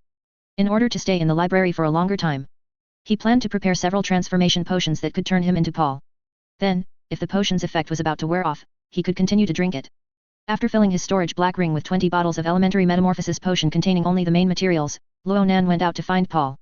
You're not going to the academy today, are you? Ronan asked in Paul's flat house. No, I'm going to construct the Flame of Burning Hell Zhu model at home today. What's up? Give me a few strands of your hair and your magic power. Ronan said, taking out a pair of scissors and a thumb-sized obsidian from his storage black ring. Obsidian was the best crystal for carrying magic power in the Valiant Kingdom. Ronan spent a considerable amount of money to buy even a thumb-sized piece. Ronan carved the magic storage pattern he saw in the library that day onto it, which could temporarily lock magic power within it. OB Obsidian, this isn't cheap, is it? Paul's eyes widened when he saw it. Where did you get the money? You didn't secretly sell the elementary metamorphosis potion, did you? Of course not. I don't want to implicate the family either. After reassuring Paul slightly, Ronan said. Come on, help me. If you're ever short on money in the future, I can lend it to you at a lower interest rate than the Lani Vault. Alright, if you meet a beautiful woman on the street who greets you, just make an excuse and leave. Don't use my handsome appearance to do anything that would betray me. Those are all my girlfriends. Paul said, cutting off a lock of his hair and then filling the obsidian with magic power. Ronan obtained the hair and magic power, then asked Paul for his wizard potion and academy badge, and immediately left. Ronan returned to his flat house, chanting a spell while dividing Paul's hair and magic power into 20 portions and putting them into 20 bottles of elementary metamorphosis potion. The originally purple elementary metamorphosis potion immediately turned dark red. After putting all the elementary metamorphosis potions into his storage black ring, Ronan went out and walked towards the upper city. When he was about to reach the upper city, he entered an empty alley and released his divine sense. After sensing that no one was approaching, he changed into Paul's wizard potion and drank an elementary metamorphosis potion. Immediately, his muscles and bones felt a slight itch, and his face squirmed. In just 2 seconds, he transformed into Paul's appearance. After Ronan entered the Kingdom Wizard Academy, he deliberately avoided people, lest he run into a wizard apprentice Paul knew and expose himself after a few words. After walking for about a quarter of an hour, Ronan entered the library. Then, he started on the first floor, looking for knowledge that interested him. He planned to record this type of knowledge with Grand Mist today. Ronan walked between the bookshelves, his gaze sweeping over books with ancient covers. The paper of the books in the library was already very different from the parchment outside. The quality of the paper was almost comparable to that of his previous life. It must be that some wizard had improved the method of paper making. Ronan walked for a while, then suddenly stopped. He saw a book, Introduction to Spatial Wizardry Analysis. A glimmer of light flashed in his eyes. His natal longevity tree was constantly growing, and it was inevitable that it would become towering in the future. The small botanical garden would definitely not be able to accommodate it. In that case, he could only transplant it outside the room, but that would be a bit too conspicuous. If it came to that, he would have to move out of Triumphant City. But then, it would be inconvenient for him to acquire materials. I wonder if spatial wizardry has a solution. Ronan thought to himself, then took down Introduction to Spatial Wizardry Analysis from the bookshelf and began to record it. After recording all the spatial wizardry books on the first floor, Ronan went to the second floor. 3 hours later, Ronan was recording on the third floor. Feeling that the effect of the elementary metamorphosis potion was about to wear off, he went downstairs, left the library, found an empty place, and drank a bottle of elementary metamorphosis potion. Then, he walked back to the library. It wasn't until 5 in the afternoon that Ronan left the library. Although the academy's library was open very late, Paul did not have a residence in the academy. The residences inside the academy were for some top nobles, who were also disciples of top wizard family. Ordinary wizard apprentices could only live outside the academy. Because there was a curfew in Triumphant City at night, and he couldn't stay in the academy, Ronan had to leave first. However, he gained a lot today. At least, he recorded all the content of spatial wizardry in the library. He also spent a little time recording other knowledge.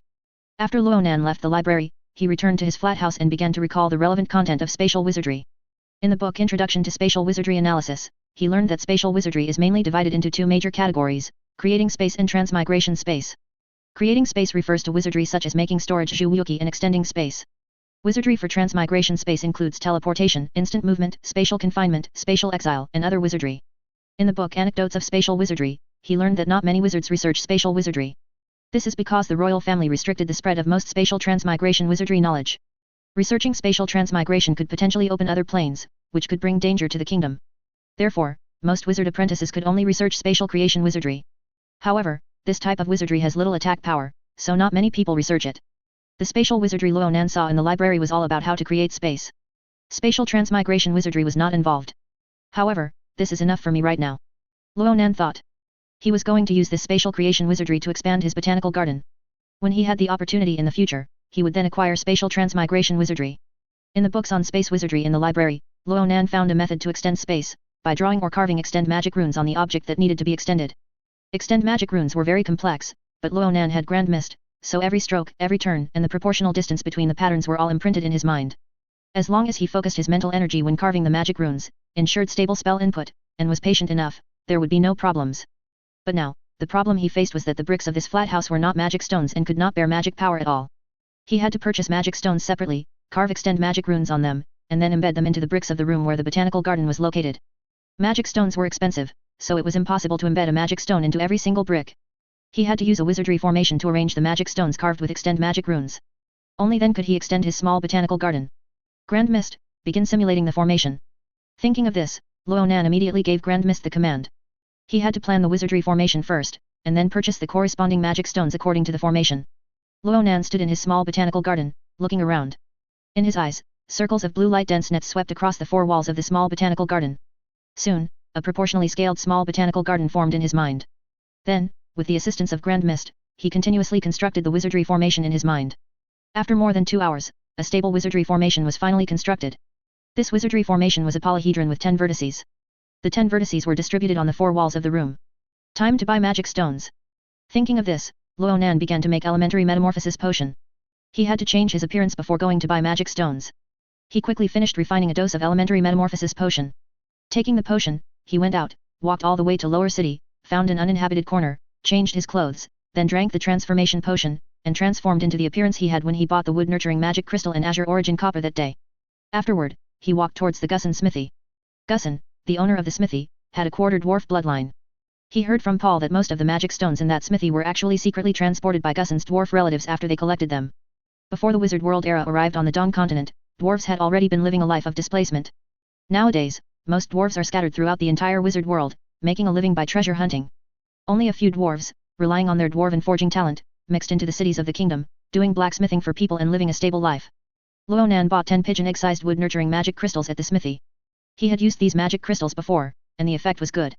Moreover, they were beneficial for the bearing and conduction of wood elemental spell. After buying the wood nurturing magic crystals, Ronan pondered. If he wanted to embed the magic crystals into the bricks without leaving a trace, he would need to use earth elemental wizardry or earth elemental spell. And he had not learned either of them yet. Therefore, tonight, he could only carve extend magic runes on the wood nurturing magic crystals first. Tomorrow, he would go to the library of the Kingdom Wizard Academy again to record an earth elemental wizardry. Ronan immediately used the treasure refinement incantation from the azure wood swordplay, which was used to refine the azure spirit sword, to form hand seals and chant incantations. Immediately, a white light lifted one of the wood nurturing magic crystals. Ronan used mental energy and spell to connect with the Geng metal chi in the heaven and earth spiritual chi, forming an invisible carving knife that carved extend magic runes on the wood nurturing magic crystal. Time flowed by. Ronan meticulously carved one wood nurturing magic crystal after another. He stayed awake all night, finally carving extend magic runes on all 10 wood nurturing magic crystals. Ronan's mental energy was quite strong now, so even though he stayed up all night, he didn't feel tired. As the morning sun just rose, Ronan put away the 10 wood nurturing magic crystals, cast a purification talisman on himself, and then went out. First, he ate a hearty breakfast, and then walked towards Lower City. Upon arriving at Paul's flat house, he asked Paul and learned that Paul would not be going to the academy today, so he informed Paul that he would be going to the academy's library today and told Paul not to go out or answer the door. After entering the Kingdom Wizard Academy, Ronan stayed in the library until 5 in the afternoon. After all, coming to the academy library was quite time-consuming and troublesome. Although he came this time to learn Earth Elemental Wizardry, he also used Grand Mist to record other wizardry knowledge at the same time. Leaving the academy and arriving in Middle City, Ronan felt hungry, so he went to the Wild Deer Bar.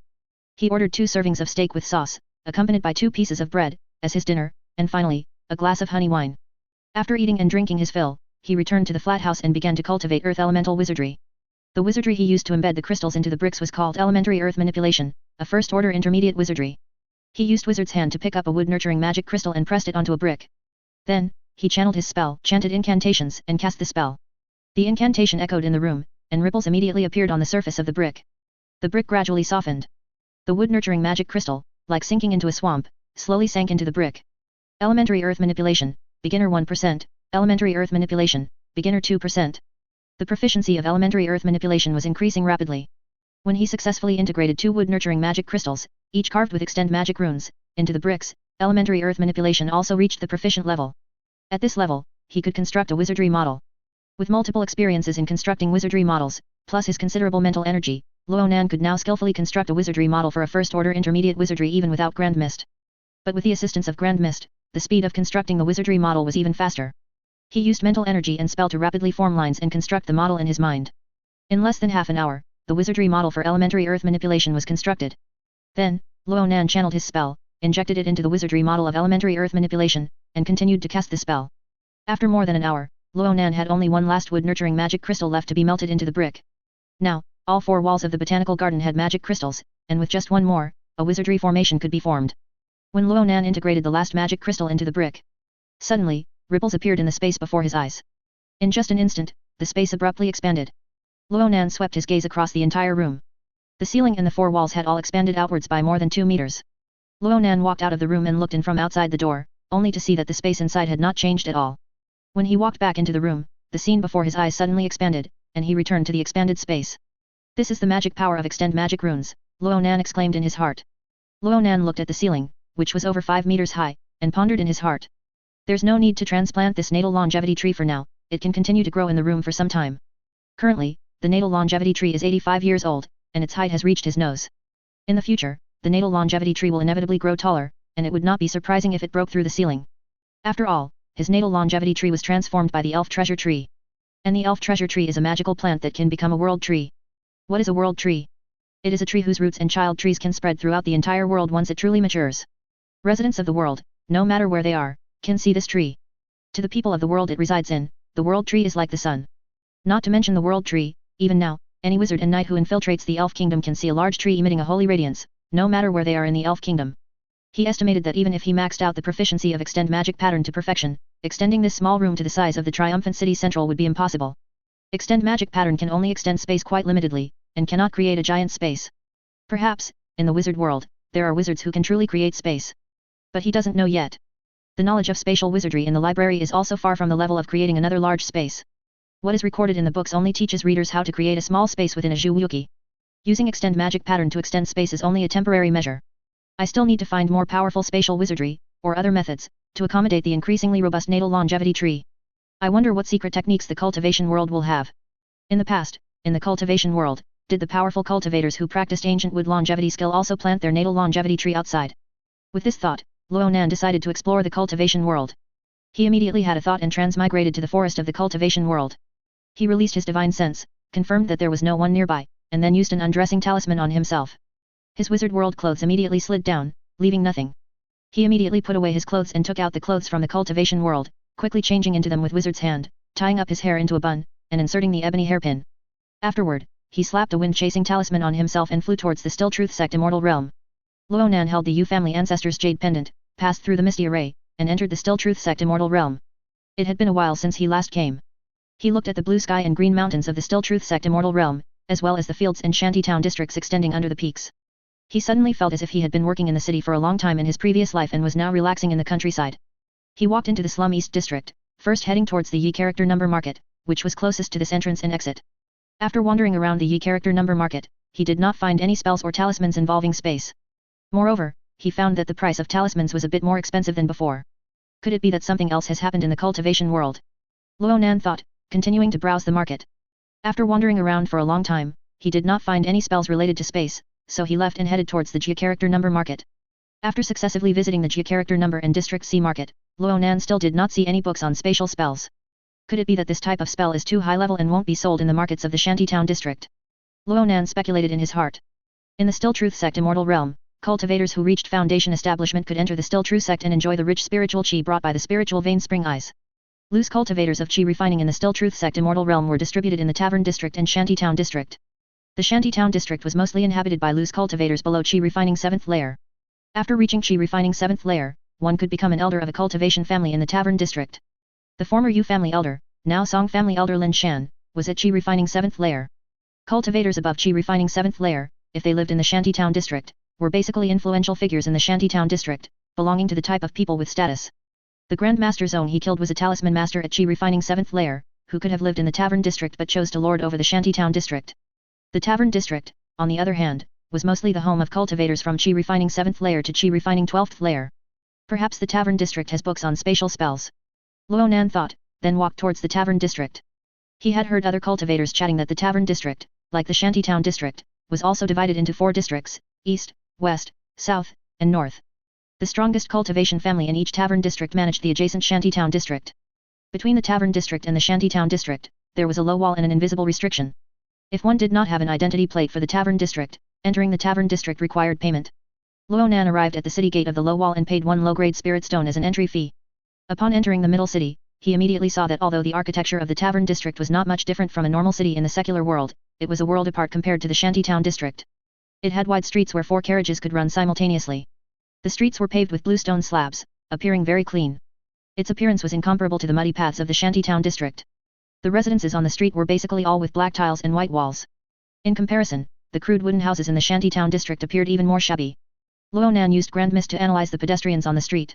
Through the returned values, he knew that the average cultivation realm of pedestrians on the street was also 3 or 4 small realms higher than that of cultivators in the Shantytown District.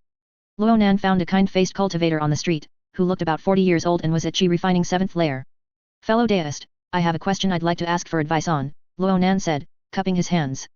The cultivator sized up Ronan and then said, Fellow deist, please speak. May I ask where one can buy and sell spells, magical artifacts, and other items? Ronan asked. Upon hearing this, the cultivator knew that Ronan was visiting the Tavern District for the first time. But seeing Ronan's handsome appearance, heroic eyes, and seemingly young age, he dared not underestimate him. After all, most of the powerful cultivators in the Still Truth Sect Immortal Realm came from the Shantytown District. He himself had also worked his way up from the Shantytown District. This person in front of him had an extraordinary appearance, who knew if he would become someone who dominated the Still Truth Sect Immortal Realm in the future. The cultivator's thoughts raced for a moment, and he immediately dared not be presumptuous, so he cupped his hands in return and said, Greetings, fellow deist. My name is Sheng. There are no markets in the Tavern District, places for buying and selling things are all shops and trade guilds. Shops and trade guilds are firmly controlled by cultivation families and are quite orderly. They are not as simple as the markets in the Shantytown District, which merely send an elder to collect protection fees. Although the items in shops and trade guilds are expensive, their quality is extremely guaranteed. Fellow deist, seeing that you are new here, how about we become friends, and I take you to the shops and trade guilds? Sheng thought that the future path of cultivation was long and difficult, and having more friends meant more support, so he told Ronan a lot of information. Ronan also needed someone to show him the way, so the two immediately headed off and walked along the street while chatting. Chapter 68 Earthly Immortal Technique. Sheng led Ronan to a bustling street. The street was lined with shops, no different from a prosperous city in the secular world. The most eye-catching building on the street was a 5-story structure with red eaves and painted beams, looking quite luxurious. Above the building's entrance hung a plaque with the 3 characters Gathering Treasure Pavilion inscribed on it. Sheng said, most of the cultivation world items in the Eastern Residence District are sold on this street. 30% of the shops on this street, as well as that Gathering Treasure Pavilion, are properties of the Song family. Before this, 50% of the shops here in the Gathering Treasure Pavilion were properties of the Yu family. The Yu family once dominated the Eastern Residence District, so it was inevitable that other cultivation families would take advantage of their misfortune. With that, Sheng said, "Fellow deist, you can take your time looking around. I will take my leave first. If we meet again in the future, we can discuss the Dao further." Cultivators generally prefer as few people as possible to know about their chosen cultivation technique and magical artifact, as this involves the selection of their trump cards. If their trump cards are exposed, their enemies will be able to choose cultivation techniques and magical artifacts that can counter them. Sheng, being tactful, left first. After cupping his hands and bidding farewell to Sheng, Ronan walked towards the street. As he walked, he thought that although the population of this tavern district could not compare to the shantytown district, its population density was almost on par with Triumphant City. Having just arrived in the tavern district, Ronan was not very familiar with its layout. So, he found a bookstore to see if they sold maps. Walking into the bookstore, he saw a boy of 12 or 13 sitting behind a wooden counter, wearing a skullcap and engrossed in reading a book. Ronan's divine sense swept over him, and he immediately knew that the boy was a cultivator at Chi Refining Stage 2. Logically, a cultivator at Chi Refining Stage 2 should find it difficult to enter the tavern district, so this boy must be the descendant of a registered cultivator in the tavern district. Perhaps the owner of this bookstore was the boy's parents. Ronan walked to the counter and lightly tapped on it with the knuckle of his index finger. Upon hearing this, the boy seemed to have his soul suddenly pulled out of the book. He shivered, his eyes suddenly widened, and he looked towards the counter. Seeing Ronan, he forced a smile and said, "What would this esteemed customer like to buy? Feel free to look around." Ronan also smiled slightly, "Little brother, do you have a map of the tavern district here?" "Yes, of course we do." The boy walked to a bookshelf, stood on his tiptoes, took out a blueprint from the shelf, and then said, "This map is not worth a low-grade spirit stone, and we don't accept gold or silver here. As long as you buy a book from us, you'll get it for free." Ronan had originally intended to buy the map and then look at what other books the store had. Hearing the boy's words, he walked towards the bookshelf, his gaze scanning line by line. He selected a book and pulled it out. The book's title was Cultivation World Major Sect Record. Opening it, he saw that, like the books sold in the Shantytown District Market, only the first few pages had content, with the rest being blank. The first few pages summarized the book's content. The book contained information about the major sects of the cultivation world known to the author. Ronan read the first few pages and learned that in the cultivation world, besides the Still True sect and Everlasting Life sect he knew about, there were 4 other forces, either cultivation sects or cultivation alliances, which were listed alongside the Still True sect and Everlasting Life sect as the 8 great righteous paths. And besides the righteous path sects, there were also 6 great demonic sects. The book stated that although the righteous path was called the righteous path, it wasn't truly righteous, it was just that the cultivation techniques cultivated by the demonic sects appeared extremely evil, bloody, and selfing compared to those cultivated by the 8 great righteous paths. After summarizing the book's content, the author began to write in detail about the Still True sect. After less than half a page, Ronan turned to the next page, which was completely blank. Ronan held the book in his hand and scanned the other areas, looking for any other books of interest. On the bookshelf, there were also some storybooks, some books on drawing talismans, and some spell and cultivation technique books. Ronan pulled out the spell and cultivation technique books, looked at them, and saw that most of the spells were low-grade or mid-grade first tier, and did not suit his liking, and the level of the cultivation techniques was not high either, so he put these books back one by one. "I'll take this one." Ronan walked to the counter with the Cultivation World Major Sect Record which only had a few pages. The boy glanced at the Cultivation World Major Sect Record and said, 2 low-grade spirit stones. After all, this book was merely a collection of observations, naturally much cheaper than a secret manual. Ronan immediately paid the spirit stones. "All right," the boy said, then walked to the back hall, and shortly after, brought out a book. He handed it to Ronan along with the map. Ronan was accustomed to inspecting goods immediately after purchasing them in the Shantytown District Market. After receiving the items from the boy, he immediately opened them to check. He first looked at the map. The map was not detailed, but it showed the general distribution of various areas. Which areas were residential, which were markets, and which were entertainment districts were all marked. Ronan guessed that, like Triumphant City, maps that were too detailed were prohibited for sale here. This was a measure by the area's manager to prevent unscrupulous individuals from using detailed maps to cause trouble. Just by glancing at the map, Ronan used Grand Mist to commit it to memory. Subsequently, Ronan opened the Cultivation World Major Sect Record. The content about the Still True sect was largely consistent with what he had heard from Lin Shan and Li Yao. He quickly flipped through it. Next, it described the Everlasting Life sect. The book stated that the Everlasting Life sect was adjacent to the Still True sect. The Everlasting Life sect Immortal Realm was almost identical to the Still Truth sect Immortal Realm, relying on a spiritual vein and divided from inside out into sect, tavern district, and Shantytown district. Within the sect, there was also a nascent soul old ancestor presiding. Besides the nascent soul old ancestor, there were also about 10 foundation establishment immortals. Legend has it that thousands of years ago, when the Everlasting Life sect was founded, its strength was extremely formidable. The Everlasting Life sect old ancestor, Qing Yuanzi, cultivated an earth immortal method and possessed his own spiritual realm. However, at first, others did not know that Qing Yuanzi cultivated an earth immortal method. After Qing Yuanzi founded the sect, he used the Everlasting Life sect's spiritual vein as his Dao field, suppressing one area, marrying 300 beautiful wives and concubines, and taking 3,000 disciples. Later, the matter of Qing Yuanzi's own spiritual realm was exposed, attracting the covetousness of various cultivation forces. At that time, about 10 cultivation forces united and attacked the Everlasting Life sect. Qing Yuanzi, at the cost of his life, repelled these 10 or so cultivation forces, and before his life force was completely spent, he killed most of the top cultivators from those cultivation forces. His descendants and disciples, relying on the cultivation techniques, spells, magic treasures, and spiritual plants he left behind, barely managed to survive. After thousands of years, although the Everlasting Life sect no longer possessed its former glory, it still existed in this cultivation world. In the current cultivation world, among the 8 great righteous paths and 6 great demonic sects, it is the school with the longest history. The book stated that the Earth Immortal method remained with the Everlasting Life sect after Qing Yuanzi's death. However, at that time, the heaven and earth spiritual qi gradually receded like a tide. When the people of the Everlasting Life sect began to recultivate the Earth Immortal method, for the first 100 years, those who cultivated it could still open an Earth Immortal spiritual realm.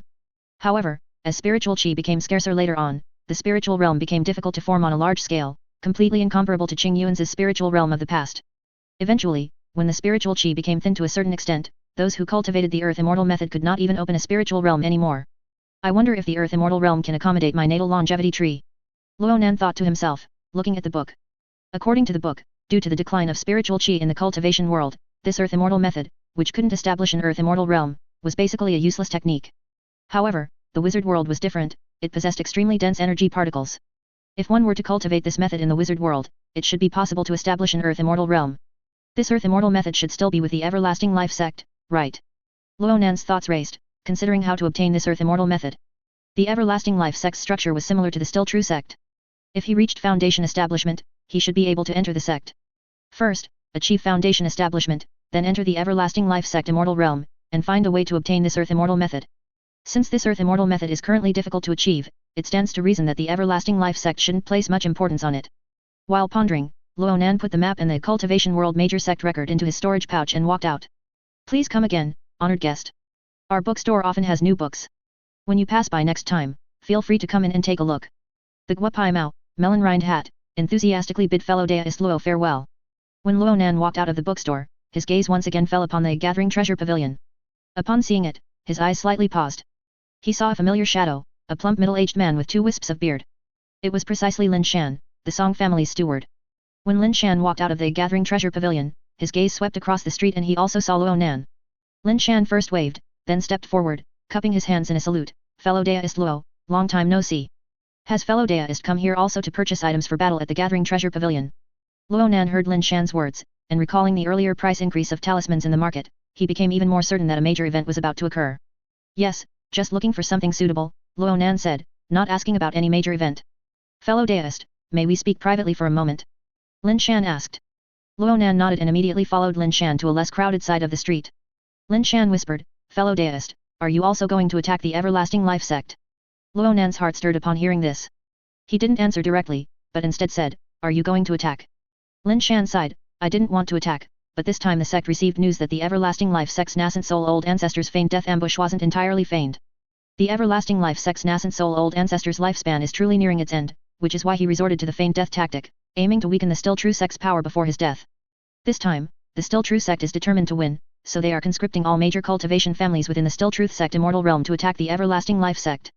As a steward of the Lin family, I am also among those conscripted.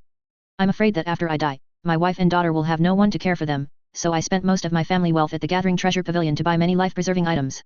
Fellow Daist, if you are also going, let's act together. At least we can look out for each other. Ronan's thoughts raced as he listened to Lin Shan. The Everlasting Life sect possessed the Earth Immortal method. When he heard about the attack on the Everlasting Life sect, he also had the idea of joining the attack. However, he quickly calmed down. In the conflict between the Still True sect and the Everlasting Life sect, there were Foundation Establishment Immortals and nascent soul old ancestors. These chi-refining cultivators were all low-level combatants. Even the aftermath of battles between Foundation Establishment and nascent soul cultivators could injure them. Moreover, he didn't know if the news of the Everlasting Life sect's nascent soul old ancestors' impending death was another trap. If he went, he would be putting himself in danger. Regardless of who wins or loses in the conflict between the still true sect and the everlasting life sect, the earth immortal method will still exist, it's just a matter of whose hands it falls into, Ronan thought to himself. He felt that as long as he continued to live, cultivating to foundation establishment, or even to nascent soul, he would eventually come into contact with the earth immortal method once his strength increased. He really shouldn't take such a risk at this time. I've thought about it, and I'm still not going, Ronan said to Lin Shan. Lin Shan immediately looked regretful. After chatting with Ronan for a few more sentences, he bid farewell and left. After watching Lin Shan depart, Ronan also left the tavern district, exited the Still Truth Sect Immortal Realm, and returned to the Wizard World. Wizard World, a magic beast forest 300 miles outside Triumphant City. Ronan was cultivating the 3 wood element combat wizardry spells he had learned from Awen. Wizardry spells. Entangling spell, Great Master 53%. Wood armor spell, Great Master 12%. Healing spell, Great Master 16%. Expand. He had honed all 3 wizardry spells to the Great Master level. He channeled his ancient wood longevity power into the wizardry model of the wood armor spell. Immediately, a layer of wood armor condensed all over his body. The wood armor was brown, with a hint of green sprouts, thick and tough. With a thought, a sword-like spike extended from the wood armor on the back of his hand. He casually swung it at a tree the size of a man's embrace, and the trunk was severed, falling to the side. Entangling spell. Ronan channeled his power into the wizardry model. Instantly, 5 tree vines shot out from the wood armor on the back of his hand, growing continuously. With the cooperation of the Great Master level Entangling spell and the Great Master level wood armor spell, the tree vines could not only emerge from the ground but also be released from the wood armor. The tree vines rapidly extended in the air, wrapping around a tree in the blink of an eye. Ronan merely pulled gently, and the tree was broken. Under his control, the 5 tree vines, wrapped around the broken tree trunk, swung back and forth in the forest, making whooshing sounds. Suddenly, a glint flashed in Ronan's eyes. His divine sense perceived a colossal creature approaching. This was the magic beast forest, and the presence of demonic beasts was not surprising. Ronan maintained his wood armor spell and, using the entangling spell to carry the tree trunk, ran towards the colossal creature. After running for a while, he saw a snake-like creature, 2 people tall, towering in the forest. This snake-like creature was dark green all over, with 3 red eyes on its head. 3-eyed forest serpent, a first-order superior demonic beast.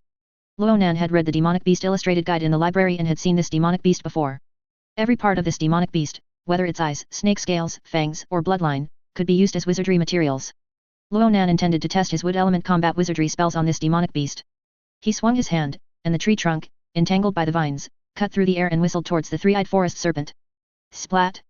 The 3-eyed forest serpent flicked its tail, shattering the tree trunk into smithereens, and a cloud of wood chips exploded in the air. Ronan channeled his power, and a dozen tree vines flew out from the wood armor on the back of his hand, wrapping towards the 3-eyed forest serpent. The 3-eyed forest serpent continuously flicked its tail, only able to slightly deflect a few tree vines, but it couldn't break them. The next moment, the remaining tree vines firmly bound the 3-eyed forest serpent.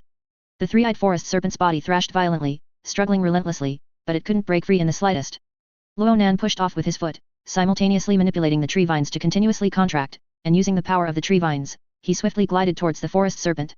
As he was about to reach the forest serpent's body, the spike on the wood armor on the back of his hand suddenly lengthened.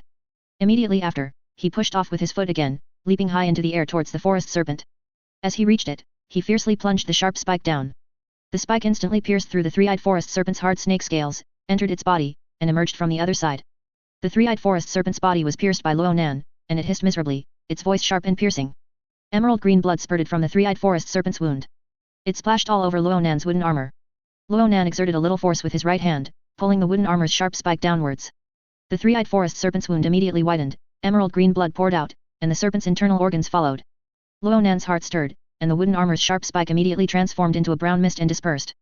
He picked up the steaming internal organs, put them back into its body, and then cast a healing spell on the huge, gruesome wound. The verdant ancient wood longevity power was activated by him and injected into the wizardry model of the healing spell. Immediately, tiny green light specks gathered around the serpent's wound, quickly forming a cluster. In just a few seconds, the serpent's gushing blood almost stopped, with only a small amount seeping out. While casting the spell, Ronan closed the serpent's wound. The 2 sides of the wound came together, and under the embrace of the green glow, they gradually readhered and slowly healed. The 3-eyed forest serpent was originally in agonizing pain and panic, but seeing this human actually healing it, it couldn't help but fall into doubt. It gradually stopped hissing and struggling, staring fixedly at Ronan with its 3 crimson snake eyes. After Ronan healed one side of the 3-eyed forest serpent's wound, he then used the healing spell to heal the other side as well. After about 10 minutes, the other side of the serpent's wound was also completely healed. Ronan then swept his divine sense over it and found that the serpent's internal organs were damaged due to his previous attack. So, he cast a healing spell, and the magic power penetrated into the serpent's body. Under the embrace of the healing spell's magic power, the damaged parts of the 3-eyed forest serpent's internal organs were slowly recovering. At this moment, the three-eyed forest serpent was even more confused about what this two-legged beast in front of it intended to do. After Luonan's divine sense swept over and confirmed that the three-eyed forest serpent was unharmed, he summoned Grand Mist to analyze the three-eyed forest serpent's stats. The stats are not much different from before I injured it. This small difference should be due to blood loss. This is the power of a great master-level healing spell. Previously, in the forest of the cultivation world, he inflicted the same wound on a tiger. The entry-level healing spell was completely ineffective. At that time, he could only sigh, skin the tiger, go to the Wei Kingdom's capital, exchange it for some silver, and have a big meal.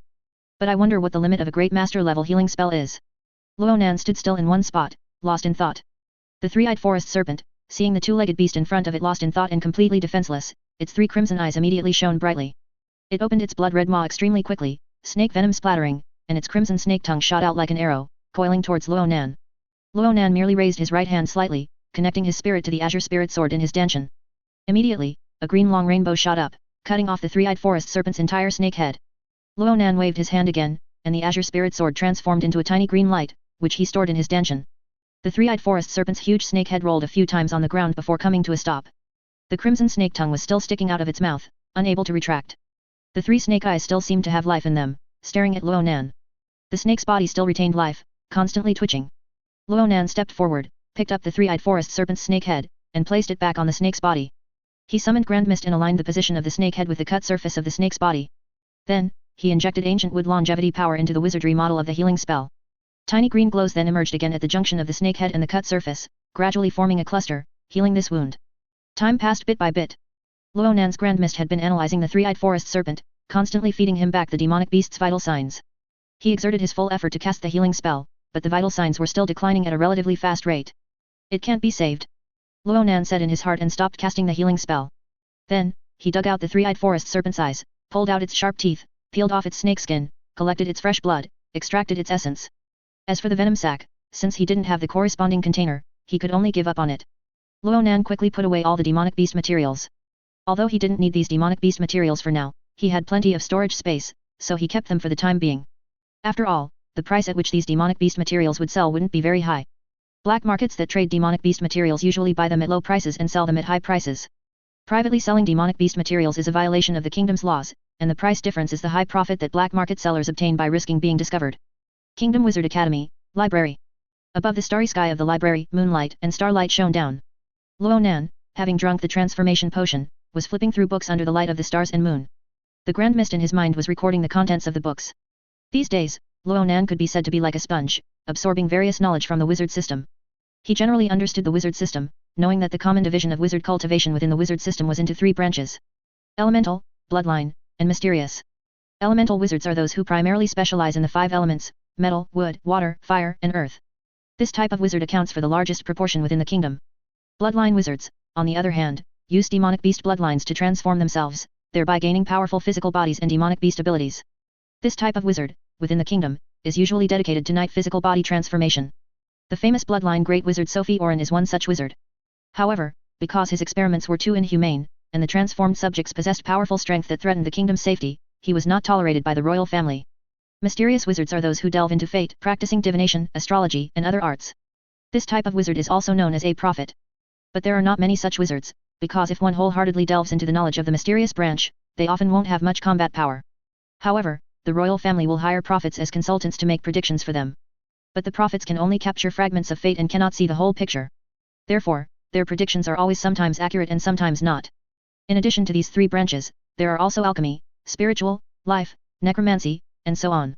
Luonan marveled at the vastness and complexity of wizard knowledge while recording one book after another. After recording, he put it back, then pulled out another book and opened it. When he opened this book, his eyes suddenly lit up. This book did not record knowledge from the three wizard branches, but rather knowledge called magnetic field.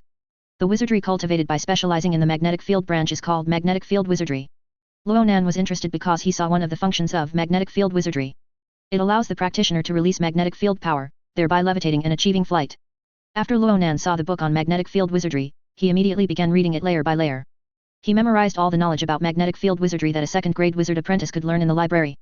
The knowledge books on magnetic field wizardry only recorded 2 wizardry spells. However, to cast these 2 magnetic field wizardry spells, one needed to learn a vast amount of knowledge related to magnetism and magnetic force.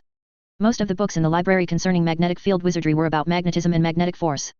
Both of these wizardry spells were of the first tier, upper grade. One wizardry spell was called Magnetic Surge. After casting this wizardry spell, one could transform magical power into a magnetic surge that flowed through the body, which could then release magnetic force to form a magnetic field. The released magnetic force could be manipulated by the wizard, and by repelling the Earth's magnetic force, aerial gliding could be achieved. In addition, after mastering this wizardry spell, one could also manipulate weapons with the released magnetic force. A magnetic field wizard apprentice, by merely studying this wizardry spell, could both fight and escape, already possessing considerable combat power. The other spell was Elementary Magnetic Field Reversal. This wizardry spell was a body-strengthening wizardry. After casting this wizardry spell, one could temporarily stimulate the life magnetic field, thereby amplifying physical strength. However, if this wizardry spell was overused, it would cause damage to the body. After Ronan recorded the knowledge of magnetic field wizardry, he eagerly wanted to try it out. So, he left the library, exited the academy, and returned to his small flat house in Middle City. With a thought, he transmigrated into the forest of the cultivation world. After changing into the clothes of the cultivation world, he began to cultivate those two wizardry spells. Although, before cultivating these two wizardry spells, he had to thoroughly learn the knowledge of magnetism and magnetic force from the library. However, he wanted to use Grand Mist to cultivate and learn simultaneously. Ronan first cultivated Magnetic Surge. Following the wizardry book's instructions, he began to chant the incantation. As obscure syllables emanated from his mouth, a small portion of the ancient wood longevity power within him transformed into a magnetic current, which quickly flowed throughout his body. The magnetic force and magnetic field could be controlled by his mind. At this moment, as soon as the magnetic current emerged, he felt his body become much heavier. It was as if immense gravity was being applied to him. Ronan immediately knew that it was the magnetic force of the magnetic current attracting the Earth's magnetic force. So, with the thought, he twisted the magnetic force. Instantly, the magnetic force of the magnetic current repelled the Earth's magnetic force. His entire being floated up. He slowly floated up, stopping at about 3 meters high. He was still chanting the incantation. Magnetic Surge, Beginner 10%, Magnetic Surge, Beginner 11%. As the proficiency of Magnetic Surge continuously increased, the magnetic current he could transform also grew larger and larger. The height he could ascend was also gradually increasing. Until he ascended to 10 meters, Ronan then tried to manipulate the magnetic force to glide in the air. With a thought, he began to twist the direction of the magnetic force. Whoosh! He merely twisted the direction slightly, and his entire body shot downwards diagonally like an arrow, crashing towards the ground. He immediately had a thought and cast the wood armor spell. A layer of tough brown wood armor immediately enveloped his entire body. Bang! Ronan crashed to the ground like a giant falling rock, kicking up a cloud of dust. He pushed himself up with both hands, getting up from the ground. Then, with a thought, he dispelled the wood armor spell, and the wood armor on his body dissipated into brown smoke. Fortunately, I had the wood armor spell, so I wasn't injured and didn't get covered in dirt. Magnetic force is really hard to control. Ronan thought to himself, replaying the failed process just now, and after forming a plan in his mind, he once again chanted the incantation for Magnetic Surge and ascended into the air again. 2 hours later. Magnetic Surge, Proficient 65%. Having reached the proficient level, he successfully established the wizardry model for Magnetic Surge in his mind. Without needing to chant, with just a thought, he could float in the air. At this moment, a magnetic current flowed within his body, and a magnetic field was released outwards. His entire being was slowly gliding at an altitude of about 10 meters. Some shorter trees slowly moved beneath him. It's done. Ronan felt a slight joy in his heart. After 2 hours of training, he could finally fly smoothly in the air without crashing to the ground. Let's try to speed up. Ronan immediately used his mind to mobilize the magnetic force. Swish! Suddenly, his entire body swept through the air like an arrow. However, his direction of flight was off again, and he still plunged downwards. Seeing that he was about to hit a tree, Ronan immediately had a thought and reversed the direction of the magnetic force. Swish! His direction suddenly reversed, and his entire being shot backward in the direction of his feet. Ronan then controlled the magnetic force again. However, as the speed increased, the difficulty of controlling the magnetic force also rose. After his entire being rapidly darted back and forth in the air several times, he finally plunged diagonally again, and before his eyes was another large tree. He immediately stopped Magnetic Surge and cast the wood armor spell. Bang! His entire body crashed into the large tree. The part of the large tree he hit immediately broke off. The tree crown crashed down, and falling leaves rustled loudly as they cut through the air. Ronan then fell towards the ground. Bang! He landed feet first on the ground. The dust at his feet immediately splattered high up. Because he was protected by the wood armor, he was not injured from falling from a high altitude. After practicing for one night, Ronan could finally glide quickly in the sky. He cast Magnetic Surge, circled a few times in the air, and then landed gracefully. Magnetic Surge, Mastery 62%. After practicing this night, Magnetic Surge had also reached mastery. Let's take a break. I'll go have some breakfast first. Ronan thought of the silver coins left in his storage pouch from selling the tiger skin, so he cast Magnetic Surge again and glided towards the outside of the forest. After Ronan had his breakfast, he still returned to the forest where he practiced Magnetic Surge. He had practiced flying with magnetic force, but he had not yet practiced controlling objects with magnetic force. He immediately activated his ancient wood longevity power and injected it into the wizardry model of magnetic surge. Instantly, a magnetic current surged through his body. With a thought, he applied the magnetic force to a fist-sized stone. Swish! The stone immediately shot out, flying diagonally upwards. Bang! The stone hit a tree trunk, kicking up wood chips and embedding itself within it. Using magnetic force to control objects is also a good offensive method. Thinking of this, Ronan took out the elven dagger he had bought in Diagon Alley several months ago from his storage black ring. He manipulated the magnetic force towards the elven dagger. The elven dagger immediately rose slowly, circling around him as he manipulated the magnetic force.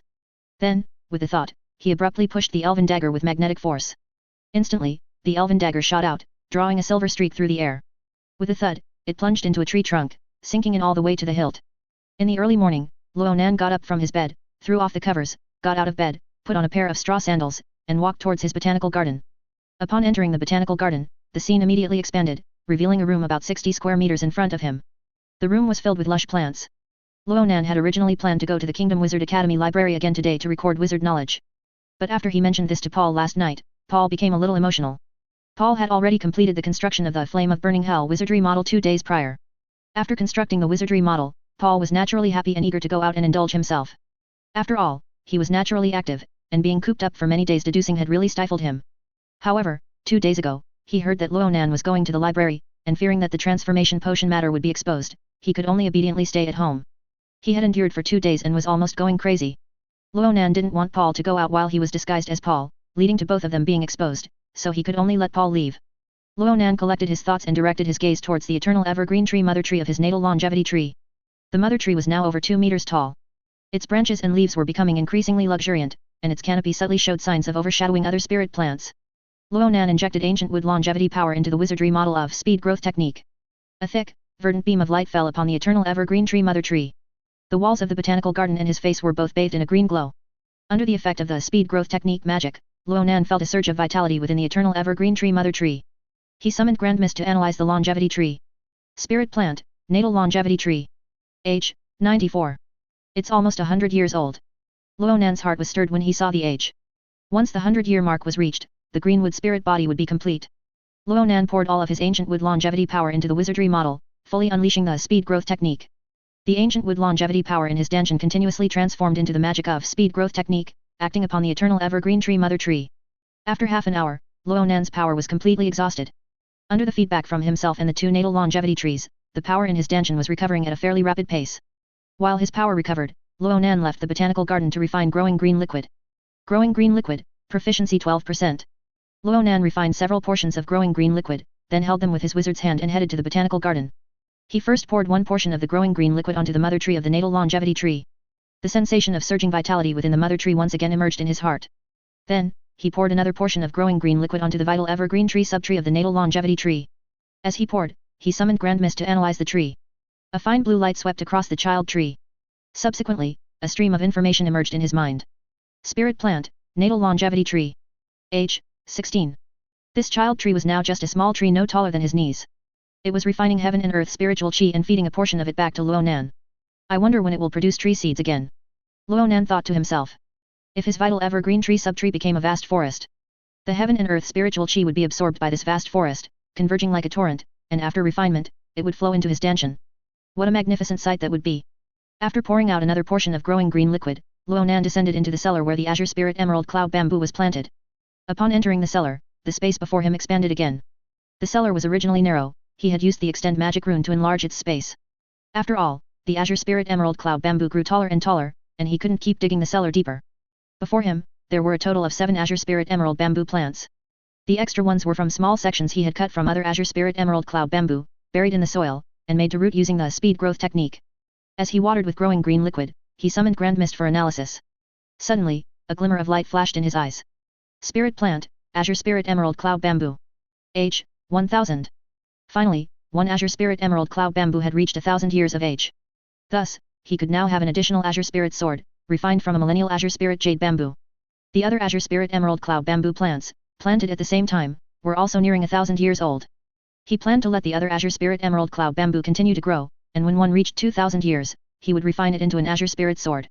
Refining an azure spirit sword required collecting metal to enhance the materials. Therefore, he decided to leave this azure spirit emerald cloud bamboo alone for now, continuing to cultivate it, and cut it when he needed to refine an azure spirit sword. After Ronan finished watering with growing green liquid, he left the cellar. He manipulated the wizard's hand to place the bottle containing growing green liquid back on the experimental table. At this point, his power had also recovered by about 70 to 80%, so he once again cast speed growth technique on the eternal evergreen tree mother tree. At the same time, he analyzed it with grand mist. After a while, the natal longevity tree's age reached 95. Just then, a strange sensation suddenly arose in his body. Simultaneously, the originally unremarkable natal longevity tree actually emitted a faint golden light. This golden light diffused softly, and when it shone upon him, he immediately felt his strength, spirit, and power improve. He thought of the elf treasure tree's light. However, the elf treasure tree's radiance was a pure white light subtly shimmering with 7 colors. His natal longevity tree, on the other hand, emitted a faint golden glow. The books recorded that elves who bathed in the radiance of the elf treasure tree would receive an amplification. His natal longevity tree, refined from an elf treasure tree, displayed this characteristic of the elf treasure tree after reaching 95 years of age. Ronan immediately summoned Grand Mist to analyze his own status. Immediately, streams of information emerged in his mind. You have received the blessing of Holy Tree Light. Status effect 1. Under the radiance, strength, spirit, and power receive an amplification ratio, 3%. 2. Bathing in the radiance, strength value, spirit value, and power value slowly and permanently increase. You have received the blessing of Heart of Nature. Current status, plant affinity. Status effect, near plants, strength, spirit, and power receive an amplification ratio determined by plant quality and quantity. Amplification ratio, 12%. Amplification range, 30 meters. Currently, he already had 2 status buffs on him. After checking his status, Ronan looked again at the natal longevity tree, which was emitting a faint golden light. Although many glowing trees existed among the magic plants in the wizard world, he still felt that this faint golden light made the originally unremarkable natal longevity tree stand out. I wonder if I can conceal the light. Ronan thought, then immersed his spirit into the eternal evergreen tree mother tree. After Ronan's mental energy sank into his natal longevity tree, he tried to use his mental energy to retract the faint golden light. The natal longevity tree was his subordinate, considered a part of his body. Logically, he should be able to control the natal longevity tree. Soon, Ronan found the trick to controlling the natal longevity tree. Immediately, his mind stirred. The faint golden light on the natal longevity tree then retracted. The natal longevity tree returned to its unremarkable appearance. Aside from its lush branches and leaves, it was not much different from other trees in the forest. From now on, I will only release the holy tree light when I am near the natal longevity tree. When I leave the flat house, I will retract the holy tree light. Ronan thought, and his mind stirred. The unremarkable natal longevity tree, every branch and every leaf, once again lit up with a faint golden light. Ronan once again received the blessing of the holy tree light. He continued to cast the speed growth technique on the natal longevity tree. After his power was almost exhausted, he sat directly on the ground and cultivated the ancient wood longevity skill.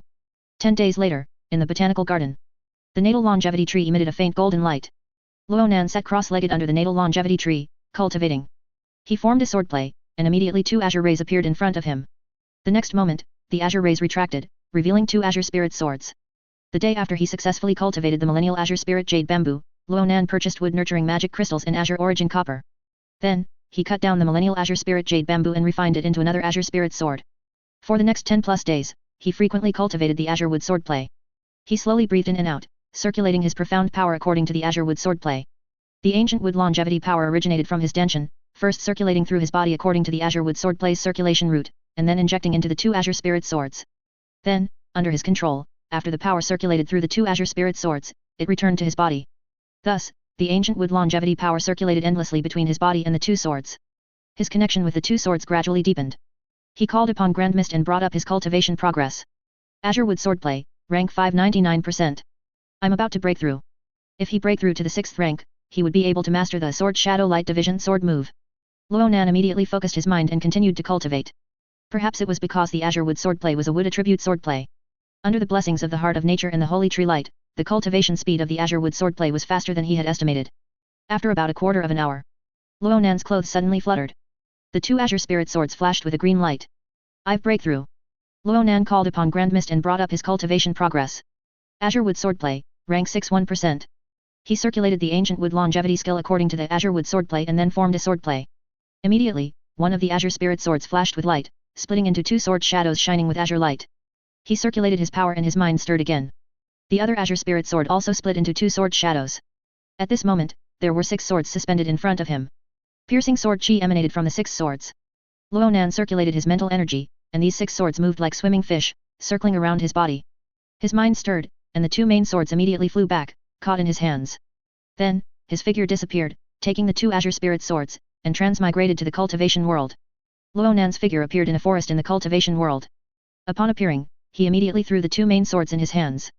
The 2 azure spirit swords transformed into 2 azure rays, like swimming dragons, flying towards the sky. Luonan formed a swordplay and unleashed Sword Shadow Light Division. The 2 azure spirit swords immediately split into sword shadows. Immediately after, under his control, the 6 swords lined up, like a single line, flying towards a mountain. Controlling 6 swords simultaneously consumed a considerable amount of mental energy. Fortunately, he had cultivated the God Evolution art, and his mental energy was strong enough to withstand this consumption.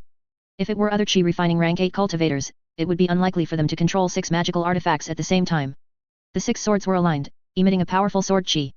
When they struck the mountain peak, there was an immediate thunderous explosion. It was the sword chi that shattered the mountain rock. A huge gap appeared on the mountain peak. Large pieces of shattered rock fell from the gap, rolling down the hillside with a rumbling sound. Luonan waved his hand, and the 6 swords flew back, transforming into 6 azure rays that disappeared into his wrists, then entered his meridians, heading straight for his danshan. Immediately, the 6 azure rays merged into 2. After the light retracted, they were the 2 azure spirit swords, suspended in his danshan, nourished by the misty ancient wood longevity power. After Luonan returned to the wizard world, he went to Paul's residence and found Paul, learning that Paul would be staying at home for the next few days, diligently practicing his meditation technique. The next day, he drank a transformation potion, transformed into Paul's appearance, and entered the Kingdom Wizard Academy. After entering the library, Luonan was calling upon Grand Mist to record the contents of the books when he noticed an 18 or 19-year-old blonde man walking towards him. Luonan put the book back on the shelf and was about to leave. This person should know Paul, and he didn't want to interact with him to avoid being exposed. Paul. However, he didn't expect that this person seemed to have urgent matters to discuss with Paul, so he walked quickly, called out in a low voice, and then said, "Paul, have you heard? Someone discovered a legendary wizard ruin overseas. Should we go explore it?" Luonan pretended to ponder for a moment, then said, "I'll think about it," and then bid farewell and left. "Paul, you're still thinking?" Hearing Luonan's words, the blonde man said, "Didn't you always say you wanted to break through to level 3 wizard apprentice quickly? That legendary wizard's ruin must contain many treasures. Perhaps among them, there are potions or potion formulas left by that wizard. This is, after all, a legendary wizard, even their least valuable remnants can be of great help to us. Let's go together, and call a few more people to join us so we can look out for each other. I still need to think about it," Luonan said, then walked to another side, took out a book, and read it to himself. "Paul, I didn't expect you to be so timid." Seeing Luonan like this, the blonde man didn't press further, left a remark, and then departed. From that day onwards, Luonan continued to record knowledge in the library. Until 5 in the afternoon, no one spoke to him. He left the Kingdom Wizard Academy and walked on the streets of Triumphant City. When passing the market, he seemed oblivious to the hawking sounds on the street. As he walked, he pondered in his mind, should he tell Paul this news? If it were him, he would definitely not go exploring. If his wizard rank was high enough, he might consider exploring. Currently, neither Paul nor the blonde man was more than a wizard apprentice. Once there, even the aftershocks from a formal wizard's battle could injure them. The probability of death was higher than the probability of gaining treasure. The reason Luonan didn't want to tell Paul about this matter was that he didn't want Paul to go and die. After all, resources are tempting, especially for wizards, even more so. On the path of a wizard's cultivation, as long as one obtains more resources, one can go further, and thus possess a longer lifespan and greater power. If Paul heard this news, he would inevitably be tempted by temporary benefits and follow the team to the wizard ruins.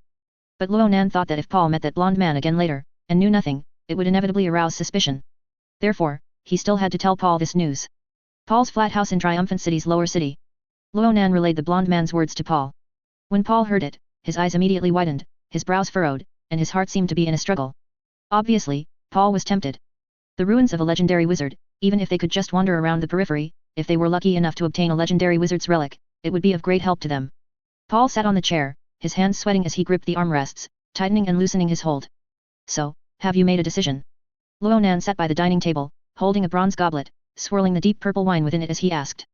Paul closed his eyes, his brows furrowed even tighter, and beads of sweat dotted the tip of his nose. He struggled for a while longer, then let out a breath and said, "I'm not going." Luonan was a little curious, why not? The impression Paul gave him was that of someone obsessed with power. There was a high probability that he would go with others to explore the ruins. The Lorentz family, in this generation, only has me left. Paul sighed. Luonan only knew before that Paul was a down-and-out noble, but he didn't know anything about his family. After Paul said this, Luonan continued to chat with Paul about it. Only then did he learn that Paul's parents were living in a small town in the central South province.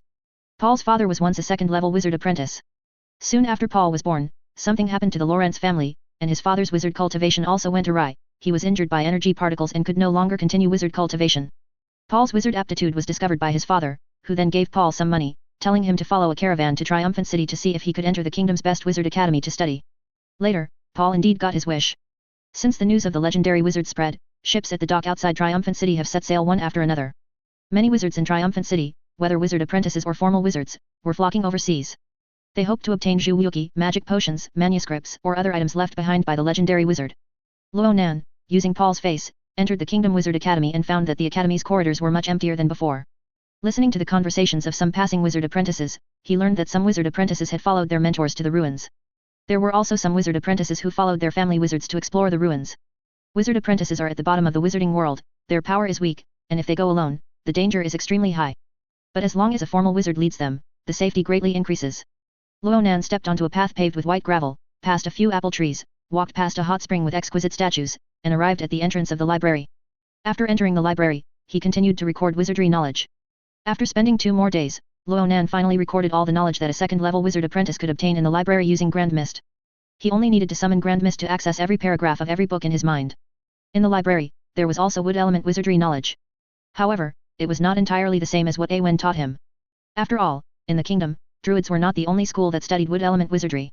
The reason each school differs is that they have different understandings of the same knowledge.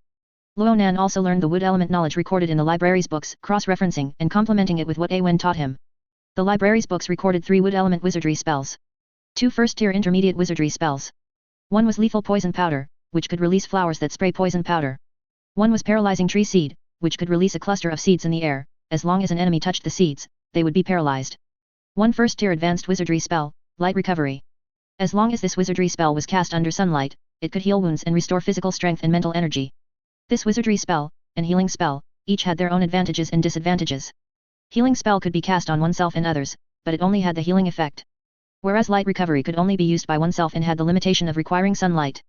But it could simultaneously heal wounds, restore physical strength, and mental energy. After Ronan finished recording the library's knowledge, he stayed in the flat house for the next few days, digesting this knowledge. This day, he was in his room, cultivating paralyzing tree seed. He chanted the incantation, waved his hand, and one by one, tree seeds appeared in the air and floated forward. Suddenly, his divine sense felt someone approaching the flat house, so he withdrew his hand. The tree seeds in the air immediately vanished. Ronan's divine sense detected that the person outside was driving a donkey cart. On the donkey cart were wooden boxes and linen bags. Ronan immediately knew that his family had sent him a reply. After moving into the flat house, he had sent a family letter, informing them of his new address. Counting the time, it should be when the reply arrived in Triumphant City. Knock, knock, knock. A moment later, the door of the flat house was knocked. Ronan came out of the botanical garden and closed the room door. Then, he opened the front door of the flat house and saw a strong man, who bowed to him and said, "Respected sir, your letter has arrived." As he spoke, he took out 2 letters from a linen bag. Then, he laboriously moved a wooden box down from the donkey cart.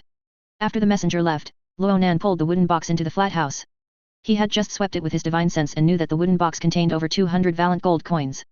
Because he had money, he had only mentioned the relocation in his family letter, but had not asked for money. However, his noble father still sent the gold coins. Ronan withdrew his divine sense and looked at the 2 letters in his hand. Both letters were sealed with red wax, bearing the family crest. One letter came from his father's territory, Redwood Territory in the southeast province. The other letter, however, came from his elder brother, Lion Lawrence, who was currently fighting the Orc Empire on the northern border. Ronan sat down at the dining table and poured himself a glass of wine. Then, he first opened the letter sent from his family and began to read it. After Ronan read the letter from his father, he confirmed that the more than 200 gold coins were indeed from his father. The letter also detailed the recent events that had occurred within the family. The first matter was an insect plague that had struck Redwood Territory. One of his family's sources of income from the Redwood Territory was selling the redwood trees cultivated there to various parts of the kingdom.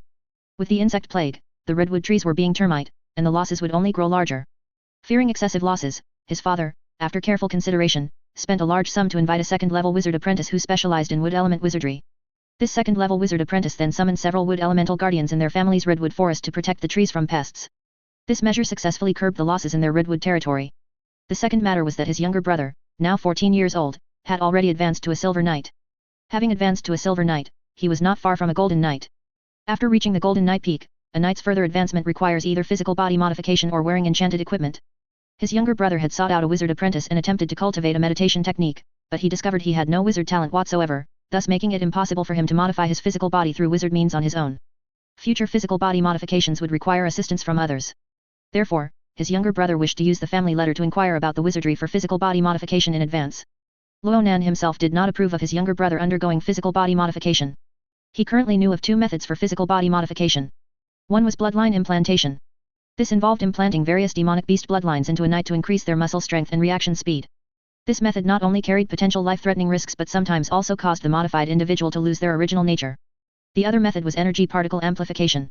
This involved tempering the body with energy particles to enhance physical body strength. This method also carried risks. If a wizard performed it on themselves, the risk was relatively low. This is because when operating on oneself, one can feel whether one's physical body can withstand the energy particles and can adjust at any time.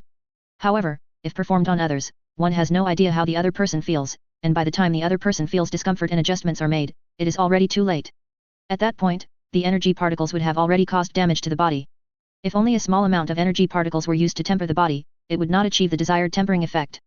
Only wizards with strong spiritual power, keen perception, and rich experience could use this method to temper others' physical bodies.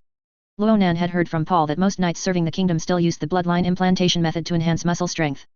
This was because it was the most convenient method, yielded the fastest results, and the kingdom possessed a bloodline implantation technique that had undergone multiple experiments and posed little danger. Knights who used it generally experienced physical body enhancement without dying. Ronan couldn't think of how to reply to his younger brother for a moment, so he set it aside and proceeded to open his elder brother's letter. After reading it once, Ronan learned that the war between the Kingdom of Wizards and the Orc Empire was currently in a stalemate. Although the Kingdom of Wizards had more wizards than the Orc Empire. The Orc Empire, however, had stronger military forces. Orcs naturally possessed extremely strong reproductive capabilities. Furthermore, bloodline great wizard Sophie Oren seemed to have a method for creating orcs, capable of producing them very quickly. These created orcs had low intelligence, were inherently violent, and enjoyed slaughter. However, after bloodline modification wizardry by Sophie, they possessed powerful combat capabilities and knew no fear. Kingdom wizards cast wizardry, killing wave after wave of orcs. Yet, orcs would still surge forward, as if they could never be completely eliminated. He gathered from the letter that his brother's command ability on the battlefield was exceptional.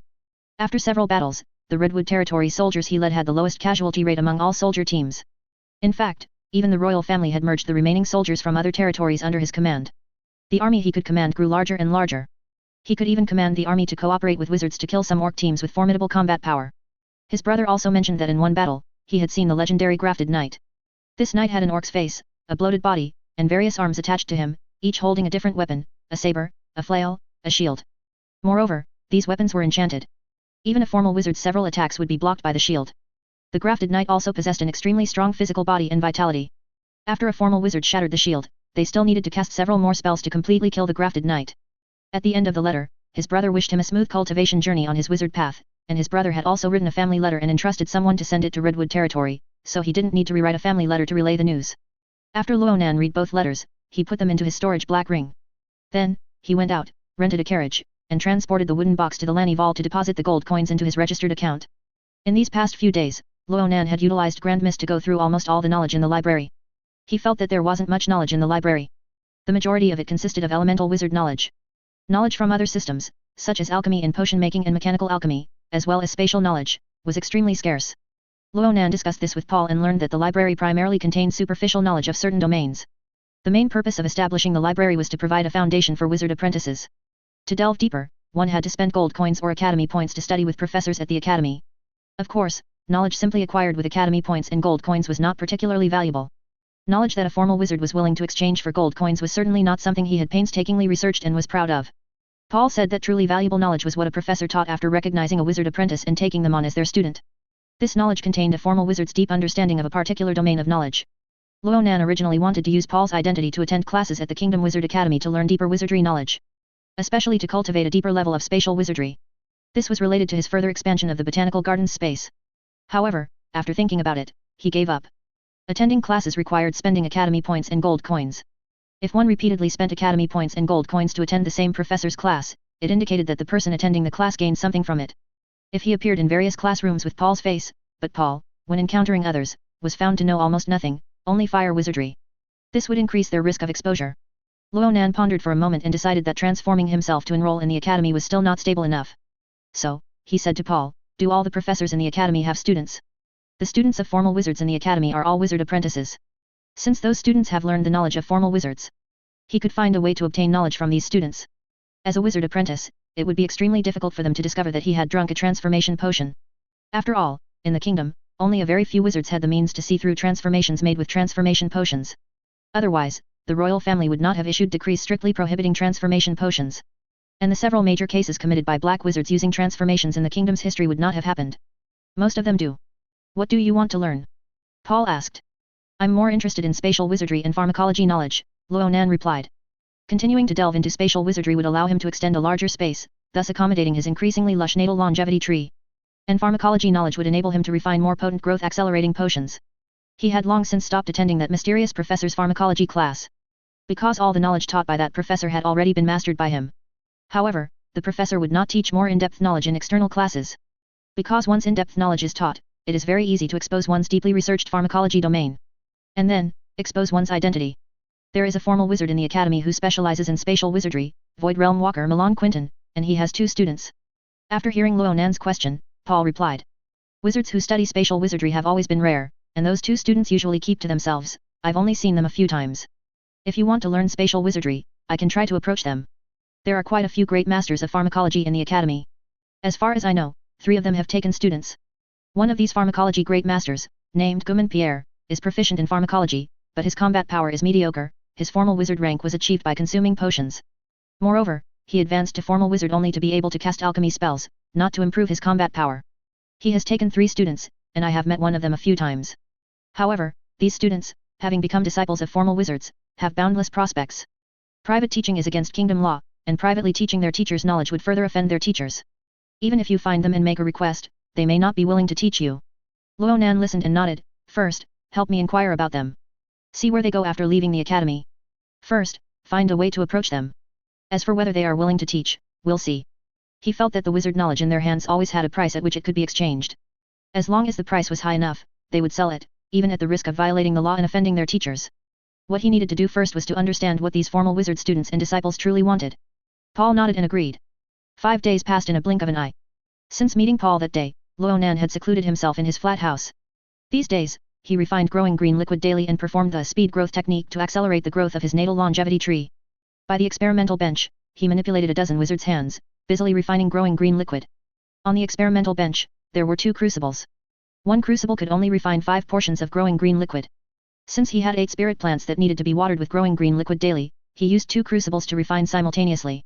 At this moment, grinding, extraction, precipitation, and other steps were all proceeding concurrently. To an outsider, all the alchemy tools on the experimental bench seemed to be moving on their own. After more than an hour, he had refined 8 portions of growing green liquid. At this point, he felt something and summoned Grand Mist to display the values. Growing green liquid, Great Master 1%. After a period of refining, the growing green liquid finally reached the Great Master rank. With the increase in proficiency, his future refining speed would be faster, and the efficacy of the growing green liquid would also be better. He used his wizard's hand to pick up the 2 crucibles and walked into the botanical garden. First, he poured the growing green liquid onto the 2 natal longevity trees. At the same time, he summoned Grand Mist and analyzed the 2 natal longevity trees. Spirit plant, natal longevity tree. Age, 99. The mother tree of the natal longevity tree was now 3 meters tall, and its age was about to approach 100 years. Spirit plant, natal longevity tree. Age, 25. The child tree of the natal longevity tree was also growing vigorously, constantly feeding him the refined heaven and earth spiritual chi. After watering the 2 natal longevity trees, Ronan descended into the cellar and poured the growing green liquid onto the 6 azure spirit emerald cloud bamboos. Then, he walked back up from the cellar. After using his wizard's hand to return the crucibles to the experimental bench, he sat cross-legged in the botanical garden. He activated his ancient wood longevity power and injected it into the wizardry model of the speed growth technique. He spread his hands, and a verdant light descended upon the mother tree of the natal longevity tree. The roots of the natal longevity tree gradually extended underground. Its branches and leaves also quietly flourished. After about half an hour, Ronan suddenly felt something in his heart. He immediately summoned Grand Mist and analyzed the natal longevity tree. Spirit plant, natal longevity tree. Age, 100. 100 years. Ronan felt a surge of vibrant vitality emerge from deep within his body, transforming into a dark green stream of light that flowed through all his meridians, muscles, and bones. In an instant, he felt as if he had transformed into a towering ancient tree, standing on the vast earth, its roots spreading for 1,000 miles. The greenwood spirit body is complete. He immediately activated the ancient wood longevity skill and began to absorb heaven and earth spiritual chi. Immediately, the heaven and earth spiritual chi around him, which were energy particles, poured into his meridians through the pores all over his body at twice the previous speed. Achieving the greenwood spirit body indeed brings a qualitative change. Although the speed of absorbing heaven and earth spiritual chi was currently twice what it was before, it had increased by more than 100-fold compared to before he even started cultivating. I wonder, with my speed of absorbing heaven and earth spiritual chi, what rank of wizard aptitude would I have in the wizard world? However, to test wizard aptitude, one would need to go to a kingdom-registered wizard academy or a wizard faction. Alternatively, one could purchase a crystal ball for aptitude testing. But he heard that this crystal ball was made from precious magic crystals. The vast kingdom wizard academy only had 5 of them. Most of the other wizard academies in the kingdom had only 1. This showed how expensive these crystal balls were. Ronan pondered for a while and then stopped dwelling on his wizard rank. He collected his thoughts and began to cultivate the ancient wood longevity skill. He savored the joyful sensation of heaven and earth spiritual chi rushing into his body. In his heart, he secretly anticipated the next Dharma body, the Yi wood Dharma body. After achieving the greenwood spirit body, the increase in my physical state seems to have also grown. Ronan felt something and summoned Grand Mist to check his body status. You have obtained the blessing of the heart of nature.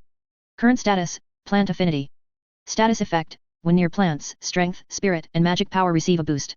Boost ratio, 30%. Boost range, 100 meters. The boost ratio reached 30%, which was more than double what it was before. He felt that this might be because he had achieved the greenwood spirit body, becoming closer to nature. The heart of nature's blessing upon him would therefore be greater. After cultivating the ancient wood longevity skill for over 3 hours, Ronan wished to rest and slowly ceased his cultivation. Having achieved the greenwood spirit body, he always felt a strange sense of affinity for the spiritual and magic plants in the botanical garden. Suddenly, he wondered if his wood element wizardry would change after achieving the greenwood spirit body. Thus, he circulated his ancient wood longevity power and injected it into the entangling spell wizardry model. In an instant, he felt the wood element energy particles in the air converge towards him. With a thought, a dark green light illuminated his right palm. Immediately after, several thick vines shot out from the dark green light in his palm, wrapping themselves around the air. Even without soil, I can cast the entangling spell now. Ronan thought to himself, manipulating the continuously extending vines in the air, guiding them out of the botanical garden and into the living room. The vines extended to the dining table and, under his control, wrapped around the handle of a bronze wine pot. Ronan manipulated the vines to tilt the bronze wine pot, pouring a glass of wine into a wine cup nearby. The cup was filled to the brim, on the verge of overflowing. With a thought, Ronan had the vines put down the bronze wine pot, release its handle, and then wrap around the bronze wine cup. He manipulated the vines to steadily bring the wine cup to him. Not a single drop of wine spilled. After taking a sip of wine, Ronan thought that after achieving the greenwood spirit body, the range and precision of the entangling spell had both increased significantly. In that case, the wood armor spell and healing spell should also have improved. Ronan thought of this and cast the wood armor spell.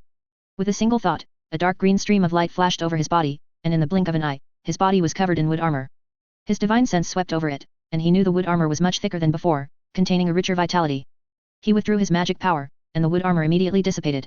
Then, he injected his magic power into the healing spell wizardry model. After achieving the greenwood spirit body, he felt an unprecedented surge of life force overflowing within his body. Now, upon casting the healing spell, this life force became even more vigorous.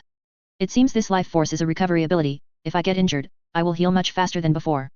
Ronan put away the healing spell and looked out the window. He saw the setting sun painting the street fiery red. He thought that he had been in seclusion for many days, and having achieved the greenwood spirit body today, he should celebrate. Let's go out for a meal. Thinking of this, he again yearned for meat and beef and pineapple pies. After dressing completely, Ronan walked out of the flat house. He walked towards the wild deer bar, observing the street scenery as he went. As he was walking, he suddenly felt something and looked up. He saw several patterns flashing across the sky, dyed red by the setting sun, and surges of energy particles erupting within them. These patterns looked somewhat familiar to Ronan. They bore a 4 or 5 point resemblance to the extend magic rune in spatial wizardry. Perhaps these patterns were also a type of spatial magic runes. Ronan's gaze followed the patterns that were constantly leaping through the air. Finally, the patterns streaked across the sky above the triumphant city central, flashing once over the upper city. Immediately after, Ronan saw the patterns open a dark gap. Several blood-stained figures were thrown out of the gap, falling towards the upper city. What happened? This scene was not seen by Ronan alone. Some sharp-eyed people, including wizard apprentices and knights, also saw it. These people couldn't help but walk towards the upper city, wanting to see what had happened. Ronan, however, withdrew his gaze and continued walking towards the wild deer bar. Compared to watching the excitement, he chose to eat. Upon entering the wild deer bar, he scanned the area. Seeing that Paul was not there, he found an empty seat, called the bar's waiter, and ordered food and drinks. While waiting, a blonde woman in a gorgeous palace dress, with a seductive figure, swayed over. Ronan had heard Paul mention this attire. This palace dress was a modified version of the formal dress of Princess Lannaire, a famous beauty in Triumphant City. Some women from pleasure houses specifically wore Princess Lannaire's formal dress to attract customers. Ronan waved his hand, and the woman discreetly walked away. At this moment, Ronan saw the bar door open and Paul walk in. After Paul entered, he scanned the bar with his gaze and then saw Ronan. His eyes lit up, and he immediately walked towards Ronan. After passing by the woman in the gorgeous palace dress, he even patted her uncovered, firm buttocks with his hand. Then, he walked over and sat down beside Ronan. Ronan, something big has happened. As soon as Paul sat down, he whispered into Ronan's ear. What is it? Ronan asked, wondering if it was related to the spatial magic runes and bloody figures he had just seen. Paul said, these past few days, haven't you asked me to keep an eye out for wizards who study spatial wizardry? I inquired about Void Realm Walker Milan Quinton and learned that he and 2 students all went to the wizardry ruins. And just now, they returned. They were injured, covered in blood, and came back using spatial wizardry. I inquired about their situation and learned that they escaped from those wizardry ruins. Wizard Milan said that those wizardry ruins turned out to be ruins left by a necromancer, containing many wizardry formations related to the dead spirit domain. Besides us white wizards, wizards from the Necromancer Society also went. When they arrived at those wizardry ruins, it was like returning home. They used the wizardry formations in the ruins to kill many wizards and wizard apprentices. They used the blood of those wizards and wizard apprentices as ritual materials, and through a wizardry formation in the ruins, they opened a passage to the dead spirit plane, attracting a king-level necromancer from the dead spirit plane, as well as a large troop of necromancer. The white wizards immediately fell into a bitter struggle. After Wizard Milan found his friends and students, he used the spatial wizardry formations he had arranged along the way to leap back. News of the necromancer ruins quickly spread throughout Triumphant City. Over the next few days, Ronan heard many stories about the necromancer ruins whenever he went out to eat. The most common tale was that the kingdom's legendary wizard, Dolifa Augustus, had cast a high-level sorcery to destroy the monarch-level necromancer of the dead spirit plane, and then, along with other wizards, annihilated the necromancer army, finally destroying the passage leading to the dead spirit plane. Although the kingdom of wizards was dedicated to finding passages to other planes to acquire their resources, the passages they sought were usually unknown to the other planes' inhabitants. The kingdom of wizards would quietly cross through those passages to plunder resources. However, this newly opened passage was already known to the beings of the dead spirit plane, and if they were to cross, they might be met with the powerful forces of the dead spirit plane. Currently, the goal of the kingdom of wizards was to prevent necromancer from invading. This was because the exit of this passage was closest to the Dong continent. If necromancer emerged from this passage, the Dong continent would be the first to bear the brunt. However, to the wizards' regret, the leader of the Necromancer Society, whom the Necromancer Society wizards referred to as the Holy Lord, escaped. This Holy Lord, taking advantage of legendary wizard duo Li Fa's battle with the monarch-level necromancer, cast a sorcery to take away the souls of the deceased wizards from the ruins. Upon hearing this news, the Valiant Kingdom was immediately gripped by panic. Wizards of the Necromancer Society were skilled in creating skeletons, rotting corpses, and vengeful spirits.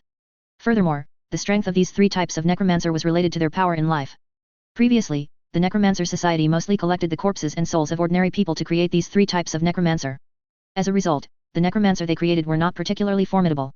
Now, with the souls of wizards, whose mental energy was strong, the vengeful spirits they created were bound to be ferocious.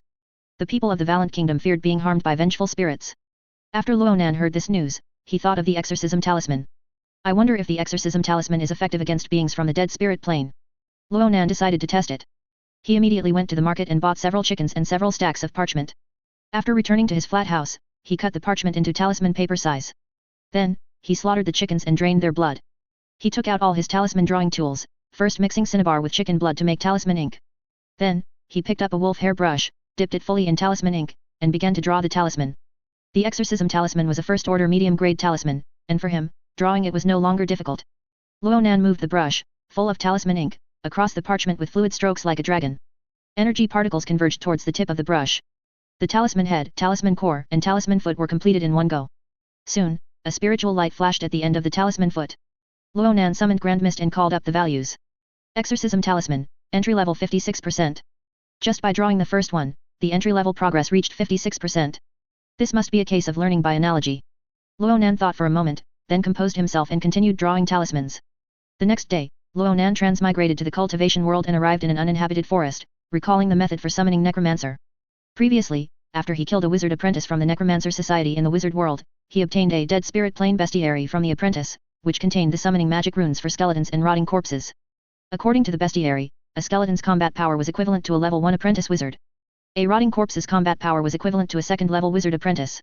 Both of these necromancer were melee creatures, and their strong combat power was due to their ability to resist sorcery attacks to a certain extent. If a skeleton was within 5 meters of a level 1 apprentice wizard, the level 1 apprentice wizard's sorcery might not even disperse the skeleton before being killed by it.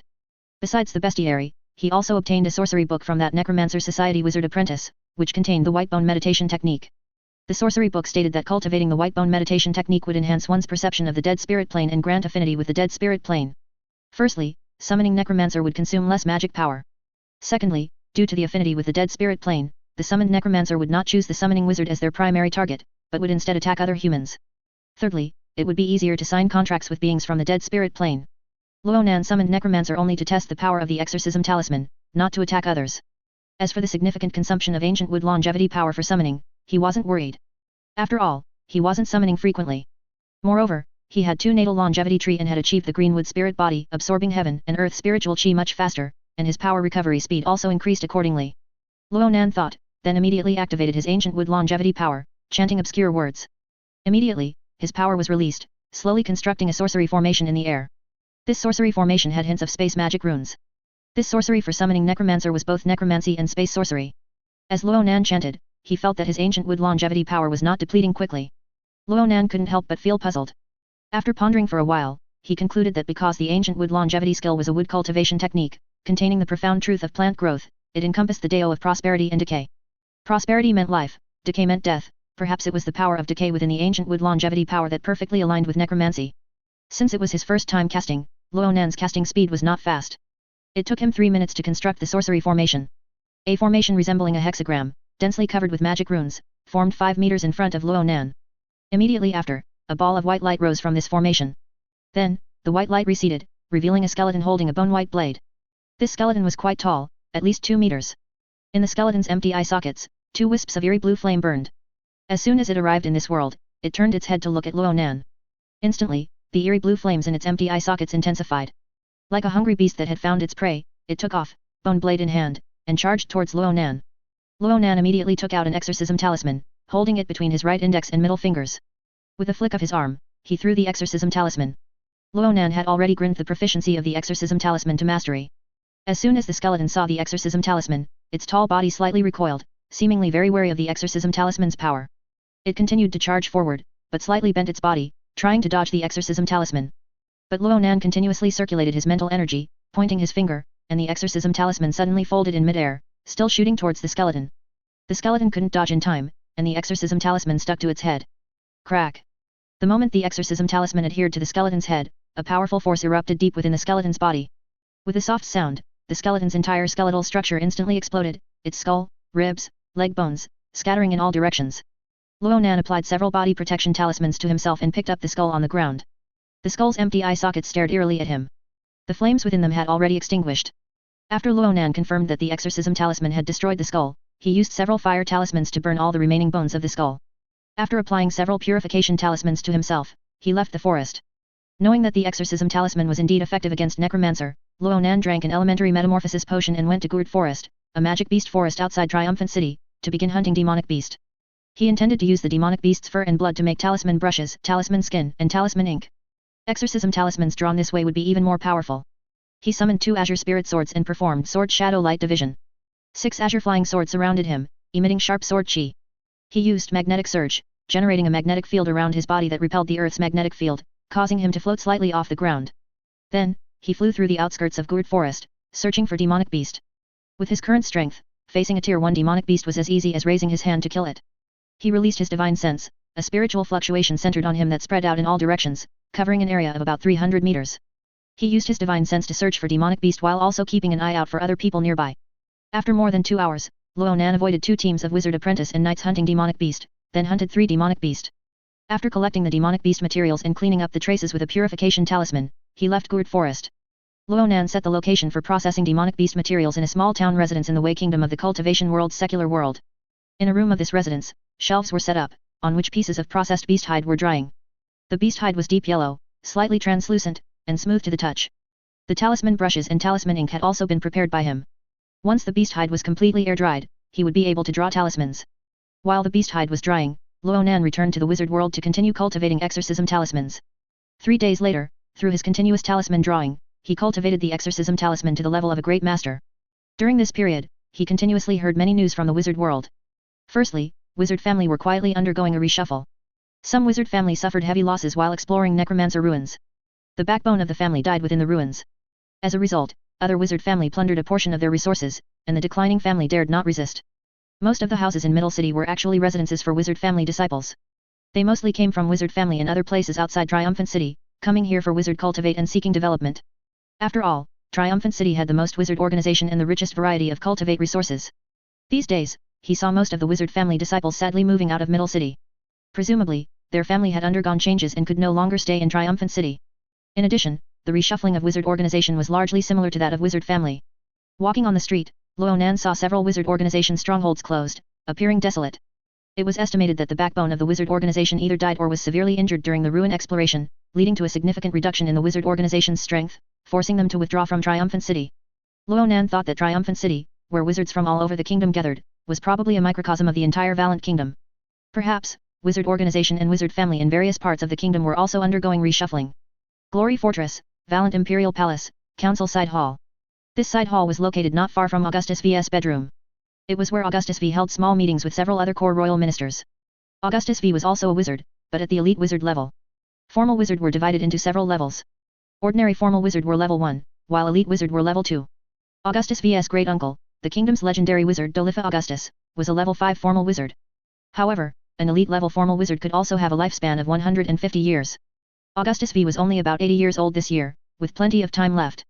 Under wizardry, his appearance was quite youthful, looking around 40 years old, only with slightly graying hair at his temples. This was due to his constant worries about the kingdom's affairs. At this moment, he sat at the head of the long table. 5 people sat on both sides of the long table. One was the royal guard captain, Oren Rathorn, who was both a knight and a wizard. On the path of a knight, he was unparalleled, with superb sword skills. His wizard talent was also not bad, he was now a level 3 formal wizard, a true knowledge wizard. He cultivate wizardry mainly to strengthen his physical body, to go further on the Dao of a knight. Another was the finance minister, short in stature and shrewd in appearance. He was neither a wizard nor a knight, but he was astute with numbers and had excellent social skills, making him very popular in the royal family. Another was the intelligence minister, a slightly corpulent man, from a wealthy merchant background. Although he lacked strength, his connections were extremely wide. It was said that he could even connect with wizards from the Wizard Islands. The other two were Augustus V's nephew and Augustus V's eldest son, both holding important positions in the royal family. However, these two did not maintain themselves well, they looked older than Augustus V. Tell me, what is the casualty situation of the various wizard family in this ruin? Augustus V tapped the long table with the ruby ring on his index finger, gaining everyone's attention, then spoke. Upon hearing this, everyone looked at the intelligence minister, waiting for his answer. The intelligence minister looked at Augustus V and respectfully nodded. Then, he told Augustus V everything he knew. The more Augustus V listened, the more his face darkened. After the intelligence minister finished speaking, he said in a deep voice, most of the wizard family who suffered heavy losses in this ruin are wizard family close to the royal family. After hearing this, the other 5 did not show much surprise, clearly, they had also noticed this. The power structure of the Valiant Kingdom was not a unified system but a feudal system of enfeoffment. Among the 7 great wizard family, the Augustus family was the royal family, while the other 6 great family were vassals. Although the Augustus family was powerful, the 6 great family in various parts of the kingdom possessed knowledge in different domain and their wizardry strength was also not weak. The Augustus family, fearing the power of the other 6 great family, secretly supported some wizard family and wizard organization. To strengthen the power of these family and organization, and to secretly weaken the power of the other 6 great family on their behalf. Augustus V glanced at the others. It is already very clear that among the 6 great wizard family, there are already family colluding with the Necromancer Society, and their purpose is naturally to subvert the foundation of my Augustus family. After the animal hide was air-dried, Ronan brought it to the wizard world. He cut it into pieces the size of talismans and drew exorcism talismans on them. The secular world of the cultivation world had sparse spiritual chi, so when drawing talismans, he couldn't gather any spiritual chi at all. The wizard world had very dense spiritual chi. When he activated his ancient wood longevity power and concentrated it at the tip of his talisman brush, energy particles gathered like water flowing into a hole. After spending most of the day, Ronan drew 200 Grandmaster grade exorcism talismans. 100 of them were integrated into the outer wall of his flat house using the elementary earth manipulation spell. Of the remaining 100, 20 were hidden in his clothes, and 80 were put into his storage black ring. With the exorcism talismans, Ronan felt much more at ease. He immediately sat cross-legged in the botanical garden. With a thought, the eternal evergreen tree mother tree instantly released a pale golden holy tree light. Then, he began to cultivate using the ancient wood longevity skill. Under the enhancement of the green wood spirit body and the holy tree light, Ronan's speed in refining heaven and earth spiritual chi greatly increased. The heaven and earth spiritual chi around him, with his breathing and exhalation, entered his meridians through his acupoints, and then was refined into power by him. The misty, verdant power in his dantian began to spin, gradually becoming denser. Unconsciously, 5 days passed. Nothing seemed to have happened in Triumphant City. At least in Ronan's eyes, Triumphant City remained unchanged. It seemed that the reshuffling of wizard families had ended. The wizard families and wizard organizations, after the reshuffle, occupied their newly acquired territories and resources, and began a new life. Morning. The only window in the botanical garden had curtains installed by Ronan. Although the window of the botanical garden was quite high, and there were no tall buildings near Ronan's flat house. Generally speaking, no one could see everything in his botanical garden through his window. But to be safe, he still installed curtains. When he practiced, he needed the natal longevity tree to release holy tree light. Although there were many glowing demon plants in the wizard world, Ronan still didn't want others to discover that this tree could glow. The Kingdom Wizard Academy Library's collection recorded the sunlight magic rune. With the curtains drawn in the botanical garden, there was no sunlight. Ronan then carved the sunlight magic rune onto 5 magical stones called sunstones. This type of magical stone could amplify the power of light-based wizardry. Ronan embedded the 5 sunstones carved with sunlight magic rune into the 4 walls and the ceiling. The sunstones emitted sunlight, illuminating the entire botanical garden. The eternal evergreen tree mother tree was growing vigorously, its branches continuously extending, having already formed a sizable verdant canopy. At this moment, the natal longevity tree emitted a pale golden holy tree light, appearing quite sacred. Even the entire botanical garden and Ronan were covered in a faint golden glow. Ronan sat cross-legged under the natal longevity tree, forming hand seals and placing his hands on his lap. The verdant ancient wood longevity power swirled in his dantian. Ronan felt that a surge of vitality was brewing in his dantian. This was a premonition of a cultivation realm breakthrough. Suddenly, a burst of power erupted in his dantian and spread towards his limbs and bones. The misty ancient wood longevity power in his dantian became even denser. I've broken through. Ronan slowly finished his cultivation, summoned Grand Mist, and brought up his stats. Lifespan, 256. Strength, 16. Spirit, 42. Power, 25. Cultivation Realm, Chi Refining 9th Stage. Wizard Rank, Level 3 Wizard Apprentice. Cultivation Technique. Ancient Wood Longevity Skill, 12th Stage 12%. Azure Wood Swordplay, 6th Stage 23%. God Evolution Art, Proficient 35%. Talisman. Flying Sword Talisman, Grandmaster 81%. Golden Armor Talisman, Great Master 35%. Wind Chasing Talisman, Great Master 31%. Exorcism Talisman, Great Master 6%. Expand. Spell. Entangling Spell, Great Master 53%. Wood Armor Spell, Great Master 12%.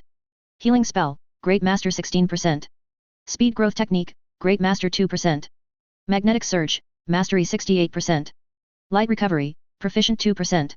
Expand. Knowledge. Demon Plant Studies, Great Master 23%. Pharmacology, Great Master 2%. Expand. Potion. Growing Green Liquid, Great Master 12%. Elementary Metamorphosis Potion, Mastery 12%. Expand. Magic Runes. Extend Magic Pattern, Proficient 35%. Sharpness Magic Rune, Proficient 25%. Armor Breaking Magic Rune, Proficient 23%. Expand. Ronan knew from the secret manual Ancient Wood Longevity Skill that Chi Refining had a total of 12 stages. After Chi Refining, it was Foundation Establishment. However, Ancient Wood Longevity Skill did not cover matters of Foundation Establishment.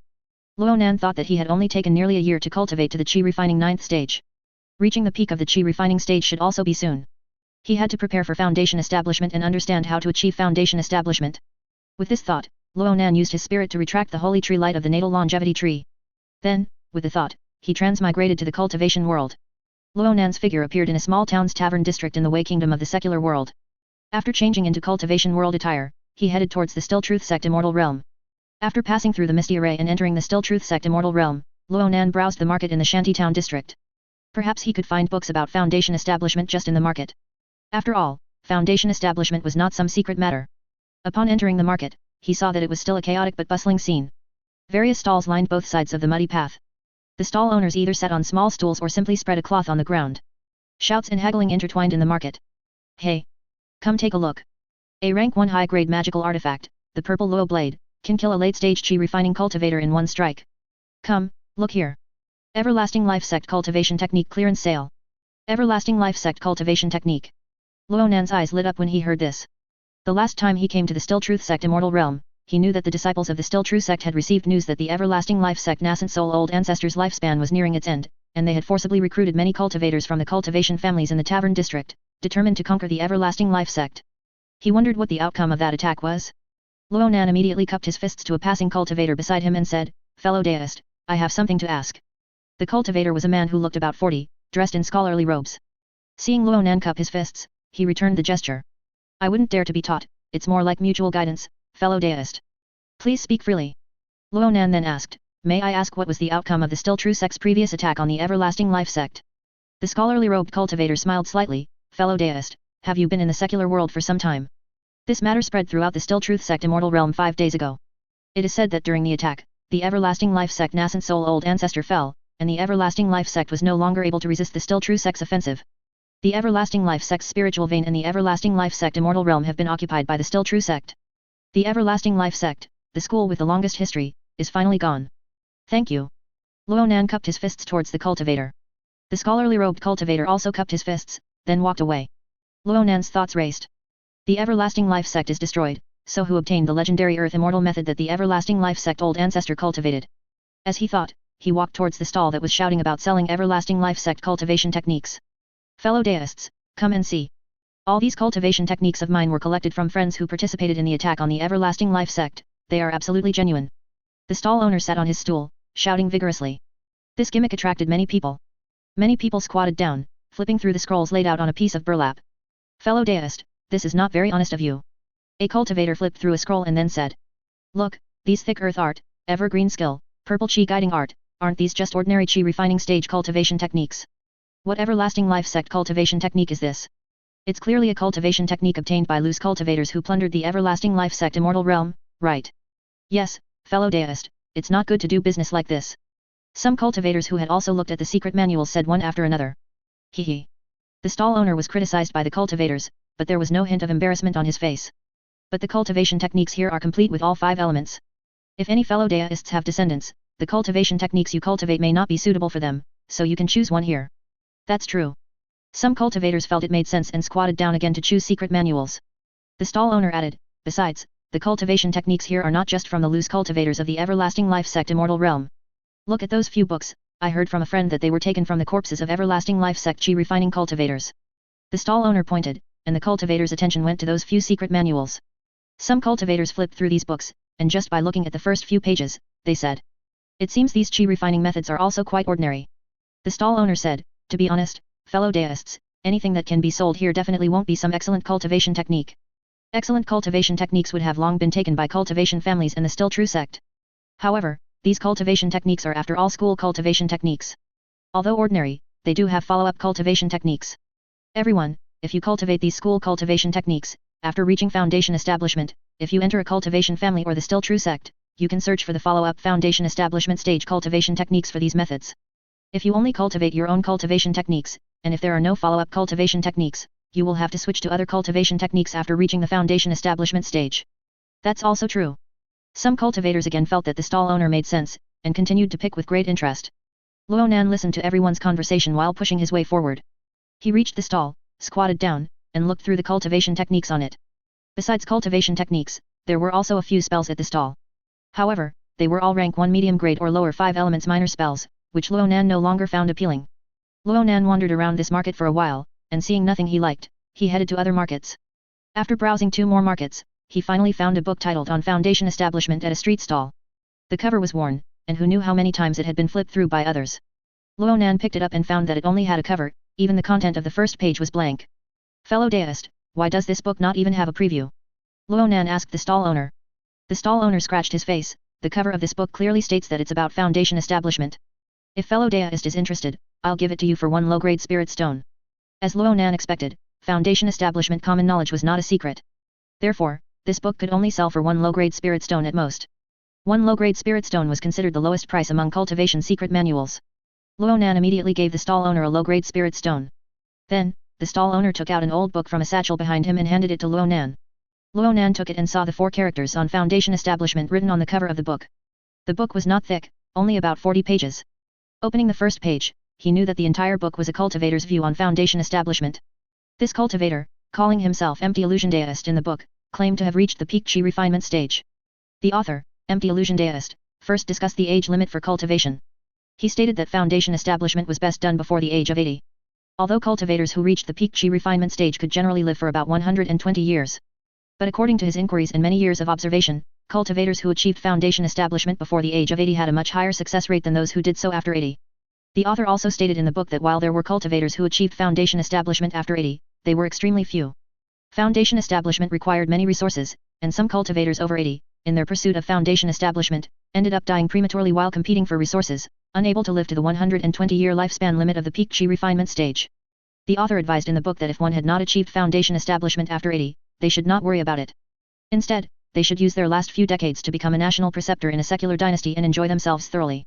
Enjoying themselves for several decades would not be in vain for their decades of hard work in the immortal realm. After all, as long as one cultivated to the middle stage chi refinement, they could almost run rampant in the secular world. With such strength, in the secular world, one could live in grand mansions and tall buildings, while live in a shack in the shanty town district, or an ordinary residence in the tavern district. Empty illusion deist rambled on about his views on the age limit for foundation establishment. It was unknown whether this person himself had not achieved foundation establishment after 80, thus wasting decades of his time on cultivation. After the age limit for foundation establishment, Empty illusion deist began to describe the three major hurdles of foundation establishment. The first hurdle was the physical body hurdle. The first prerequisite for foundation establishment was a strong physical body and abundant qi and blood throughout the body. Muscles, bones, internal organs, etc., must absolutely not have any hidden injuries during foundation establishment. If one's qi and blood were insufficient, or their physical body was not strong, or they had hidden injuries, they would fail at the last moment during foundation establishment. The second hurdle was the mana hurdle. Mana had to reach a certain limit before foundation establishment could be successful. The third hurdle was the mental hurdle. A cultivator's spirit also had to reach a certain level to maintain self-awareness amidst delusions and hallucinations during foundation establishment, and to command all qi and blood and mana to complete foundation establishment together. Empty illusion deist stated in the book that in the current cultivation world, the methods to reach the mana hurdle and mental hurdle were not particularly difficult. As long as one continuously cultivated some qi refinement stage cultivation techniques, if their cultivation talent was passable, they would be able to reach the mana hurdle and mental hurdle. However, the physical body hurdle was more difficult for current cultivators to achieve. It was said that when the heaven and earth spiritual qi was still very abundant in the cultivation world, resources were rich between heaven and earth. At that time, cultivators, while cultivating cultivation techniques, would refine rare treasures from heaven and earth into great medicinal pills. They would cultivate while consuming great medicinal pills. During cultivation, they would refine the medicinal power, applying it to their physical body, thereby completing the enhancement of their physical body and qi and blood. Unfortunately, heaven and earth resources are now too scarce, and most are controlled by sects. As a result, it was extremely difficult for loose cultivators like them to reach the qi and blood hurdle. Empty illusion deist stated in the book that currently, if one wanted to reach the qi and blood hurdle, he knew of two methods. One was to find a way to obtain great qi and blood medicinal pills, consume them, and enhance qi and blood. However, great qi and blood medicinal pills were not easy to obtain, and this method required consuming a large amount of great qi and blood medicinal pills. The second was to cultivate body cultivator methods. However, cultivators like them already found the time spent cultivating qi refining cultivation techniques daily slightly insufficient, and practicing body cultivator methods concurrently would slow down their progress. In the book, Empty illusion deist also stated that even if the physical body, mana, and divine sense hurdles were all met, it did not necessarily guarantee successful foundation establishment. To increase the probability of successful foundation establishment, one could continuously enhance their physical body, mana, and divine sense, and second, they could consume a medicinal pill that could increase the probability of foundation establishment. The foundation establishment pill. After consuming a foundation establishment pill, during foundation establishment, the body's qi and blood, mana, and spirit would increase in a short period and coordinate with each other, thereby greatly increasing the cultivator's probability of successful foundation establishment.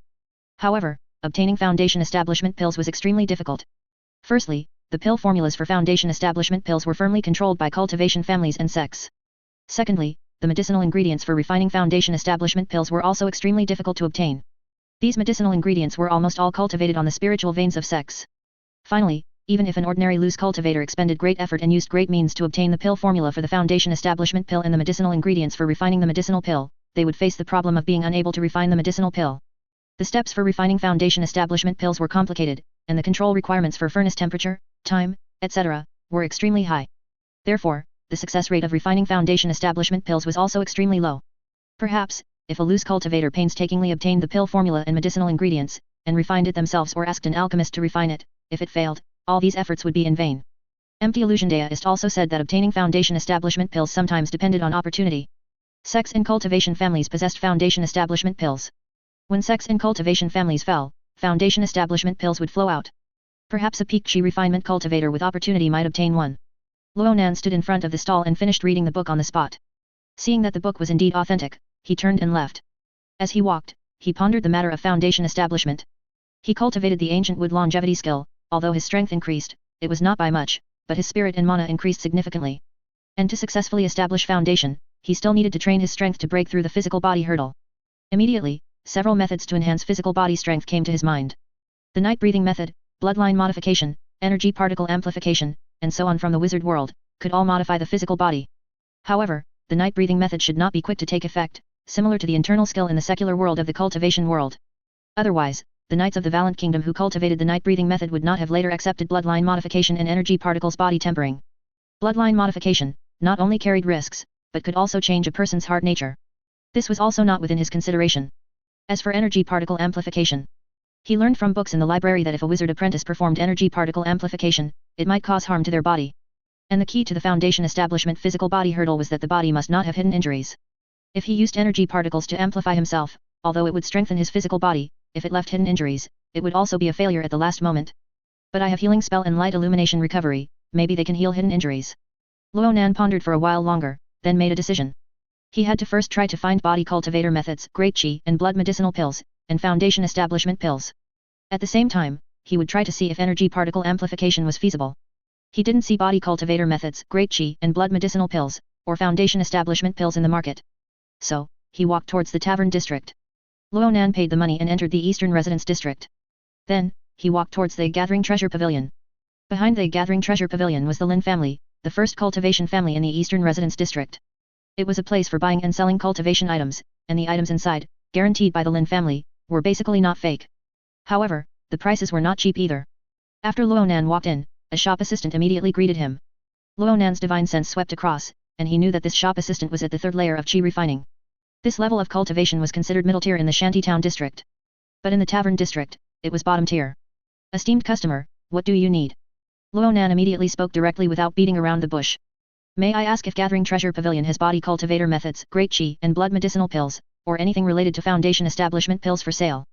The shop assistant was not surprised after hearing this, as if many cultivators had previously come to Gathering Treasure Pavilion to inquire about these items. Please wait a moment, esteemed customer, I will go find the manager. With that, the shop assistant asked Ronan to sit at a tea table and brewed spiritual tea for Ronan. Then, he hurried upstairs to find the manager. Before long, Ronan smelled a fragrant breeze. Turning his head, he saw a graceful and beautiful woman descending the stairs. Ronan's divine sense swept across, and he knew that this woman was at the 8th layer of chi refining. Fellow deist, I am Xi Xi, an elder of the Lin family. The woman bowed to Ronan and then sat on the other side of the tea table. Her eyes, like autumn water, gently fell on Ronan. Just now, I heard the shop assistant say that fellow deist needs items for foundation establishment. Ronan nodded. Xi Xi continued, pardon my intrusion, but may I ask what layer of chi refining fellow deist is currently at? Ronan frowned slightly. What does that have to do with you? Just tell me if you have items for foundation establishment. Xi Xi showed no embarrassment on her face, only a slight smile. The Lin family is currently recruiting powerful cultivators. I see that fellow deist looks young. If fellow deist's age is similar to your appearance, and you have already cultivated to the 8th layer of chi refining, the Lin family would very much welcome fellow deist's joining. At that time, the Lin family will arrange fellow deist's foundation establishment matters. Ronan's expression remained unchanged, he merely said, fellow deist's meaning is that after I join the Lin family will be able to provide me with great chi and blood medicinal pills and foundation establishment pills. Xi Xi smiled again, fellow deist, I never said that, besides, I am only an elder in the Lin family. If fellow deist joins the Lin family, how the Lin family members arrange for fellow deist, I do not know. Those words just now were merely what the Lin family members instructed me to say. If fellow deist is interested in joining the Lin family, I can help fellow deist convey that to the Lin family. Ronan leaned back slightly in his chair and said, the matter of joining can be considered later. Are the 3 items I mentioned available here? Xi Xi said, great chi and blood medicinal pills, and foundation establishment pill medicinal ingredients or pill formulas, these are all quite precious, and it's unlikely the Lin family would sell them. However, we do have a body cultivator method here. It was obtained when the Lin family followed the still true sect to attack the everlasting life sect. May I take a look? Ronan asked. Of course. Xi Xi clapped her fair hands twice, making a crisp sound. The attendant then walked over from the front desk, bowing slightly, awaiting instructions.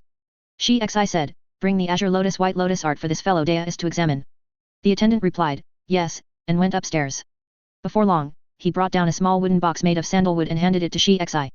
Xi Xi took it and pushed open the top panel of the small wooden box, revealing a book inside. The book was brand new, clearly a handwritten copy. Xi Xi took out the book and respectfully presented it to Ronan with both hands. Ronan saw the 5 characters azure lotus white lotus art written on the cover of the handwritten copy. Ronan casually flipped through it and immediately knew that the secret manual only contained the first few pages. He thought that even in the best gathering treasure pavilion in the tavern district, one could only view the first few pages. Generally, for such cultivation technique books, the first few pages are merely an overview, how to cultivate and what cultivation conditions are required are only revealed in the later content. And in today's resource-scarce cultivation world, some conditions might be unattainable. Seeing Ronan's action, Xi Xi also guessed what he was thinking and said. Fellow deist, the first few pages of this secret manual state that after practicing this cultivation technique, not only can it strengthen the physique, but it can also enhance the body's recovery ability. If practiced deeply, it can even heal hidden injuries. Ronan looked at the first few pages and found that their content was consistent with Xi Xi's summary. He then thought, if such a powerful secret manual could easily help one pass the foundation establishment body tempering hurdle, would the Lin family be willing to sell it? Although selling handwritten copies could earn a lot of money, it would clearly be more beneficial for the Lin family to keep it for themselves, allowing their own family members to cultivate it, thus increasing their chances of foundation establishment and enhancing the family's strength. As Luonan's thoughts raced, Sheng continued, of course, the cultivation conditions for the secret manual are also a bit stringent. Luonan looked at Sheng. Sheng smiled slightly, the Lin family does business here, naturally different from the market in the shantytown district. We will tell customers whether a secret manual is good or not, and whether the customer buys it is entirely up to them. What are the stringent cultivation conditions? Luonan asked. Sheng said, to cultivate this cultivation technique, one must cultivate in a place with abundant spiritual qi, and also consume powerful tonics while cultivating. However, you know that resources are scarce in the current cultivation world. If there is no spiritual qi and external medicine to assist, cultivation will be much slower. Members of the Lin family once tried to cultivate this cultivation technique. After 5 days of practice, they only made slight progress. To cultivate to the point where it can heal hidden injuries, it would likely take nearly 100 years of cultivation. Upon hearing this, Luonan relaxed. These cultivation conditions were indeed stringent for cultivators in the cultivation world. After all, places with abundant spiritual qi and heavenly medicines are occupied by sects. Only sects can cultivate this body cultivator method. No, not everyone in a sect can cultivate this body cultivator method. Although sects occupy spiritual veins, not every cultivator can occupy the spiritual spring eyes on the spiritual veins. However, these conditions were extremely easy for him to meet. Luonan pretended to ponder for a while, then asked, how many spirit stones are needed? 3 mid-grade spirit stones, Sheng said, her cherry lips slightly parted. Luonan frowned, you just said that this azure lotus white lotus art has stringent cultivation conditions, and it's a handwritten copy. You're selling it for 3 mid-grade spirit stones. Sheng smiled faintly, fellow deist, if you are as young as your appearance suggests, under 20, or just over 20, this cultivation technique is very useful to you. When you cultivate it to its peak, it might be the moment you are about to foundation establishment. At that time, you can use this cultivation technique to heal your hidden injuries, allowing you to reach the body tempering hurdle of foundation establishment. Our gathering treasure pavilion has set the price at 3 mid-grade spirit stones, and we do not bargain. Luonan waved his hand, I only have 1 mid-grade spirit stone on me. I can't afford 3 mid-grade spirit stones. Sheng remained unmoved upon hearing this, fellow deist, I have already said that we do not bargain for the secret manual. If fellow deist does not have enough spirit stones, you can go and gather them. This handwritten copy of the secret manual will always be here. As long as fellow deist provides enough spirit stones, we will give you the secret manual. 2 mid-grade spirit stones, Luonan said. Sheng merely smiled faintly, not bargaining with Luonan. Luonan waited a while longer, and seeing that Sheng still remained unmoved, he stood up and said, forget it, I don't have enough spirit stones, so I won't buy it. With that, he walked towards the exit of the gathering treasure pavilion. Ah Cheng, see this fellow deist out, Sheng said. The attendant who had served Luonan eagerly stepped forward and escorted Luonan out. Luonan had still been thinking that if he left, Sheng might relent and lower the price, but instead, she even arranged for him to be seen out. Luonan walked out of the gathering treasure pavilion and onto the bustling street. The attendant bid him farewell again, then turned and walked back inside. Luonan merged into the crowd, walking along while pondering. He indeed did not have 3 mid-grade spirit stones in his possession, he only had 1 mid-grade spirit stone and about 60 low-grade spirit stones. Besides strengthening the physique, the azure lotus white lotus art could also enhance recovery and heal hidden injuries. If he practiced the azure lotus white lotus art, combined with the healing spell and light illumination recovery wizardry, and then used energy particle amplification on himself, he would be much safer. Although, as Sheng said, cultivating the azure lotus white lotus art would be enough to reach the body tempering hurdle among the 3 foundation establishment hurdles. However, on foundation establishment also mentioned that even if one's physique, magic power, and spirit reach the 3 foundation establishment hurdles, success in foundation establishment is not guaranteed. Instead, the stronger the physique, magic power, and spirit, the greater the success rate of foundation establishment. To increase the success rate of foundation establishment, he needed to improve all 3 aspects as much as possible. Besides cultivating the azure lotus white lotus art, he also wanted to use the energy particle amplification method to further enhance his physique. Time to earn spirit stones, Luonan thought. If he were to buy and sell proficient grade talismans in the market, the speed of earning spirit stones would be too slow. Moreover, the everlasting life sect, which had been at war with the still true sect, had already been annihilated by the still true sect. It was now a time of peace, and talismans could not be sold for high prices. After pondering for a moment, Luonan decided to use a transformation potion to change his appearance and then sell the great master grade high grade talismans to the merchant associations in the tavern district. Most of the merchant associations in the eastern residence district had the Lin family as their backing. He did not plan to sell talismans in the eastern residence district. Thinking of this, Luonan returned to the shantytown district. In the market, he bought some higher quality talisman paper and a talisman brush made of tiger hair. After buying some ox blood, he left the Still Truth sect immortal realm. His divine sense was stored in the 2 natal longevity trees in the botanical garden. Everything within 500 meters of the natal longevity tree constantly entered his mind. He sensed that his flat house was undisturbed, and there were no wizards nearby, so he had a thought and transmigrated back. The next moment, his figure appeared in the botanical garden in the wizard world. After changing into the attire of the wizard world, he walked towards his laboratory. Upon reaching the experimental table, he took out the talisman drawing items from his storage black ring, arranged them all on the table, and began drawing talismans. Talismans. Flying Sword Talisman, Grandmaster 81%. Golden Armor Talisman, Great Master 52%. Wind Chasing Talisman, Great Master 45%. Exorcism Talisman, Great Master 6%. Expand. Ronan's process of drawing talismans was also a process of gaining proficiency. He drew 100 Great Master Grade Golden Armor Talismans and 100 Great Master Grade Wind Chasing Talismans. The day and night in the wizard world and the cultivation world were almost identical, only the proportion of day and night differed. It was already late in the wizard world, and it was probably nearing evening in the cultivation world. Ronan decided to go to the cultivation world to sell talismans the next morning. He put the talismans into his storage black ring, left his room, found a restaurant, had dinner and then returned to the botanical garden to cultivate the ancient wood longevity skill. The next day, Ronan transmigrated to the cultivation world and entered the Still Truth Sect Immortal realm. He first went to the southern Shantytown district, then walked towards the southern residence district. The architectural and street styles of the southern residence district were largely similar to those of the eastern residence district. After all, the entire architectural complex of the tavern district in the past was where the descendants of the cultivators who founded the Still Truth Sect originally lived. It was only later, as the Still Truth Sect Immortal realm developed, that this tavern district was divided into multiple territories, split into 4 districts, east, west, south, and north. Ronan asked a passerby and found the merchant association in the southern residence district. According to the passerby, the Song family was the foremost cultivation family in the southern residence district. Following the passerby's directions, Ronan walked to the largest trading pavilion in the southern residence district. This pavilion had 5 floors, and the plaque above its entrance read Treasure Pavilion. Ronan first walked into an empty alley, and while releasing his divine sense, he changed into a different set of clothes. Then, he took out a bottle of elementary metamorphosis potion from his storage black ring and drank it. Immediately after, he used his spirit to change his appearance. As his face contorted, he transformed into a man of about 40, resembling his former boss. His hairline had receded significantly, and his belly protruded slightly.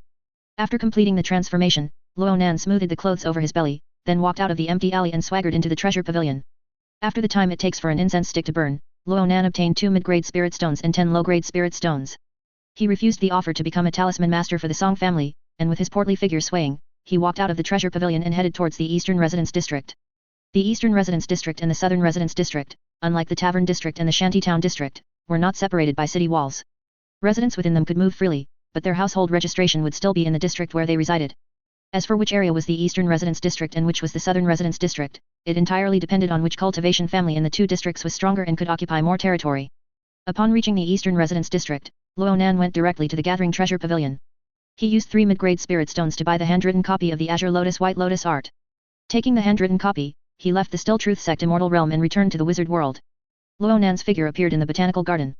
After changing into the attire of the wizard world, he took out the secret manual of the Azure Lotus White Lotus art from his storage black ring. He immediately sat cross-legged beneath the natal longevity tree and began to read. Upon reading, he learned that the Azure Lotus White Lotus art had a total of 20 levels. With each level ascended, his physique, chi and blood, and physical body vitality would be enhanced. When cultivated to the 18th level, the physical body's vitality would be extremely vigorous, allowing even hidden injuries to fully heal. When cultivated to the 20th level, even if a piece of flesh was cut from his body, it could quickly regenerate. Ronan immediately began to cultivate according to the secret manual. The Azure Lotus White Lotus art nourishes the physical body by refining heaven and earth spiritual chi. The secret manual contained a total of 20 cultivation postures. Each level corresponded to 1 cultivation posture. Ronan immediately adopted the cultivation posture for the first level. He sat on the ground, his right leg bent, his left leg extended, and his thumbs touching, forming a hand seal. He breathed in and out according to the method described in the secret manual. Immediately, the nearby heaven and earth spiritual chi, which were energy particles, converged towards him. The heaven and earth spiritual chi first entered his meridians, then were guided by his spirit, circulating round and round within his body along the meridian pathways described in the Azure Lotus White Lotus art. Before long, his body felt slightly warm, as if he were soaking in a hot spring. Moreover, this hot spring also possessed vibrant vitality. His physical body and skin seemed to have transformed into plants, sprouting and growing. Ronan summoned Grand Mist and brought up his stats. Cultivation technique, Azure Lotus White Lotus art, level 15%. The Azure Lotus White Lotus art appeared in his stats, and his cultivation progress was rapidly increasing. He felt his chi and blood slightly quicken, his entire body's muscles gradually becoming taut, and power constantly emerging within his physical body. Over the next few days, besides cultivating, Ronan also searched for some edible demonic plants. He remembered that his elder brother and younger brother often consumed a medicinal soup when they were night cultivating. This medicinal soup required the bones of demonic beasts and dragon bone grass to be brewed. Ronan thought that although the cultivation progress of the azure lotus white lotus art was not slow by relying solely on heaven and earth spiritual chi without consuming great medicines. If he consumed demonic beast flesh and blood and ate dragon bone grass, it could accelerate his cultivation speed. What's more, he also had growing green liquid and speed growth technique, which could hasten the growth of dragon bone grass and increase its age, thereby making the medicinal effects of this herb stronger. Thinking of this, Ronan made a trip out of Triumphant City to hunt demonic beasts and collect dragon bone grass. He had learned about hundreds of demonic plants from Awen and knew where they originated. Dragon bone grass was also a relatively common demonic plant, and he knew that this grass grew in the gourd forest outside Triumphant City. Gourd magic beast forest. Ronan, with his changed appearance, pointed his finger, and a verdant sword light shot out from his fingertip, cutting a demonic beast wild boar with dark blue fur into two halves. When he arrived at the growing place of dragon bone grass, he saw this demonic beast wild boar feeding on dragon bone grass. This demonic beast wild boar, sensing the presence of a living person, charged towards Ronan. Generally speaking, a level 3 wizard apprentice would have a considerable energy fluctuation. This first order mid-level demonic beast wild boar, if it sensed an energy fluctuation stronger than its own, would definitely leave. However, Ronan cultivated the ancient wood longevity skill, which was close to nature.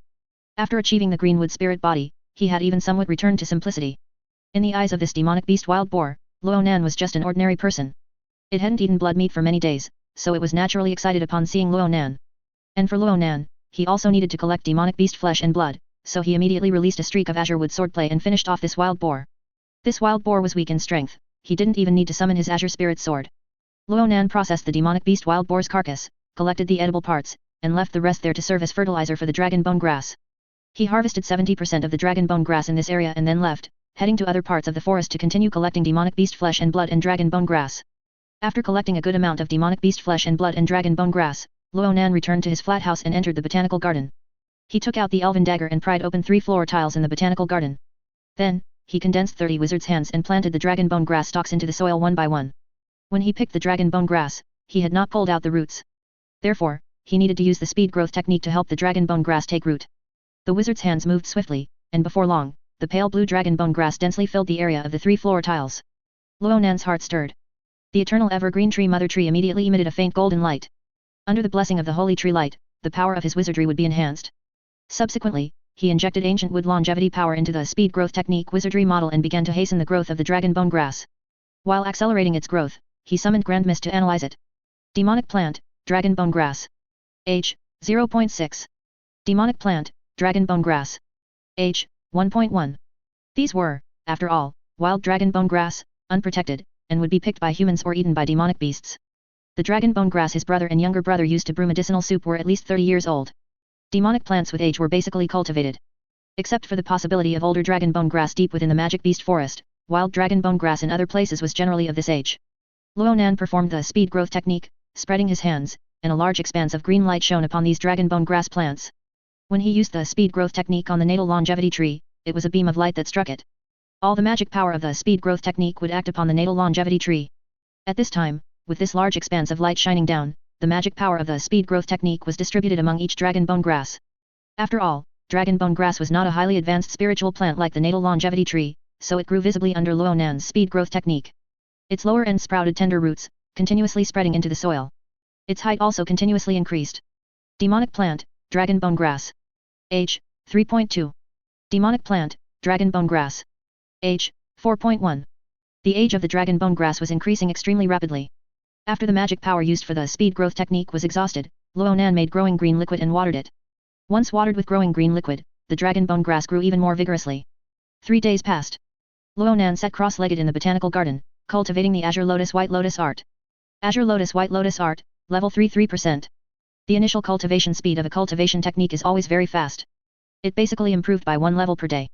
He summoned Grand Mist and brought up his stats. Lifespan, 261. Strength, 24. Spirit, 43. Magic power, 27. After cultivating the azure lotus white lotus art, his strength increased by 8 points, almost catching up to his magic power. And he had also noticed when bathing these days that his muscle definition was becoming increasingly prominent.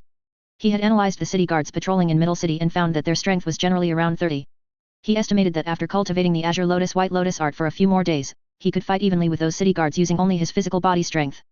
After cultivating for another 3 hours, Ronan slowly finished his cultivation, stood up, and walked to the laboratory. These days, while cultivating, he also put the study of energy particle amplification on his agenda. In his mind, there was knowledge related to energy particle amplification.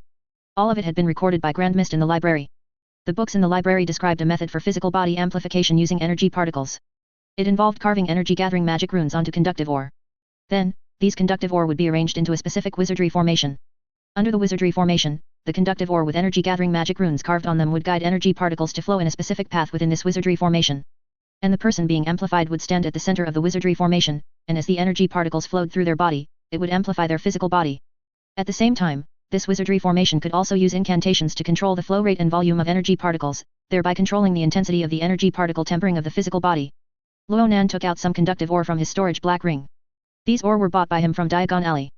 They were all cheap goods, not to save money, but to allow them to form a wizardry formation of weaker intensity. After all, he had never tried to construct an energy particle amplification formation before, and this formation was for his own use. Therefore, he planned to prioritize stability. He just wanted to see if this wizardry formation could be completed, to feel how energy particles flowed through his physical body, and how he could control the flow rate of energy particles within the wizardry formation through incantations. As for whether the intensity of the energy particles could temper the physical body, he would not consider it for now. After taking out the conductive ore, he immediately formed a hand seal and began reciting the treasure refinement incantation from the azure wood swordplay.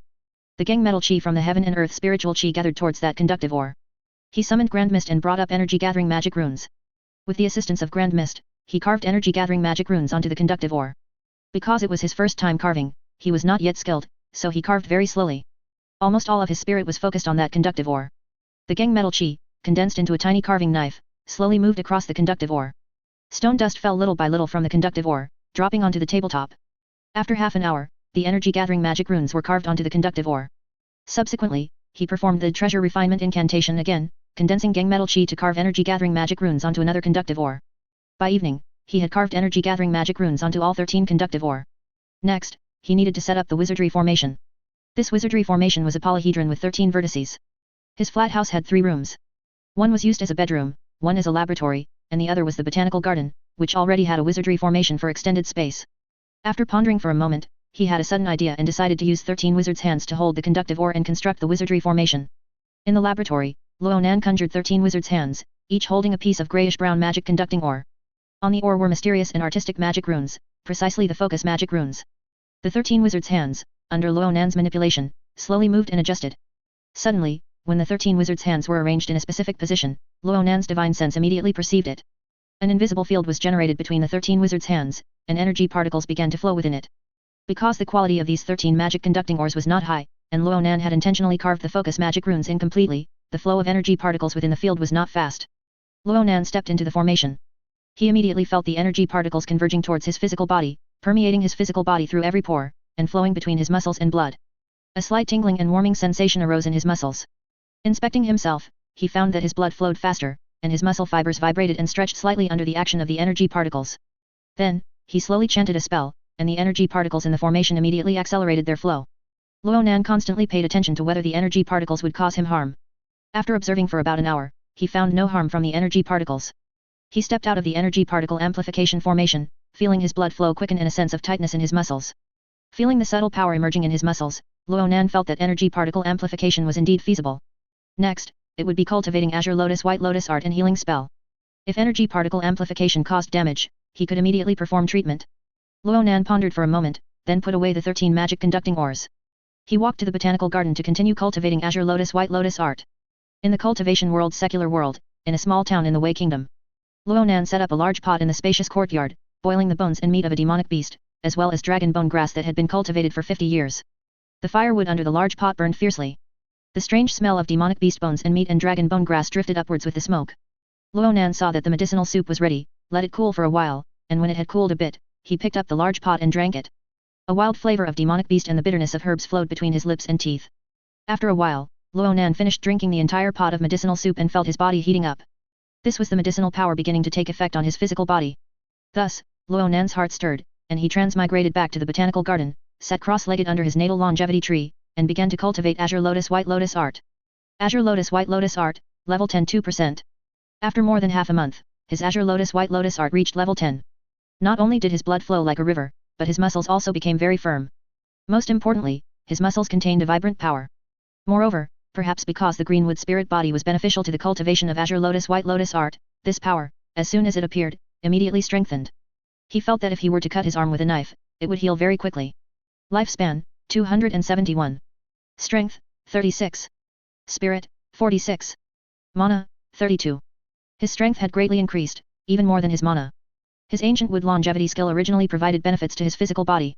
Now that he had practiced an additional body cultivator cultivation technique, his strength value was naturally greater than his mana value. He had heard people talking in the bar and knew that the patrol guards in Triumphant City Central were at least golden knights. His 36 points of strength might already exceed that of a golden knight. Moreover, I am currently only cultivating Azure Lotus White Lotus art and have not truly performed energy particle amplification. After cultivating Azure Lotus White Lotus art for many days, Ronan felt that his recovery ability was already strong, so he planned to perform an energy particle amplification. He took out the 13 magic conducting ores and perfected the focus magic runes on them. Then, he conjured 13 wizard's hands, picked up the magic conducting ores, and arranged an energy amplification formation around his body. Sitting cross-legged in the formation, he felt the energy particles washing over his physical body. Ronan slowly chanted a series of obscure syllables, forming a spell. The flow of energy particles immediately accelerated. His blood flow suddenly accelerated, and the burning sensation in his muscles became even more intense. He looked within himself and saw his muscles vibrating and stretching violently. At the same time, Ronan summoned Grand Mist to analyze himself. Streams of information emerged in his mind. Strength, 36. Strength, 37. Strength, 38. Ronan continuously accelerated the flow rate of energy particles, and his strength value slowly increased.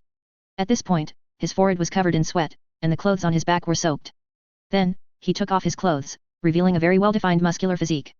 The Azure Lotus White Lotus art, a body cultivator cultivation technique, had already greatly transformed his physical body. Now, it was time for energy particles to transform his physical body. The sound of the spell echoed in the botanical garden, and energy particles continuously shuttled and flowed back within the formation, their flow rate constantly accelerating. Ronan's physical body was repeatedly washed over by energy particles, becoming stronger and stronger. He had been observing himself, and the next moment, he saw that under the washing of the energy particles, a portion of his muscle fibers actually broke slightly. However, immediately afterward, a surge of vitality emerged from his physical body, quickly repairing the broken area. Ronan knew that this was the vitality produced by the Azure Lotus White Lotus art. Azure Lotus White Lotus art is indeed useful. Ronan saw this scene and thought, I can greatly increase the intensity of energy particle amplification. If my body gets damaged, I can repair it with Azure Lotus White Lotus art and healing spell. Thinking of this, he chanted his spell more urgently. The energy particles flowed even faster. His physical body became increasingly hot, his skin slightly reddened, and wisps of smoke emerged from his skin. Ronan kept increasing the intensity of energy particle amplification. If there was any injury in his body, he would immediately repair it with Azure Lotus White Lotus art. After more than an hour, suddenly, bang! The 13 magic conducting ores that formed the energy particle amplification formation all exploded. Dust splattered and filled the botanical garden. It turned out that the quality of these magic conducting ores was poor, and they could no longer withstand such a high intensity of energy particle flow. I need to buy new magic conducting ores.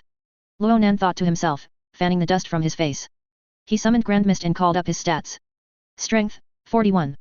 When he went to Upper City, he had remotely analyzed the strength values of the Upper City guards. Their strength values were generally between 40 and 50. He had heard Paul say that the guards in Upper City were all bloodline modified. In other words, his current strength was almost catching up to bloodline modified knights. After thinking for a while, Ronan put away his thoughts. He patted 3 purification talismans on his body to clean off the stone dust. Then, he went to Lower City. He wanted to buy some better quality magic conducting ores in Diagon Alley. On his way to Lower City, he passed a restaurant and, remembering that he hadn't had lunch yet, walked in.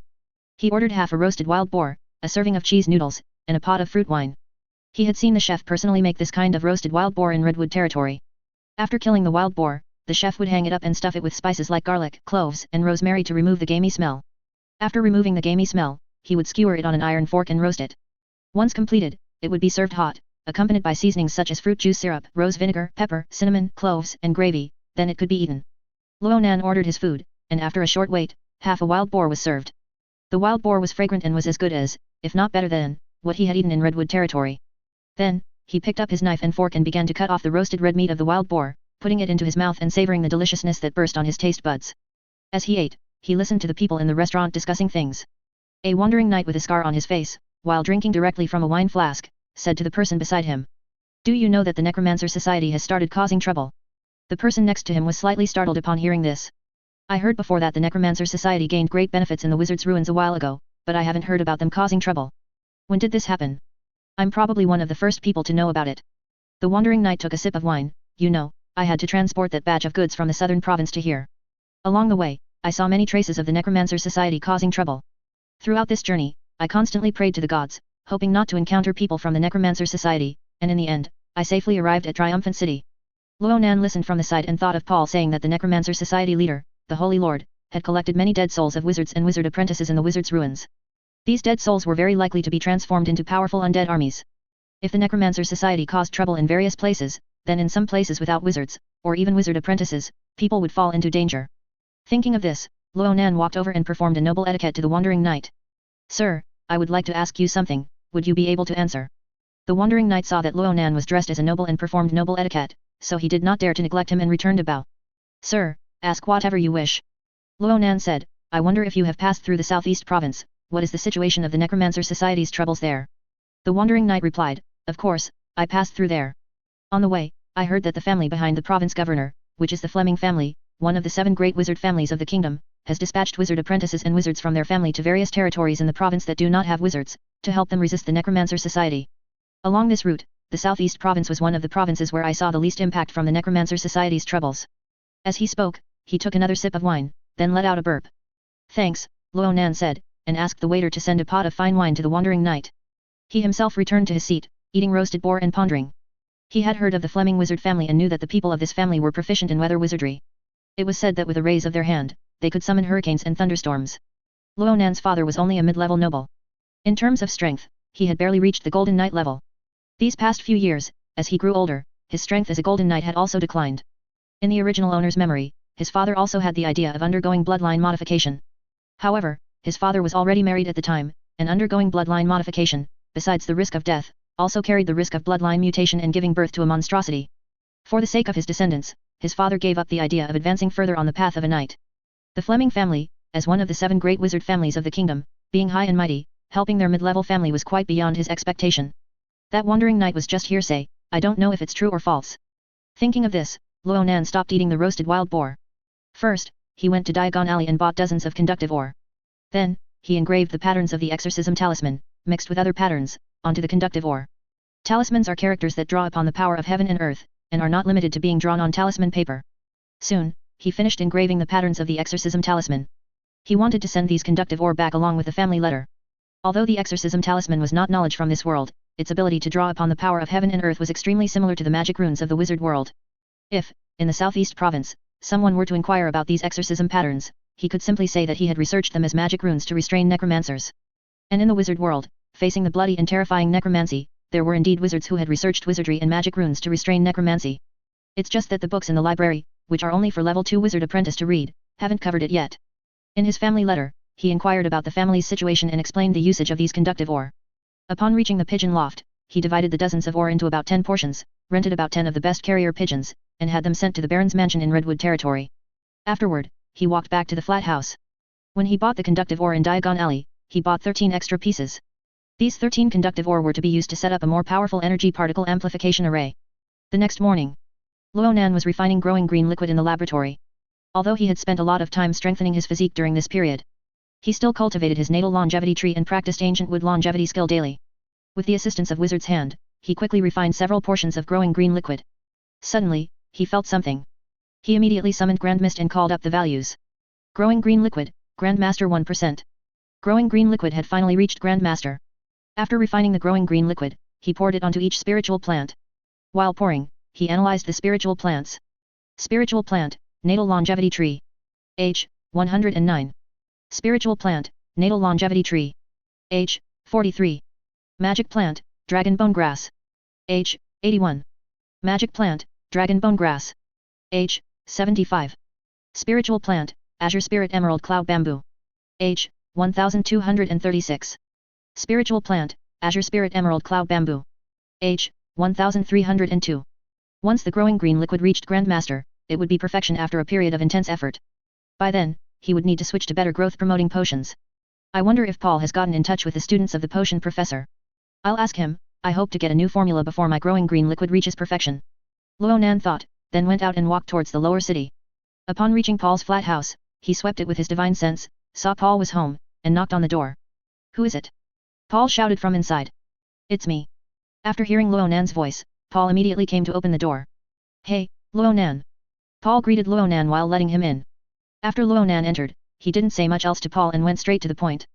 Have you inquired about the spatial wizard and the disciples of the pharmacology professor? Can I obtain knowledge from them? Paul sighed. Their disciples are all level 3 wizard apprentice. It's really hard for me, a level 2 wizard apprentice, to get into that circle. Besides, I'm not from a wizard family. Ronan was about to say something when he suddenly became slightly divided soul. His current divine sense could cover over 500 meters. He sensed that an incorporeal entity had entered his perception range and was heading this way. In a mansion in the lower city, a pale-faced man with long, curly black hair stood in the hall, holding up a magical wand. The magical wand was bone-white, like an animal's leg bone, emitting faint, chilling deathly aura. He chanted a spell, manipulating 5 vengeful spirits to go towards nearby houses. This man was a Necromancer Society cultist, a level 3 wizard apprentice. The 5 vengeful spirits he controlled were transformed from the souls of wizards who had died in a Necromancer ruin. The Necromancer Society wanted to undertake a greater endeavor and needed to collect more souls of wizard apprentices and wizards. Many wizard apprentices lived in the lower city of the Necromancer Society. In the lower city, there were no wizard council strongholds, and even the city patrol guards were few. It was a good place for them to collect souls. This Necromancer Society cultist was sent here by the society with a tier 2 low-grade amplification magical wand, 5 vengeful spirits, and 5 bottles of intermediate transformation potion. Of the 5 vengeful spirits, 3 were transformed from level 3 wizard apprentices, and 2 were transformed from first level formal wizard, making them extremely fierce. He manipulated the vengeful spirits, sending them into house after house. The mortals in the houses had no idea that vengeful spirits had entered. As the mortals went about their business, the invisible vengeful spirits passed through their bodies. The mortals' souls were devoured by the vengeful spirits, making the vengeful spirits stronger. And those mortals who had lost their souls fell to the ground, their bodies cold. A commoner was walking home, entered the door, and saw his family lying on the ground. He walked over to examine them closely, shook his family's shoulder, and only felt that the muscles at his touch had lost their elasticity and had no body temperature. Immediately, the commoner was greatly alarmed and walked out to the street, where he saw a city patrol guard in heavy armor. He was about to shout. The Necromancer Society cultist then manipulated a vengeful spirit, which crashed into the commoner's back and passed through his body. The commoner, his soul devoured, immediately collapsed in the city patrol guard's line of sight. The city patrol guard was a knight after all, and although he was of bronze rank, his knowledge was beyond that of ordinary commoners. Seeing this situation, he guessed that it was caused by extraordinary power. He immediately took out a signal cannon from his waist, intending to fire a signal. However, the vengeful spirit flew extremely fast. As soon as the guard took out the signal cannon, the vengeful spirit crashed into his armor and then passed out from his back. The guard fell to the ground like a mountain. The heavy armor struck the flagstones with a clang. The signal cannon fell from his hand and rolled to the side. As commoners and patrolling guards continuously died, pedestrians on the street, even if they couldn't see the vengeful spirits, knew that something sinister had occurred and quickly ran away, shouting. Through the windows of the mansion, Alicia, a Necromancer Society member, saw this scene and cursed. Alicia had originally intended to manipulate the vengeful spirits to enter the houses and quietly devour the souls of the people, gradually strengthening the vengeful spirits. However, panic had now been incited.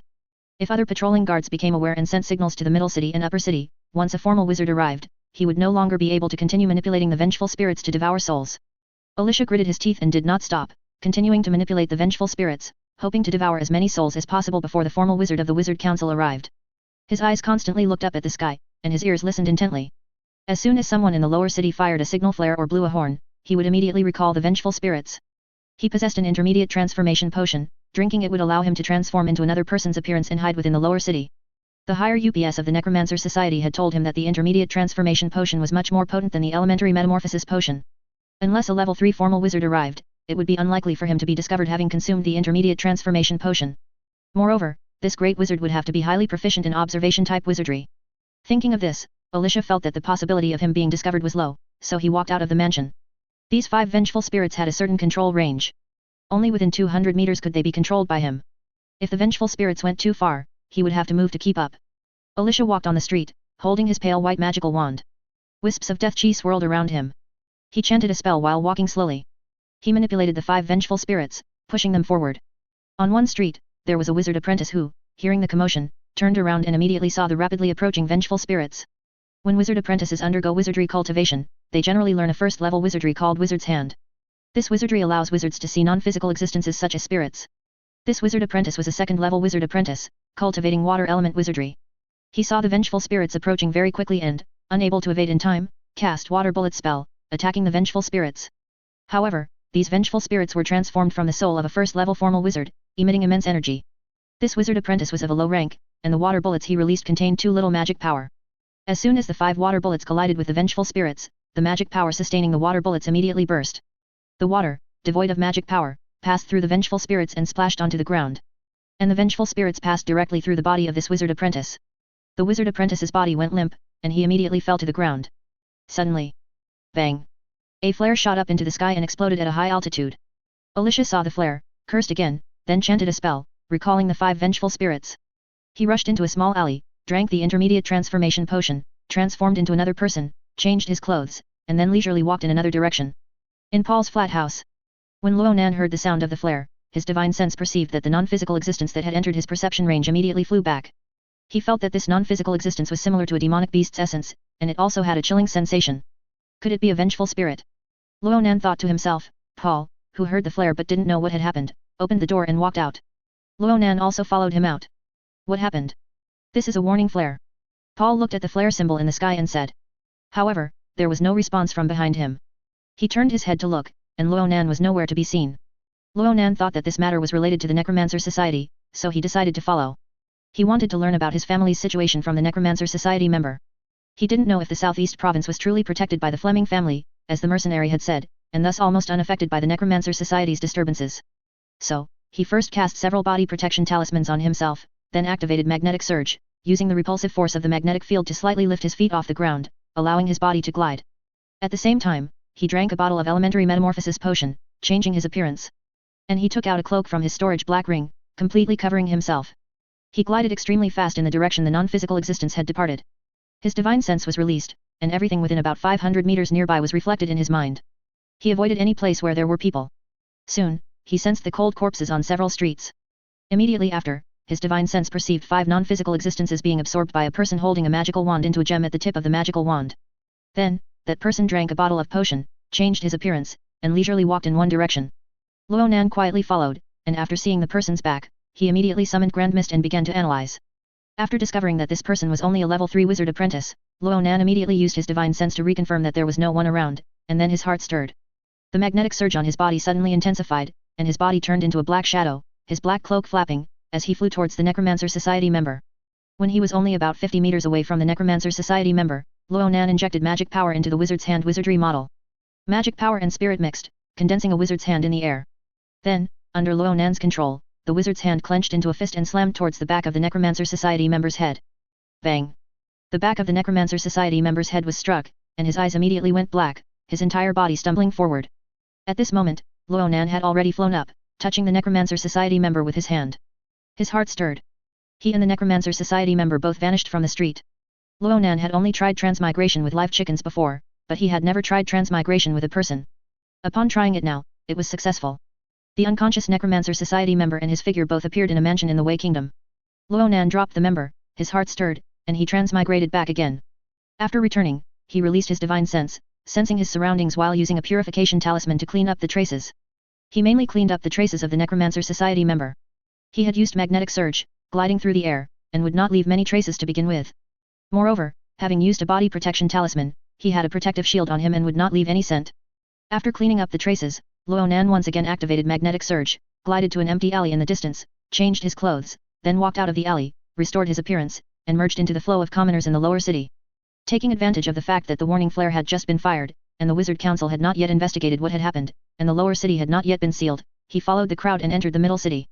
After Ronan returned to the flat house, he immediately had a thought and returned to his residence in the Wei Kingdom. At this time, Alicia was still unconscious.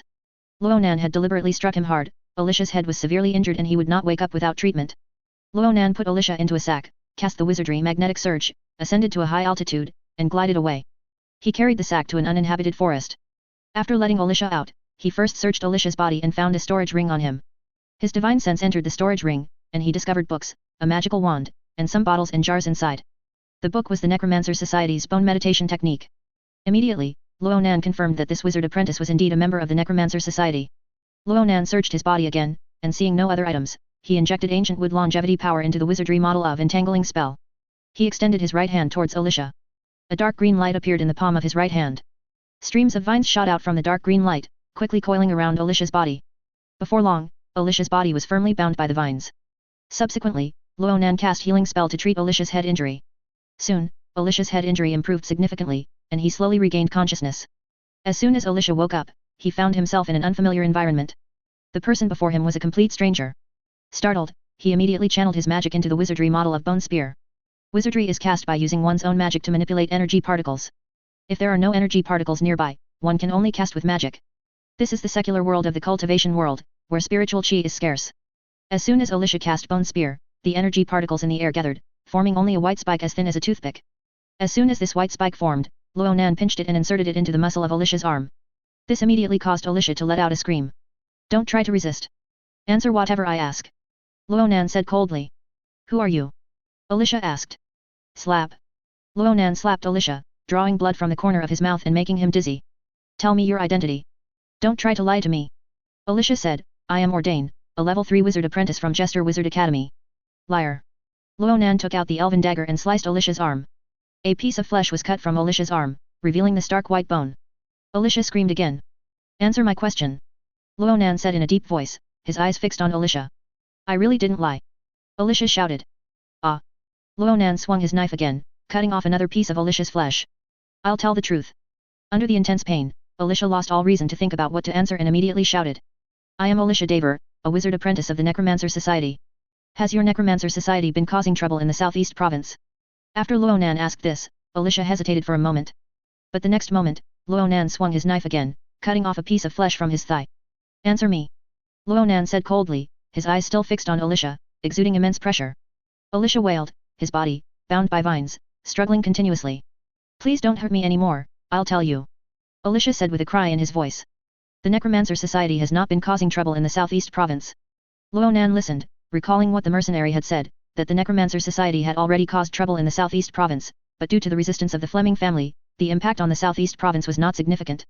However, this person, a member of the Necromancer Society, had a different story. Why? Ronan asked. Because the Fleming family is an ally of the Necromancer Society. Alicia replied. Ronan was slightly surprised upon hearing this.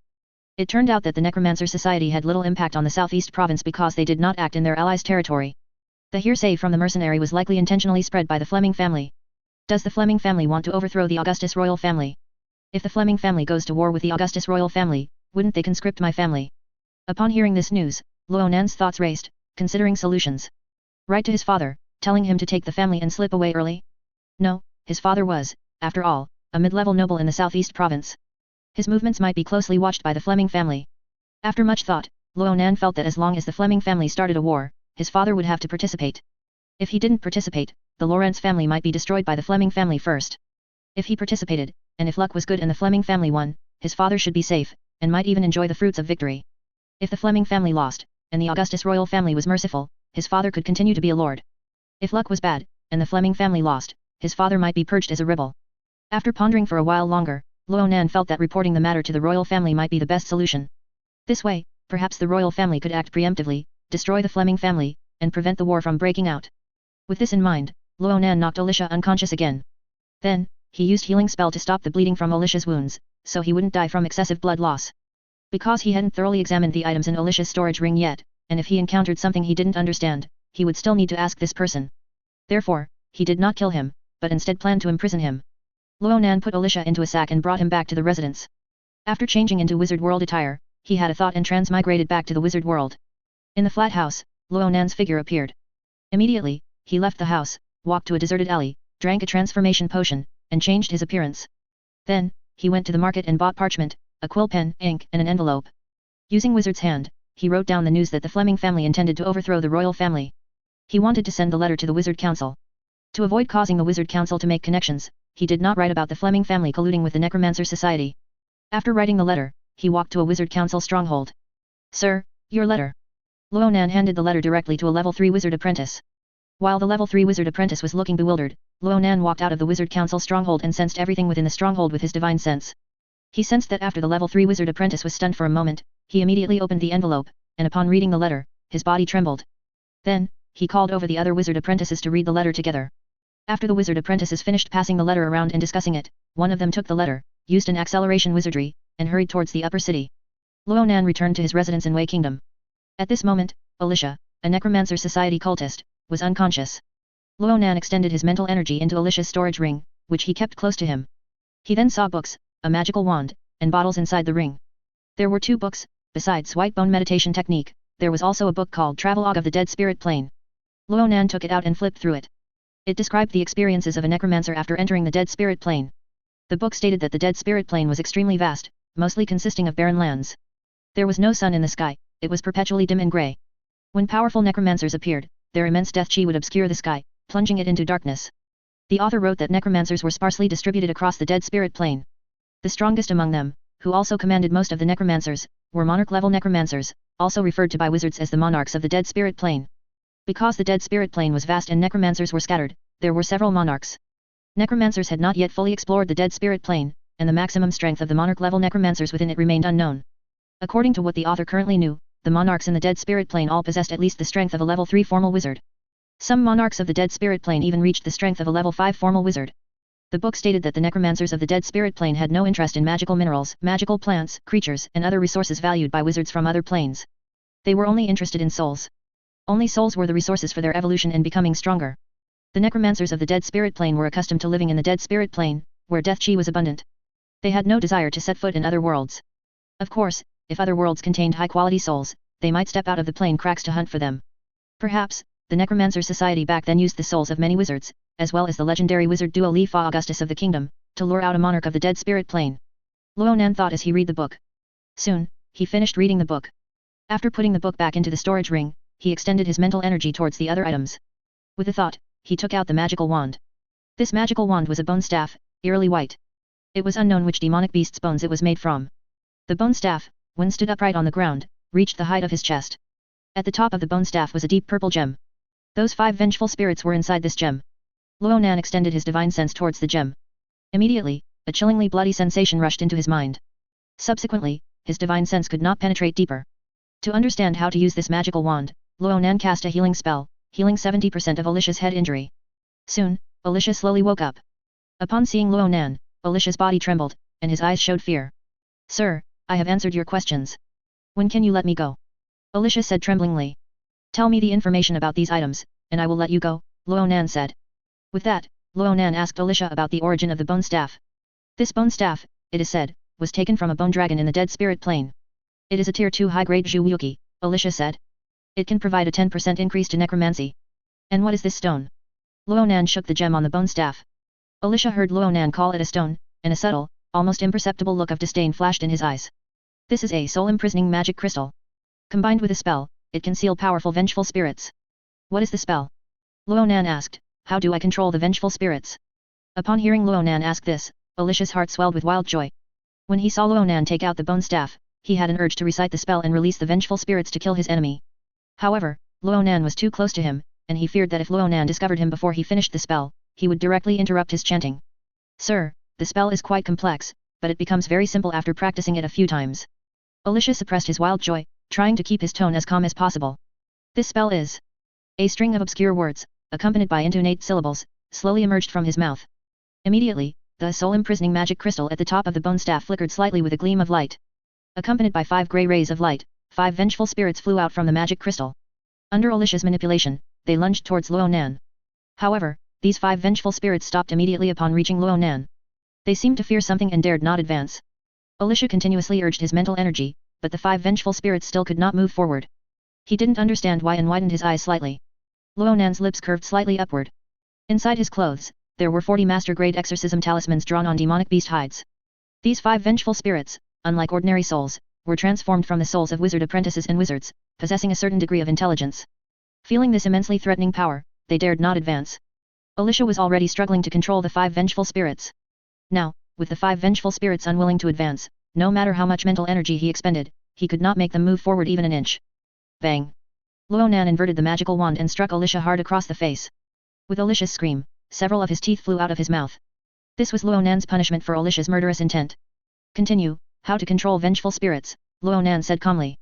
Alicia frantically pondered why the vengeful spirits feared Ronan, but fearing another beating, he quickly explained the necromancy for controlling vengeful spirits. The necromancy for controlling vengeful spirits was called elementary spirit manipulation technique and was cultivated during the wizard apprentice stage. Ronan summoned Grand Mist and recorded what Alicia said. Immediately, he brought up Grand Mist's information stream and, according to the information, slowly but accurately recited the spell.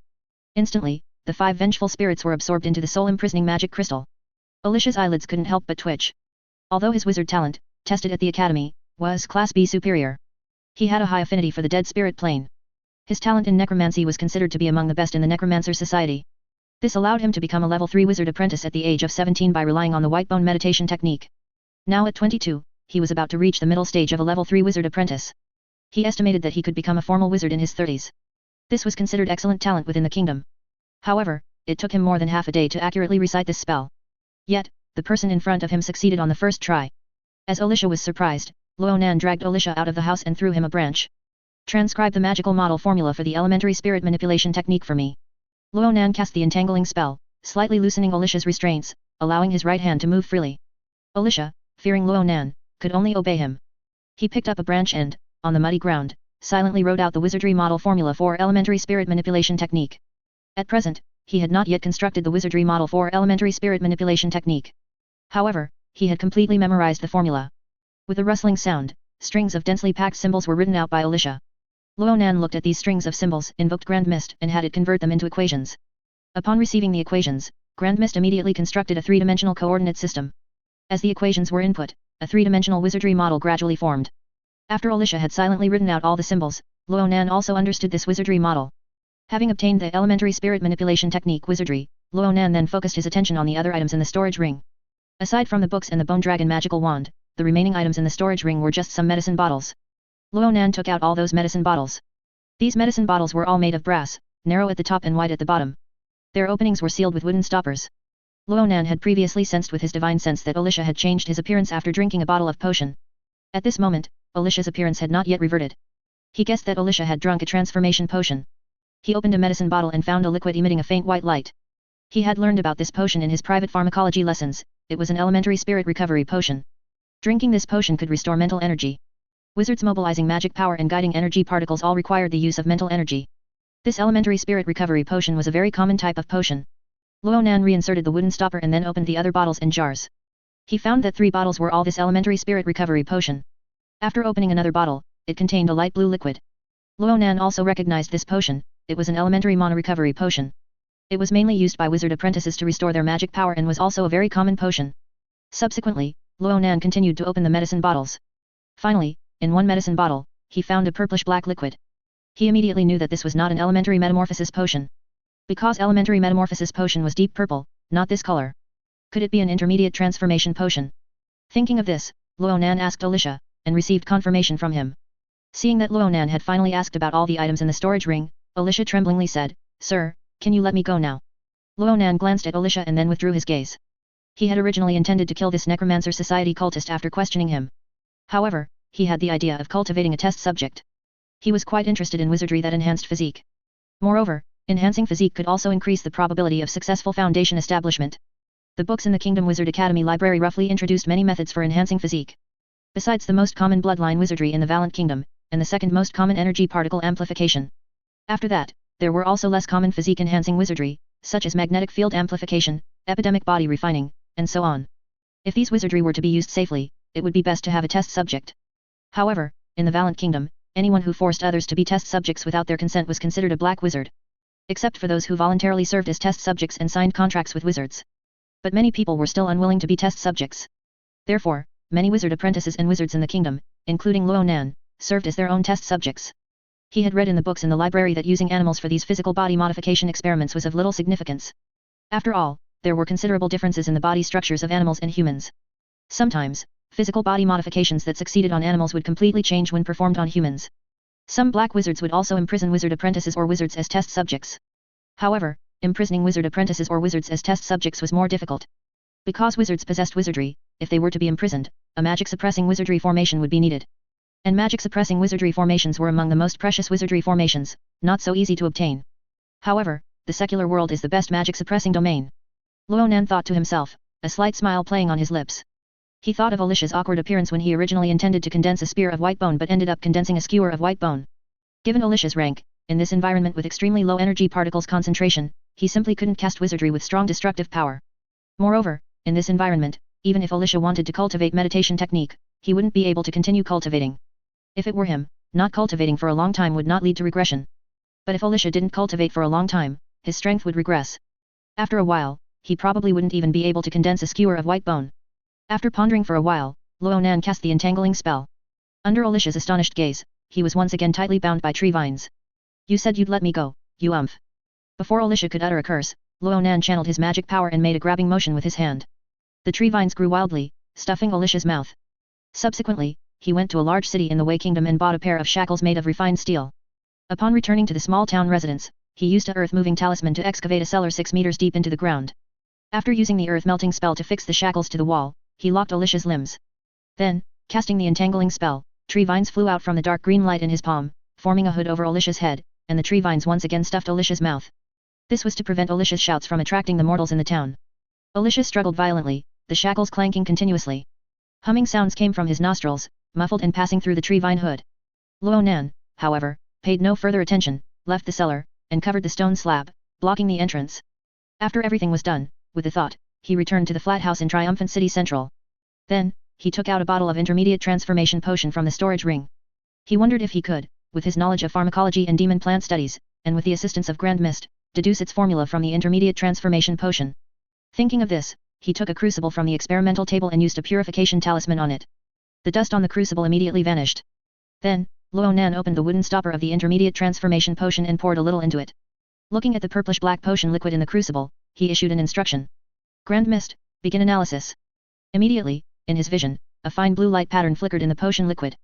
Subsequently, streams of information with various components surged into his mind. Ronan analyzed the jumbled information about the potion ingredients in his mind, wondering what magical plants and methods he should use to generate these components. After a while, over 200 possible methods emerged in his mind. 200 methods isn't that many, I can just try them one by one. The key is being able to collect all the magical plants. These 200 methods required about 50 different magical plants. Thinking of this, Ronan went out and headed to the lower city. He changed his appearance and found Tom, the plump potion merchant in the lower city. He asked Tom, and the potion shop only had 27 of them. For the others, Tom would have to find a way to restock. Ronan first bought the 27 magical plants and went back to try refining the intermediate transformation potion. He tried all night but didn't succeed. He then knew that to refine the intermediate transformation potion, he would need the other magical plants. I'll wait for Tom to restock first. Ronan thought, looked at the sunlight streaming through the window, then went out to a restaurant and ordered beef tallow pie and honey wine for breakfast. After satisfying his hunger, he returned to the flat house and focused his attention on the resentful spirits. He wanted to study the non-physical existence of the soul. The Valiant Kingdom had zero tolerance for necromancers, killing them on sight. In the Valiant Kingdom, especially in its capital, Triumphant City, researching necromancy was an extremely dangerous endeavor. Thus, Ronan's mind stirred, and he returned to his residence in the Wei Kingdom town in the secular world. Standing on the floor at the entrance of the cellar, he thought of Alicia, the Necromancer Society cultist trapped in the cellar. He thought that less than a day had passed, so he probably didn't need to feed his experimental subject yet. After another 2 days, he would send some food to his experimental subject to maintain its life. Immediately, he put away his thoughts and took out his bone dragon magical wand. The bone-white magical wand was in his hand, its deep purple gem at the top faintly glowing in the dim room. Ronan chanted the incantation for the elementary spirit manipulation technique. A grayish-white light swirled from the deep purple gem, and a resentful spirit, transformed from a level 3 wizard apprentice, was released. Upon sensing the aura of a living person, the resentful spirit charged at Ronan with fierce intent. Ronan used his mental energy to immediately control the resentful spirit. Then, he summoned Grand Mist to analyze the resentful spirit. At the same time, he released his divine sense to perceive the resentful spirit. Through the information returned by Grand Mist, he knew that the resentful spirit was actually a cluster of energy. Ronan's divine sense, meanwhile, felt that the power maintaining the energy cluster was eerie and bloody. I wonder what an ordinary soul looks like. Ronan thought, then went out to a forest, found a wild boar, and used the soul summoning technique to extract the wild boar's essence. He used Grand Mist to analyze it and found that this wild boar essence was also a cluster of energy, but it was formed by the magical power of the soul summoning technique. The power of that resentful spirit must be the magical power of necromancy. He had a sudden thought, could he transform the azure spirit sword into this energy state as well? The resentful spirit's movement speed was very fast precisely because it was in this lightweight energy state. If the azure spirit sword flew in this energy state, its speed would definitely increase. Thinking this, Ronan performed the azure wood swordplay and circulated his magical power. Immediately, a flash of green light appeared before him, and the azure spirit sword materialized in front of him. He operated the azure wood swordplay, injecting magical power into the azure spirit sword. Then he used his mental energy, intending to transform the azure spirit sword into an energy state like the resentful spirit. Ronan closed his eyes, perceiving the azure spirit sword with his divine sense, his mental energy constantly depleting. The azure spirit sword before him continuously dematerialized and rematerialized, its state extremely unstable. Suddenly, to an onlooker, the azure spirit sword abruptly vanished from before him. His mind stirred, and the energy state azure spirit sword passed through the wall and out of the house. The azure spirit sword flew into the street. Mortals were walking on the street, but they couldn't see the azure spirit sword flying before their eyes. It's done. Ronan thought. Then, he changed into the attire of the cultivation world and walked out of the residence. He manipulated the azure spirit sword, making it fly back and hover beside him as he walked down the street. None of the pedestrians on the street noticed anything unusual. Ronan left the mortal town and went to a forest. With a thought, the energy state azure spirit sword suddenly flashed through the air. A tree 500 meters away immediately snapped, its cut surface smooth. After becoming an energy state, the azure spirit sword's speed increased several times over. The azure spirit sword in its energy state is invisible to mortals and wizards with insufficient mental energy. From now on, I might as well call this sword technique the invisible flying sword. Ronan thought, then gestured. The energy state azure spirit sword instantly flew into his sleeve, being stored in his dantian. Triumphant City, Glory Fortress, in Augustus V's cultivation chamber. This cultivation chamber was dim and serene. Augustus V sat cross-legged in the center, and after drinking 3 bottles of potions, he began to cultivate his meditation technique. He hadn't been cultivating for long when he heard someone outside say, "Your Majesty, there is something to report." Upon hearing this, Augustus V secretly cursed. He possessed the wizard cultivation resources of the Valiant Kingdom, and the kingdom's first wizard, Dolifa Augustus, was also his great uncle. Most of the people from Dolifa Augustus's generation, and the generation before him, had already passed away. Now, among the Augustus family, the person closest to Dolifa Augustus was him. Although his great-uncle might not impart all of his knowledge to him without reservation, but the knowledge his great-uncle had granted him was enough for him to cultivate to a level 4 formal wizard. However, over the past few decades, his cultivation progress had been slow. He felt that this was because he spent too much time and energy handling royal affairs. Just now, when he was cultivating the meditation technique, he was just getting into the groove, but he was interrupted by his subordinate's report. He had also considered instructing his subordinates not to report when he was in seclusion. But he was always afraid that he would miss important information. This idea, however, had never come to fruition. "What is it?" Augustus V said from inside the cultivation chamber. He used a sound transmission spell to send his voice through the thick walls of the cultivation chamber. Then, his subordinate's voice came from outside, "Your Majesty, a wizard council stronghold received a report stating that the Fleming family intends to rebel. Is there any evidence?" Augustus V asked. "No, just a letter." The subordinate outside replied. "Who is the informant?" Augustus V asked again. The wizard council's recipient of the letter did not know the content of the letter, so they did not record the sender's information. The subordinate replied. Augustus V thought for a moment, then said, "Go prepare, I am going to visit my great-uncle." Before long, Augustus V, dressed in a casual robe woven from advanced silk threads and wearing a cloak, stood on a grayish-brown platform. On the platform, a circular spell formation with intricate patterns was carved. This was a teleportation array carved by Dolifa Augustus. Augustus V could use this teleportation array to go directly to Duo Li Fa's wizard tower. If it were a regular visit, Augustus V would certainly pay great attention to royal pomp. He would wear magnificent noble attire and a crown. He would ride in a carriage pulled by 4 pure white unicorns, heading towards Duo Li Fa's wizard tower. However, Augustus V was now going to discuss a secret matter with Duo Li Fa. Furthermore, with the wizard family intending to cause trouble, going there with such a grand display would certainly alert the family planning the rebellion. Standing beside Augustus V were 2 other people. One was the royal wizard Bruna, a rank 3 formal wizard, a true knowledge wizard, skilled in binding spells. The other was the royal captain of the guard, Ronan, who, despite being a true knowledge wizard in wizard rank, had never joined the wizard council and always referred to himself as a knight in public. Bruna chanted a spell, and a white light rose from the teleportation array beneath their feet. But the 3 of them were not teleported away. This was because after activating the teleportation array with a spell, Duo Li Fa on the other side still needed to cast a spell to allow the people on this teleportation array to be transported. After a while, Duo Li Fa must have agreed to the teleportation, as the white light from the teleportation array suddenly intensified, enveloping the 3 of them. The next moment, the white light receded, and the 3 disappeared. In Duo Li Fa's wizard tower, the figures of the 3 appeared on a teleportation array. This teleportation array was on the 99th floor of the wizard tower. Through the windows of the wizard tower, one could overlook the entire triumphant city.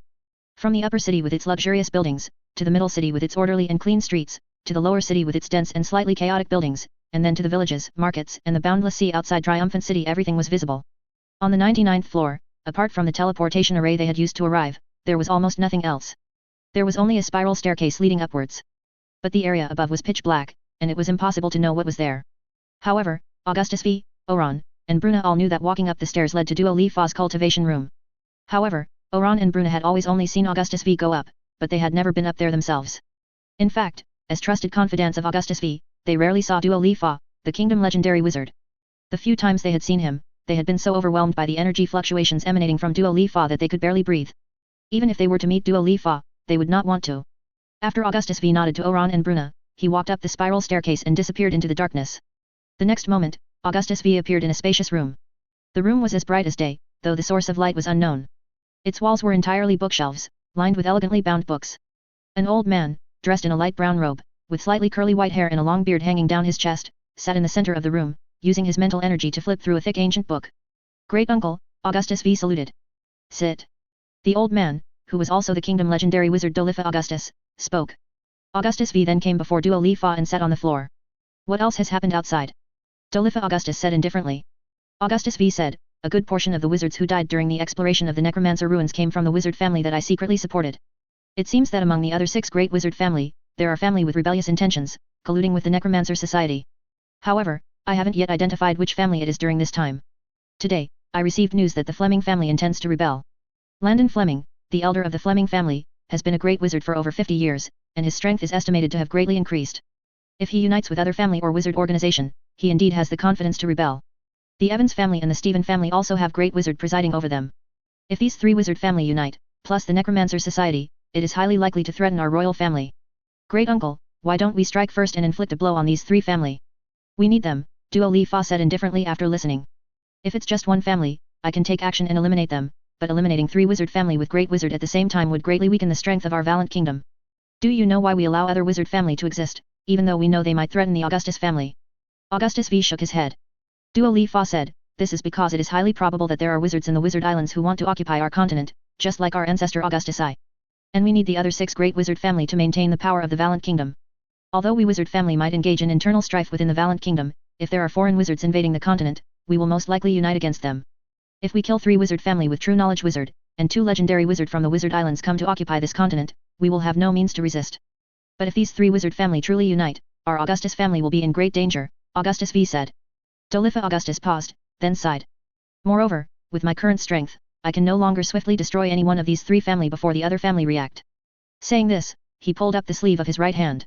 He revealed a hand with wrinkled, withered black skin, enveloped by a faint black aura. Augustus V was startled upon seeing it. Dolifa Augustus said, in the necromancer ruins, the Holy Lord of the Necromancer Society opened a passage to the dead spirit plane, attracting a lord of the undead whose strength is comparable to a legendary wizard, and behind him, there are undead armies arriving one after another. To quickly destroy the passage and prevent other lords from the dead spirit plane from arriving, I had no choice but to cast a powerful spell. This powerful spell left me with a curse. At the same time, the battle with the Lord of the Undead also left me with serious injuries. The curse combined with the injuries has resulted in my current appearance. Augustus V felt his great uncle had actually lowered his strength at this critical moment, and his heart couldn't help but grow cold. Duo Li Fa seemed to know what Augustus V was thinking. As king for many years, you should know that many things don't necessarily have to be solved with force. The family that intends to cause trouble now, their mistake lies in colluding with the Necromancer Society, and the Saint Lord of the Necromancer Society is very likely a great wizard from the Wizard Islands. Wizard families that have been rooted on this continent for many years will eventually resent outsiders. What you need to do is first discern which of the 6 major wizard families intend to cause trouble, and which families dislike outsiders coming here and are willing to maintain the status quo. Next, you must try your best to unite the families willing to maintain the status quo to attack the families that intend to cause trouble. At the same time, you must also find some wizard families with the potential to produce great wizards and then cultivate them. After the wizard families intending to cause trouble are eliminated, other families must fill their positions. Of course, if the rebellious wizard families are eliminated and there is a power vacuum in the kingdom, you can also invite wizard families from the wizard islands to come here. But this is a last resort, as I just said, those rooted in the Dong continent dislike outsiders, and doing so will provoke dissatisfaction from some wizard families. Moreover, for families coming from the wizard islands, we are unfamiliar with the knowledge they study and their ways of doing things. Sometimes, you can't even guess if they came to this continent truly intending to settle down, or if they want to more conveniently obtain living experimental subjects, or if they want to use the people of this continent as resources to exchange with creatures from other planes. Augustus V listened and couldn't help but smile bitterly, distinguishing allies from enemies, uniting and dividing it's not easy to actually do. Duo Li Fa laughed a few times, his voice deep and rough, making the slightly curled white beard on his chin tremble with his laughter. Yes, in my opinion, politics and interpersonal relationships are even harder than studying wizard knowledge. But this is what you kings are supposed to do. To the Augustus royal family, I am actually just a henchman. Upon hearing Duo Li Fa's words, Augustus V immediately looked a little flustered and waved his hands repeatedly. No, great uncle, you are a legendary wizard, an existence far above mortals, and the knowledge you possess is simply beyond what mortals can imagine. From my grandfather's generation onwards, the kingdom's several crises could not have been resolved without you. You say you are a henchman, I truly cannot bear it. Southeast Province, Wind and Thunder Fortress. Wind and Thunder Fortress is the castle where the Fleming family resides. The castle is located on a large mountain in the Southeast Province, standing tall like a giant beast looking down upon the land. All kinds of facilities in the castle are complete. And the streets are clean, a stark contrast to the dirtiness of some middle and lower noble cities in the Southeast Province. There are several wizard towers in the castle, as well as a main keep. In the main keep, Yusef Fleming, the clan chief of the Fleming family, was discussing matters with his family members. Yusef Fleming was tall, looked about 40 years old, with sharp eyes and a short beard on his chin. He was a level 3 formal wizard, a true knowledge wizard. In the castle's council hall, he sat at the head of a classical long table, flanked by his family members.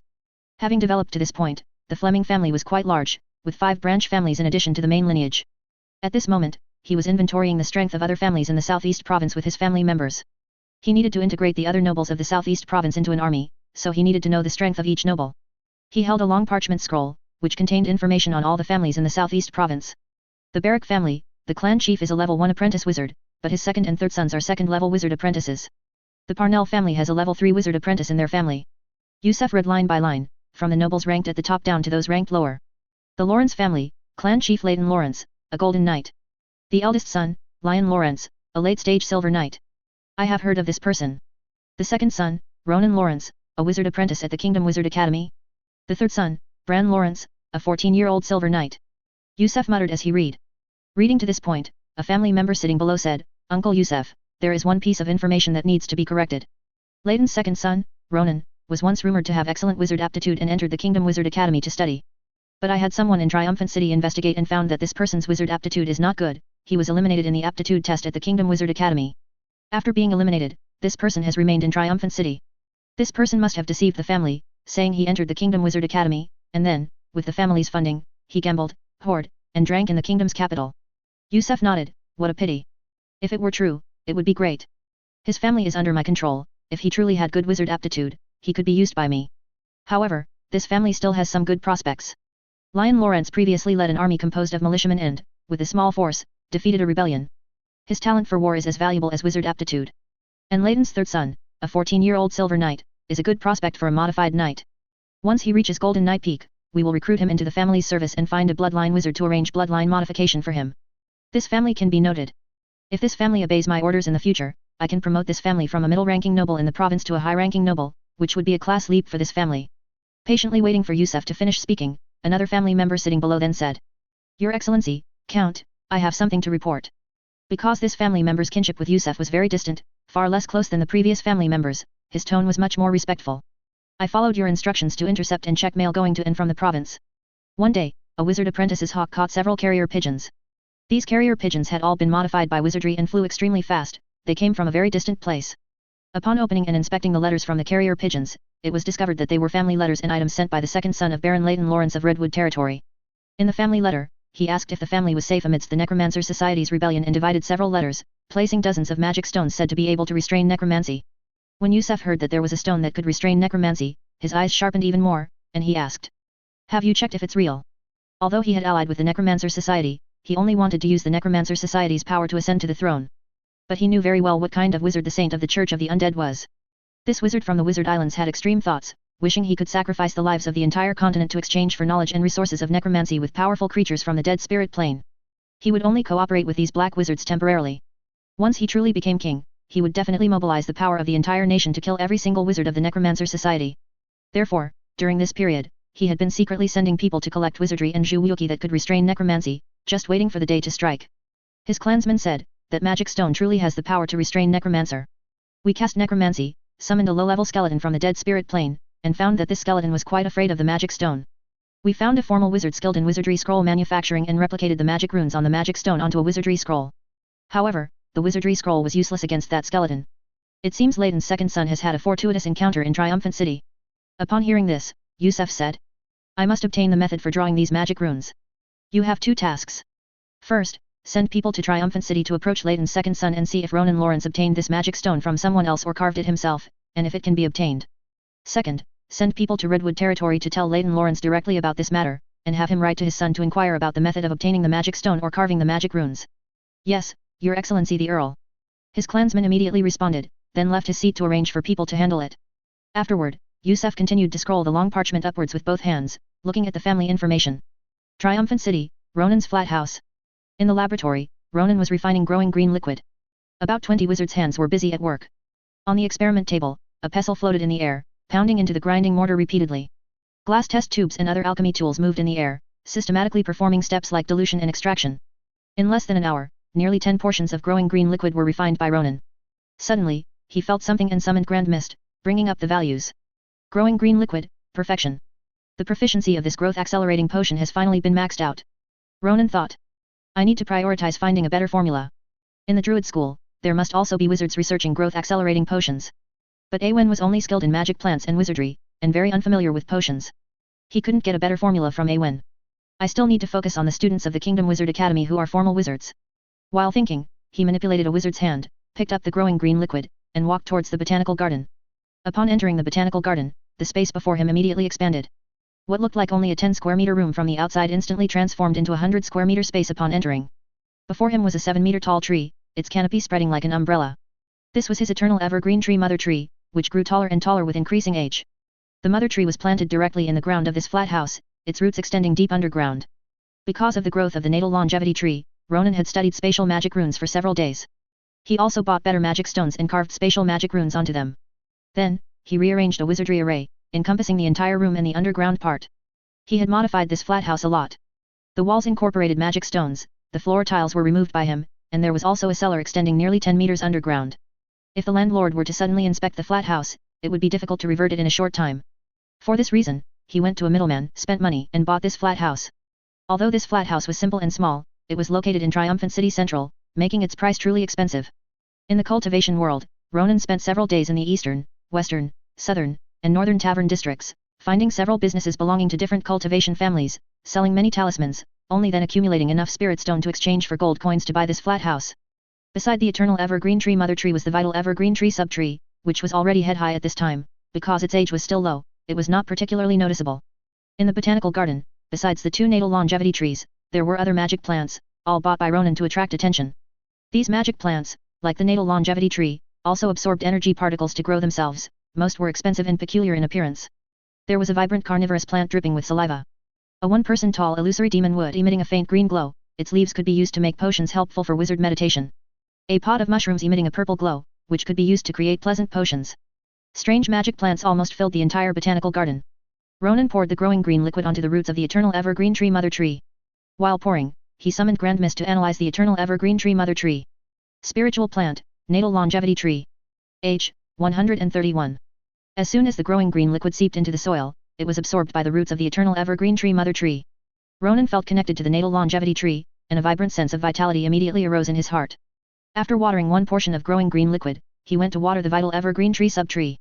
Spiritual plant, natal longevity tree. Age, 51. The two natal longevity trees continuously absorbed heaven and earth spiritual chi. A portion was used for their own growth, and another portion was fed back to him, forming magic power in his danshan.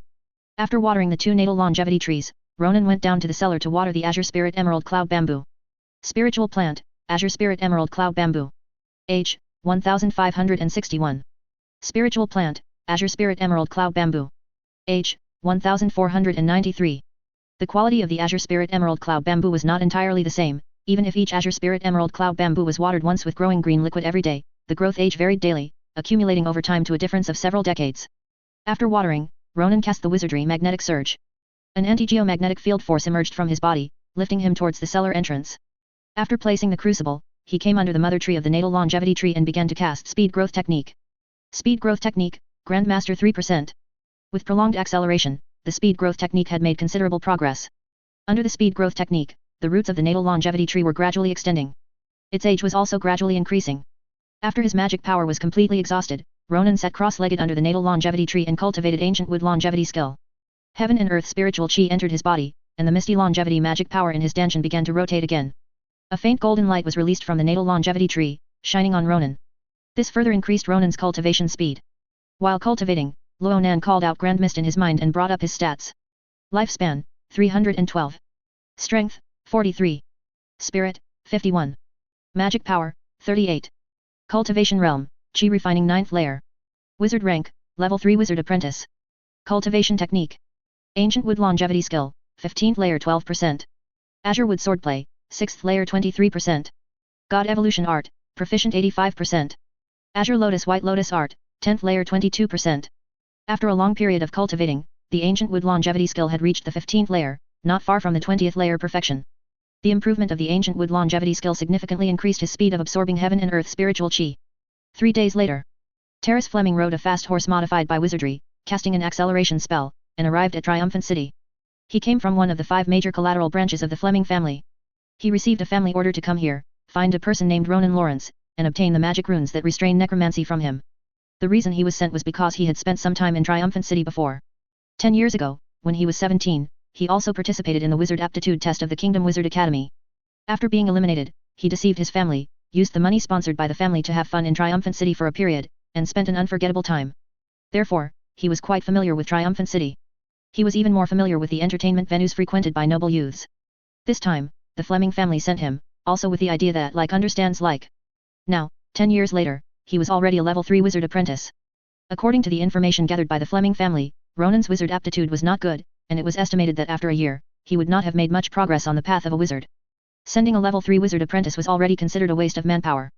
Taras spurred his horse into Triumphant City, left his horse at the stable in the lower city, and then entered the middle city to find the best inn to stay. This time, the family provided a generous budget for the family mission, so he could spend freely. Taras slept for several hours at the inn, waking up in the afternoon. He did not inquire about Ronan's whereabouts, but instead went to a tavern and brothel to have some fun before returning to the inn. He only got up at noon the next day, and after washing up, he left and, following the information previously gathered by the family, found the little attic. But upon arriving and knocking on the door, he discovered that the little attic was no longer inhabited by Ronan. He asked the tenant for Ronan's name, but the tenant replied that he did not know. Taras left the attic with a frown, thinking of other ways to find Ronan. After walking for a morning, eating lunch and then having some fun at the pleasure houses of Triumphant City, an idea formed in his mind. In the afternoon, he went to several brokers in Triumphant City and spent money to inquire about Ronan's whereabouts. Only then did he learn that Ronan Lawrence had actually purchased a flat house in Triumphant City Central. Property in Triumphant City was expensive, especially so in the middle city. Although Baron Lydon Lawrence of Redwood Territory was quite wealthy, the cultivation of his eldest and third sons as knights was very costly, so it was unlikely he would have extra money to purchase property in Triumphant City. This guy really had a fortuitous encounter. Taras thought to himself as he headed towards Ronan's flat house. His plan was to first track Ronan's movements. He wanted to see where this person usually went, to see if he could discover any clues. If not, he would then approach Ronan for a direct conversation. On this day, Ronan was sitting cross-legged beneath his natal longevity tree, which emitted a faint golden glow, cultivating the ancient wood longevity skill. His divine sense was released from between his eyebrows, and with the blessing of the holy tree light, everything within 600 meters was clearly perceived in his mind. Suddenly, he sensed a person over 300 meters away walk behind a large tree and stop, then peek out slightly, looking towards his flat house. And he stayed there for a long time. He sensed that the energy fluctuations released by this person indicated he should be a level 3 wizard apprentice. What does this person want? Ronan thought to himself, slowly ending his cultivation, putting on his clothes, and stepping out the door, wanting to see this person's next move to determine if he was here for him. He walked towards the street, and immediately sensed that the person had come out from behind the large tree and was following him from a distance. As expected, he's here for me. Ronan continued to walk towards the lower city, all the while using his divine sense to perceive. Upon reaching the lower city, he rented a horse and rode out of the city. The person following him then cast a wizardry spell and closely followed. After leaving the city, Ronan whipped the horse's rump, making it gallop wildly. The energy fluctuations from the person behind him intensified again, as if a gust of wind was slightly lifting him, maintaining the same speed as Ronan, and following closely. Ronan deliberately bypassed the villages outside Triumphant City, galloping into a dense forest. Once he confirmed with his divine sense that there were no other people around, he immediately injected ancient wood longevity power into the entangling spell wizardry model. Instantly, as Taras was moving with the wind, the ground beneath his feet bulged, followed by tough, thick tree vines that burst out of the earth, growing wildly and coiling towards him. The next moment, they firmly wrapped around his right foot. Taras was suddenly attacked and shocked, so he quickly raised his hand, releasing several invisible wind blades towards the tree vines. However, these tree vines were unexpectedly tough. After several wind blades, only 3 were cut, and several other tree vines were still wrapped around his foot. Suddenly, the tree vines gave a fierce flick. Taras was involuntarily flung high into the air, crashing into a thick tree trunk. Bang! Taras's back hit the tree trunk with a muffled thud, and his spine instantly fractured. Like the choice of most wizard apprentices, for the sake of caution, he had planned to modify his physical body with wizardry only after advancing to a formal wizard. Thus, his physical body was only stronger than an ordinary mortal, and naturally could not withstand such a collision. Immediately, a mouthful of fresh blood gushed from his mouth. Then, the tree vines moved again. Taras's back hurt so much that he was almost unconscious, and at this moment, he couldn't concentrate to cast wizardry to resist the tree vines wrapped around him. The tree vines carried him and swung him again in the air. Bang! This time, his head solidly hit a tree trunk, and he instantly blacked out and fell unconscious. Ronan pulled the reins, and the forward-moving horse raised its 2 hooves, turned around, and then headed towards Taras. When he reached Taras's front, he cast the entangling spell. Immediately, the thick tree vines retracted into the soil. Ronan dismounted, released his divine sense, and after confirming no one was around, he patted Taras's body. With a thought, he took Terrace and transmigrated to the Wei Kingdom mansion in the secular world of the cultivation world. Then, he released streams of tree vines towards Terrace, who was lying on the ground, firmly binding him. Immediately after, he returned to the forest of the wizard world. He used a purification talisman to clean up his and Terrace's traces. After all traces were cleaned, he thought that what happened here should be unknown to anyone. However, the next moment, as if he remembered something, he turned to look at the rented horse. The horse was baring its teeth, breathing, and quietly watching everything. The wizard world is an extraordinary world with rich energy particles. When Ronan Lawrence was still in Redwood territory, he had heard strange tales of chickens that could speak human languages. He couldn't be sure if this horse in front of him would develop intelligence in the future. So, he reached out to the horse. Seeing Ronan Lawrence reach out, the horse thought he was going to affectionately touch its head, so it instinctively neighed and offered its head. But as Ronan Lawrence touched the horse's head, the surroundings suddenly changed. From a wide forest, it transformed into a confined room. The horse was startled by the sudden change in environment, its body trembled, and its forehooves were about to stamp wildly. Ronan Lawrence feared that if the horse's hooves stamped, it would not only kill the person lying on the ground whom he was tracking but also collapse the cellar beneath the room. He immediately pulled the reins. The horse never imagined that the human in front of it would be even stronger than it. With a tug from Ronan Lawrence, the horse's head and body were uncontrollably dragged out by Ronan Lawrence, and the sound of horse hose scraping the ground echoed within the room. After Ronan Lawrence dragged the horse into the courtyard, it was about to go wild again, but Ronan Lawrence picked up a whip and furiously lashed its body. Soon, the horse immediately softened and dared not make any more trouble. Ronan Lawrence then dragged the horse into the stable, tied the reins, and with a thought, returned to the wizard world. After returning to the wizard world, Ronan Lawrence swept his divine sense around to confirm no one was present, then he used a purification talisman to clean up the traces while walking back to Triumphant City. He first returned to Middle City, found the horse renter, paid the money, and bought the horse. Afterward, he returned to the flat house and entered the botanical garden. He released his divine sense, confirmed that no one was watching his flat house, then with a thought, returned to the cultivation world. He went to Terrace's side and searched his body for his Zhuwuki storage bracelet. Then, he cast a healing spell, healing the head wound by 70 to 80%, allowing him to regain consciousness. When Terrace woke up and saw that the person in front of him was Ronan Lawrence, whom he had been tracking, he immediately trembled in shock. He instantly knew that the tree vines that had suddenly entangled him were the witchcraft cast by this person. The intelligence provided by the family is wrong. A thought popped into his mind. According to the family's intelligence, Ronan Lawrence was just a wizard with poor aptitude. He probably started to cultivate about a year ago, so after a year, he probably wouldn't have improved much. But in today's battle, his wind blades couldn't even cut through the opponent's tree vines. From this, it was clear that this person's witchcraft and magic power were both stronger than his own. Moreover, most importantly, this person actually had a means to detect him, who was following far behind. This person would absolutely not be a wizard apprentice with poor aptitude and weak strength, as the family's intelligence suggested. Thinking of this, Terrace couldn't help but break out in a cold sweat. An error in intelligence could cost a person their life. Sir Lawrence, I am Terrace of the Fleming family, this is a misunderstanding, please release me. Terrace feared that Ronan Lawrence would harm him again or kill him outright, so he immediately revealed his identity. He thought that as a member of one of the kingdom's 7 great families, he should be able to exert some deterrent effect on the son of a middle-ranking noble in this province, and he wouldn't be easily harmed. Why were you following me? Ronan Lawrence asked. Terrace said, Earl Fleming learned that you have magic runes that restrain necromancy, so he sent me to ask who carved these magic runes. I should have invited you to a tavern or brothel to drink and have fun while we talked. But I never expected to get a hot head and do something foolish like tracking. After Ronan Lawrence learned this person's purpose, he temporarily ignored him and instead took out the person's storage bracelet, probing it with his spirit. Terrace saw that Ronan Lawrence had asked him but had no intention of releasing him, and his heart immediately filled with panic. Moreover, Ronan Lawrence even took out his storage bracelet to examine it in front of him, clearly intending to take his belongings. If Ronan Lawrence had intended to let him go, he naturally wouldn't have taken his belongings. Otherwise, if he went back and explained everything to the Fleming family, the Lawrence, a middle-ranking noble, would be in trouble. Therefore, Ronan Lawrence's current action of taking his belongings clearly indicated that he did not intend to let him go, and might even silence him. Thinking of this, Terrace's eyes widened, both shocked and anxious, and his body couldn't help but tremble. Ronan Lawrence, my family knows that I came to Triumphant City. If I don't return, my family will suspect you, and the Lawrence family will be in trouble. Ronan Lawrence listened, unmoved. He had never revealed a shred of his strength in front of outsiders. Currently, to outsiders, he was still considered a level 1 apprentice wizard. And this person was a level 3 wizard apprentice. Even if the Fleming family couldn't find this person's whereabouts, they would guess that a wizard apprentice or wizard in Triumphant City had killed him, and wouldn't suspect him. Moreover, letting this person go back would only expose his strength.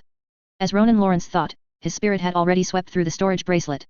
In the bracelet, there was a Fleming family meditation technique, 4 magical wands, a notebook, some valiant gold coins, and some vials of medicine. Ronan Lawrence first took out the notebook and flipped through it.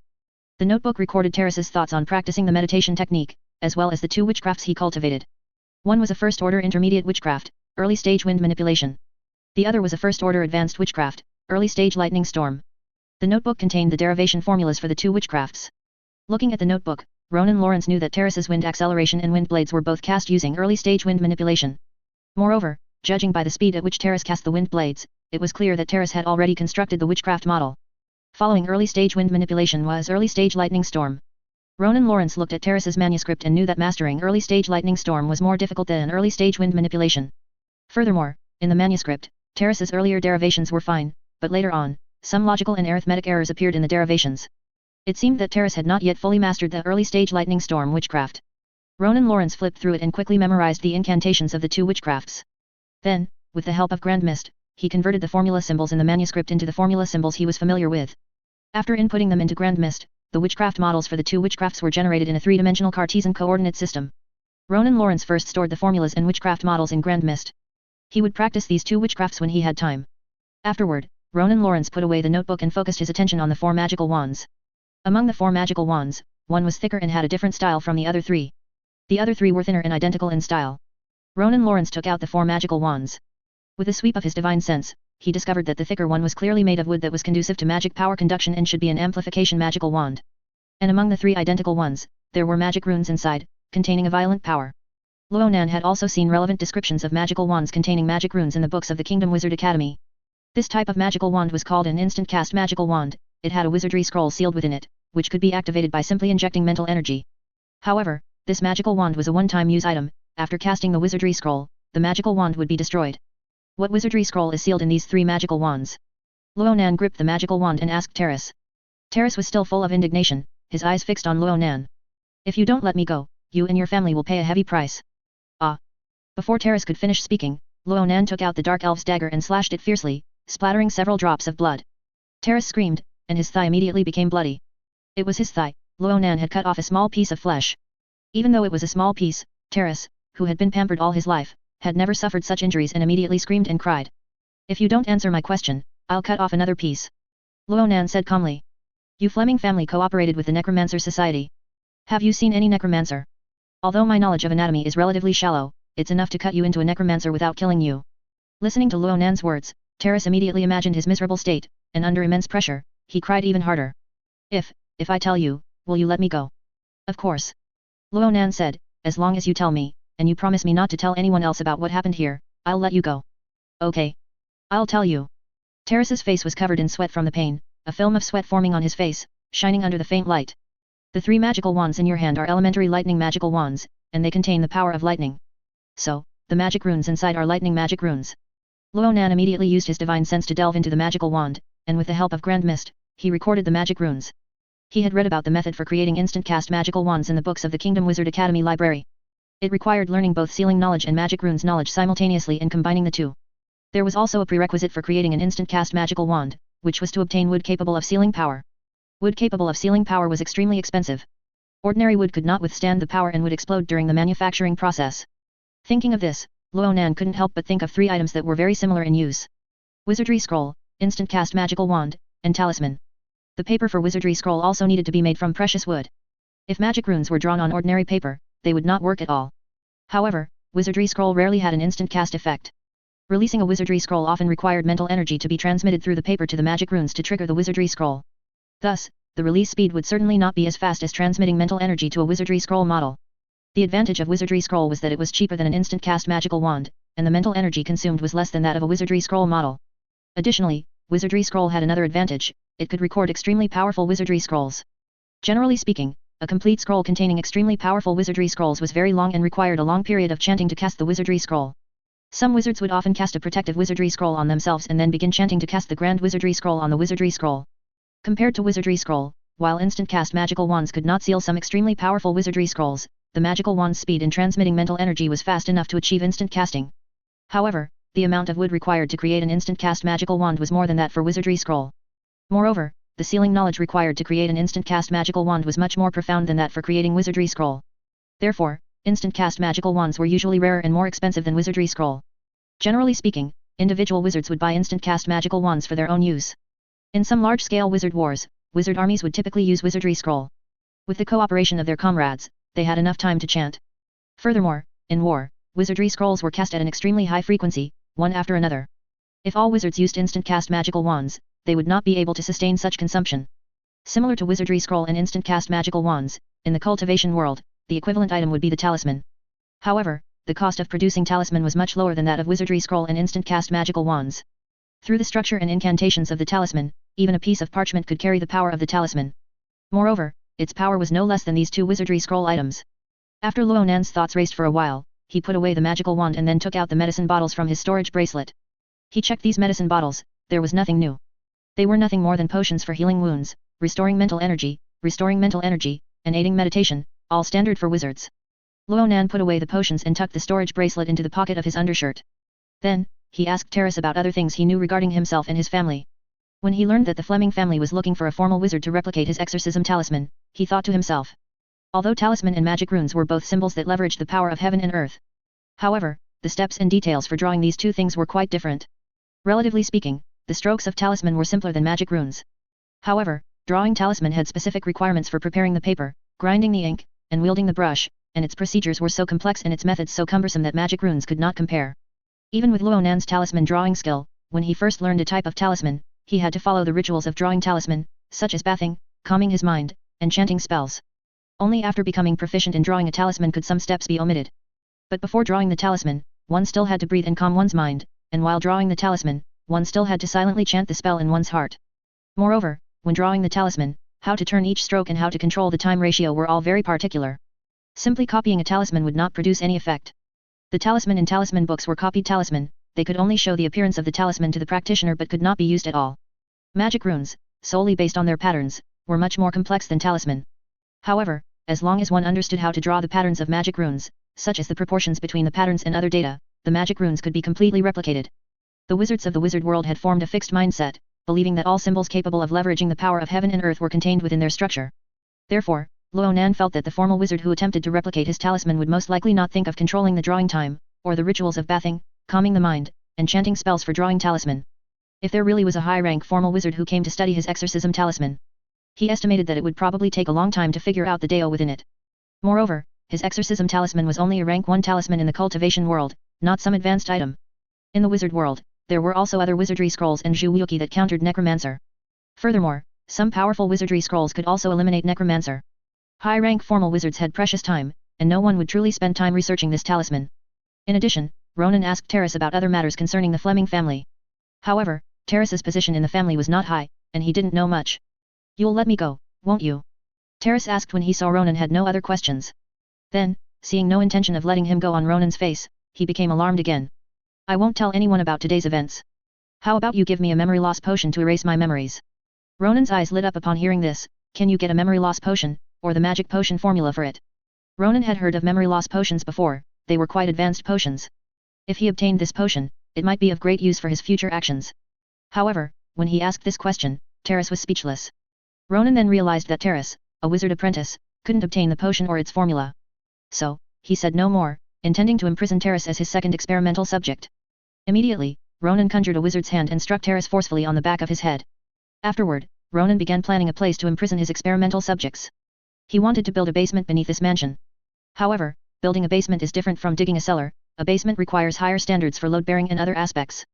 Nevertheless, he had dabbled in architecture in the Kingdom Wizard Academy's library. Furthermore, he had learned wizardry for reinforcing ceilings and walls there. Combined with earth melting spell, he could integrate steel bars and wood into the walls, allowing him to build a proper basement. Thinking of this, Ronan immediately began to act. Unconsciously, 10 days passed. Ronan finally excavated a basement beneath the mansion. Currently, there are 5 cells in the basement. If he has more experimental subjects in the future, he can certainly open more cells. One of the cells held his first experimental subject, Alicia, the Necromancer Society cultist. Another cell held his second experimental subject, Terrace of the Fleming family. Because they cultivated different meditation techniques, the two could form a control group. During these 10 days, Ronan also studied the soundproofing magic runes he had recorded in the library. He carved them onto magic ore and integrated them into the basement walls. This way, Alicia and Terrace would not be able to communicate in the basement. Ronan bought shackles, integrated them into the walls, and locked Terrace up. Terrace struggled for a while when he found himself chained, but unable to break free, he began to tremble. He never expected that the family's intelligence would be so wildly inaccurate.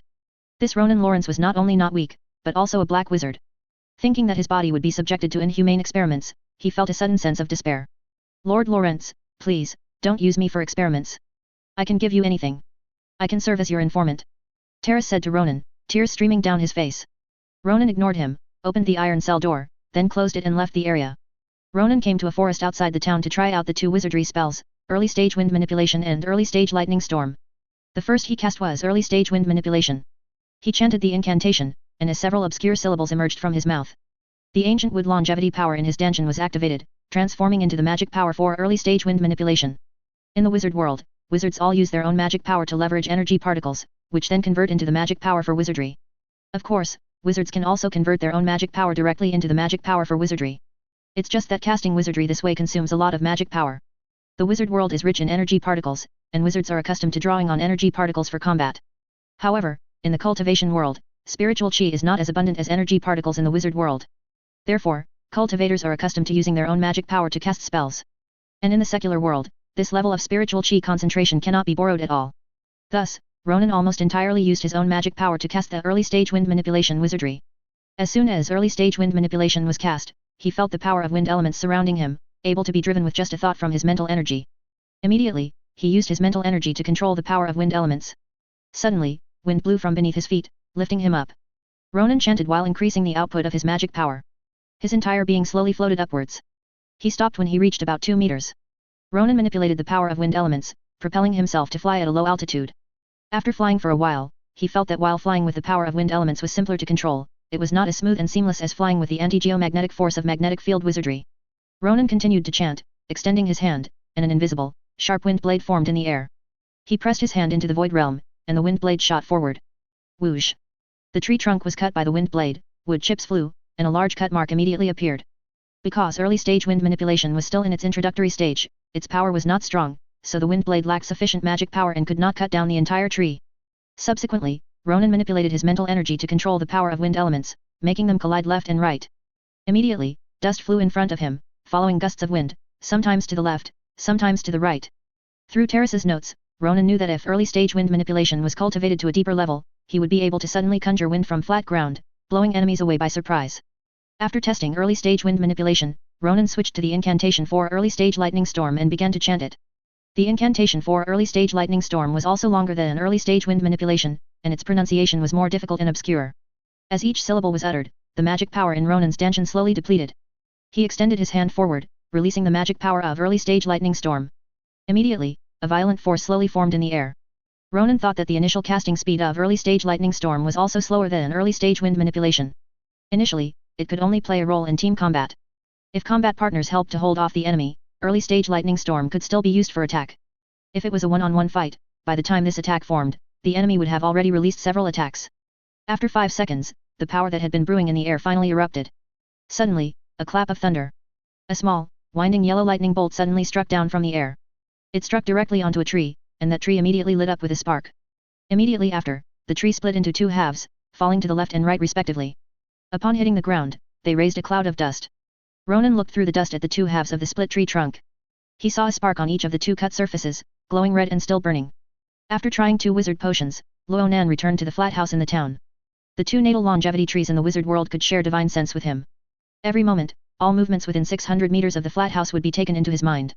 After he confirmed that there was no one around the flat house, his heart moved, and his figure disappeared from the mansion in the cultivation world. The next moment, he appeared in the flat house in the wizard world. Southeast Province, Redwood Territory. Lydon Lawrence, Baron of Redwood Territory, was hosting Bob Fleming, a family member sent by Yusef Fleming. The two sat by the dining table, conversing. Next to Lydon Lawrence was Ronan's younger brother, Bran Lawrence. Lydon was 43 years old this year, with a large frame, over 1 meter 90 in height. Just looking at his physique, he exuded an aura of oppression. He had black hair and black eyes, thick eyebrows and large eyes. He looked slightly simple and honest when smiling, but quite majestic when not smiling. Although his beard had just been shaved, his face and chin were still covered with dense black stubble. Bran was 14 years old this year, but his height had already reached over 1 meter 80. His face was still full of childishness. His eyes were very clear, and he just sat quietly on the side, listening to his father talk with the person from the Fleming family. Now, since his eldest and second brothers were not at home, he was the only one from the younger generation who could attend in a company. Bob was also around 40 years old, slightly plump, with a thick brown beard, and was a level 3 wizard apprentice. Lydon poured Bob a glass of dark purple, mellow wine. "Sir, I wonder why you have come to Redwood Territory. Does Count have any instructions?" Bob had kept his hands tucked inside the sleeves of his wizard potion, not touching the abundant dishes on the table. At this moment, smelling the rich aroma of the wine, he extended his hand from his wizard potion, picked up the wine glass, and with 2 gulps, drank all the wine in the glass. Lidun then picked up the bronze wine pot and continued to pour wine into Bob's glass. Bob glanced at Lidun, took out several bags and a letter from his zhuoyuki, and placed them on the table. As you know, recently, the Necromancer Society has been causing trouble all over the kingdom, and even in our southeast province, traces of the Necromancer Society have been found. To ensure the safety of the province, Count sent people to check the incoming and outgoing letters in the province. Coincidentally, these letters were sent to you by your second son. Upon hearing that it was sent by Ronan, Bran's eyes immediately lit up, and he wanted to reach out to take the letters to check them. But seeing an outsider present, he forced himself to hold back. Bob continued, Sir Lidun, I apologize, we looked at your second son's letters and found that your second son in Triumphant City sent you magic stones that can restrain Necromancer. Lidun and Bran, upon hearing this, couldn't help but look at the bags, their eyes showing surprise. Bob picked up one bag, shook it, and poured out several pigeon egg-sized magic stones from it. He picked up one of them with his thumb and forefinger and showed it to Lidun. Sir Lidun, I want to tell you some wizard knowledge. You see the fine patterns on this stone, we wizards call them magic runes. Engraving magic runes on magic stones can generate magic power. And this magic runes, as your son said in his letter, can restrain necromancy and necromancer. As I just said, the Necromancer Society has been very rampant these days. Count wants you to write a letter to your son Ronan, asking him to write down the method of engraving magic runes, or the way to obtain magic stones, into a letter and send it over. Lidun listened, pondered for a moment, and then said. Sir Bob, my son is cultivating at the Kingdom Wizard Academy. This magic runes engraving method should have been learned from the Kingdom Wizard Academy. If the Academy does not agree, this method should not be spread, right? Upon hearing this, Bob very much wanted to say that your son lied to you and did not cultivate at the Kingdom Wizard Academy at all. However, if he said it, it would indicate that their family was secretly investigating Lidun's son. Firstly, he was afraid that Lidun would guess from this that the Fleming family's investigation of their son was to estimate the strength of various families in the province, with a view to rebellion. Secondly, he was afraid that Lidun would develop a rebellious mentality and not cooperate with them. Of course, he was not afraid of Lidun developing a rebellious mentality. After all, for such a middle-ranking noble, if their family sent out a formal wizard, they could kill all the people in this family. But he still wanted to see under which circumstances Lidun would be most cooperative, between negotiation and coercion, the soft and hard approaches. If the soft approach didn't work well with Lidun, he would immediately resort to the hard approach. Bob smiled and said, Sir Lidun, our Count is acquainted with many formal wizards in the Kingdom Wizard Academy, and he knows that there are no such magic runes in the Academy. So, we want you to write to your son and ask him where he got these magic runes? Or how they are engraved. All right, Sir Bob. Lidun listened and immediately agreed. He asked a servant to bring a quill, ink, and parchment, and wrote a letter in front of Bob. Bob looked at Lidun's wording and couldn't help but frown slightly. The wording in the letter completely lacked the aura of a head of the family, basically all in a consultative tone. If this letter was sent, that noble scion would very likely not take it seriously. No wonder Lidun's son dared to deceive him, taking family funds to eat, drink, and play in Triumphant City. Bob couldn't help but mutter to himself. He thought for a moment and said to Lidun, Sir Lidun, the Necromancer Society is rampant now, and Count very much needs this magic runes that restrain necromancy. I suggest you clearly state this point in the letter. All right, Lidun replied, and then, as Bob said, added some statements to the letter. After writing it, he called a servant and instructed him to send the letter. However, Bob stopped him, Sir Lidun, the Fleming family has carrier pigeons modified with wizard potion, which fly very fast. We can help you send the letter. Thanks, Lidun handed the envelope to Bob. After Bob took it, he put it in his zhuoyuki, exchanged a few pleasantries with Lidun, and after drinking a few more glasses of wine, he left. Lidun escorted him part of the way and then returned. When Bran saw Lidun, he said, Father, I heard that the kingdom has a ban on the spread of wizard knowledge. If brother Ronan reveals the magic runes knowledge, will it? Lidun smiled, among the 3 brothers, he is the most stubborn and the least obedient to me. Initially, I advised him not to approach the wandering wizard who passed through the territory, but I never thought that he not only approached that wizard but also bought a meditation technique and secretly cultivated, almost dying as a result. Later, he said he wanted to go to the Kingdom Wizard Academy. I told him to first go to the Wizard Academy in the neighboring province to test his talent before going to Triumphant City. However, he still stubbornly followed the caravan to Triumphant City. What's more, your brother has been in Triumphant City for almost a year now and is still living well, so he will judge everything himself. Sometimes, our blind worrying is useless. Ronan once again entered his daily cultivation. Several days passed in a blink of an eye. On this day, Ronan sat cross-legged beneath the natal longevity tree. The faint golden holy tree light enveloped Ronan's body. Ronan felt his greenwood spirit body become much more active. The surrounding heaven and earth spiritual chi, like flowing water, passed through the pores of his body, flowed over his skin, and poured into his meridians. He activated the ancient wood longevity skill, guiding the heaven and earth spiritual chi to circulate once through his meridians before heading towards his danshan, transforming into ancient wood longevity power. In his dantian, a cluster of verdant, misty power was rotating. This misty power became increasingly dense, subtly showing a tendency to transform into a liquid state. Ronan clasped his hands into a seal, placing them on his legs, with his 5 centers facing upwards. His eyes were closed, and from time to time, streams of white qi were exhaled from his mouth and nose. Before long, Ronan felt a power brewing in his dantian. Soon, the misty power in his dantian suddenly expanded. This mass of power grew much larger. And the verdant mist became even denser. Breakthrough. Ronan summoned the grand mist and brought up his stats. Lifespan, 330. Strength, 44. Spirit, 53. Power, 42. Cultivation technique. Ancient wood longevity skill, level 16 32%. Azure wood swordplay, level 8 97%. God evolution art, proficient 85%. Azure lotus white lotus art, level 10 22%. Cultivation realm, qi refining level 10. Wizard rank, level 3 wizard apprentice. Seeing that Azure wood swordplay would soon break through to level 9, Ronan decided to cultivate it. Because upon reaching the 9th level, he would be able to cast a new sword move, body protecting sword shield. Thus, his defense would be further enhanced. Immediately, Ronan followed the qi circulation route of the Azure wood swordplay, circulating qi repeatedly through his meridians. At the same time, the 2 Azure spirit swords in his dantian hummed. After his qi circulation completed one cycle in his meridians, it headed towards his dantian, flowed through the 2 swords, and then exited the dantian. With each qi circulation, Ronan felt his connection with the 2 Azure spirit swords deepen. Azure wood swordplay, level 8 98%, Azure wood swordplay, level 8 99%. The cultivation progress of Azure wood swordplay was gradually increasing. Suddenly, Ronan opened his eyes. A trace of sword light flashed in his pupils. Azure wood swordplay, level 91%. At this moment, he felt his connection with the 2 Azure spirit swords had deepened significantly. And the comprehension of body protecting sword shield appeared in his mind at this very moment. Let's try the sword move. Thinking this, Ronan withdrew the holy tree light of the natal longevity tree. Then, with the thought, he transmigrated to his residence in the Way Kingdom of the cultivation world. Once at the residence, he went to the town and bought some food for the 2 experimental subjects. Then, he left the town, and seeing no one around, he injected his ancient wood longevity power into the magnetic surge magic runes model. Immediately, a magnetic force surged through his body. Under his control, a force of anti-geomagnetism was generated within his body. His entire being shot up into the sky like an arrow. After reaching an altitude of about 30 meters, he stopped and looked around. Upon seeing a forest he had never been to before, he immediately thought of it and flew rapidly towards that forest. His clothes rustled as they cut through the air.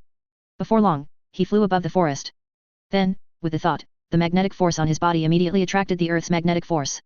His entire being suddenly plummeted rapidly downwards. Just as he was about to reach the ground, he immediately released an anti-geomagnetic force, stopping precisely a finger's distance from the ground. Then, with the thought, he landed steadily on the ground. Ronan formed a sword seal, and 2 verdant sword lights appeared before him. The sword lights receded, revealing 2 Azure spirit swords. The Azure spirit swords were originally a verdant bamboo-like color.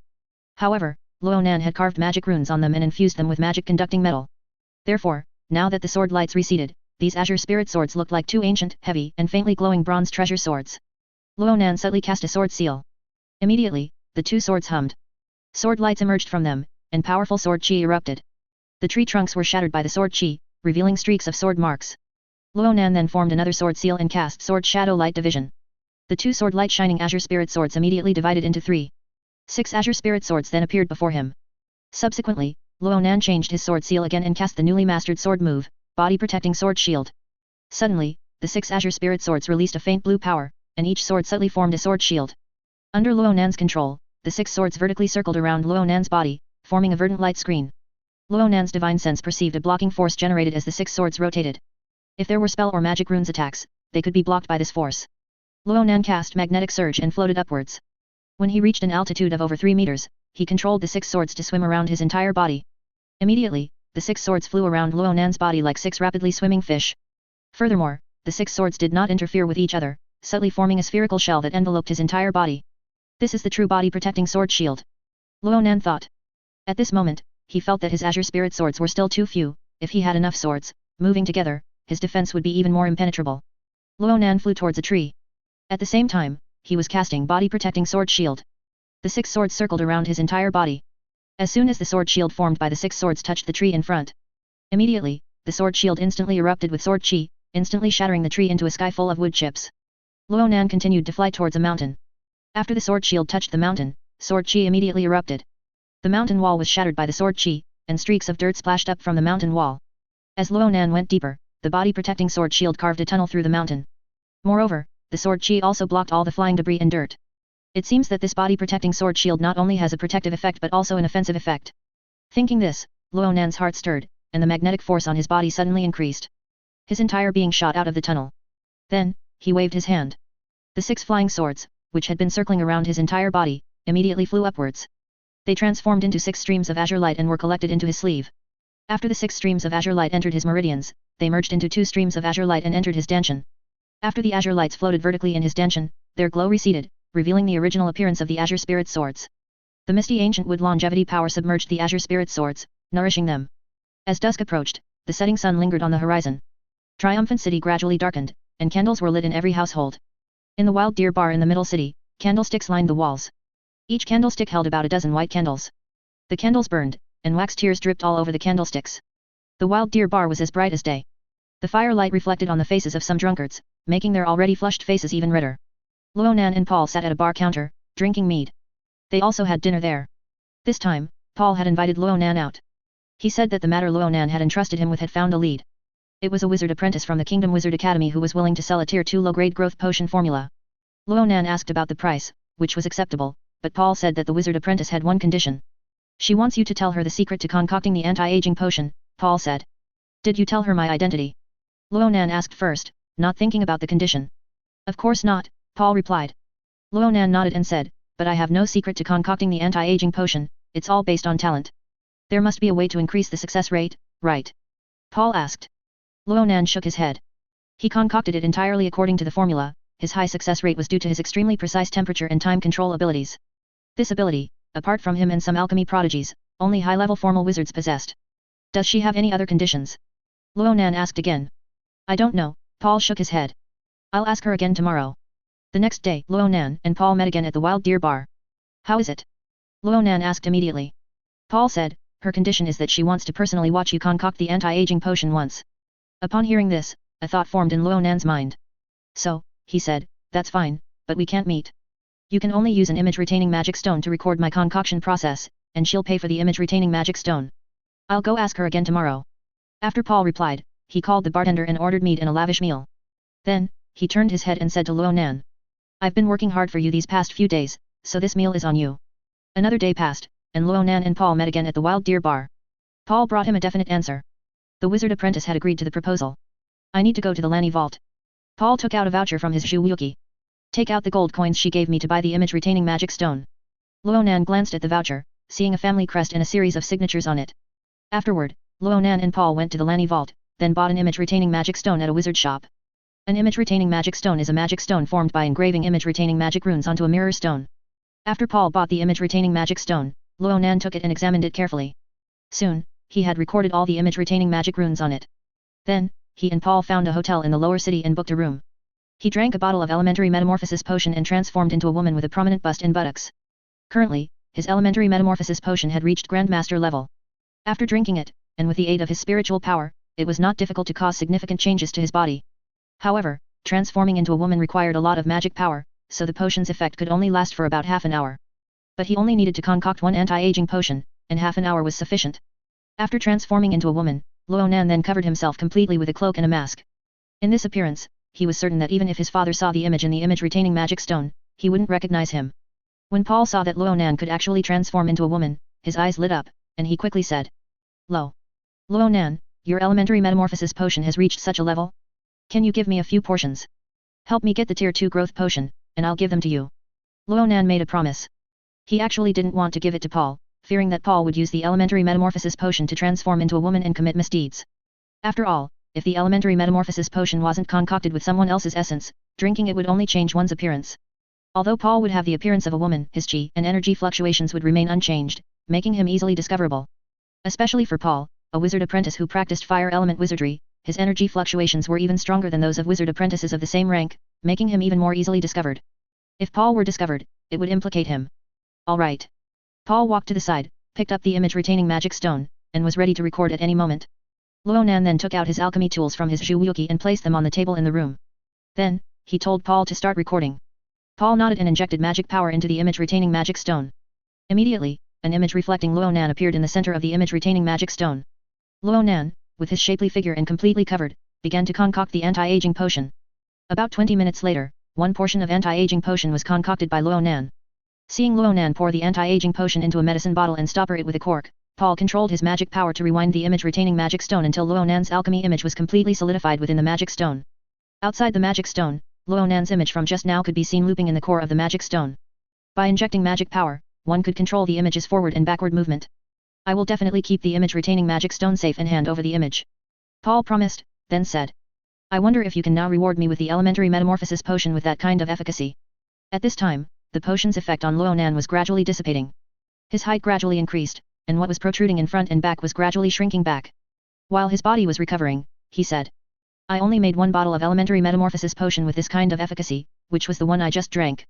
But as long as I'm in good enough condition, I'll definitely be able to concoct another bottle in the future, and I'll give it to you immediately after I make it. You must keep your word. Paul listened to Ronan's words, half disappointed and half excited. The next day, Paul finally lived up to Ronan's expectations and brought back the Tier 2 low-grade growth potion formula. Ronan returned to his flat house, took out the formula, and examined it carefully. This Tier 2 low-grade growth potion formula was called Essence of Wood Water. According to Paul, this formula was an elf formula. It was likely seized when the kingdom of wizards drove out or conquered the elf. Ronan looked at the formula and saw that the main ingredient was the bile of a second-tier wood element demonic beast snake, while the other materials were not very precious herbs and flowers. Moreover, when refining Essence of Wood Water, it needed to be accompanied by a spell. When refining the potion, one needed to pay attention to the temperature and the state of the potion while also chanting a spell, which immediately made the difficulty of refining the potion skyrocket. However, this was naturally nothing to Ronan. Ronan glanced at the formula again, recorded it, and then placed the parchment with the formula on the candlelight. Soon, the parchment burned to ashes. It was already late, and Triumphant City's curfew bell was about to ring. Ronan planned to go to the Magic Beast Forest tomorrow to hunt a second-tier wood element demonic beast snake.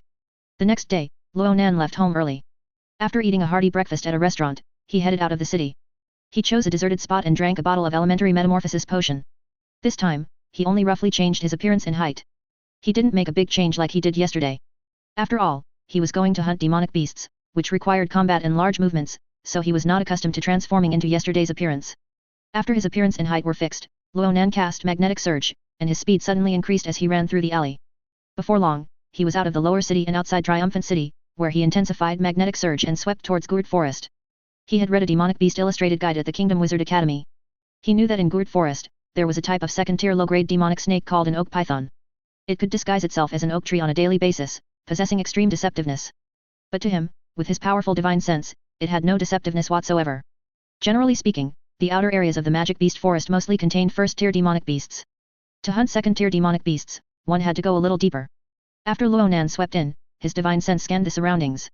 Suddenly, he scanned a first-tier bear-type demonic beast slowly walking to the base of a tree. Then, the tree suddenly bent. From the crown of the tree, a huge snake head extended down, opening its blood basin mouth, and swallowed the first-tier bear-type demonic beast in one gulp. The bear-type demonic beast only wailed and struggled a few times before completely stopping its movements and losing its breath. Then, the tree straightened up again, returning to its previous appearance. The next moment, a green light flew over and twisted around the tree. Immediately, the tree broke into two sections. After breaking, these two sections of the tree immediately bent, and upon closer inspection, they were two sections of a snake body. The cross-section was crimson, and blood gushed like a spring. Ronan's divine sense swept, and he immediately knew where the snake bile was. He immediately condensed a five-clawed, sharp wizard's hand and grabbed into the flesh and blood of this oak python. Immediately, a jade green, oozing snake bile was pulled out. Ronan took out a large glass jar containing medicinal liquid from his zhuoyuki. He opened the lid of the jar and, with a plop, dropped the snake bile inside. Afterward, he collected all the valuable materials like the oak python scales and then left the place. Ronan continued to go deeper. Along the way, his divine sense perceived several small teams hunting demonic beasts. Ronan didn't want to cause any trouble, so he avoided them all. Soon, after more than half a day, he had collected about 30 snake biles. After wandering for another hour, and finding no more oak pythons, he returned. He didn't know if the oak pythons in this forest had been exterminated by him. Perhaps if he wanted to hunt this demonic beast again in the future, he would have to change to another magic beast forest. Ronan returned to Triumphant City, went to Tom's potion shop in the lower city, bought the other materials for refining Essence of Wood Water, and then returned to his flat house to begin refining Essence of Wood Water. Essence of Wood Water, beginner 35%. After half an hour, Ronan refined the first batch of Essence of Wood Water. The refined Essence of Wood Water contained a crystalline green hue. Wafts of pale green smoke curled up from the crucible holding the Essence of Wood Water. After Ronan poured the Essence of Wood Water into a potion bottle, he continued to refine, cultivating his proficiency. 3 days later. Essence of Wood Water, Mastery 2%. Ronan finally cultivated Essence of Wood Water to Mastery. He poured a refined batch of essence of wood water onto the eternal evergreen tree mother tree. While refining essence of wood water, he chanted the spell. With the spell, energy particles converged towards the essence of wood water. He immediately felt that the essence of wood water potion had changed, seemingly containing a rich life power. Rustle. The essence of wood water was poured onto the soil at the base of the eternal evergreen tree mother tree and seeped downwards. Soon, it was absorbed by the tree roots. Ronan immediately felt a vigorous life force being absorbed into the tree roots. Then, like a ball of fire, it ignited the vitality of the tree roots. The medicinal effect of master-grade essence of wood water is almost comparable to the perfection of growing green liquid. Ronan carefully sensed the vitality, estimating in his heart. According to the formula, essence of wood water, like growing green liquid, must be used in fixed quantities. Every plant cannot be overwatered, otherwise, it will cause damage to the plant. After watering the eternal evergreen tree mother tree, Ronan went back to refine more essence of wood water to water other spiritual plants. 10 days later. Guard Magic Beast Forest outside Triumphant City. A second-tier low-grade demonic wolf was pouncing towards Ronan. Ronan merely raised a hand. Immediately, wrist-thick tree vines drilled out from the soil, intertwining with each other, and instantly trapped the demonic wolf. Then, Ronan squeezed his hand. The tree vines tightened, a pained howl escaped, and crimson blood flowed from between the vines. Entangling spell, perfection. After continuous cultivation, his entangling spell had reached perfection. Its power was already enough to kill a second-tier low-grade demonic beast. Besides entangling spell, wood armor spell and healing spell were also cultivated to perfection by him.